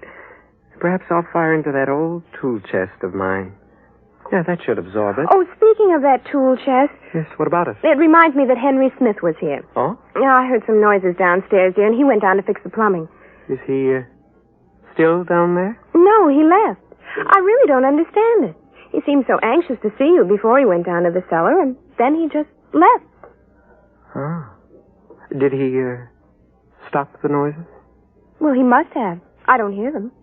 I see. What is it, dear? I have to go out for a while, But, darling. Walter, we'll have to pack if we're leaving. I'll be back soon. There's something very important I have to attend to. Well, what is it? Just some personal business with Henry Smith. Please excuse me, darling, and don't worry. When I get back, everything will be fixed once and for all. Yes, we can enjoy the rest of our lives just as though the old Walter Brayling never existed.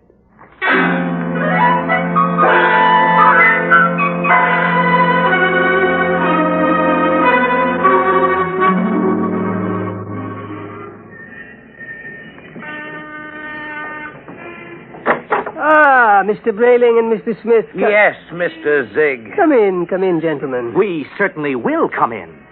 What brings you? A good deal, Mr. Zig. Yes, indeed, a good deal. If I might know exactly, you seem so upset. Tell him, Henry. You told me your marionettes were foolproof, Mr. Zig. They are. My personal guarantee goes with each one We of know them. all about your personal guarantee. Except that Mr. Brayling's dummy knocked him out, stuffed him in a toolbox to suffocate, and is making plans to run away with his wife. Oh, dear. Well, Mr. Zig? Oh, I really don't know what to say, gentlemen. You see, I work alone. I make these marionettes myself so that I can see to it personally that there are no errors. However, even the finest craftsman can make a mistake once in a while. What Mr. Brayling and I would like to know, Mr. Zig, is exactly what are you planning to do to stop this over-ambitious robot? Well, of course, we shall have to recover B2 first, and then I will simply dismantle him. He doesn't seem to want to be dismantled, Mr. Zig. In fact, I think you'll have trouble catching him. Maybe I can save you the trouble, gentlemen. B2! Look out.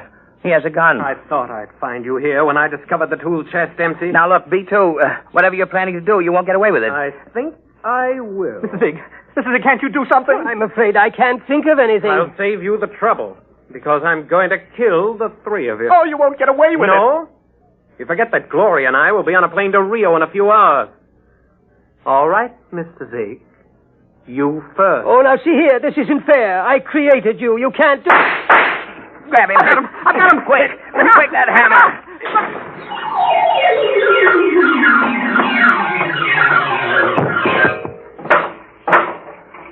Well, that's the end of Brayling, too. Oh, thank heaven.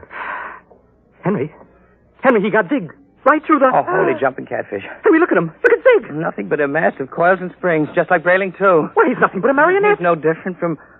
Walter, you know what this means? It's incredible. A marionette building other marionettes. But someone must have built Mr. Zig originally. Well, perhaps Mr. Zig turned on whoever built him the same way that Brayling, too, turned on you. Well, at any rate, we'll never know. I wonder how many of these things are walking around among us. Oh, I shudder to think of it. Some of our best friends might be...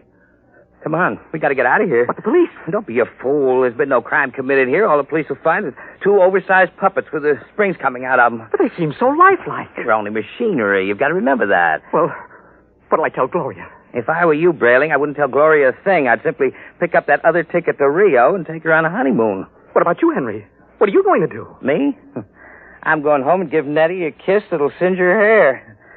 I'll even forgive her for taking that $10,000 out of the bank without telling me. You know, when I think of what might have happened if I'd gone through with this marionette thing, what makes a fella realize how lucky he is to be married to a decent woman. Let's go.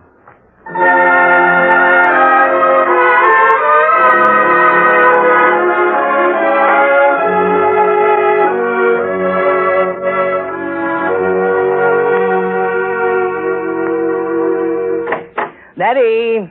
Nettie! Where are you, sweetheart? In here, darling. I've missed you today. Come here. Oh, Henry. Oh. Oh, you look tired, darling.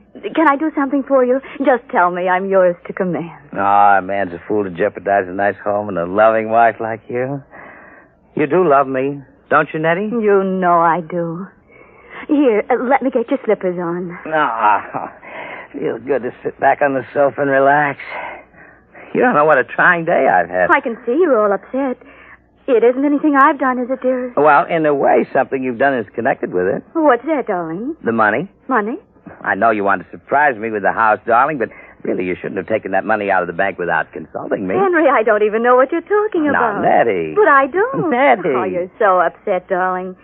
If it's anything important, let's talk about it later. Meanwhile, why don't you just put your head on my shoulder and rest? I must admit that sounds enticing. Here, let me make you comfortable. There. Now you just close your eyes. That's it. Nettie. Yes, darling. You hear something? No, darling. You sure? Like what? Well, like the ticking of a clock. No. Well, strange, I don't hear it now, but when I had my ear against your chest... Oh, no. Oh, no. What are you talking about, No, darling? I won't believe it. You are my Nettie, aren't you? You're a real live flesh and blood... Oh, she couldn't have done that to me. Not Nettie. But I hear it. And it's coming from you. It's coming from you.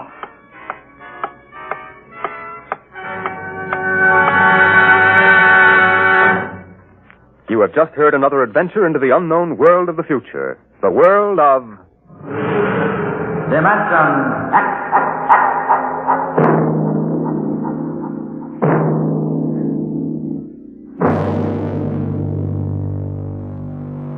Marionettes Incorporated showed us how tempting it can be to escape our own lives, and how terrifying it becomes when the puppet starts pulling its own strings. A brilliant and unsettling Ray Bradbury classic. But Dimension X now offers us something beautifully strange and visually dazzling. Episode 42, The Kaleidoscope. A mesmerizing and poetic tale that takes us on a journey through shifting realities, colors, and perspectives, where nothing is quite what it seems, and every turn reveals something new and wondrous, and what strange new worlds will unfold when you look into the kaleidoscope in Dimension X.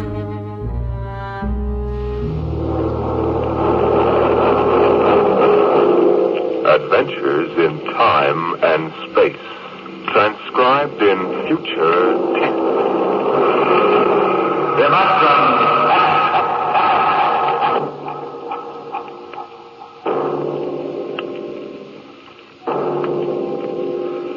The National Broadcasting Company, in cooperation with Street and Smith, publishers of astounding science fiction, bring you Dimension X.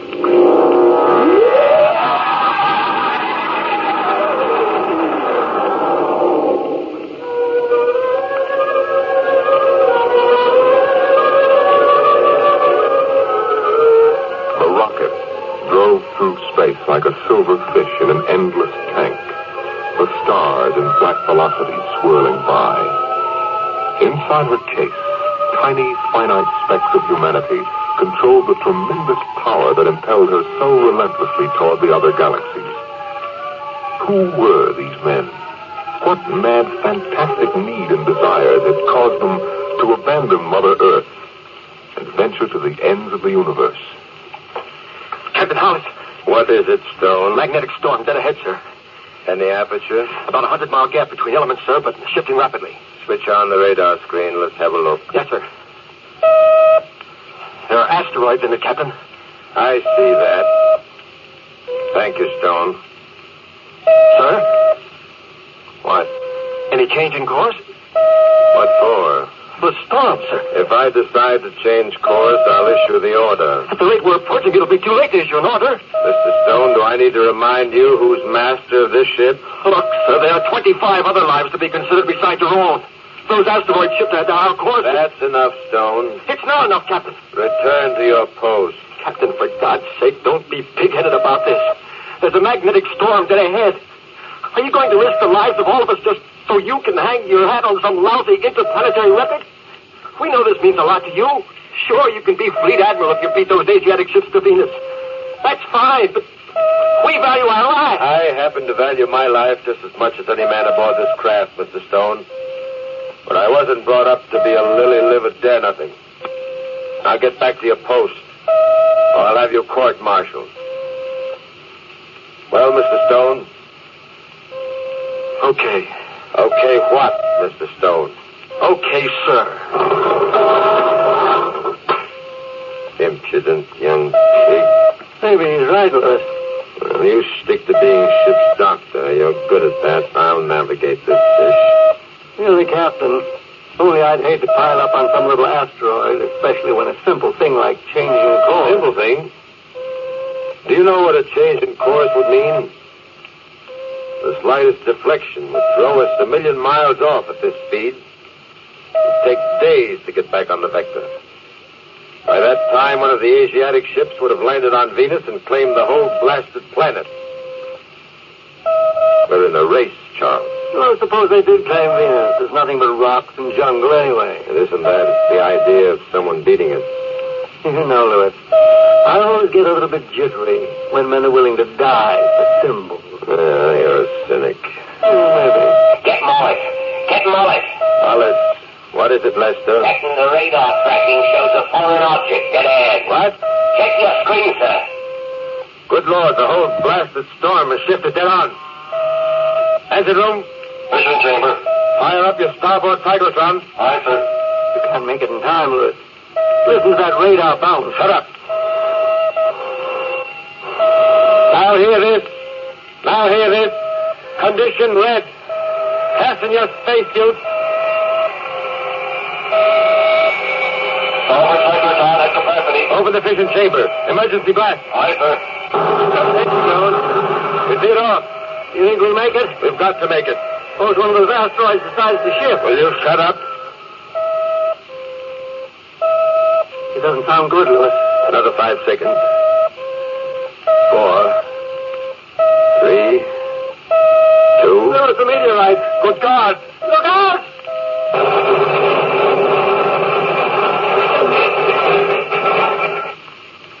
Hello? Hello, anyone? Can you hear me? I can see you floating out there. Can you hear me? For God's sake, answer if you can. I don't want to just float out here alone. Stone, is that you? Who is it? Captain Hollis. What happened? We struck an asteroid. Ship blew up. Is anybody else alive? I don't know. I can see some spacesuits floating in space not far from me, but I don't know if they're alive. Maybe they just don't hear us. Their radios are working, they do. Hello? Hello, somebody? Doc, is that you? Lewis? Yes. Thank God. Anybody else alive? Stone. Hello, Doctor. Oh. Are you all right? Okay so far. That's 3 of us, anyway. Lewis? Yes? We seem to be moving away from each other. That's right. I can hardly see you now. It's the momentum. We were all thrown in different directions. Since there's no friction, we'll pick up speed. Isn't there some way we could stick together at least? I'm afraid not. If there's no friction, then There's nothing to stop us. That's right, Stone. But then we'll just keep falling. Maybe forever. Not forever. You'll fall until you get into one of the gravitational fields of some planet. After that, you'll fall toward the planet. Mother in heaven, what a way to die. Nobody's going to die. Those Asiatic ships will be along this way. We can radio to them when they get in range. Aren't you forgetting something, Lewis? What's that? The commanders of those other ships may not be quite so willing to run through a magnetic storm. They may have altered course. If they have, they won't come within 1 million miles of us. We'll have to take our chances on that. It's a long way down. A long, long way down. Let's have no talk of that kind, Stone. I don't want to die. Stone, I said can it. Can it yourself. What? You heard me. This is a mutiny of one. Don't try to poke your rank on me now, mister. You'll be 10,000 miles away in another hour. So help me, I'll have you court-martialed when we're picked up. Let's not kid ourselves. Nobody's going to be picked up. I've got a few things to get off my chest before we lose contact with each other. Don't let it drop. Let him talk. Thanks. Your ship was a bad ship, and you were a bad captain.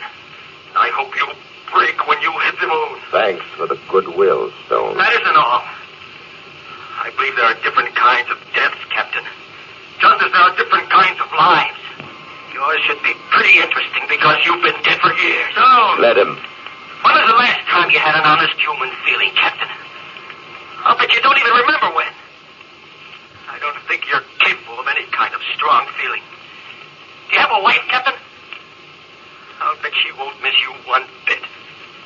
Children? I have a son, little boy. Maybe he'll grow up to be a hero like his daddy. A tin hero with a piece of stone where other men have hearts. Are you quite finished? I've said it. Well, so long, Doc. So long. I'm headed for the sun. Somehow I don't like the idea of falling into the sun. I'm going to take a quicker way out. No, Stone, don't be a fool. I'm going to smash the faceplate on my helmet and let the oxygen escape. Stone, don't do it. We're going to be rescued. Stone. See you all in some other universe? God have mercy. He was headed for the sun. I can barely see him now. Looks like Mercury for me. How about you, Lewis? I'm headed for Earth. Funny, isn't it? That I should be going back to Mother Earth this way. I'm nothing but a human meteor, Charles.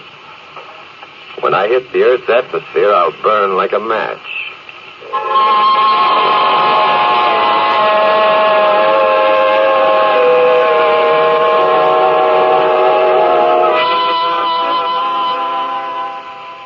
Charles.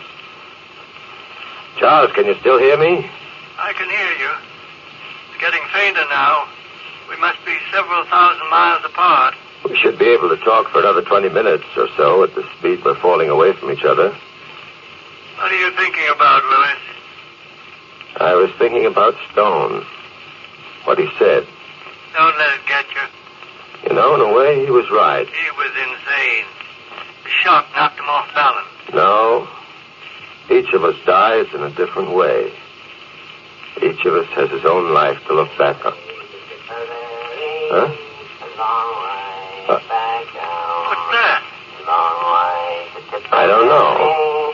It sounds like Lester. Hello? Hello, Lester. Can you hear us? I don't think so.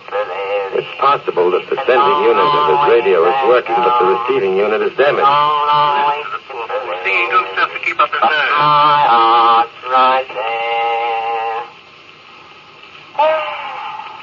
Hello? Hello? Anybody alive? This is engineer's mate Harry Lester. Hello? Mother of heaven, ain't there somebody that talks to me at least? Lester, can you hear me? Hello? Listen, anybody. If you can hear me, this is engineer's mate Harry Lester. We had an accident. We were... Oh, what's the use? He doesn't even know we can hear him. Poor devil may have forgotten to switch on his receiving unit. Well, there are three of us again anyway. Isn't much comfort. Maybe Stone's way is best. Don't be a fool. They're going to be picked up. I doubt We it. must. I must. I've too much to accomplish in life to die like this. A fellow like Stone or Lester, they come a dime a dozen. But I was in line to be commander of the whole fleet. You know what that means, Charles? Commander of the hemisphere. No, I don't know what it means. I never wanted to be commander of anything but myself. And I never even came close to that. Helen was counting on it. Stevie, too, in his own little way. It's hardest for Helen. Stevie's too young to understand. He'll know. He'll know his daddy went out with a ship. Like a man. They'll give him a medal. Louis, I'm beginning to think that maybe Stone was right about you. Huh? What do you mean? Oh, nothing. No, Charles. I want to know. We've shipped together a good many years. You never told me what you really think of me, whether or not you've envied my success. I'd like to know now. We've nothing to do but talk anyway. I've never envied anything except the fact that you're falling back to earth, Louis. I've admired you as I admire some sort of perfect machine. But that's where it stopped. You know the trouble with you, Louis? Well? You can't cry. What? You can't cry. Well, men don't cry, only children. That's what I mean, Louis. You can't cry. I don't know what the devil you're babbling about. Well, skip it. Now, look here. There's one thing. I had a wife on Mars. I had a wife on Jupiter. And I had a wife on Venus. Everyone made money and treated me swell. What's he babbling about? I don't know. He seems to be reminiscing about his life. I had some nice times, I did. Oh, Roxy. She didn't know about any of them others. Roxy. Married 15 years and she still looks like a schoolgirl. Henry's a boy, too. I wonder what he's doing now. Like he's not in some mischief. I remember when I kissed him goodbye. I said to him, I says, now, my son, take good care of your mom and don't get fresh with the girls. It'd frighten me if he didn't wink at me and smile that winning smile of his and say, all right, Dad, take care, you come back well. Oh, no, we miss you terrible much. Oh, well, Eddie, Lister, you can't complain. You've had the best of it and some to spare. Simple soul. Too simple. I envy him. Why? Because he has all that to hang on to. Women always frightened me. I ran from them. Always wanting them and jealous of men like Lester for having them. And jealous of him for being able to spend money without fear and for as much happiness as he could have in his own wild way. Haven't you ever wanted that? Don't be a fool. The difference between us and Lester is that he lives in the present. He gets into the experience of the moment. You and I, Louis, we live in the past and in the future, but never in the present. Could we change the subject? I thought you wanted to talk. Well, let's talk about something else. Charles? Charles? Charles, are you there? Charles, answer me! I just switched to my auxiliary battery. I'm sorry. Well, don't do that. Afraid to be alone? I've never been afraid of anything in my life, and you know it. I wonder. It's a long way back down. Why doesn't he shut up? Louis. What? Louis, I got myself into a meteor swarm. Some little asteroid. Meteors? I think it's that Myrmidon cluster that goes out past Mars and then swings in towards Earth once every 5 years. I'm right in the middle of it now. It's like a big kaleidoscope. All kinds of colors and shapes and sizes. God, it's beautiful, all that metal. I'm going with them.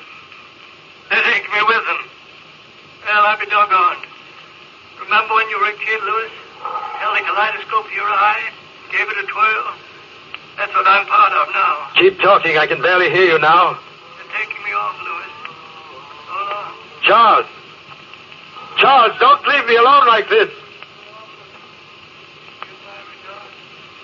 Charles! Charles!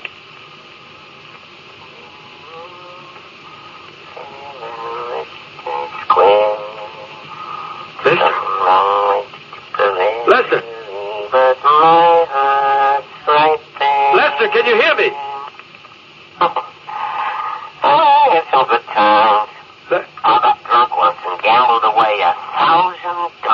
Why don't you shut up? And there was a time Roxy and I made love on the sand down at Old Gate Bridge. It's all over, Lester. Just as if it never happened. And Annie, you've no regrets, really. What good does it do you, you fool? When the thing's over, it's not good anymore. You're no better off than me. Look at what I've accomplished. Roxy. You floating there, languishing over some skinny, misbegotten slut of a wife. Roxy. My wife is beautiful. Understand?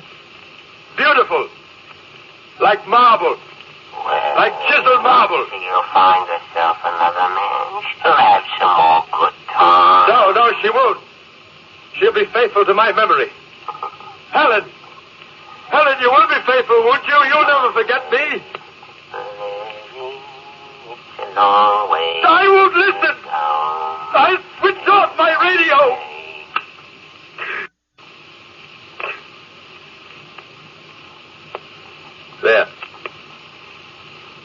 There, that's better. You're alone now, Captain Hollis. Alone with yourself. And your thoughts. And your memories. Going back to Earth like a human rocket. And remembering.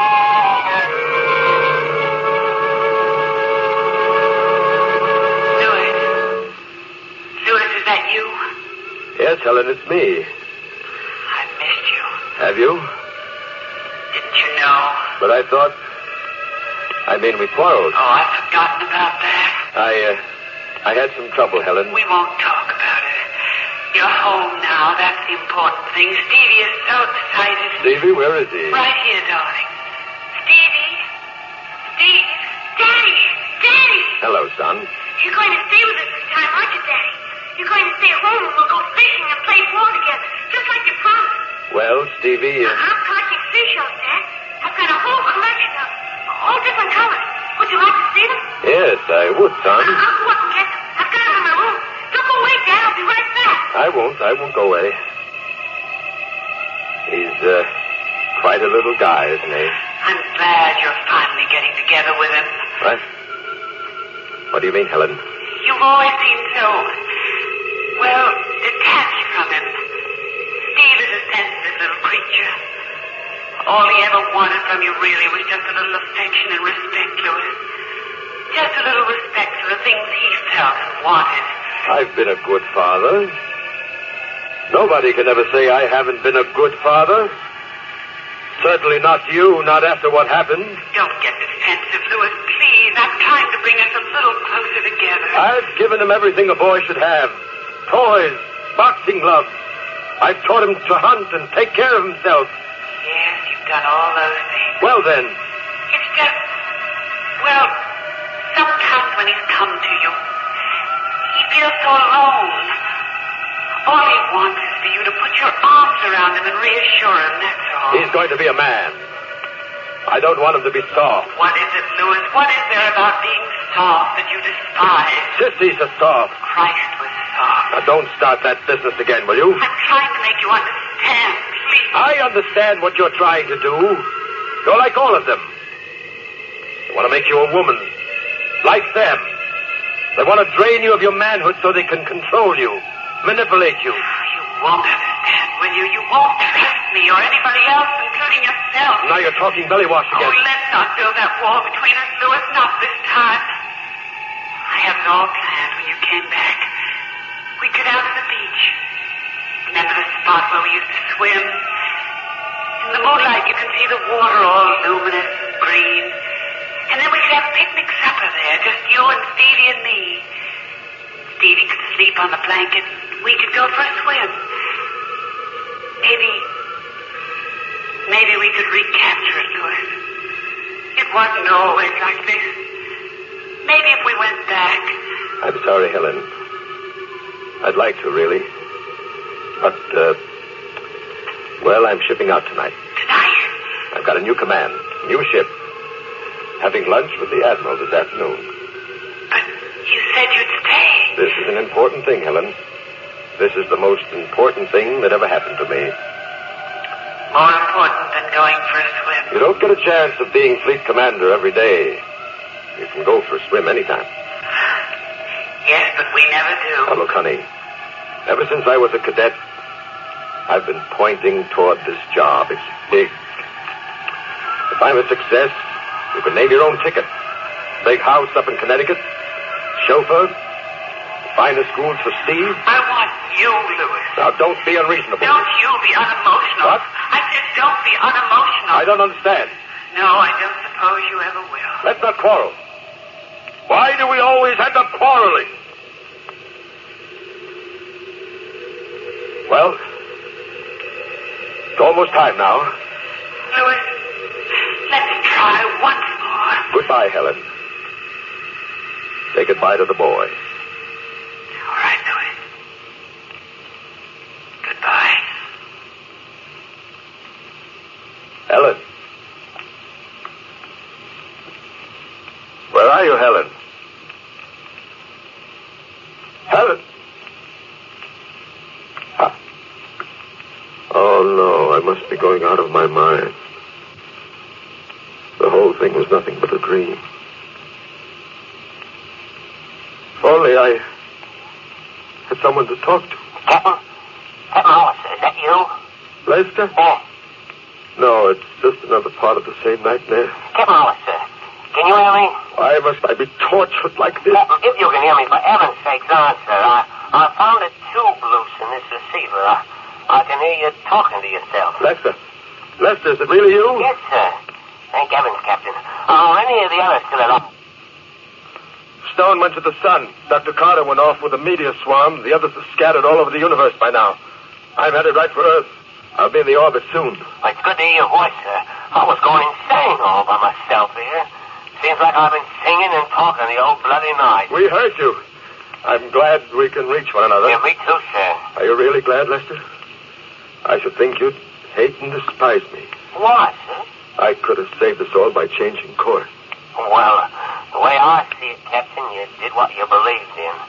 That's the way each of us has to do. Thank you, Lester. Yeah, how long do you figure we got, sir? Not long, I'm afraid. At least not me. It's a terrible thing, ain't it, Captain? I mean, knowing you're going to die and not being able to do anything. At least you've got pleasant memories. Me, sir? No, I never married to a hell of beans. I should think you'd have some good thoughts to remember yourself. I never lived, Lester. Sir? It's true, I never lived. But you were wise. We were strangers. We never knew each other. A son? A son. Lester, would you believe it if I told you I'd never put my arms around the boy and let him know how much I loved him? Oh, it's hard to believe, sir. It's true. It's odd that you talking like this, Captain. I always envied you, your position. You were commander. I thought so, too, but I know better now. My whole life was nothing but a running away from my own feelings. I had everything I really wanted. All I had to do was reach out my hand. There was Helen, Stevie, pleasures. And I turned my back and looked at the stars. When they came to me filled with their love and their warmth, I ran. I fled to the stars and to the ends of the universe. It was all so wrong. How do things like that happen to us, Lester? I don't know, sir. We were going to be divorced, Helen and I. Oh? Stupid, idiotic. Or maybe you'll be picked up, Captain. There's lots of spaceships taking off from Earth. Maybe one of them will reach you before you hit the atmosphere. If I dared to hope. We aren't that lucky, Lester. Not many get a second chance. Well, keep I open. can see you now, Lester. Mother Earth, big and green and rich. Won't be more than a few minutes at this rate. Oh, if there was something. Captain, you still there? Yes, I can feel the friction starting now. I'll burn in a minute, and I'll be scattered like ashes all across the land. Funny, that's a useful act, isn't it? To help other things grow? Oh, now don't talk like that, Captain. I'm sorry, Lester. You're a good man. I hope they rescue you. Well, I believe you're a good man, Captain. Maybe, Lester. Maybe I am, after all. Oh, you just got a bit twisted, Tommy, that's all. It wasn't your fault. No, it wasn't my blame. Funny. Sir? I feel a sense of calm now. Almost relief.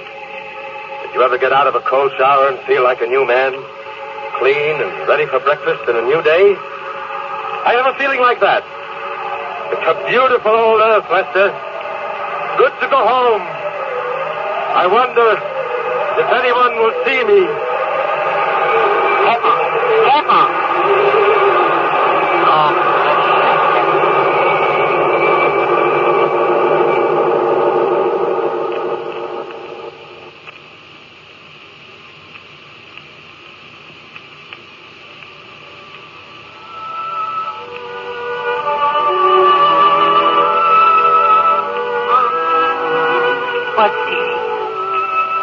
Down to the beach tonight? I don't know. I just wanted to see the ocean and the stars. Are you cold? No. Mom? Yes, darling. When's Dad coming back? I don't know, Steve. I don't know. Mom? What's the matter between you and Dad? Matter? Oh, nothing you'd understand. Don't you love each other? I suppose in a way we do. It used to be quite different. Long ago, when you were a tiny, tiny baby, your father and I used to come down here and swim at night. I was the first girl he ever loved. And then somehow, something happened. He got frightened or something, and we sort of lost each other. Oh.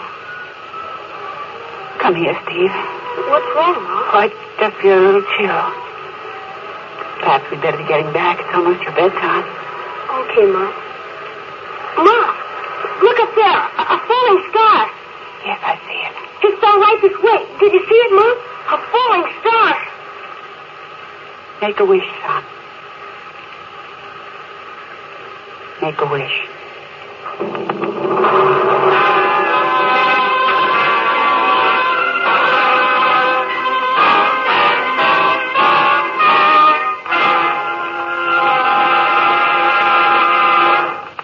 You've just heard another adventure into the unknown world of the future. The world of...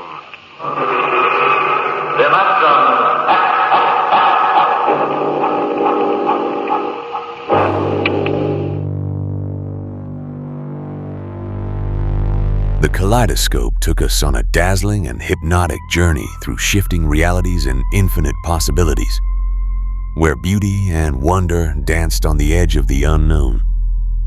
A mesmerizing and poetic experience, but Dimension X now brings us something far more solemn and deeply moving.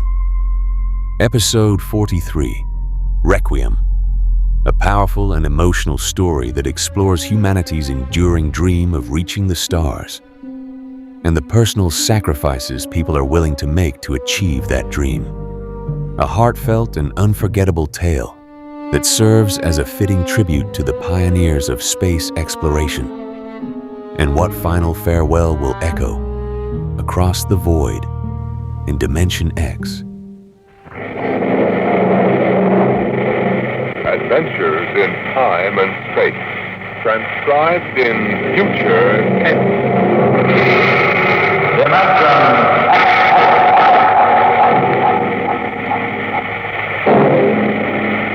The National Broadcasting Company, in cooperation with Street and Smith, publishers of astounding science fiction, brings you Dimension X.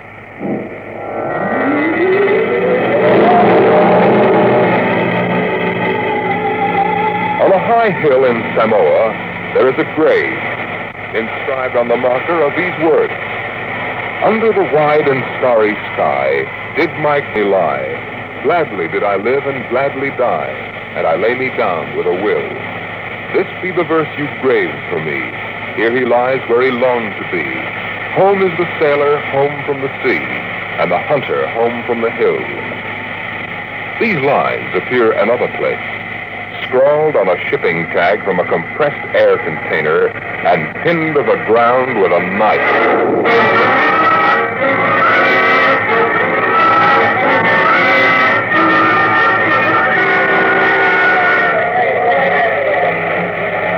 It wasn't much of a fair, as fairs go.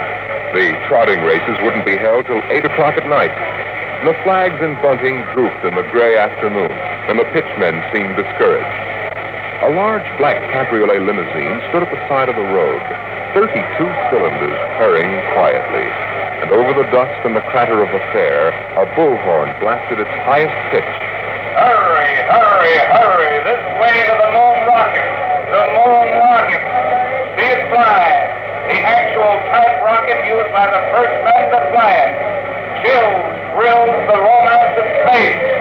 You can ride in it for only $25. Hurry, hurry, hurry. Henry. Yes, sir. I'm getting out. But the board meeting, sir, you're due in Kansas City at 4. You think I need another $5 gold piece? Oh, no, sir. You trying to tell me what to do? No, sir. Of course not, sir. Then get this confounded buffalo robe off my legs. Yes, sir. Get it off. Just a minute, sir. I'll help you. Let go of me. Of course, sir.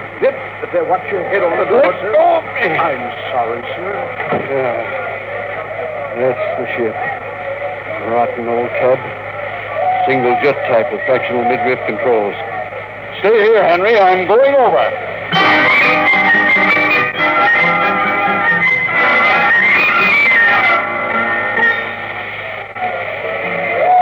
The moon rocket. 50 cents to come aboard. Flight leaving in 30 minutes. Hurry, hurry, hurry. Hey, Charlie, you got that feed tube patched?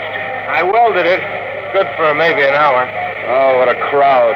I wouldn't risk a nickel to see the sun blow up. Oh, Captain. Oh, excuse me, Captain. Yeah?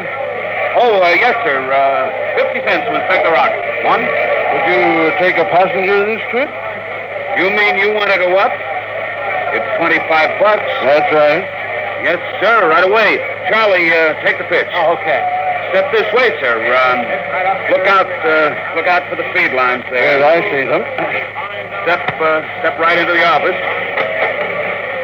Hey, Doc, passenger for checkup. Okay, Mac. Is this necessary? Regulation. Take off your coat, open your shirt, roll up your right sleeve. How things, man? Slow. We're not drawing as much as the coots then. Yeah, we'll pick up tonight with the trotters. Well, I'm ready, Doctor. All right. Your arm. All right. Breathe in. Out. Breathe. Breathe. Breathe.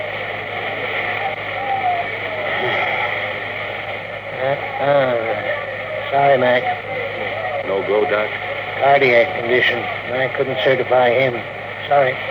You mean you won't take me up? He's the doctor.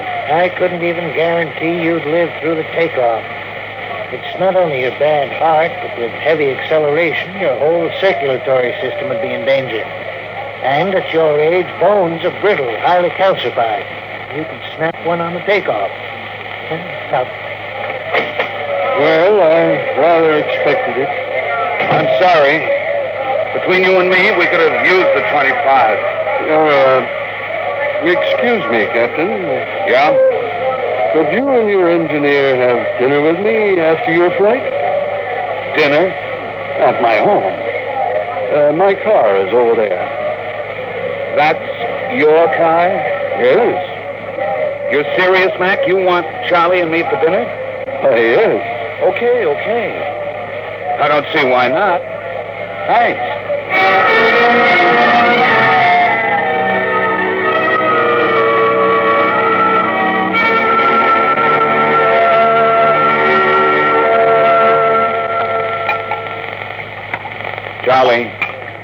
Charlie, you had enough. Oh, lay off, man. Oh, that's perfectly all right, Captain McIntyre. A cigar? Thanks. Light? Yes, thanks. Yeah, it's hard for me to see why any holder of a master's ticket would quit the Earth-Moon run. I didn't like it. Yeah. Don't hand us that. It was little G walked you out. All right. So I took a few drinks. I could have squared that. Too many regulations, red tape. Yeah. Would it help you to get back to the moon? Sure. I could get a short haul job hopping oil. If I kept my nose clean, I might even get back on the run. Captain, Would you be open to a business proposition? What is it? You own your rocket. Barring a couple of liens and anything. I want to charter her to take me to the moon. What? You hear what he said, Mac? He wants us to fly that old heap to the moon. Oh, no, can't do it. The old boat's worn out. We don't even use standard fuel, just gasoline and liquid air. Why don't you bribe a couple of company medics? It's been done before. I know, but not for me. I'm D.D. Harriman. Harriman? Why, you own the company. I own a large percentage of the company, but the other directors won't permit me to jeopardize the franchise. Can you tie that, Mac? A guy with half the money in the world, and he's up the creek. Shut up, Charlie. He's right. Well, Captain, it's against the law. I'd make it worth your while. Sure he would, Mac. D.D. Harriman. He'd make it worth our while. Mac, Luna City. Why do you want to go to the moon so bad, Mr. Harriman? It's the one thing I've really wanted to do all my life.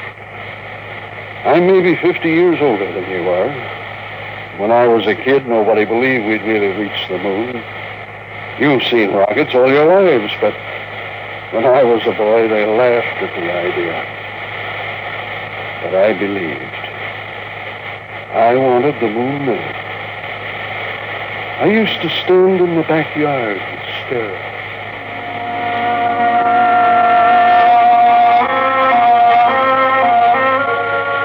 How far away is it, Mom? The moon? Far enough. Why don't people fly to the moon? They can't. Why not? They just can't. Not now, anyway. Someday I will. What? Fly to the moon. Sure. Come on now, Dell. Inside. Way past your bedtime.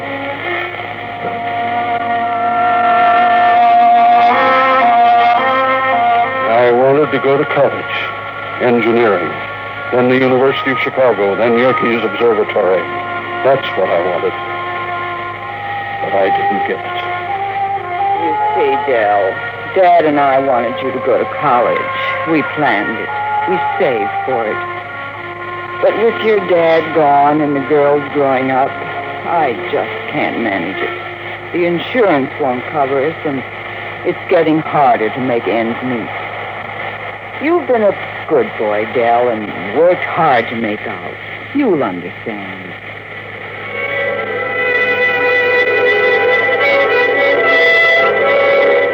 And I understood. And I worked. Stock boy at the old Ford plant in Detroit. Accountant. Credit manager for a mail order house. And then New York. Wall Street.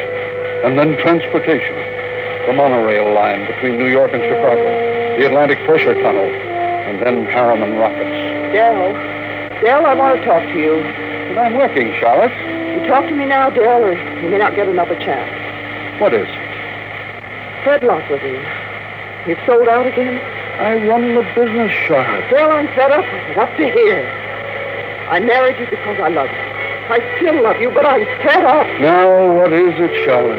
We're not young anymore, Dell. I'm tired. I'm not asking for millions, just a little life for the two of us. I'll pull the money out. I know you will. 20 hours a day on benzodine to stay awake and neobarbital to sleep.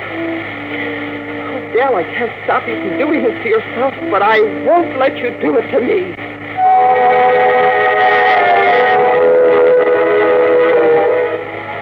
I didn't know about the divorce for a month. I lost the papers under a stack of blueprints and stock prospectus. Here's the news flash, Dell. Strato rocket reaches Paris. We've got the franchise lined up. The House Committee is solid. The Federal Rocket Commission is okay. The next step is the moon, Fred. Sure. Look, Dell, if we cut the freight rate on the tunnel, we could... I'm serious, Fred. The next step is the moon. Dell, you've been riding that joke for years. It's no joke, Fred. I've signed a $4 million research contract with National Fission Corporation and guaranteed the next 2 years' output of the Brookhaven Atomic Energy Institute. Dell, you couldn't. That's every liquid asset we have. You can't do that on your own initiative. I have, and the board will back me up. Fred, we're going to the moon.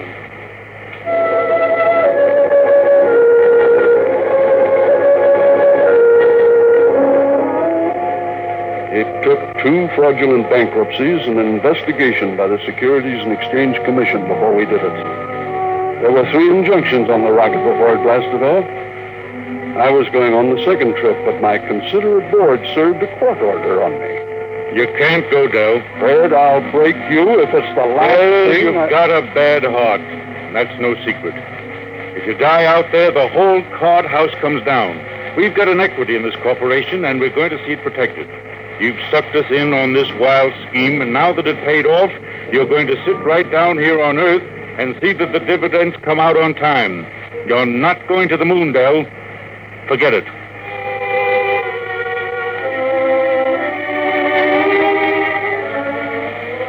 I never went. By the time my lawyers shook off the restraining orders, the first cargo rocket had crashed into the Pacific, and Congress rushed through the Space Precautionary Act. My heart was earthbound, but now I'm moved. But I will not die until I have set foot on the moon. There, Captain McIntyre. You asked why I want to go to the moon? Well? You find a ship, Mr. Harriman. I'll drive her. You'll get to the moon.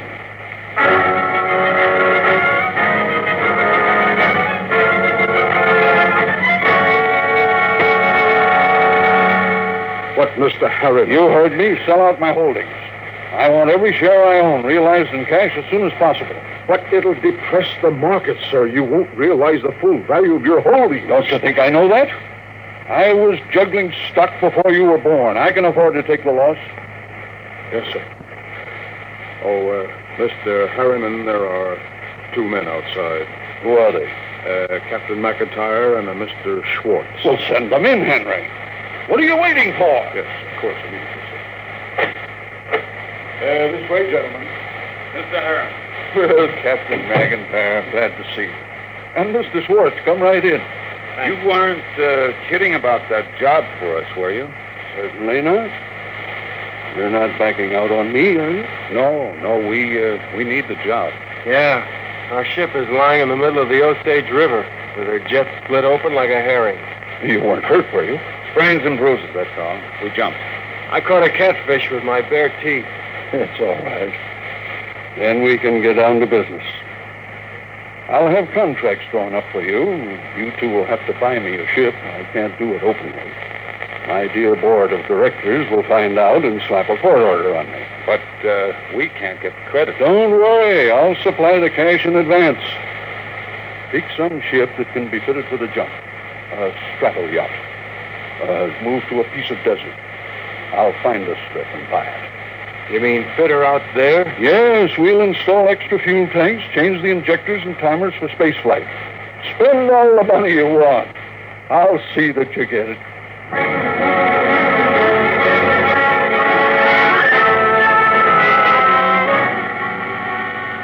$132 shares of Apex holding at 60% of par. Check. 52 preferred of Spaceways Fuel, 50% of par. Check. And that is the list. Mr. Harriman, there's a process server outside. What is it? I don't know, sir, but I think it's a subpoena. I was expecting that. Henry, get Mr. Cammons on the phone. Yes, sir. I think it's time for my lawyer.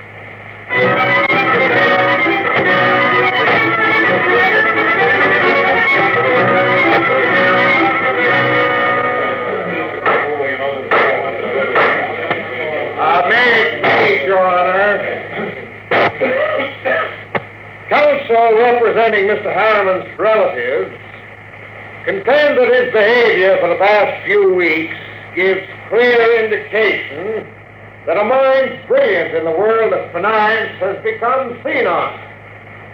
They petition you to declare him incompetent and to assign a conservator to protect his financial interests and those of his heirs. May I suggest that in his last few words, my opponent gave away his entire thesis. It is evident that the petitioners believe that my client should conduct his affairs in such a way as to ensure that his nephews, nieces, and their issue will be supported in unearned luxury the rest of their lives. Like vultures, they descend on it. Now, while it is true that he has sold his holdings, is it strange that an elderly man should wish to retire? We pray this court will confirm my client in his right to do what he likes with his own. Deny this petition and send these meddlers about their business.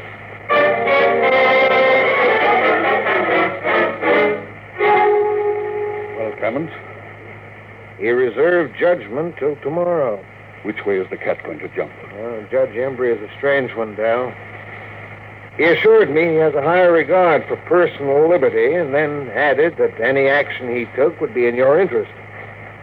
But he did say that men do become senile and must be protected. Senile? He might rule against me. Yes, Dale. He might.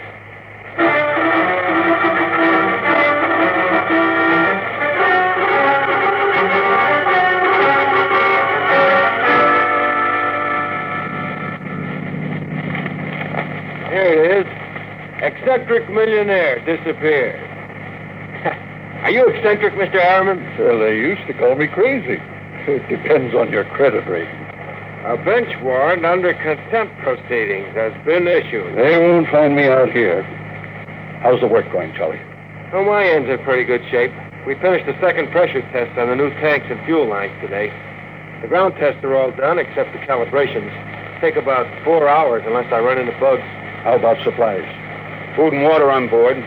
3 vacuum suits, a spare, service kit. I'm short navigation equipment, but give me a sextant and I'll get you down on the moon at any spot you name. Just from a general knowledge of relative speeds and orbit. All right, Columbus. We know you can hit the floor with your hat. Are you ready to go? My nephews will have detectives out looking for me. Well, I could run those calibration tests tonight. Take till midnight. After that, it's up to the Commodore here. There she is, Miss Harriman. That's the job that'll take you to the moon. It's a good ship.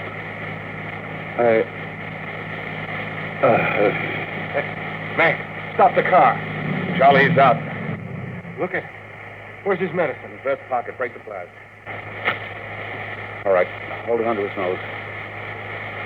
Looks lousy. Yeah, he's breathing easy. Look around, sir. Mac, we ain't going through this. Why not? It's murder. He'll never stand up under the initial acceleration. Maybe not, but it's what he wants to do. Get that ship ready to fly.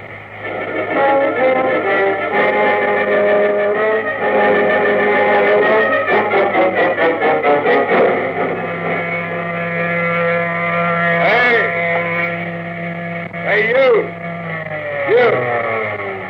Me? Yeah. How many other people are there out here on this desert? What can I do for you? You James McIntyre? Hey, Mac. Yeah? What's the matter, Charlie? Oh. You McIntyre? Yeah. I'm the deputy federal marshal in this district. I got a warrant for your arrest. What charge? Conspiracy to violate the Space Precautionary Act. You, I suppose you're, Charles Schwartz, huh? Yeah. Well, I got one for you, too. Thanks. And a man named Harriman. Got a court order to put seals on your spaceship. We haven't got any spaceship. What are you doing, kidding me? What's that, a kiddie car? Strato yacht. Oh, yeah? Well, I put seals on it till the spaceship shows up. Now, come on, where's Harriman? In the shed. Over there. What shed are you talking? Oh, my knuckle. That's the one I broke playing football. I'm always hurting that finger. Charlie, we gotta hurry. Get Pop into the cabin and strap him into his hammock. Right. So long, deputy. Oh, my knuckle.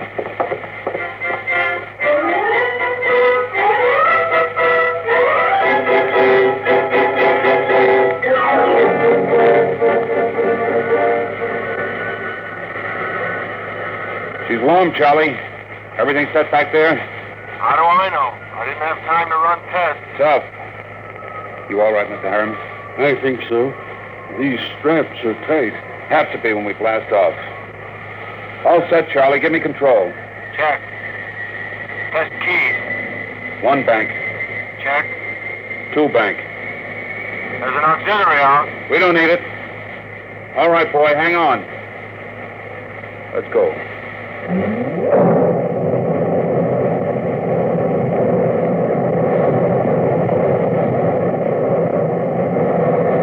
How are you, Pop? I'm doing fine. Couldn't be better. You better stay in your hammock. I'll loosen the straps a little. What is it? Nothing. Just go easy on that side. Pop, you ain't fooling me, man. You got a couple of busted ribs. Well, there isn't much I can do until we ground. You take a neobarbital and I'll wake you when we cut jets. No, I'll stay awake. Okay. Just shoot safe.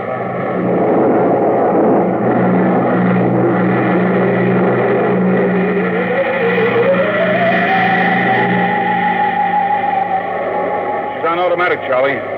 How the tube's holding up? Fine. Tight as a drum. She handles nice. How's Pop? Alive, but he's in bad shape. How bad? Cracked a couple of ribs in the takeoff. You'd better set it down awful easy if you want him alive. I'll make a full swing around the moon and ease her in on an approach curve. It'll go fine. If we've got enough fuel.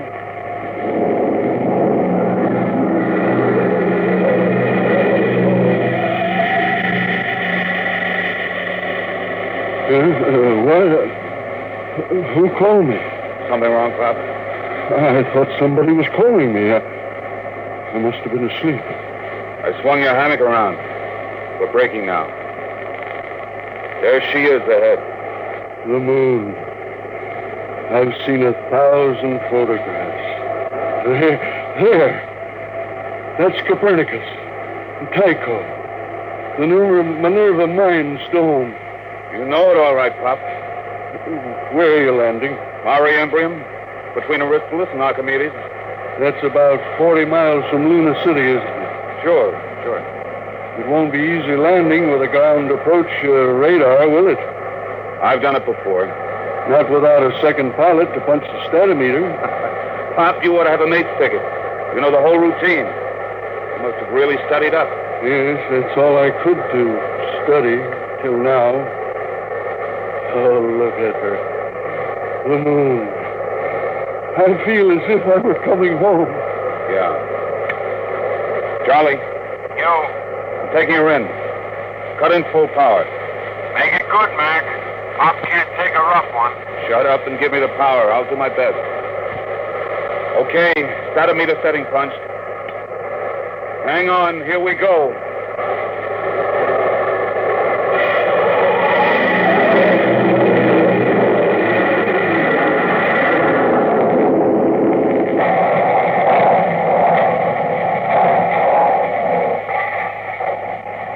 That was a lousy landing, Mac. Statometer drift. How's our passenger? Quiet. I'll look. I wouldn't make any bets. That landing stunk. Will you shut up? I did my best. Hey, Pop. He's alive. Blood on his mouth. Trying to say something. All right, take it easy, Pop. We're down. Where? Take it easy. Vacuum suits. Where are they? Now, steady, Pop. Steady. You can't go out there yet. We've got to give her some first aid. Get me that suit. What do you think, Mac? Might as well get his suit out of the locker. Use the big one. He'll be more comfortable. Okay, Pop. Easy now. Hurry. Feel those zippers, Charlie. All right, now, take it easy. All right, the helmet. Your diaphragm set? Check. Air valve? Set. Lift it on. Don't hit him. There. All right. Come on, Charlie. Let's get into our suits, and we'll carry him out the lock.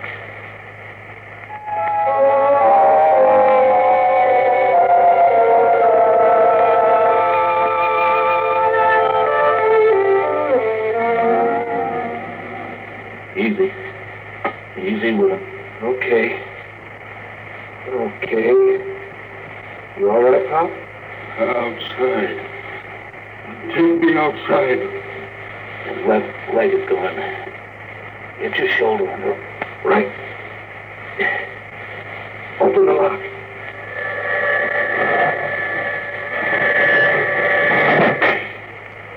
All right, Pop.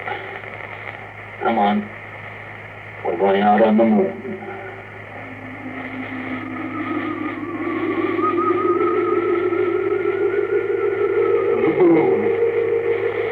All right. We're going to leave you out here to look around while we get ready for the hike to town. You all right? We have to break out air bottles and rig a stretcher. It's 40 miles into the dome. Charlie, drop something behind his head. Okay. Comfortable, Pop? We'll be back soon.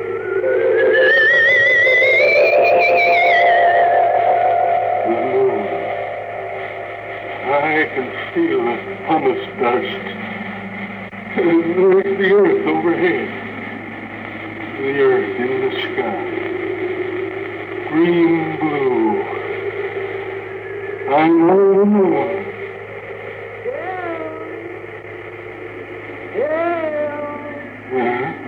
Sean? I thought somebody called my name. I'm getting old. My mind wanders.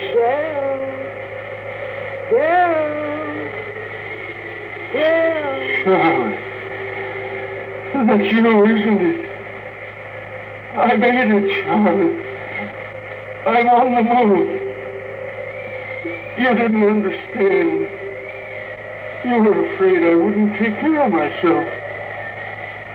But I made it. I'm on the moon.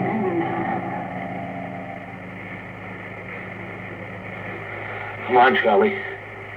We'd better get Pop going. Here, give me a hand getting him on the stretcher.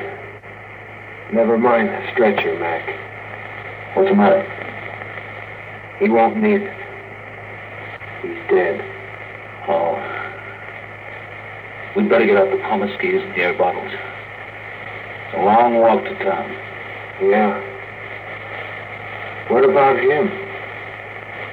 Looks as if he's resting, doesn't he? Propped up, looking out on the pumice. Well, he got to the moon. Come on. Let's start walking.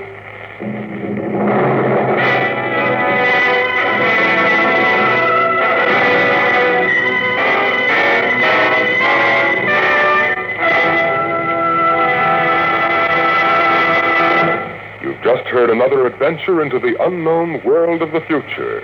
The world of...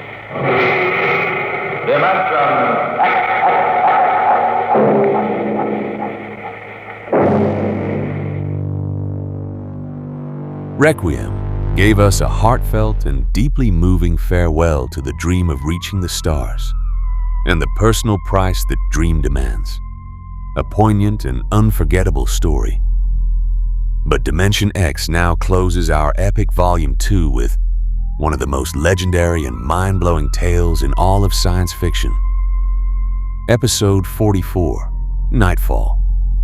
Adapted from the classic story by Isaac Asimov, this powerful tale explores what happens to a civilization on a planet that has never known darkness, when night finally falls for the first time in thousands of years. A masterpiece of psychology, fear, and the fragility of reason in the face of the unknown. And what will happen when the stars come out in Dimension X?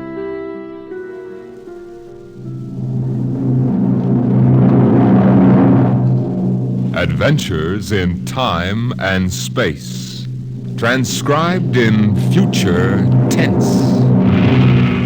Dimension X.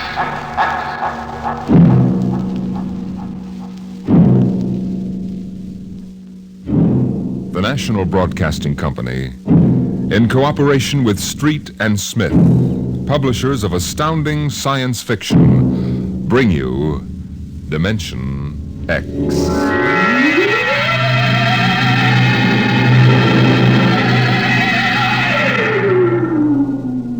Ralph Waldo Emerson speculated, if the stars should appear one night in 1,000 years, how would man believe and adore and perceive for many generations the remembrance of the city of God? Now, this was philosophically interesting. But on the edge of the galaxy, there is a planet which swings on its orbit in a cluster of 6 suns. These suns hang in the sky above. Never less than 2 shine down through the entire 23.8 hours of the planet's day. The yellow light has burned down on the planet continuously into the past, till the mind of man runneth not to the contrary.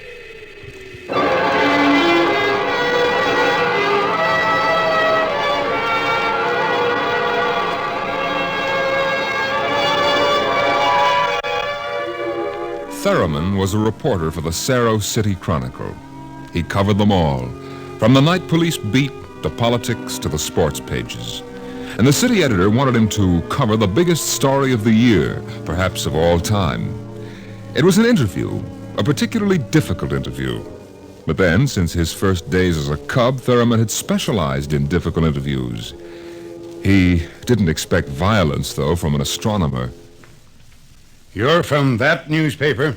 Well, you've got a lot of gall coming here. Now, wait a minute, Dr. Aton. It's only a job. I've read your paper. You've been writing this observatory for 2 months now. You've attacked me personally. I have nothing to say to you. All right, look, this is your chance to get your side in the paper. I'll give it to you straight. 2 months ago, the observatory issued a press statement that the world was coming to an end. Now, that's the same story that the cult of Revelations has been preaching. And when a scientist backs that up, it's news. Our conclusions have nothing to do with the cult.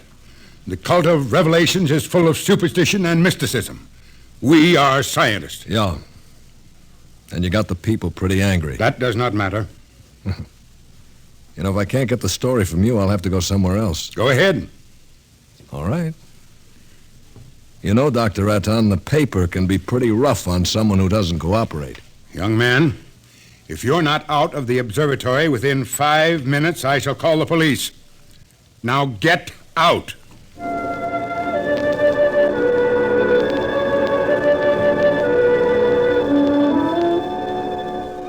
The reporter walks down the long hall from the observatory. The light filters through the high windows, the yellow light of Gamma, the brightest of the 6 suns in the planet's sky. Beta is almost at zenith. Its red light floods the landscape to an unusual orange. The planet's sun, Alpha, is at the antipodes. And now as Gamma sinks below the horizon, the red dwarf sun, Beta, is alone, grimly alone. It's a short drive from the observatory to Cerro City, and the red light glares from the highway. The temple of the cult stands, hewn from the solid rock of the Dormite Mountains, outside the city. And in the inner courtyard stands Sor, the priest of the cult. Woe to the unbelievers! Their souls will rot with the absence of light. Sor, wait. Your Reverence, please. Please. Tell me, Your Reverence, what will happen? What are you waiting for here? The day of the coming, is written in our doctrine of Revelations. It came to pass that the sun, Beta, was alone in the sky. The world was shrunken and cold. Men did assemble in the public squares and highways. Their minds were troubled and their speech confused, for the souls of men awaited the coming of the stars. The lip of the cave of darkness passed the edge of Beta, and loud were the cries of men. There was no light on the surface of the world.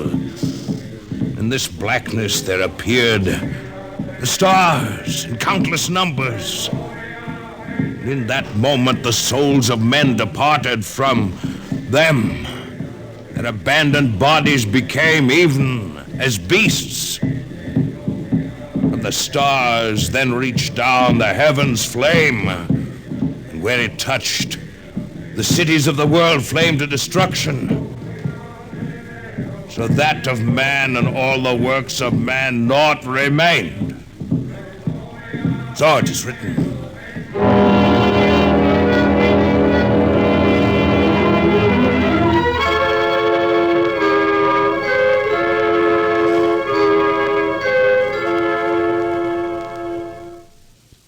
Dr. Sharon, you're the only scientist I could find in the city. Where is everybody? In the hideout. In the hideout? The place bored me. I wanted to be out here where things are getting hot. I want to see the stars the cultists are talking about. Besides, they don't want me at the hideout. I'm too scrawny to survive. Well, wait a minute. What is the hideout? Well, we professors have managed to convince a few people that our prophecy of doom is valid. We've got about 3,000 people. They're supposed to hide where the darkness and the stars can't get at them. We hope they'll survive and leave records. Survive? Survive what? Oh, there are lots of names for it. The cultists have their myths. Oh, yes. What about that? What is there to these myths? As a matter of fact, what is there to this doctrine of revelation? I'm a psychologist, not an archaeologist. How true it is, I don't know. But the cultists say that every 2,050 years, all the suns disappear, and there is a total darkness. And then they say things appear called stars. Of course, men go mad. They mix all this up with a lot of religio-mystic notions, but that is the central idea. Yeah. Well, that's impossible, isn't it?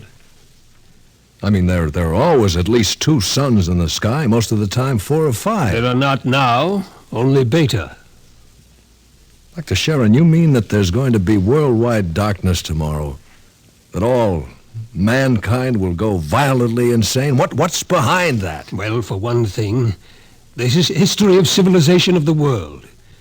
We've located a series of cycles of civilizations comparable to our own, all of which, without exception, were destroyed by fire at the very height of their culture. All right. But is there any scientific theory behind this and that would explain it? The University Observatory finished their calculations 2 months ago.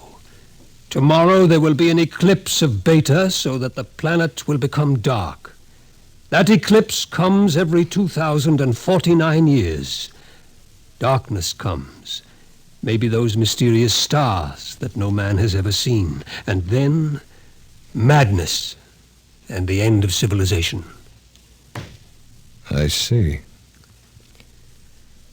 And the scientists expect to live through this at the hideout, huh? They plan to photograph the eclipse and leave the records, and then the rest of mankind will know what to expect.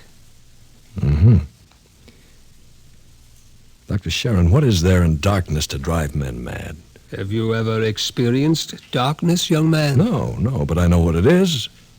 It's just... well, no light. Draw the curtain. Well, what for? If we had 4 or 5 suns out there, we might want to cut the light down for comfort, but with only Beta... That is the point. Just draw the curtain and then come here and sit down. All right. What? Dr. Sharon, I can't see you. Feel your way. Yeah, but I can't see anything. Do you like it? Well... No, it's awful. The walls. They seem to be closing in on me. I want to keep pushing them away. All right. Draw the curtain back again. The light.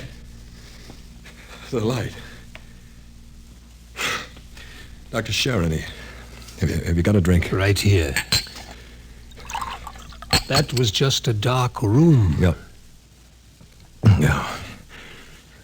It wasn't really so bad. You're afraid. Yes, I am. Just darkness can do that? This isn't just a metaphysical theory, young man. It's promulgated from observed data. Come with me. Where? The locked ward down the corridor. All right. Were you at the Sarrow City Centennial Exposition 2 years ago? No, I was overseas on assignment. You remember hearing about the tunnel of mystery that broke all records in the amusement area? Yeah. Wasn't there some fuss about it? The Anti-Vice Society had it shut down? It was shut down, all right, but the Blue Noses had nothing to do with it. Oh? That tunnel was nothing but a mile-long passage through darkness. You rode in a little car, and it took 15 minutes to get through. Very popular while it lasted. Popular? There's a fascination in being frightened when it's part of a game. Absence of light is one of the instinctive human fears. People came out of that 15 minutes of darkness shaking and half dead with fear. Half dead? I thought there were some deaths. Bad hearts, but that wasn't the big danger. Now, which key is this? Wait a minute, Dr. Sharon. Where are we going? You'll see. No, the heart attacks were actually good for business, but there was something else. Here, I'll show you. I want you to see somebody. Latimer. Latimer. Go away. Latimer, I want you to meet somebody. This is Mr. Theremin. No. Now go away. Hello? He's pushing me. Make him stop pushing me. Go away. I'm not touching him. What's wrong? Latimer is afraid. The walls. They're falling in on me, the walls. I've got to get out. Let me out. You can't go out, Latimer. It's all right. I've got to get out. Let me out. Let me out. At sleeping period, we have to give him a shot of morphine. Otherwise, he'd bat his brains out against the wall. Well, what's wrong with him? Nothing. Nothing but 15 minutes in the darkness of the tunnel of mystery. Oh, Doctor, that's impossible. 1 person out of 10 came out of the tunnel that way. That's why we had to shut it down. Well, why? Why should darkness do that? It's obvious man cannot exist without light. Longer periods of darkness would obviously be fatal. The scientific theory is that the consciousness of light is necessary for mental activity. Please, Doctor, let me outside. Let me outside. Please, I can't breathe. They're pushing me. They're always pushing me. I can't stand it. I can't stand it. There you are, Theremin. That's what 15 minutes of darkness will do. Man just wasn't built to operate without light. There are always at least 2 suns in the sky, most of the time more. Yeah. Just 15 minutes of darkness. Now then, look out of that window. Imagine darkness everywhere. No light as far as you can see. Black. Everything black. And the stars, whatever they are, well, can you conceive it? Your mind wasn't built for that conception. When the real thing comes, you'll go mad completely and permanently. There's no question of it.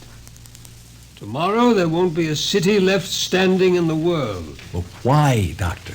Why should the cities be destroyed? If you were in darkness, what would you want more than anything else? What would it be that every instinct would call for? Light. And how would you get light? I don't know. You'd burn something, and every city in the world will go up in flames. Shall we go back to my office, Mr. Theremin, and have another drink?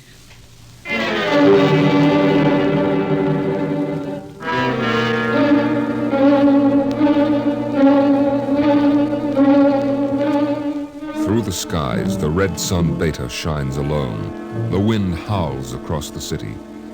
It's cold, colder than man can remember. And as the hour approaches, the reporter goes out and speaks to the man in the street. Excuse me, sir.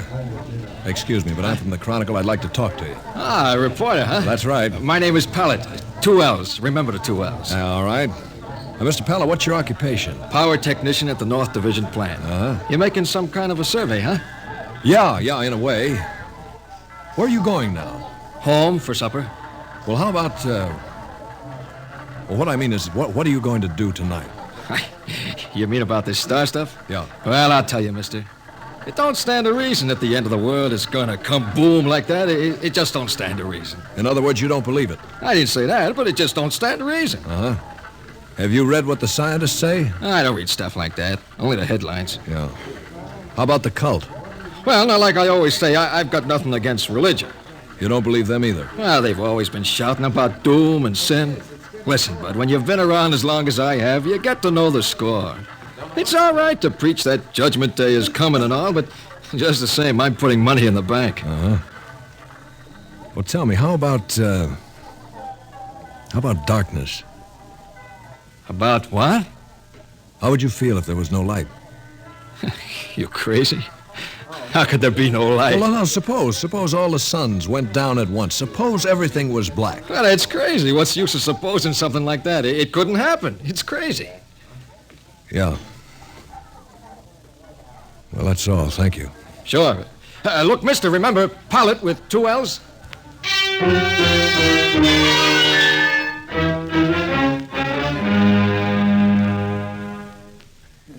Oh, excuse me, sir, but I represent the Chronicle, and we're conducting a poll to determine public opinion with regard to the predicted end of the world.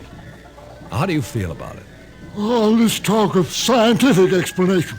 It's sinful. That's what it is. Oh, I see. Well, then you're a member of the cult, sir. I sure am. Been a member since I was a boy. My daddy was a member, too. I've seen the books. It's all writ down in the books. Well, don't you believe the scientist's explanation? Don't need it. Going to save my immortal soul. Going to stay on the mountaintop in a white robe while the stars carry me away to glory. Blessed be the stars. Amen. Well, tell me, what are the stars? The glory. The breath of the heaven. The spirit of the ultimate. That's what they are. Uh-huh. Well, sir, the observatory has announced that it intends to take pictures of these stars. Blasphemy! I sold my house, gave all my money to the poor. Won't need it anymore. Going to heaven with stars. Glory, glory, going with the stars.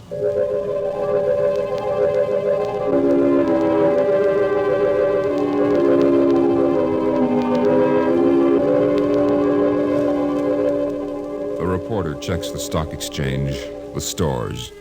Business at a standstill. Doesn't pay to buy anything today, not if the world's going to end tomorrow. There are predictions of economic collapse in the financial section, layoffs at the factories on the edge of the city. And through the streets, the people mill in turn, unsure, crying in fear or shouting with bravado. But the story isn't here in the city. And so as the hour approaches, the reporter goes again to the observatory high in the hills. Now look, Dr. Raton, if you are right, if the world is going to be destroyed, what's the difference if I stay here and observe and take notes? Well, nothing, I suppose, but you'll be in the way. We have work to do. All right, if I stay out of the way. I can't be bothered with you. Now, you'll have to leave, Mr. Theremin. Hello. Hello. Oh, hello, Dr. Sharon. This place is like a morgue. It's freezing outside. The wind is enough to hang icicles on your nose.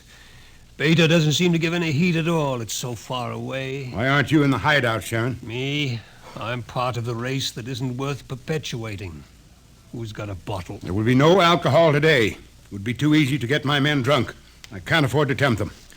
Well, all right, Themin, you can stay, but keep out of the way. Well, thank you, Doctor. Well, gentlemen, I think it's time we took our positions. The observatory dome is up these stairs. Yes, sir. After you, Doctor. What's that? The dome, quick! What is it? The plates. The photographic plates, they're all smashed. There he is. A cultist. He's going for the telescope. After him. I've got him! This one must be destroyed. It must be. It's all right. It's all right. He didn't harm anything. Let him up. Well, that's the high priest, Dr. Raton. Soar is his name. I was talking to him yesterday. What do you want, Soar? Nothing that you would give me of your own free will. I made a bargain with the cult to give me certain data you had. In return, I promised to prove the essential truth of the creed. There was no need to prove that. Stands proved by the doctrine of revelations. I offered scientific backing for you believers. You made of the darkness and the stars a natural phenomenon, removed all its real significance.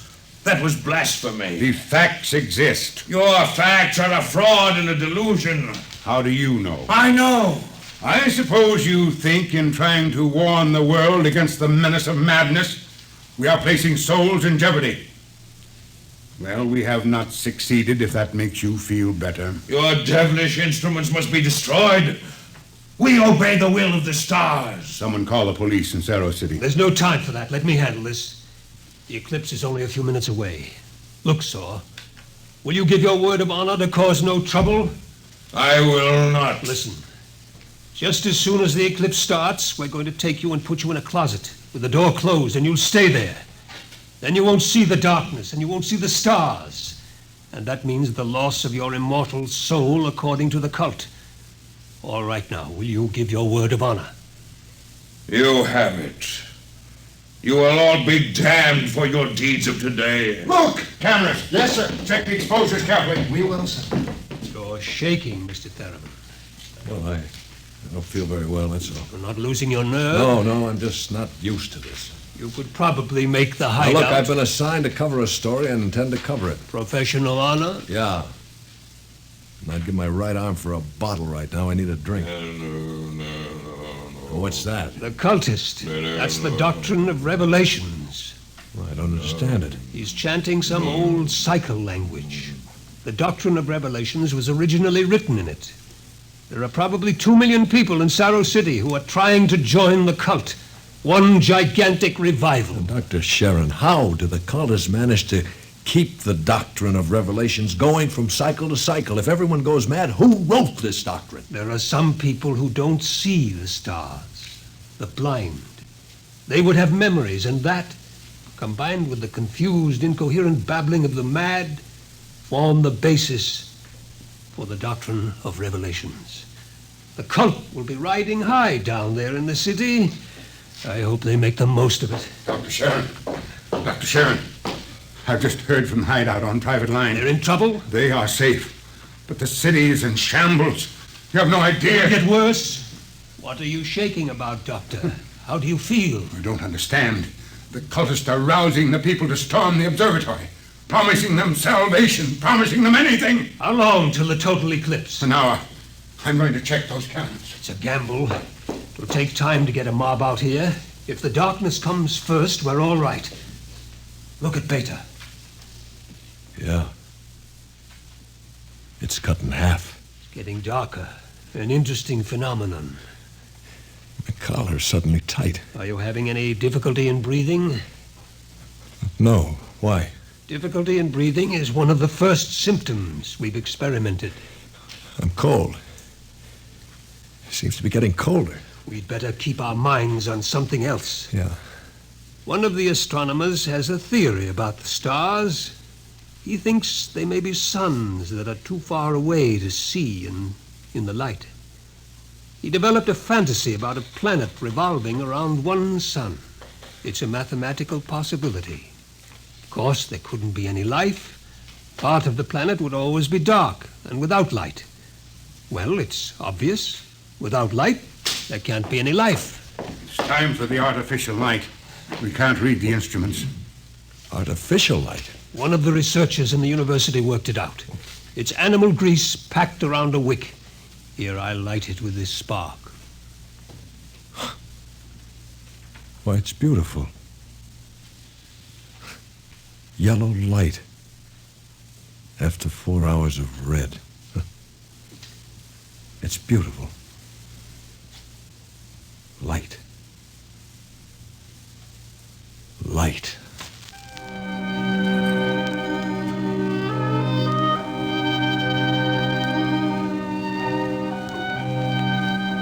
The dome is quiet. The priest in his yellow robe sways slowly as his lips move in the ancient tongue. Over and over he whispers the invocation to the stars. The technicians hunch over the instruments, and the sky gradually turns a horrible deep purple red. The air grows denser. Dusk, like a palpable entity, enters the room. The dancing circle of yellow light about the torches etches itself into ever sharper distinction against the ever-gathering grayness beyond. Outside, Beta is a mere smoldering splendor, taking a last look at the world. The western horizon in the direction of the city is lost in darkness, and along the highway to the observatory surges a menacing, shadowy mass. The mob from the city. They're coming. How long till total eclipse? 15 minutes. But that mob will be here in 5. We'll hold them off. Come on, Thurman, downstairs. No, wait a minute. There's no light down there. We have to block the door. Come on. I can't breathe. I can't go down there. Take a torch. We'll take light with us. Come on.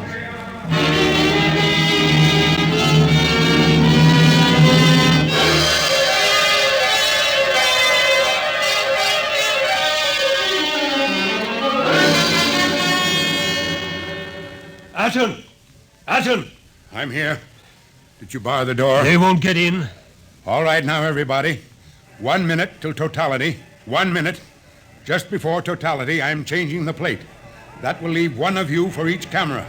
Now remember, if you feel yourself going, get away from the camera. It's dark. It's getting dark. Sharon, where are you? I can't see you. I'm right here. 30 seconds. Look out, the priest.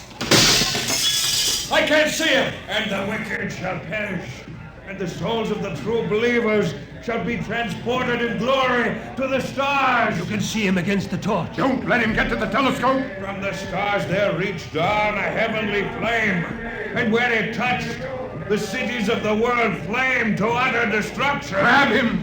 I'll take care of him. The world must be destroyed by the stars. I got it! 5 seconds to totality. 4, 3, 2, 1. The sky is black, and through it shine the stars. 30,000 minute suns shine down in soul-searing splendor. It's more frightening in its awful indifference than the bitter wind that shivers across the horrible, cold, bleak world. The stars. The stars! The stars! The walls are coming in on me! They're coming in! Light! Darkness. Forever and ever and ever, and the walls are breaking in. We did not know! We did not know! We did not know!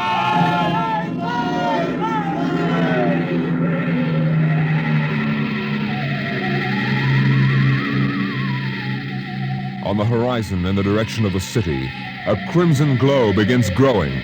1,000 fires strengthen in brightness that is not the glow of the sun. 1,000,000 fires, as a world mad in the darkness screams in terror for the light.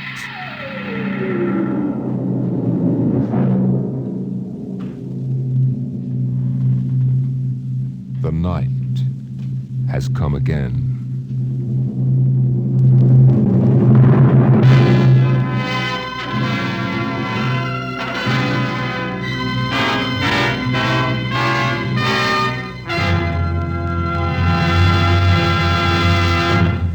You have just heard another adventure into the unknown world of the future.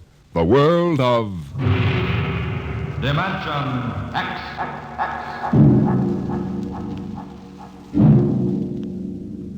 With this program, Dimension X concludes the present series. We hope to return to the air in the near future. Watch your local newspaper and listen to your local station for the resumption of the series.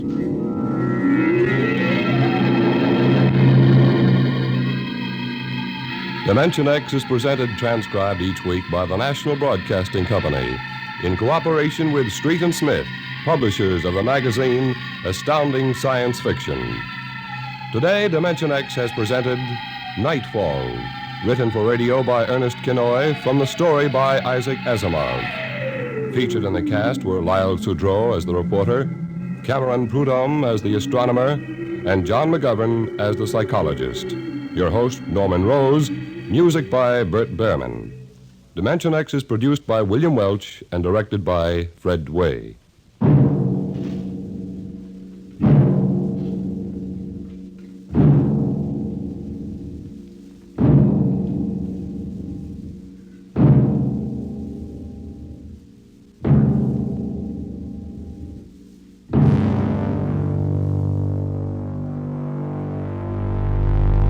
And so, our journey through Volume 2 of Dimension X comes to a close.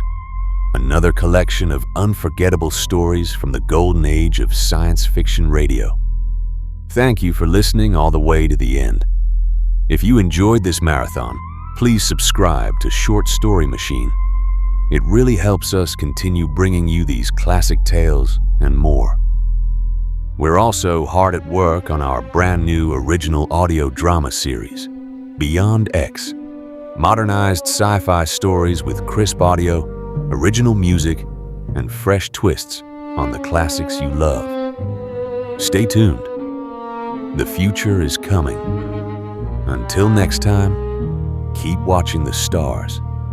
And remember, you are always welcome in Dimension X.